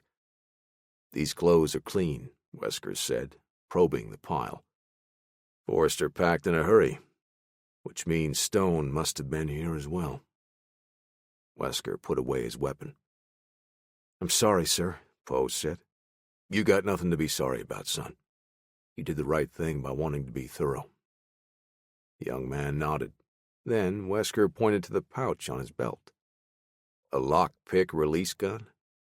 Did you think we would be doing our fair share of breaking and entering?" Poe smiled. "I figured I would just be prepared for whatever. And before you ask, no, I wasn't a Boy Scout." Wesker smiled and pulled a handkerchief from his jacket pocket to wipe his neck. "Well, let's radio this in and search the house. I figure we won't find much, but better safe than sorry." Chapter 15. Rebecca Flair sat with her feet outstretched in front of her. She held her palms pressed together in front of her chest as she breathed in deeply. Placing her hands on the floor, she pushed her legs off the ground, slowly drawing her feet between her arms while keeping her knees locked out. Clear of her elbows, she spread her legs out as her body rotated to a handstand. Her feet came together, pointing straight up toward the ceiling, where she held the posture for several seconds. Her assistant, Burroughs, stepped into Flair's private workout room. She took a step to the side, staying in the corner and out of Flair's line of sight. Flair transitioned to another arm balance posture, still not letting her feet touch the mat. Though no one knew her real age, her display of strength, flexibility, and balance would be impressive for anyone. Rebecca Flair finished her morning yoga routine and wiped her head and neck, whipping the towel over one shoulder as she walked over to her assistant, a movement and grace like that of a jaguar. She nodded to Burroughs, a signal to speak. "Miss Flair, there's been an incident." "What kind of incident?" Flair asked, drinking from a bottle of room-temperature water. "In Juan Aldama, ma'am. Someone infiltrated the Ares facility," Burroughs said. Flair's eyebrows raised and her mouth tightened, almost imperceptibly. A hint of concern shone through the normally stoic facade. "Who was it?" "Unknown. Initial reports suspect a local woman." Burroughs read the report from a tablet computer cradled in one arm. "They're compiling the video now. We should have them soon." Her device chimed. She looked at the screen, tapped in a command, and handed it over. Flair took the tablet and pressed play on the first of several videos taken from security camera feeds in and around the Ares compound. The footage showed a young girl approach one of the guards before turning to leave. But in the time she spoke with the man, a second figure slipped by, entering through the front gate. "Who is the second woman?" Flair asked. Burroughs leaned over and watched the video as it looped. She saw the smaller figure and jotted down some notes. "I'll look into it." "These two were well trained," Flair noted. Neither had allowed their faces to be seen in the footage. She clicked the thumbnail for the next video. The way that the woman inside moved made it difficult for even the camera to catch her completely. Flair clutched the tablet tightly and watched another video. The intruder used crowds, changing her mannerisms and posture to match and blend in. A sense of dread grew in the pit of Flair's stomach as she flipped through the rest of the camera feeds. This woman was able to outwit everyone inside, including the typical surveillance setup to monitor the facility. But inside the office, Flair had installed cameras hidden at unconventional angles to keep a close eye on the operations. She tapped in a 6-digit code to unlock the footage, Only one had captured the woman's face, and only for a brief moment. Flair paused the video and scrubbed to the frame with the sharpest image. The tablet nearly fell from her fingers when she saw the face on the screen. "Are you okay, ma'am?" Burroughs asked, stepping closer. "Yes, I'm fine," Flair answered, still staring at the screen. Her face grew pale like she had seen a ghost. "Do you know that woman?" "You can say that." Flair regained her composure and looked over at her assistant. "I trained her." Flair pulled up footage from the camera watching the front of the Ares facility, showing the intruders disarming and dispatching the man guarding the entrance. "These two were part of the Gamma program. Assets trained to blend in and infiltrate, to acquire intelligence." "I suppose that would explain why our people thought they were locals," Burroughs said. Flair held the tablet out. "This is Stone. They have to be working for him." "We have to assume Stone knows about the God Hand," Burroughs said, taking the device from her. Flair looked into the distance, her jaw tense. "Get our completed drone into the air. Establish a holding pattern along its predetermined route." "Are you sure you want it up this early?" "We don't have a choice. Once it's airborne, Stone and his friends will be unable to bring it down." "Yes, ma'am. I'll call the request in to have the drone launched right away." Burroughs typed out the notes into her phone. Flair turned on her heels to face Burroughs. "I want Nova transferred to our Nevada location immediately." "What about Savage and Centurion? How do you want to handle that?" "Sterilize it.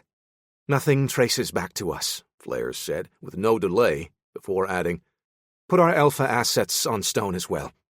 I want him found, and everything he knows about us buried." Her assistant nodded and left, initiating the first call. Flair wiped her face with the towel on her shoulder, pulling up the mental image of the women in the surveillance footage. A swirl of emotions coursed through her. Anger that these two were actively trying to thwart the plans of the Order. Then, a strange sense of pride. These two Gamma assets, part of the training program that Flair had prematurely ended, were fully active and in the field. Rebecca Flair was like a mother, proud of seeing her children grown up. Millie peered around the corner, looking at the car that they had parked a couple of miles away from the Ares facility. They had taken an indirect route back to their vehicle to shake any tail. "It's been sitting there for the past half hour. I don't think they connected it to us," Letitia said. "It's only been 10 minutes, Millie said. "We're probably clear, but let's wait a little longer to make sure." Letitia grunted impatiently. Millie smiled. Sometimes she forgot that Letitia was a teenager. "Do you have your tablet with you? Maybe we can take a look at what we have while we wait," Millie said. Letitia reached into the courier bag strapped over her shoulder and pulled out something resembling a small metal notebook. It was an industrial-grade tablet computer that folded closed to protect the flexible LED screen. She took the key drive from Millie and inserted it into the USB port. "It's mostly memos and emails, and the occasional technical drawing." Letitia tapped and swiped at the screen, occasionally pinching to zoom out as she skimmed through the data. "What are the memos and emails about?" Millie asked. "Looks boring. It's going to take a while to get through it all." Millie took her eyes off the car for a moment. "Well, excuse me, Your Majesty. I'm so sorry to trouble you with something as tedious as reading." Letitia laughed and punched Millie's arm lightly. She swiped through more of the data when something caught her attention. "Wait a minute. You know that God Hand drone they're building at Ares? This says that they have a working version." She handed the tablet over, and Millie read through the memo, looking at the photos showing a sleek, wedge-shaped aircraft. "We have to let John know right away." "Should we call him now?" Letitia asked. "I'll text Parker. We'll call them as soon as we get out of here," Millie said, handing the tablet back. She took out her phone and tapped out a text message. "It's time to go," Millie said. "You sure it's safe?" "It's safe enough. We don't have any more time to waste." Chapter 16. Reno, Nevada. A bright blue crossover SUV pulled up into the driveway of a modest two-story home. Travis climbed out from the passenger side, opening the door for Dr. Miranda Spencer. She smoothed her slacks and adjusted her glasses and nodded in thanks. Scott Maverick and Parker Lewis exited the vehicle from the other side, Parker still talking to the driver. "Thanks for such a smooth ride. Definitely a thumbs up or 5-star, whichever this app uses." Scott and Travis retrieved their bags from the back of the vehicle. Scott patted the rear fender twice, letting the driver know they had everything. The driver gave them a polite wave as he drove away. "I feel like I've been here before," Scott said. "This is the third rubber-stamped suburban neighborhood I've been to in as many days." "We're here," Parker announced. "I can't believe you brought us here in an Uber. Don't you think they'll be able to trace the transaction?" Miranda said. "Oh, they won't. I used a different account." "We're adding identity theft to your list of transgressions now?" Travis asked. "It wasn't an actual account. It's really quite clever. What I did was—" "I'm not interested," Scott grumbled, cutting him off.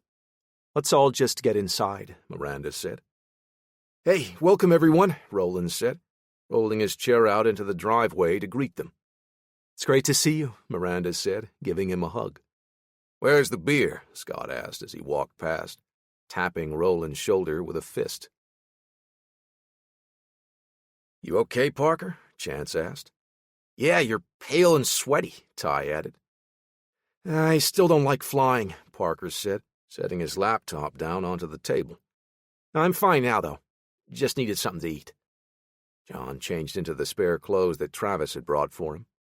He and Roland joined the rest of the team in the living room, where Travis and Parker were preparing to discuss their next step, trying to salvage what was left of Attorney General Mercer's case.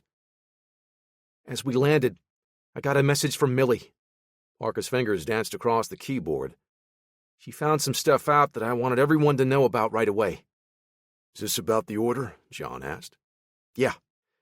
"You're not going to like this, John," Parker said. "What, did she find out the muscles and mustaches are yesterday's style?" Ty asked. Parker continued, ignoring Ty. "Remember the kinetic weapons system used by the Four Serpents? The one they delivered with the drone?" "You mean the terrorist cell dropping a javelin strike on a building that I was standing in? It's not something I'm likely to forget anytime soon," John said. "Right, sorry. Anyway, according to the data Millie found, the Order has a weapons system capable of delivering a similar type of strike. Only this one is like the bigger, badder brother of that last one we stopped," Parker said. "Well, that's just great news," Travis said, pinching the bridge of his nose to ward off another headache. "I thought you were able to stop the Four Serpents from transmitting the plans." John folded his arms over his chest. Parker looked down at his hands. "I thought so, too." "Can you fill the rest of us in on it?" Scott asked, resting his elbows on his knees and clutching a can of beer. "The files Millie found contain schematics of a project called the God Hand," Parker continued. "God's Hand? Sounds a bit pretentious," Scott said. "God Hand. It's a reference to a famous martial artist," Chance said. "Masutatsu Oyama, the founder of the style of karate called Kyokushin. The focus of his training was to develop the power to defeat an opponent with a single powerful strike. He was known as the God Hand." "I would say that's a really cool story, if we weren't about to potentially be on the receiving end of one of those punches," Ty said. "What do the files say about the project?" John asked. "It's the same basic principle as the previous incarnation," Parker said. "Dense, tungsten-rich rods released from a drone at high altitude." "How accurate are the rods if they're releasing them from a drone?" Chance asked. "Accurate to within 3 meters, John said, recalling the information from the version that the Four Serpents had deployed. Parker took a deep breath, exhaling before he continued. "They're aimed using precise calculations from a program that parses data from weather satellites, including global positioning, curvature, and rotation of the Earth. Only this time, imagine it scaled up 5 times. 5 times larger rods and 5 times the payload." Miranda covered her mouth with her hands. "It gets better," Parker said. "This time the drone delivery system is stealth-capable and able to fly at incredibly high altitude, well beyond the operational ceiling of most military aircraft." "Where did they get that kind of technology?" Scott asked. Parker pointed to one of the files in his computer. "In 2011, Iran claimed to have shot down a U.S. RQ-170 stealth drone. China paid for access, allowing its engineers to examine the wreckage." "So this is Chinese tech?" Scott furrowed his brow. "No. The order has people implanted in governments around the world," Parker said. "The drone schematics must have found their way to one of their other facilities." "What kind of potential damage are we talking about?" Miranda asked. "With the full payload, under the right conditions, the God Hand is capable of leveling a small city. With a series of precise strikes, the order could destroy the infrastructure of a major metropolitan area," Parker said. "They could cripple New York City," Scott said. "Or Washington, D.C., John added. "Yeah, I guess the name is appropriate," Ty said. "There's more, John. Millie saw about a dozen of the drones in partial stages of completion at Ares. But Flair has a functional God Hand in Oregon," Parker said. "What is she going to do with it?" Miranda asked. "Whatever she has planned, it isn't good," Travis said. Chapter 17. Steens Mountain, Oregon. The glow from the expansive semicircular wall of monitors bathed Flair with their bluish-white light. She steepled her fingers, taking in all of the information displayed before her. She and her assistant, Burroughs, had arrived at the mountain stronghold to personally oversee the implementation of the next phase of the Order's plans. Half a dozen engineers bounced around to different workstations, monitoring screens, and analyzing the data from the God Hand drone as it maintained a holding pattern over international waters, 2,000 kilometers to the south. One of the screens showed racks of large tungsten-rich rods lining the wall in a spacious warehouse, with members of a tech crew cataloging each of the rods, nearly 4 meters in length and 22 centimeters in diameter. The UAV they had already launched carried 25 in its internal weapon bays. The chief engineer, Tobias Caliban, placed a file folder in front of Flair as he took a seat across the table from her. "The coordinates are set, ma'am. Final locations are locked in," Caliban said. "Once you give us the approval, it will be uploaded to the drone's targeting system." Flair opened the file to the first page, scanning the contents. She looked up at the chief engineer. The man sat up straight in his chair with a cold, emotionless mask over his features. He removed his glasses and took out a handkerchief to clean a spot from one of the round lenses. Even such a simple gesture had appeared rehearsed. Flair had chosen him precisely for his ability to set aside all emotion when executing her orders. "What do your calculations show?" Flair asked. "We have selected 10 targets, all located throughout El Salvador and Honduras. The probability for success is 93%. Caliban put his glasses back on. "The strike's calculated to successfully eliminate 9 out of 10 targets." Flair gently closed the file folder. "I want Nova up and ready before the drone launches its ordnance against the targets." Burroughs glanced down at her tablet. "Ma'am, Nova has been set up in our northern Nevada location. The team is completing diagnostics to ensure that it is running at peak performance." Chapter 18. Washington, D.C. Attorney General Mercer held the bezel of her watch steady between her thumb and index finger as she checked the time. She exhaled in a short huff, squeezing her hands into fists, trying to calm herself. Dwight Wesker had called only moments earlier, letting her know that their first lead into the possible location of John Stone was a bust.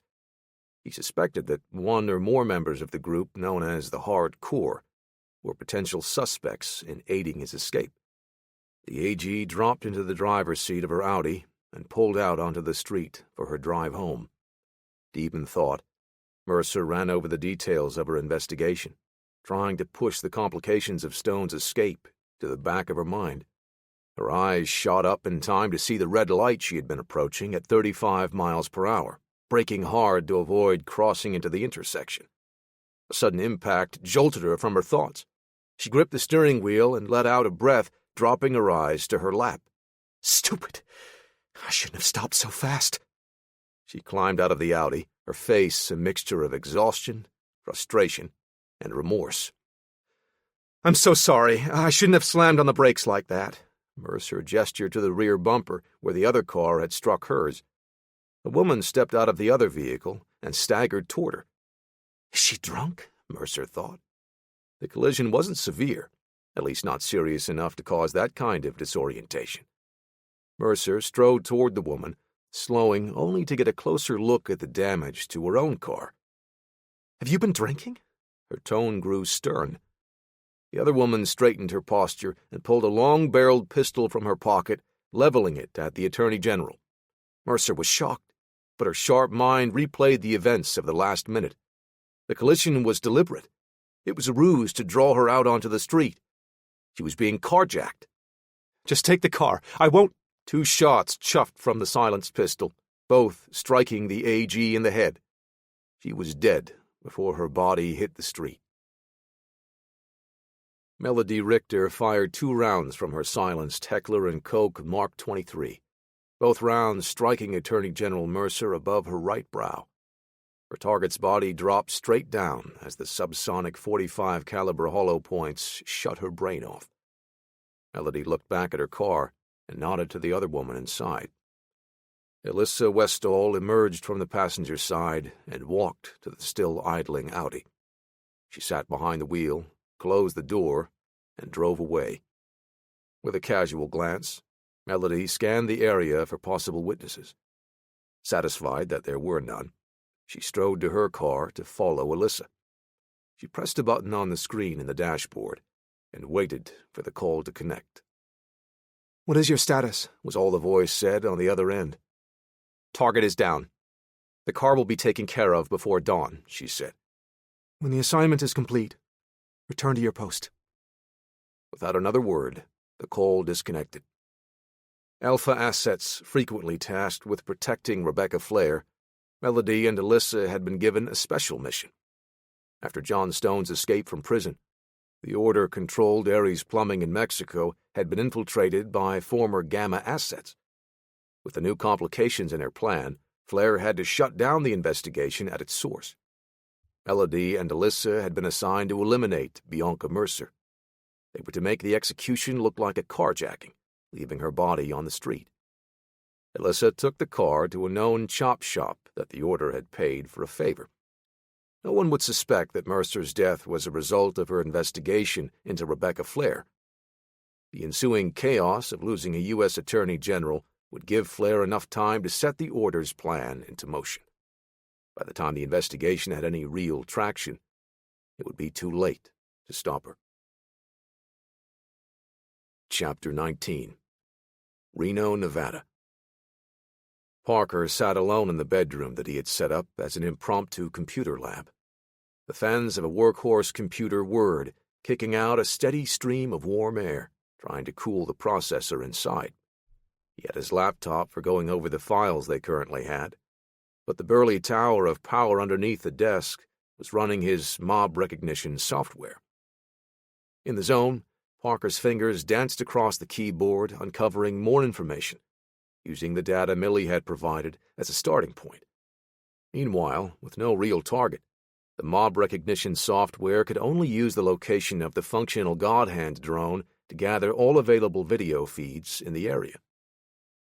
They had no usable footage of Rebecca Flair for the program to pinpoint. The woman was a ghost. Until they had more intel, all it could do was capture and catalog all of the different people nearby. Knowing that his questionable methods always caused Travis distress, Parker had neglected to inform him of the satellite imagery he used to get a better look at the target location. The military-style facility had several buildings in a loose grid, all surrounded by a wall.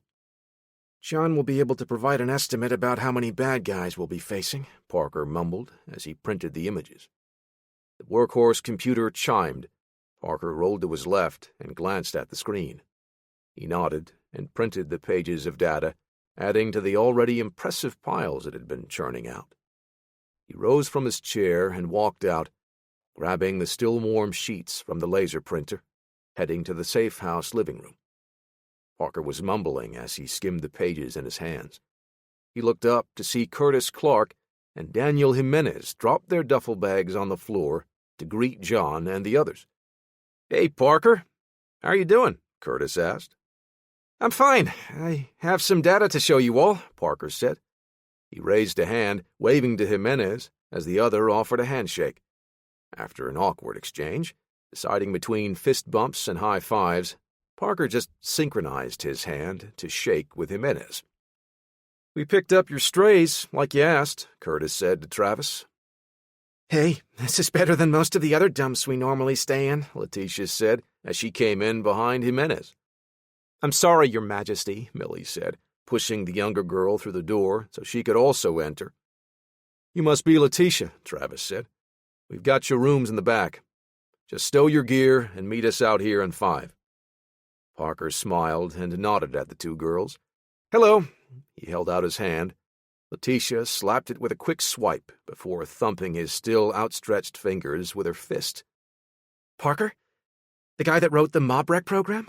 She just pursed her lips and nodded as she walked by. Millie smiled at Parker and patted him on the shoulder as she headed down the hall to put her stuff away. Parker looked around at the people gathered in the safe house. He felt a sense of relief and comfort, seeing the hardcore back together again.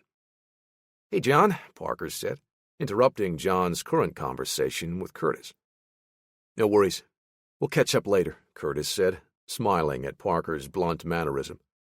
"Go ahead," John said. "So I have these satellite images of the address Millie found at Ares." Parker began setting the printed pages on the coffee table, moving small items one at a time to make room.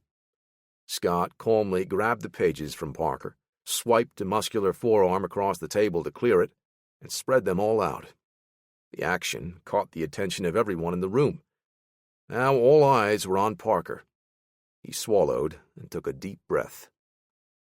"Thanks, Scott. Detective," he said. "So, these are satellite images of what appears to be a military outpost or base of some kind at the base of Steens Mountain in Oregon.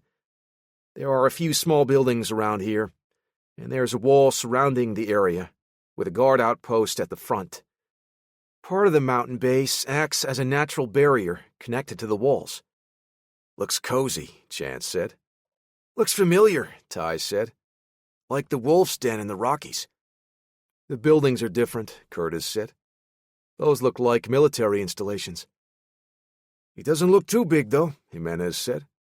"Based on the size of that guard tower, I would guess those buildings aren't especially large. Probably less than half a dozen people operating there at any time." "Where would they keep a drone there?" Roland asked. "It's under the mountain," John said. "Makes sense, given the way this is all set up," Scott said. Well, I guess asking you to give a rough estimate of how many people are there wouldn't be very useful."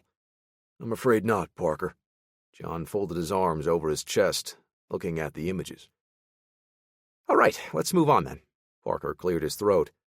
"I tried to use the mob recognition software to get an idea of where Rebecca Flair might be, but I don't have any usable footage to seed the search. Instead, I just used the program to catalog everyone it found near the base. I'm afraid the results aren't promising." "You mean you didn't find anyone?" Travis asked.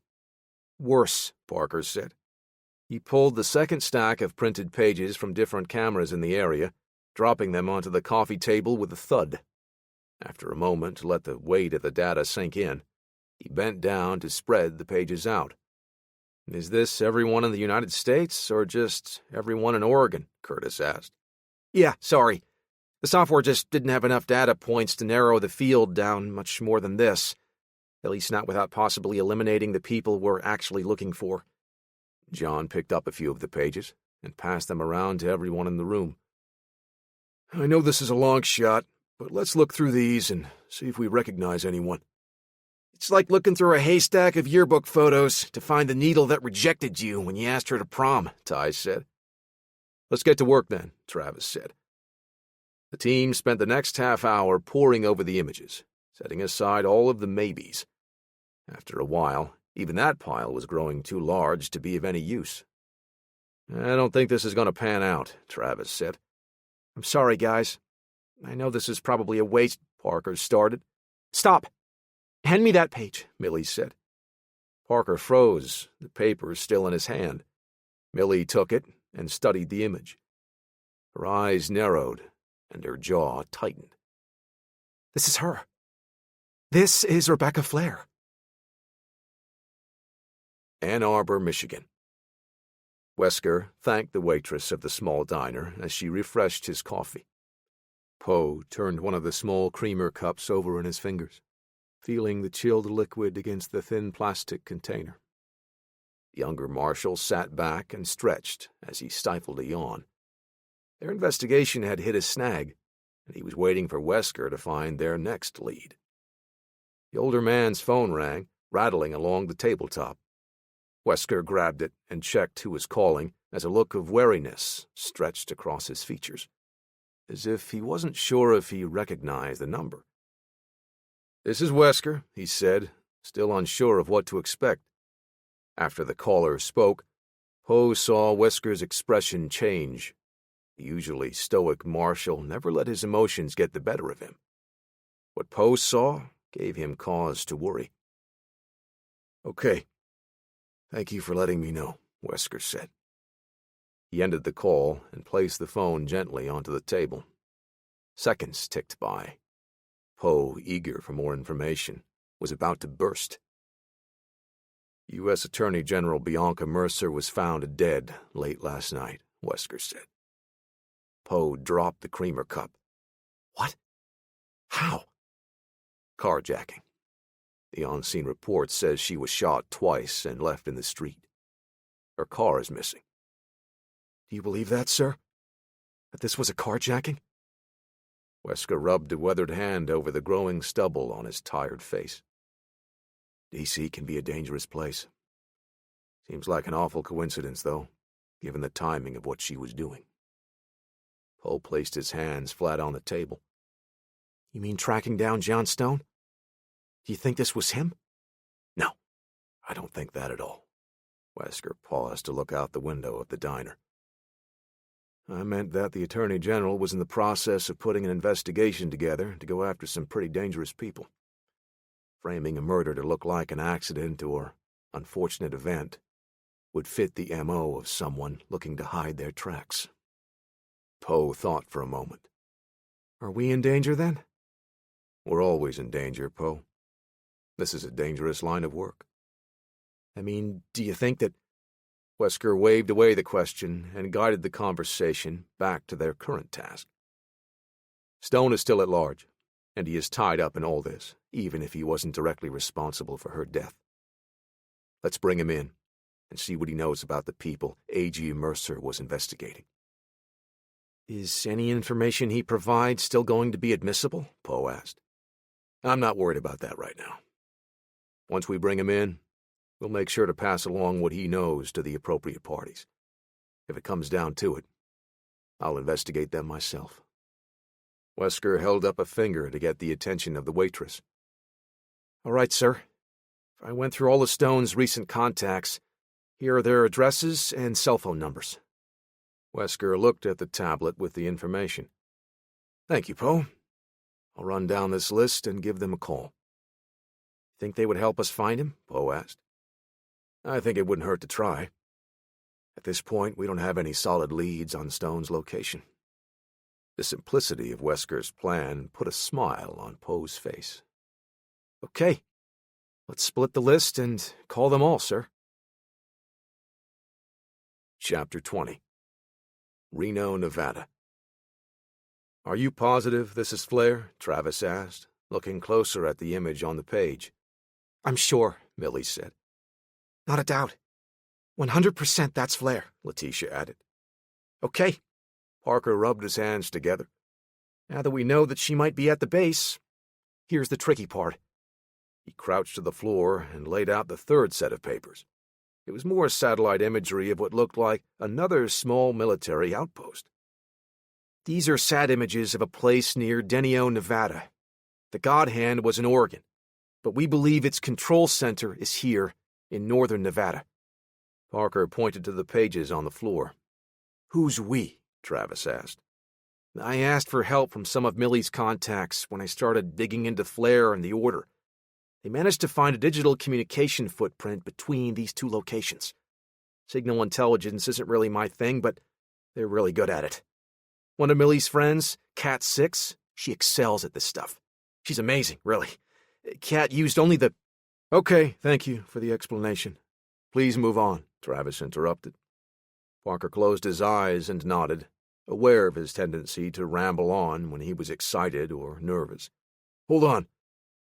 You said the God Hand was in Oregon. Has it moved? John asked. Sorry. We've been keeping tabs on all back-and-forth communication between both sites, intercepting what we could. Cat discovered that the God Hand is no longer at the Steens Mountain outpost. Where is it? Miranda asked. Currently, it's flying in a holding pattern over the Pacific, west of Mexico, over international waters, Parker said. You know if it has a target? John asked. Yes. We were able to intercept the coordinates from an encrypted communication. And you're just now telling us? Travis put his hands on his hips. Give me a sec. Parker had no more printed pages in his hands. He ran to the room with his computers and came back with a laptop. It's like a circuit city in that room, Scott said. He put the computer on the coffee table, covering the pages, and brought up a map. There are a dozen different targets, spread out between El Salvador and Honduras, he said. John crouched to get a better look at the locations. These are strategic targets that would cripple the region. Flair is going after its military leadership and civilian infrastructure. I don't get it. Why attack Central America? Chance asked. Terrorist attack, maybe? Millie said. A strike like this would destabilize both countries. There would be no effective leadership, John said. Could be part of a coup attempt, Travis said. Whatever the reason, we have to stop it. John stood, pressing a hand against his rib as he winced. When is it going to happen? Why haven't they already done it if the drone has been in the air so long? Miranda asked.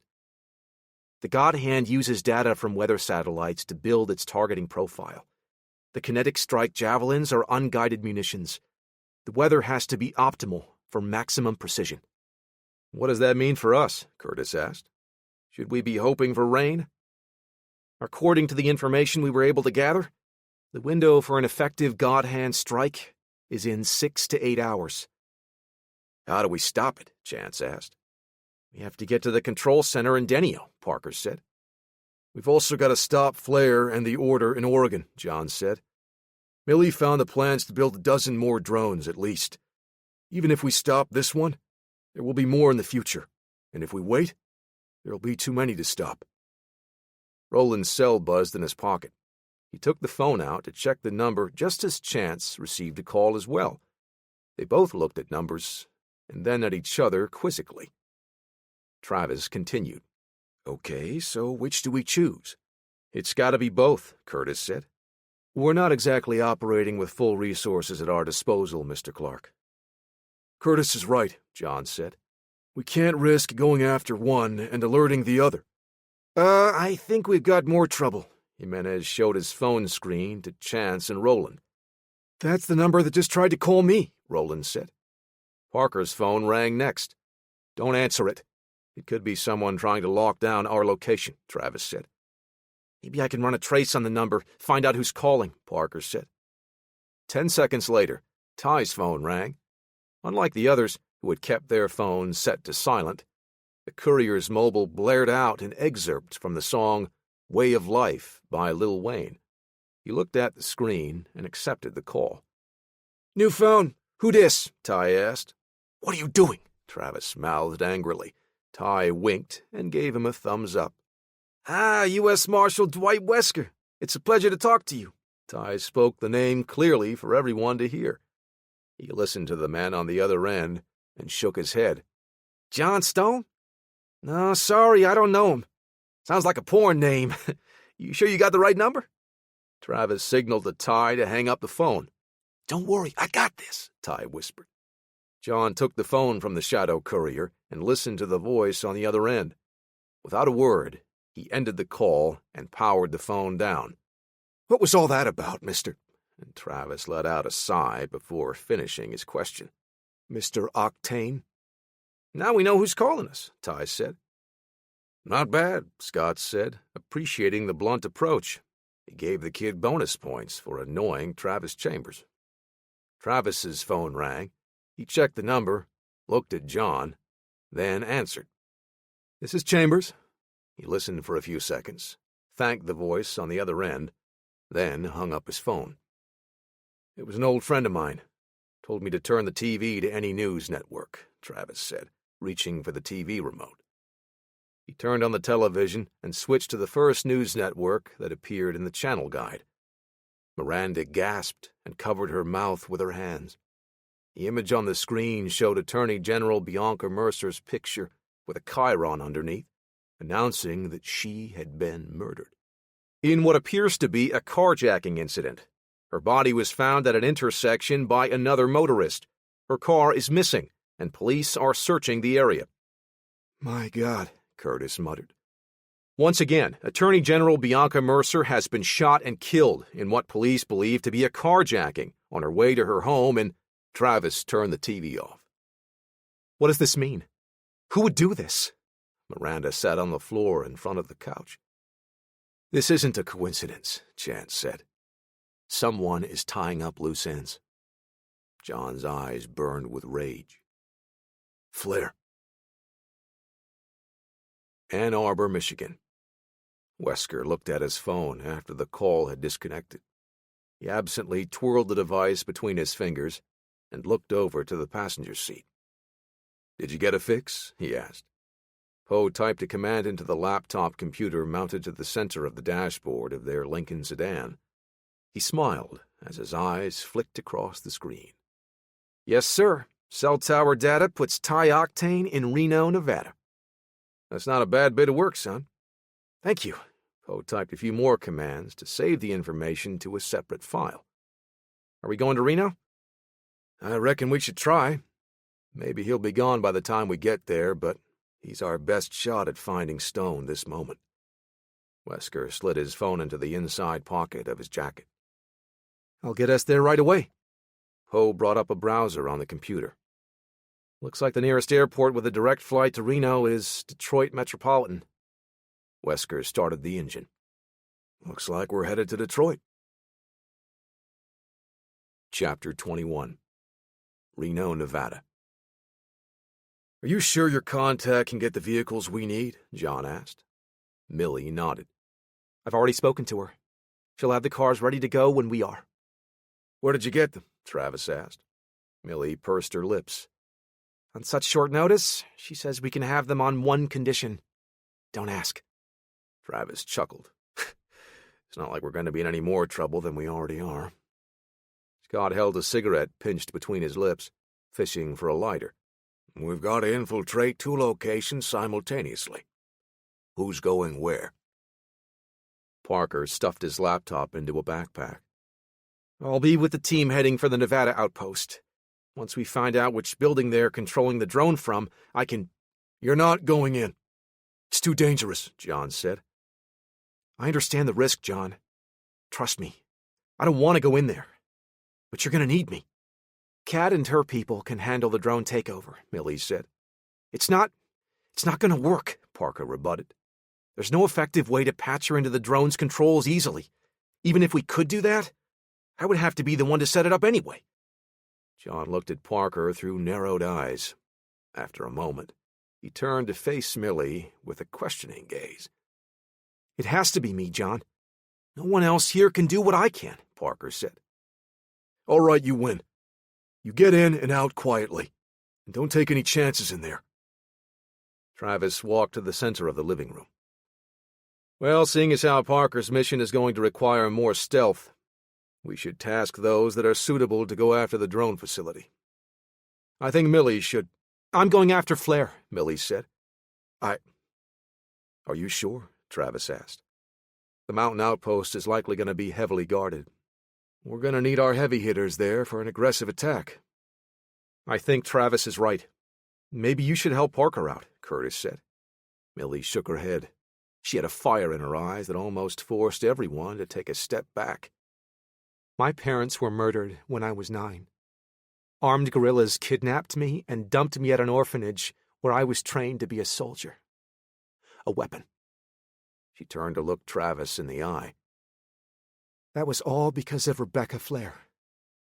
I'm going to find her. And I'm going to kill her myself. The silence in the room drew out for several uncomfortable seconds. Damn, Ty finally said. Billy is with me, John said. But Parker is going to need some firepower behind him. I'll go with Parker. I've done my share of stealth ops, Curtis said. Chance held up a hand. I'll help them out. Ty, you make sure to get them there undetected, and get them out when it's finished, John said. You mind if I tag along? Roland asked. I'll stay with Ty and help keep a lookout, in case things get hot. Are you sure you want to do this? Chance asked. Yeah, I want to help. Besides, I've seen Ty shoot. He'll need all the help he can get. Ty pointed to Roland's wheelchair. A wheelman to back up the wheelman. I can dig it. What are we doing once we have control of the drone? Travis asked. What are our options? Miranda asked. That kind of tech could be a game changer, Travis said. If we surrender it to the U.S. government, that might help smooth things over. I can land it at Nellis Air Force Base, Parker said. I mean, we would have to give them a pretty big heads up, so they don't think it's an attack, though. John shook his head. We can't let that thing survive intact. It needs to be destroyed. Parker looked at John with a questioning stare. I suppose we could figure out a way to force it to self-destruct. Maybe drop it into the ocean at high speed and let the impact shred it. You can't be serious, Travis said. Do you even understand the consequences of that? Think about what the U.S. would be capable of.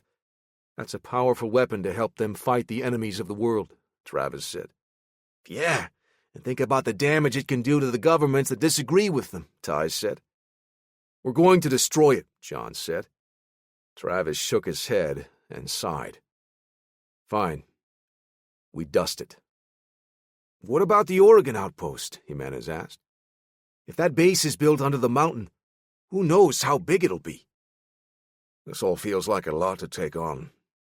How much firepower are we bringing? Scott asked. I've got my weapon with me. But who else is carrying? Chance asked. Let's do a quick inventory, John said. Chance pulled his Glock 22 from his holster. This and a couple of spare mags. Plus I've got a Remington 870 in the car. I took my personal weapons when we left my house, Roland said. He opened a duffel bag, revealing a Glock 17 and a Ruger Mini 14. Without a word, Scott showed his Smith & Wesson 686 revolver.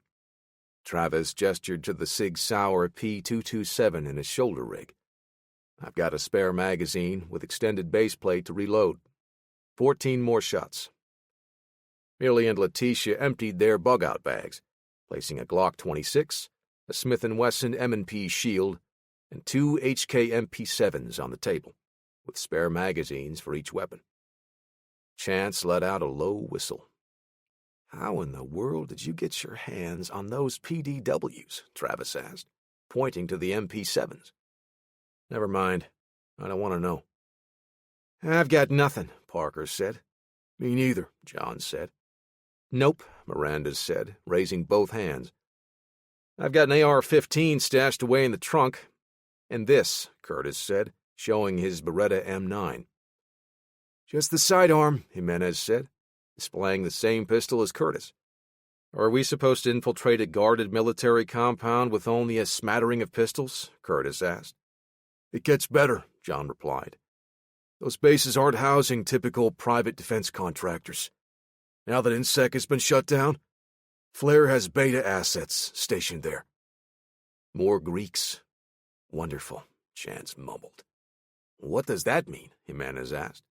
Who are the Greeks? The Order developed training programs for developing highly trained soldiers for their private army, Millie said. The Alpha program focused on assassination, eliminating single high-profile targets. Silent, stealthy, and precise. Betas are the opposite. They are trained for the battlefield, focused on inflicting massive casualties. The ultimate soldiers. Now imagine an underground bunker, guarded by people with the single purpose of waging war, John added. How exactly are we supposed to take on those odds with this small group? Clark asked.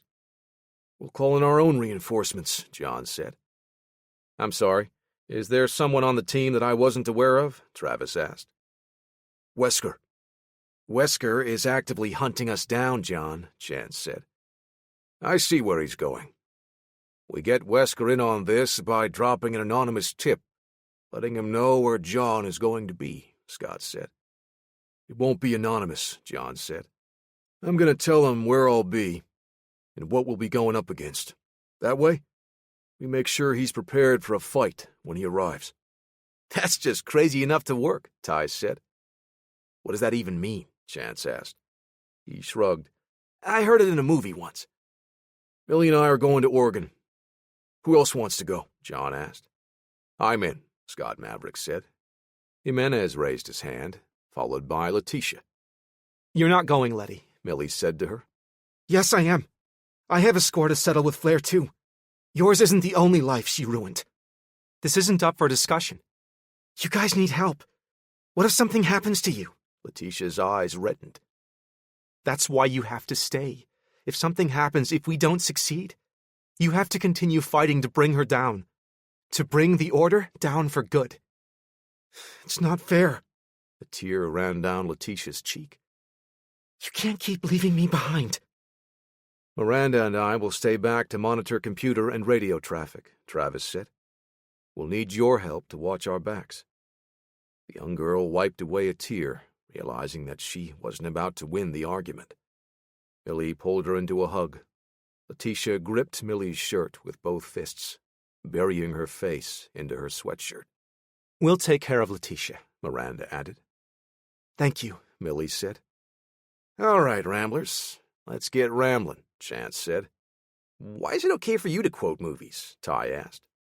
Because I use good lines from good movies. Detroit, Michigan. Wesker grunted as he pulled a bag from the trunk with several toiletries and some spare clothes. He kept one in the trunk for travel on short notice. Something his partner Poe would probably start doing as well after this week. I can get the bag for you, sir, the young marshal said. It's fine. I'm used to its weight by now, Wesker said. His phone buzzed in his pocket as he closed the trunk lid. On second thought, here you go. He handed the bag to Poe by its shoulder strap and retrieved his phone. The number on the screen was Ty Octane's. He was calling back. Wesker showed the screen to Poe before answering. This is Wesker. Marshal Wesker. My name is John Stone. Mr. Stone, I've been looking for you. So I've been told. I'll be making your job much easier by letting you know that I'm going to be in Oregon tonight. Wesker looked to Poe and mouthed the word Oregon. Poe nodded and dialed a number to change their flight arrangements. How do I know you're telling me the truth? Wesker asked. Lying is not my style, John said. But you'll have to take my word for it, Marshal. What's happening in Oregon? Wesker brushed his jacket back with his fingers to rest a hand on his hip, just in front of the holstered sidearm. Why tell me? I'm sorry about Attorney General Mercer. News reports are saying it was a carjacking, but you and I know it was something bigger, John said. She was investigating Rebecca Flair and her ties to an organization known as the Order. Yeah, I've heard a little about the case. You were helping her with that, I understand, Wesker said. Yes, sir. My friends were handing over everything we had discovered when we were moving up the Order's chain of command. So why escape? Wesker asked. You must have known that would hurt the Attorney General's case. John paused. Flair is planning something big. I'll send you details later, but for now, if you want me, I'll be in Oregon. Wesker took several slow breaths, processing everything John told him. I don't suppose you'd be willing to tell me where in Oregon I can find you? Yes, Marshal Wesker. That's the plan. But when you come, Bring your special operations group, John said. Make sure they're locked and loaded. Flair's people are going to be shooting first and covering their tracks later. How many? Wesker tried to follow up, but John ended the call. Should we trust him, sir? Poe asked. Strangely enough, I do. Wesker slid his phone into his pocket and took his bag from Poe. Let's go to Oregon. You call state and local. I'll get in touch with SOG to prepare our backup. Chapter 22. Reno, Nevada. Millie crouched in front of the gunmetal gray sedan that Curtis and Jimenez had picked her up in earlier. She looked out across the mostly empty parking lot of a strip mall. Chance walked next to Roland as he rolled his wheelchair to the rest of the group. Man, it's cold out here, Ty said, rubbing his hands together. That happens this time of year, Millie said. Not in Vegas. Ty glanced into the side mirror of the sedan and fixed the front spikes in his hair. John checked his watch. Any minute now. Stay sharp, people. 3 vehicles pulled into the parking lot ahead of them. The 2 on either side shut off their engines, while the third flashed the headlights once. John wasted no time grabbing his bag out of the trunk of Chance's car. The rest of the team followed, walking toward awaiting vehicles. A woman climbed out from behind the wheel of the lead car, a sleek black Jaguar. She wore a dark blue blazer and slacks, with a red scarf peeking out from the lapels of her jacket. The mystery woman walked up to John with the confidence of a celebrity. You must be Millie's friend John, she said, extending a hand. I'm Sarah Halls. John shook her hand, noting that, with her short heels, they stood the same height. Thank you for your help. Anything for this one, Sarah said, as Millie walked up to her. The older woman enveloped her in a hug. It's been a while, Millie said, wiping a tear away with a finger. So how do you 2 know each other? Chance asked. Sarah straightened her posture, keeping an arm draped over Millie's shoulder. We lost a good friend. I helped Millie and Letitia with some gear to settle that debt. Wait, where is Letitia? She's going to be sitting this one out, Millie said, almost under her breath. Too bad. She's a firecracker, that one. You all could have used her help, Sarah said, her smile fading. A man wearing a bespoke suit walked up. They're all prepped, Miss Halls. Hey, Millie. Hi, Christopher. Nice to see you again. Millie shook the man's hand. When did you sell out and start hanging out with this new crowd? I can tell they're cops just by looking at them. Sarah chuckled. Now, Christopher, you know we don't pry. I'm sorry, Miss Halls, he replied, trying to hide his smile. Sarah pointed to one of the cars in the parking lot. Let's get down to business, shall we? Here's what you asked for. That's a Tesla Model X, dude. Am I driving them to soccer practice? Ty asked. Why can't we take the Jag? You called me 2 hours ago. Said you needed something quiet and roomy. Sarah gestured to the electric vehicle. This will work. What's the range on it? John asked. Over 300 miles on a full charge. It'll get them where they need to be. I'll have to hit a quick charge station on the way back here. Very convenient for a getaway, Ty said, shaking his head. John patted him on the shoulder. I believe in you, kid. Your other ride is right over here. Sarah took several steps to her left and pointed to a black, unmarked Ford sedan next to her Jaguar. That's a police interceptor. Where'd you get this? Chance asked. I told Millie I had one rule, Sarah said.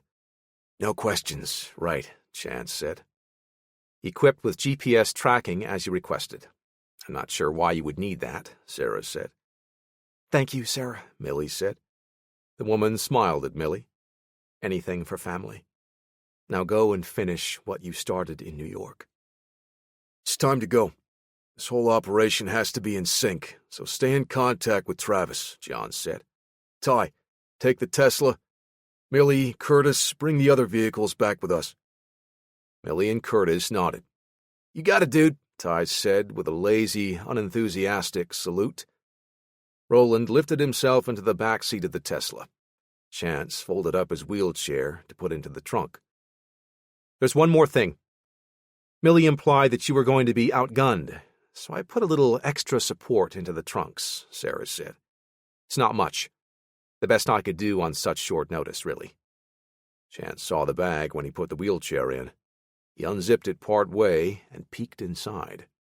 Where did you get... Never mind. Your one rule, I guess. Sarah winked, pointing to the Detroit detective. John sat at the driver's seat of the police interceptor. As he started the engine, Christopher used his phone to snap several pics of John, the vehicle, and the license plate. He watched them leave before he composed a message on his phone and attached the photos. Did you send it? Sarah asked. Christopher's phone let out a quick whoosh. Yes, Miss Hulse. Reno, Nevada. Miranda Spencer's phone chimed. She stared at it for a moment before confirming that the images had been sent by Millie's contact. Connecting the device to Parker's workhorse computer, she typed up a message and uploaded the photos to a remote server. She included the frequency ID of the interceptor's GPS that John was driving. The remote server also had every bit of data Parker had prepared to send to Attorney General Mercer to aid in her investigation against Rebecca Flair before she was killed. Miranda sent the message to the U.S. Marshal, Dwight Wesker, letting him know how to track John's movements. She also provided the access key to the remote server containing all of the files. He would be able to see for himself what the order was planning, initiating kinetic strikes on 2 Central American countries. Travis handed a cup of hot chocolate to Letitia, who sat silently on the couch with her knees pulled up to her chest. She took the mug and held it, still staring at the front door. Miranda pushed her chair back and folded her hands into her lap. I hope this works, Mr. Chambers. He set a cup of coffee on the desk for her. I've seen John and this team accomplish things that I thought were impossible. We've got to have faith that they'll pull through this, too. Chapter 23. Denio, Nevada. Ty took the Tesla around another bend, testing the vehicle's handling and speed. Hey, let's keep it below the speed limit, Curtis said. The vehicle's electric motor had been quietly propelling them across the mostly flat roads for the past 2.5 hours. Curtis's outburst broke the silence, pulling everyone from their own thoughts. What kind of gear did Sarah leave for us? Roland asked. He sat in the back seat with Curtis, who fished the bag out from under his seat. Take this, would you, Parker? Curtis said, dropping the bag onto the programmer's lap. Parker let out a huff.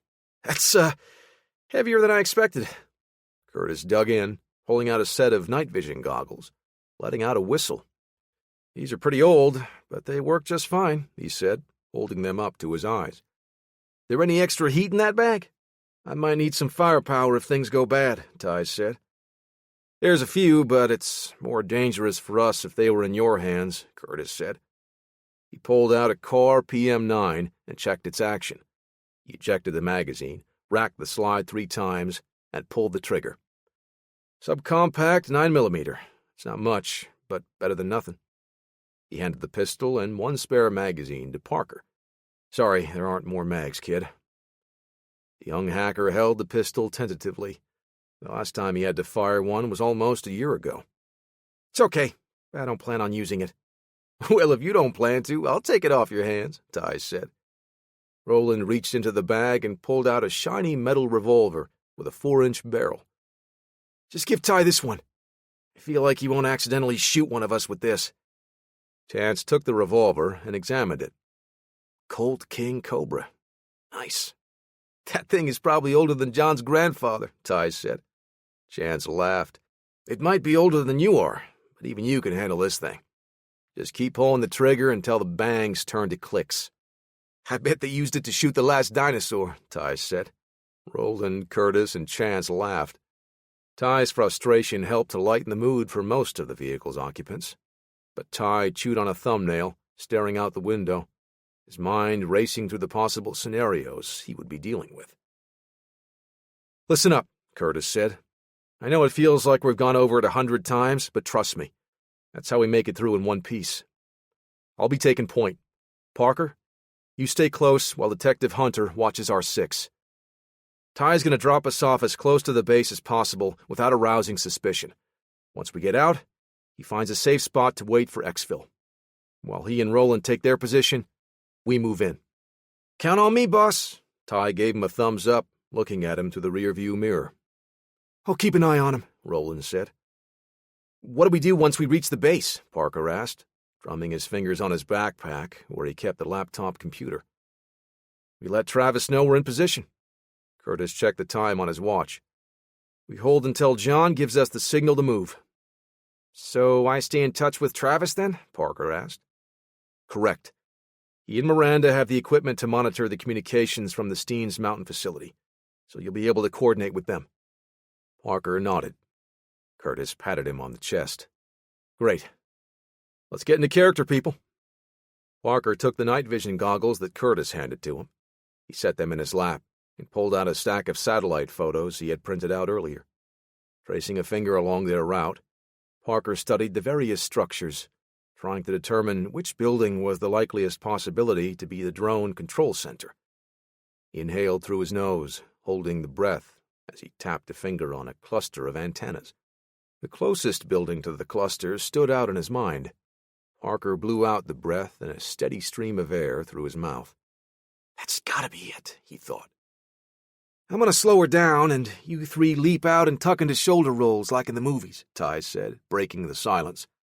We're about 2 clicks out. Do you even know what a click is? Chance asked. Come on, I'm just trying to lighten the mood. Right, Parker? Curtis noticed that Parker wasn't paying attention to the conversation. You don't have to go in there, Parker. Yeah, you can stay with Ty and Roland. We'll stay in radio contact, and you can tell us what to do, Chance said. I'll carry your equipment in. You can trust me. No, it won't work. There might be complications when we're in there that you won't be able to figure out. What I have to do in there could be too difficult for you, Parker said. Oh, snap! Apply cold water to burn, Ty laughed. I'm sorry, I didn't mean it that way. Don't worry about me. I'll be fine. Parker sat up straighter and tried to put on a brave front, but his thoughts wandered to the last time he was helping out so close to the danger. He and Ty had been captured and interrogated by a group of violent Russian mercenaries. It wasn't something he wished to go through again. Are you sure? Curtis asked. Chance smiled to help put him at ease. We'll watch over you in there. I've got this, Parker said. Last stop. Everyone off, Ty said. He rolled the vehicle to a surprisingly calm stop. The hum of the electric motor was barely audible as the 3-man team stepped out under cover of darkness. Where will you be again? Parker asked, his eyes darting around. I'm supposed to fall back somewhere safe and wait for you to tell me when you're ready to leave. Ty rolled his eyes. Don't worry about us, Mom. We'll stay out of trouble until you need us. Curtis signaled for Parker and Chance to follow as he moved along a row of desert shrubs, staying low. The 3 of them approached the base's outer perimeter, finding a suitable position to hunker down and wait to hear from John and Travis. The crunching of the dirt and rocks under the electric vehicle's tires faded into the distance as Ty rolled away. We're on our own now, boys, Curtis said. Gear check. Parker watched Chance and Curtis don their NV goggles, adjusting the straps to fit before lowering the eyepieces. He tried to do the same, struggling with the headgear. Let me help, Chance said, securing the straps. Thanks, Parker said, lowering the eyepieces. Just lower them when you need to see what you're doing, Curtis said, adjusting the sling of his rifle. Chance eased the slide of his Glock back to check for the .40 caliber brass in the chamber. He holstered the pistol and swung the shotgun around, bracing the buttstock against his shoulder. Parker looked down at the weapon in his shaking hands. He took in half a breath, still shuddering. Trying to remember everything John told him about firearms, Parker ejected the magazine, checked that it was full, and reinserted it.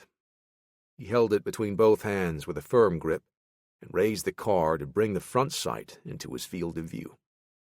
The 3 white dots were difficult to see in the low light, but it was still evident that they were unsteady. Ready as I'll ever be, I guess, he thought. They hunkered down in the darkness and waited. Steens Mountain, Oregon. John turned the interceptor down a small dirt road, taking them closer to the base of the mountain, using a winding path through dirt and rocks. He swerved to avoid anything that might wedge under the car and get them stuck. After 5 minutes of slow driving with no headlights, he stopped the car and turned off the engine. We're close. Let's get our game faces on.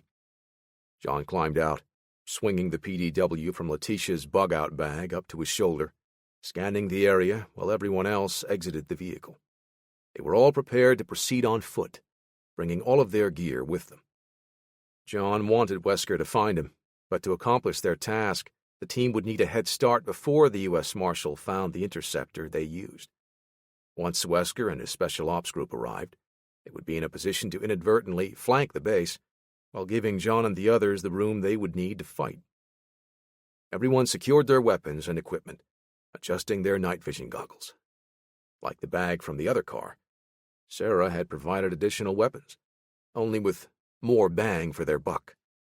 Each team member carried a pair of old Mk2 pineapple grenades, along with their primary weapons.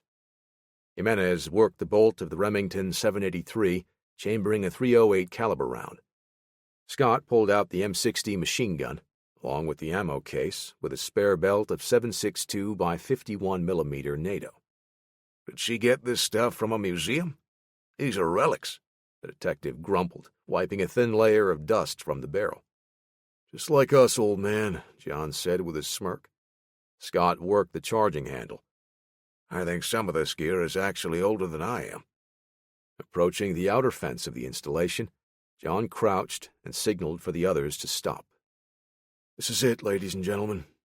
John checked the fit of his NVGs. From here on out, we're going to be squaring up with maybe the biggest threat we've ever faced. The Order's beta assets are more dangerous than any foe you can imagine, so teamwork is critical. I'm ready, Millie said. Flair has to pay. John looked at the young woman. Teamwork is critical, he repeated. No lone wolf missions, leaving the others behind. Millie nodded. Understood. But I'm not leaving until we bury her under this rock. John looked deep into Millie's eyes, seeing the determination. He knew she would give up her life to stop Rebecca Flair. He understood the raw emotion, after spending so much time avenging the deaths of his friends, Frank Colt and Marvin Van Pierce. Scott and Jimenez will take up positions to provide fire support. Millie and I will work our way to the base perimeter and find a way in, he said. What if you get spotted? Jimenez asked. We don't have high ground out here, so it will be difficult to keep tabs on you. I don't want you firing unless I tell you. And when I do, give it your all, and make them think we've got a much larger force than they expect. I think the pig and I can handle that, Scott said, patting the machine gun. John clapped a hand on Scott's shoulder and smiled. Millie gave them a nod, and the two of them disappeared into the darkness. Millie moved several meters behind John. You're pretty agile, you know, considering... John raised an eyebrow. Considering what? Your size and your advanced stage? John chuckled. Kid, I spent more time moving like this than you've spent living in this world. It's just like riding a bike. Millie smiled and kept moving, silent as a shadow. This is the next waypoint, John said, lowering his goggles. He and Millie took up concealed positions to observe the area, taking a quick head count of the enemy. From their vantage point, they were able to pick out 6 sentries, working in pairs. In position, and we've done a sweep visually. How many do you see? John radioed to Scott. The response crackled quietly in his earpiece. Roger that. We count 6 so far. 2 pairs in fixed positions, and 2 yahoos walking the perimeter. Confirmed, John said. He switched his comm and contacted Travis. This is John. We're in position here. Copy that. Parker is in place and ready to move, Travis said. Copy. We're moving in now. John signed off. Millie took 2 deep breaths with slow exhales and prepared herself. Are you ready, Millie? John asked, clutching the MP7 against his chest. Yes.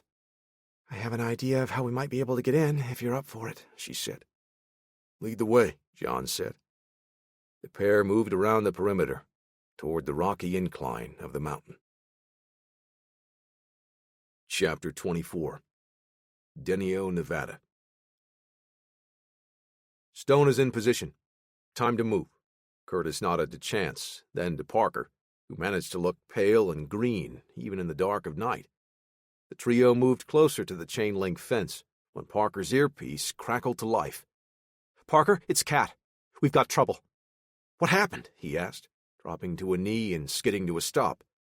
We just intercepted a radio communication from the Oregon base. They just greenlit the God Hand strike, Kat said. The drone broke out of its holding pattern and is heading south. Oh, no, Parker said. How long do we have? ETA before the drone reaches its launch window is 17 minutes, based on last known position and what we know of its capabilities. Parker's breaths came in fast, shallow gulps. What are we supposed to do now? He asked Curtis. Sit tight. You're going to hyperventilate if you don't get a grip. Curtis clamped a hand on Parker's arm to look him in the eye. Chance, let Travis know what's happening. On it, Chance said, reaching for his radio. Curtis pressed a finger to his earpiece. Hey, John, I've got bad news. The God Hand is active. We have less than 17 minutes before it reaches the threshold for launch. Steens Mountain, Oregon. John's jaw muscles flexed and relaxed as he listened to Curtis's last transmission. He looked at Millie, then radioed his team. Parker has to get into that base to stop the drone. We have to help him. And we've got no time for subtlety. Copy. But how do you suppose we do that? Maverick asked. We have to go loud, hammer them, and make ourselves seem as big a force as we can. How does that help him? Jimenez asked. The Nevada outpost is close enough to provide support. They'll send backup to support their team here. You can't be serious. What if Flair gets away because of this? Millie asked. I'm afraid she's been reduced to the secondary objective now, John said. You sure this will work? Maybe we just put both bases on alert and Parker's job gets harder, Jimenez said. Then let's make sure they can't possibly ignore what we're about to do, John said. Copy that, Scott said. John heard the smile in Detective Maverick's voice. He could see the look on Millie's face. The girl wasn't happy about the idea of letting Flair get away, but he knew that she understood that Parker's objective was more important now. Jimenez, Maverick, spread out. Millie and I will do the same. Roger, the marksman said. Millie tapped John on the shoulder with her fingertips and moved to his left, putting 50 meters of distance between them. I've got the targets walking the perimeter sighted in. Ready when you are, she said over the radio. We'll take the guards at the west entrance. Millie will be targeting the walkers, John said. Once we start shooting, Jimenez and Maverick will target the checkpoint at the main entrance. Roger. Once you open up, Maverick and I will bring the thunder, Jimenez said. John lowered to a crouch, shouldering the MP7 and thumbing the fire selector to semi-auto. He rested his finger gently on the trigger, and only after a slow exhale, took out the slack, slowly and gently. Millie was lying prone, using a small shrub for cover. She tracked the movement of the pair of sentries, her finger applying pressure on the trigger of her weapon. The pop of John's MP7 reached her, and she applied the last few ounces, breaking the trigger and sending the first shot. Alerted by the supersonic crack a split second earlier, the sentries froze in their tracks. Millie placed a round just above the first man's spine. As his body dropped in place, she swept her muzzle toward the second man, aiming for center mass and opting for the improved odds to make her next shot. With 2 short presses, Millie double-tapped the standing guard, riding the reset point of the PDW's precision trigger. The man went down, clutching his stomach, wounded but still alive. He pulled himself behind cover as the violent shatter of a machine gun shook the air, directed at the 2 guards at the checkpoint.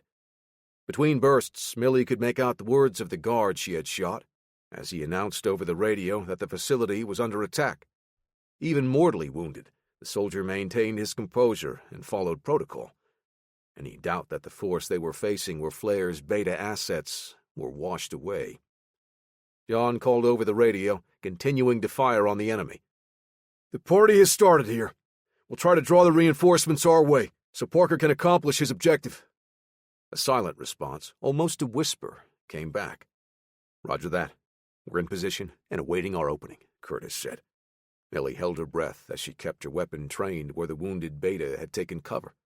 A figure leaked out from behind the wall of one of the smaller structures dotting the grounds, holding her weapon tight against her shoulder as the man's head peeked out behind the optic mounted on his rifle. Before the Beta could send his shots toward her position, Millie's high-velocity round skimmed along the length of her target's red dot sight housing before sinking into his exposed eye socket. Scott Maverick bared his teeth and braced the M60 against his shoulder, pinning the trigger to the rear. The machine gun chattered, flinging an arcing line of rounds toward the guards defending the checkpoint of the base. He had fired as soon as he heard John and Millie engaging their targets, but Maverick had not expected the reaction time of two Beta assets he was targeting. The dull pop of Jimenez's rifle came from his left, but the puff of dirt in the distance let them know that the marksman had missed as well. "You slippery little weasels," Maverick said, as he prepared to cut down anyone brave enough to peek out at him. A glowing yellow light split the bunker entrance at the base of the mountain. The glow spread as the doors opened, and more troops poured out, more than any of them had anticipated. "Looks like they're prepared for a goddamned assault." Maverick poured a stream of 7.62 by 51mm rounds toward the crowd, but a fire team of Beta assets beat him to the punch, laying down suppressing fire and forcing the former homicide detective to cover his head and duck behind the berm he used for cover. "John, it looks like we kicked the hornet's nest. They've got me pinned down." He flinched and gritted his teeth as a round chewed up the dirt inches from his face. He popped his head up to steal a glance, and another close call forced him back behind the dirt and rocks. It was only a mental snapshot, but his last look had given Maverick an idea. He swapped the ammunition in the M60 for a fresh belt. "Jimenez, you think you can cover me with that deer rifle?" he radioed. "I'll do what I can." "Okay, I'll toss a grenade over there to get them to hunker down. When that pineapple blows, you keep 'em pinned." "Toss a grenade? I'm not so sure you can reach them from your position," Jimenez said. Maverick yanked the pin out. "Bet you a pitcher of beer I drop one right on their position." He stood his full height and whipped his arm in a looping arc, releasing the TNT-packed chunk of steel. Muzzle flashes lit up the night, and he dropped back behind cover as bullets peppered his position.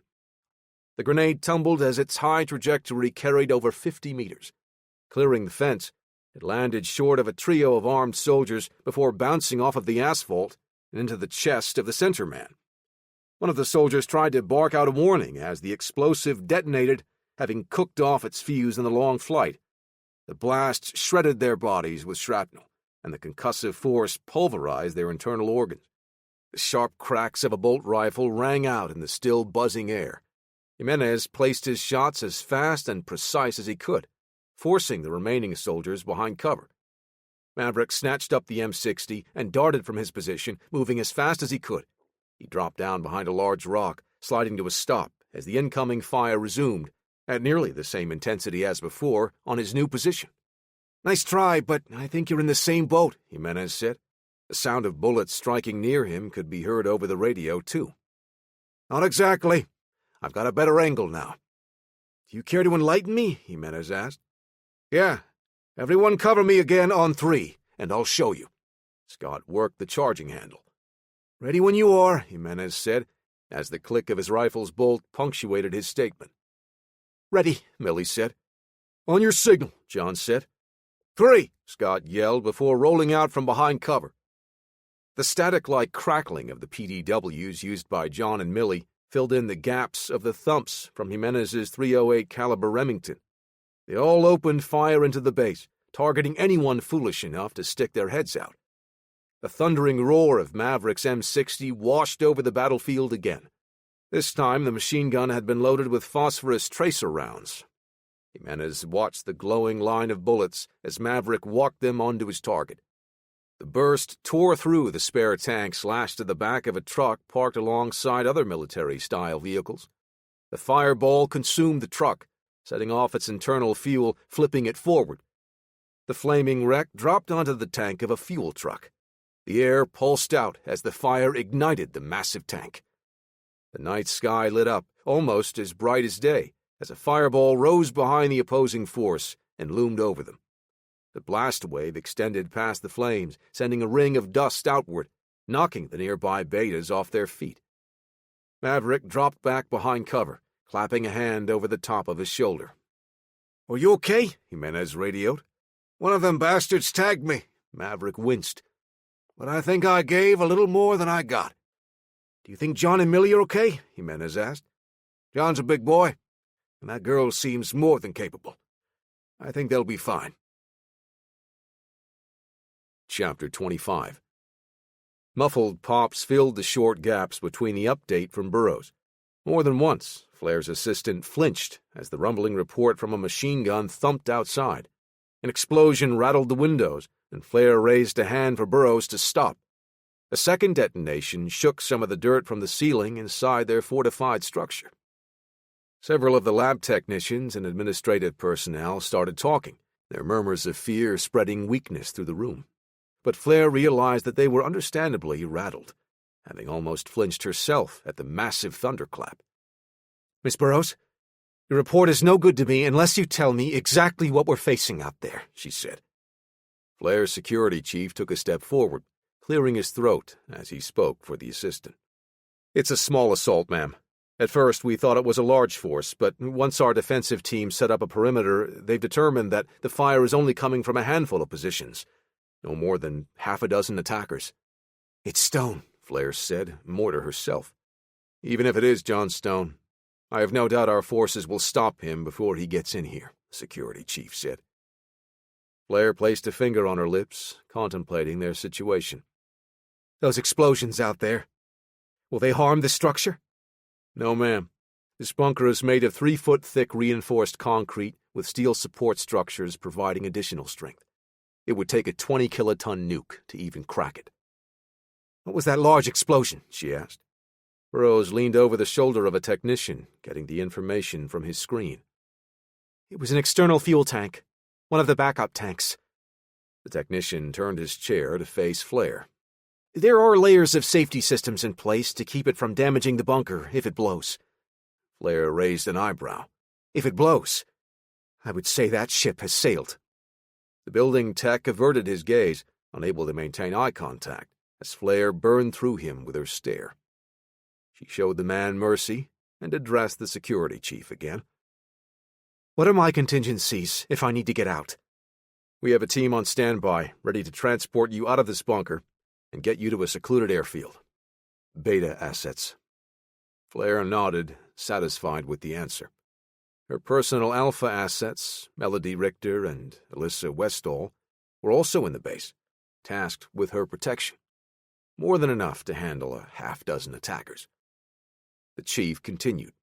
"Please rest assured, Miss Flair, that this minor skirmish is a nuisance at worst.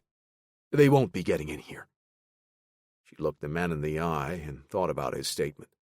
Flair turned on her heel and paced the room. Why would John Stone attack this location with only a small group? Maybe this was all he had.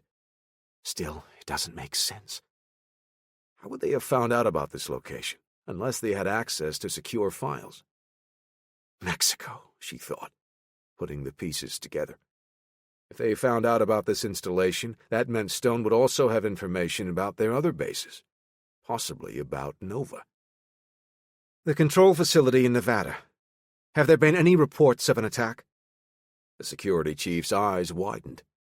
There have been no reports of any attacks on that location, ma'am. We've raised the security level as a precaution after they sent reinforcements to our position. She furrowed her brows, eyes narrowing into slits. I want every sector to check in, especially the drone control area. Run remote diagnostics on the God Hand systems. Is everything okay? The chief asked. Not unless all of the sectors check in, she thought. Do it. John Stone had been a consistent thorn in the side of the Order. They had already lost so many influential people in the organization because of his interference. Price Wyndham, Damian Blanchard, and Barrett Anderson had all fallen at the hands of the man outside. Failing to stop him now would set the Order's plans back years, possibly decades. Miss Flair, the text said. She snapped out of her thoughts and looked at the man. It's the drone control room, ma'am. They haven't checked in. Her jaw tightened. She pulled in a slow, deep breath, expanding her chest. Closing her eyes, Flair blew the air out in a steady stream from between her tight lips. Lock it down! Lock it all down now! I want a thorough sweep of the entire compound. Her eyes burned with fury. No one leaves that area unless they are 100% cleared. Do you understand? The tech nodded and tapped out a quick message on his tablet.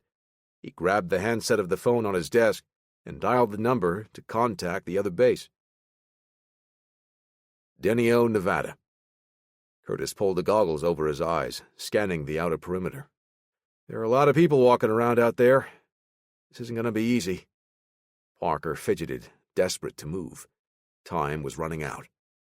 The party has started here, John said. We'll try to draw the reinforcements our way so Parker can accomplish his objective. The popping and crackling of gunfire bled through his transmission. What does that mean? Parker asked, looking at Curtis. Maybe he's going to try and draw some of the guys at this base toward his location. We don't have time. We have to get down there now. Parker began moving toward the fence. Parker, wait! Look, Chance said. There was a flurry of activity in the outpost. Soldiers ran out of buildings, climbing into a pair of trucks. The gates opened, and the vehicles bounded out of the facility. They turned on a course that took them north, into Oregon. Wow, he did it, Parker said. Now the rest is up to us, Curtis added.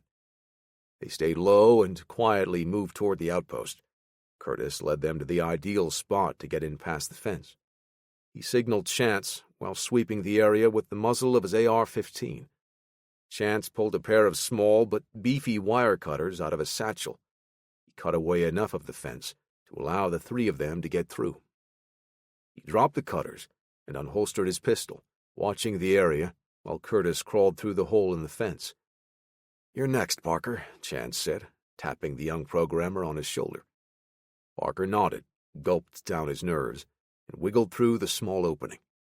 Chance followed, raising his Glock again once he cleared the fence. Without a word, Curtis led the group into the facility. He took them along the fence, using the pools of shadow that the inadequate overhead lighting created.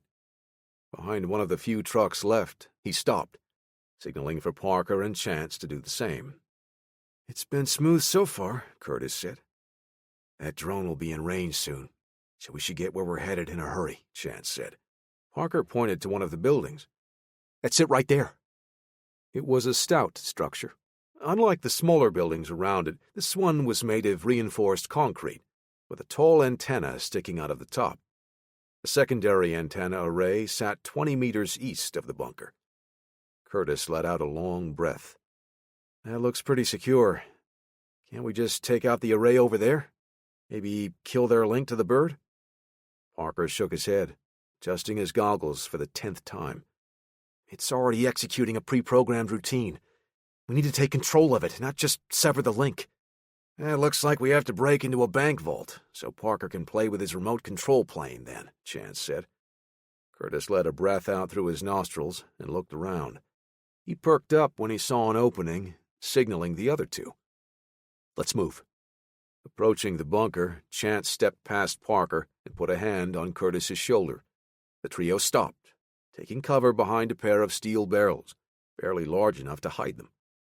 Curtis looked at Chance, raising an eyebrow. The detective pointed to his ear and then toward the bunker. A faint scraping of boots along pebbles reached their position. A sentry was walking nearby, making his rounds. The alert level had been elevated due to John's attack. Once the guard passed, Chance nodded, and Curtis moved again. At the base of the antenna array, they stopped and took cover. How are we supposed to get in there? Parker asked. I was really hoping you would have that figured out by the time we got here, Curtis said. Chance pointed to the front door of the bunker. See that access panel right next to the door? Looks like there's a card reader controlling the locks. If we can just get a hold of somebody's key card, we can scan it and walk right in. We could have the element of surprise on anyone inside, he said. That sounds good. We just need to find someone with a card, Parker asked. The sentry? Curtis asked. I can follow along his route and sneak up on him, Chance said. Curtis shook his head. Splitting up is too risky. Another guard approached the bunker as they discussed their options. Looks like we found our volunteer, Chance said with a grin. They watched as the man pounded on the heavy door 3 times with his fist. After a moment, someone opened it from inside. The 2 men spoke for a brief moment, and then the guard turned and walked away as the door closed. Could it be that simple? Chance asked. Curtis shrugged. What do you think? Should we follow the first guy and see if he has a card, or head up there and knock? They all shrugged at each other, reaching a consensus. Let's give it a shot, Curtis said. At the bunker's entrance, they stacked up against the wall next to the door. Parker stayed behind the other 2 men as they prepared to execute the plan. Let's sell some cookies. Curtis pounded the door with his fist 3 times. The moment stretched out in agonizing silence. Parker rocked from foot to foot, sure that the plan had failed. They're going to see us plain as day, he thought. Glancing up, Parker's heart leaped up into his throat. He stared at the small camera covering the door. They hadn't seen it from their original vantage point. And now Parker was fighting a full-on panic attack. Guys, this isn't working. There's a camera above the door. I think they're lining up to shoot us. We're dead. It's over. He was speaking fast under his breath, trying to keep his cool. Curtis looked up at the camera and then turned to Parker, trying to calm him down. Chance gripped his pistol tighter and sank into his stance, ready for a fight. Again? What is it this time? The man inside asked. Curtis and Chance looked at each other, raising their eyebrows in astonishment. The plan was going to work. The electronic lock let out a faint buzz and click as the heavy door swung outward. Parker's teammates sprang into action before he realized what was happening.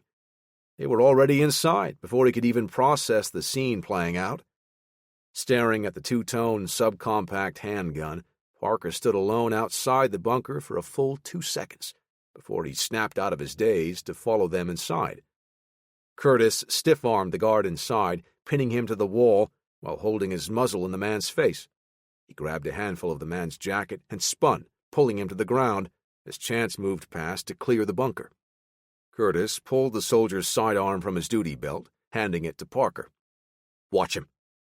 Parker nodded and pulled the bunker door closed. He stood back while he kept an eye on the man cowering on the ground. He examined the weapon that Curtis had handed him, unfamiliar with the controls. Parker held it in his left hand, close to his chest, opting to stick with the car in his right. The man looked up in fear at Parker, noticing the young man trying to decide which weapon to use.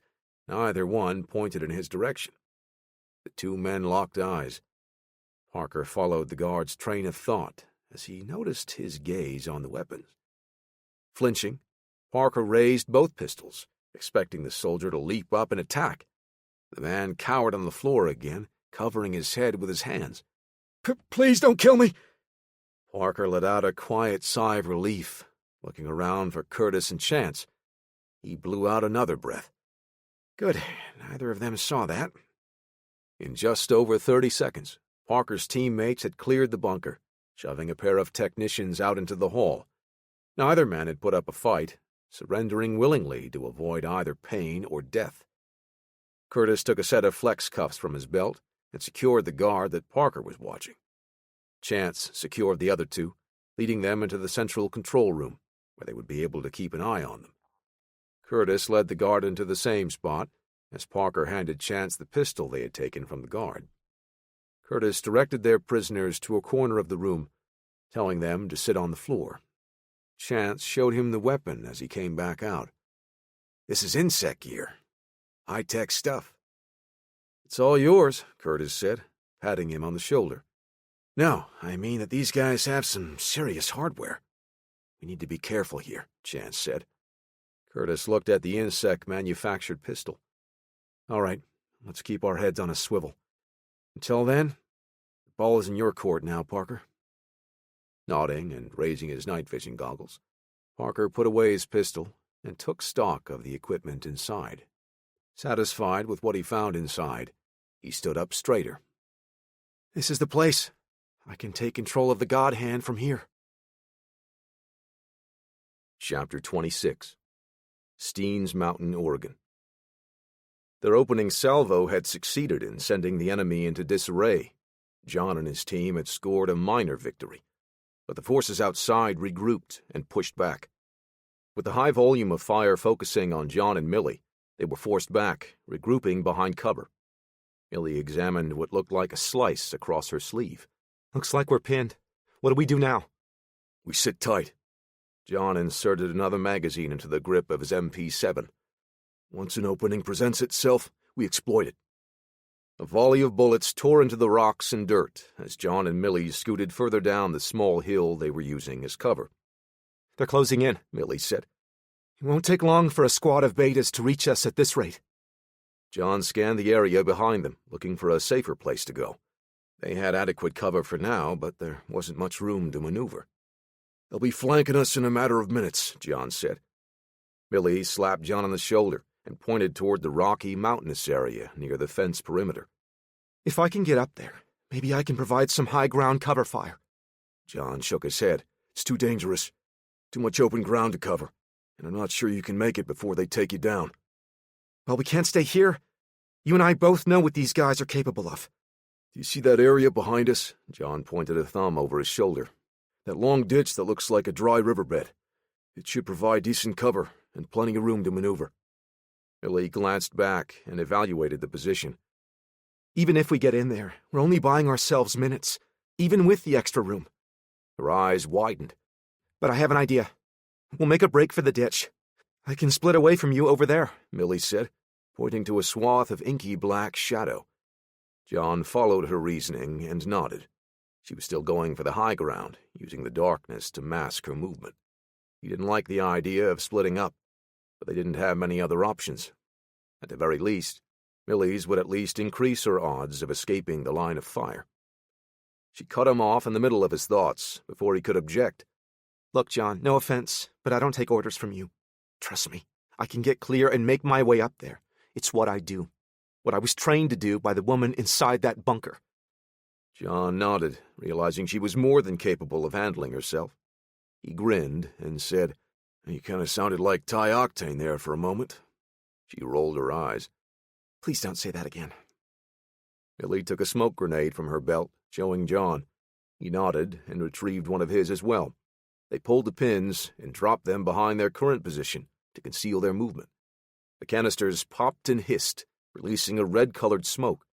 John fired short, controlled bursts into the closest targets. Millie was up a heartbeat later, doing the same. They both scored hits on the fast-approaching enemy, each taking a soldier down. Millie opened with fully automatic fire. John turned and sprinted toward the new position. He baseball slid over the edge and into the riverbed, twisting to land in a perfect crouch with his MP7 shouldered, dumping the rest of his magazine to cover Millie's movement. The young woman turned and bolted in his general direction, then cut to her left quickly as soon as she broke through the cloud of smoke. John's weapon clicked on an empty chamber. He whipped the spent mag free as he slammed his last reload home. Though he was well trained in the maneuver, the 2 seconds it took to get a fresh magazine into the weapon stretched into agonizing minutes. He watched rounds from the opposition cut through the air toward Millie. Finally, his PDW was reloaded and back in the fight. He cut down one more beta with a burst to his chest and neck as Millie disappeared into the darkness. She was hidden from everyone, even John. But now the incoming rounds seeking him out forced him back down below cover. Though John was pinned again, this new area provided him enough room to move laterally, allowing him to pop up in different locations so the enemy couldn't just focus on a single point to wait for him. A voice crackled over the radio into his earpiece. John, we're pinned down, trying our best to keep them busy. But it looks like they've regrouped and figured out they're not up against a large force, Jimenez said. Copy that. Do your best to hold position for as long as possible, but I want you to get out of there before they overrun you. Do you understand? John said. Copy, understand. John thumbed the fire selector to semi-auto. He needed to conserve ammunition, unable to just keep popping up to take pot shots. His reduced rate of fire only served to give the enemy the opening to approach. Even over the roar of gunfire, the throaty rumble of an engine carried to his position. Bright LED headlights flashed on, but they were pointing away from John's direction and toward the front gate. "They fired up an armored vehicle, John," Maverick said. "Looks like they're planning on running us down." John cursed under his breath. "Millie, I need a sit rep." There was no answer. He had to assume that she was still on the move and unable to make contact without exposing her position. "Maverick, Jimenez, you've got to fall back. Just get out of there. You won't be able to stop that AFV." We were supposed to draw reinforcements to us from the secondary base. If we fall back now, we fail, Jimenez said. "There's nothing we can do about that now. You two get out of there. Millie, do you copy?" John's message was cut short by the sound of the armored vehicle's big diesel engines roaring as it exited through the gate. He hunkered down and tried to radio Millie again, with no response. The enemy was closing in, and John was running out of options. Denio, Nevada. Parker was a blur of activity, setting up his computing rig. Chance wiped a stack of papers and pens off of the desk, giving him some more space. Parker nodded in thanks and unwound a cable, hooking his laptop directly to the bank of machines in the room. "Okay, let's see what Madame Ruby sees," he said. Scanning the room, he mumbled to himself, pointing at each of the computer terminals. All at once, everything seemed to click in his mind. "This looks like the drone pilot controls." He pointed to his seat with a joystick and throttle, like a video game flight simulator. "Are you sure it's this one?" Chance asked, full of sarcasm. "Yes,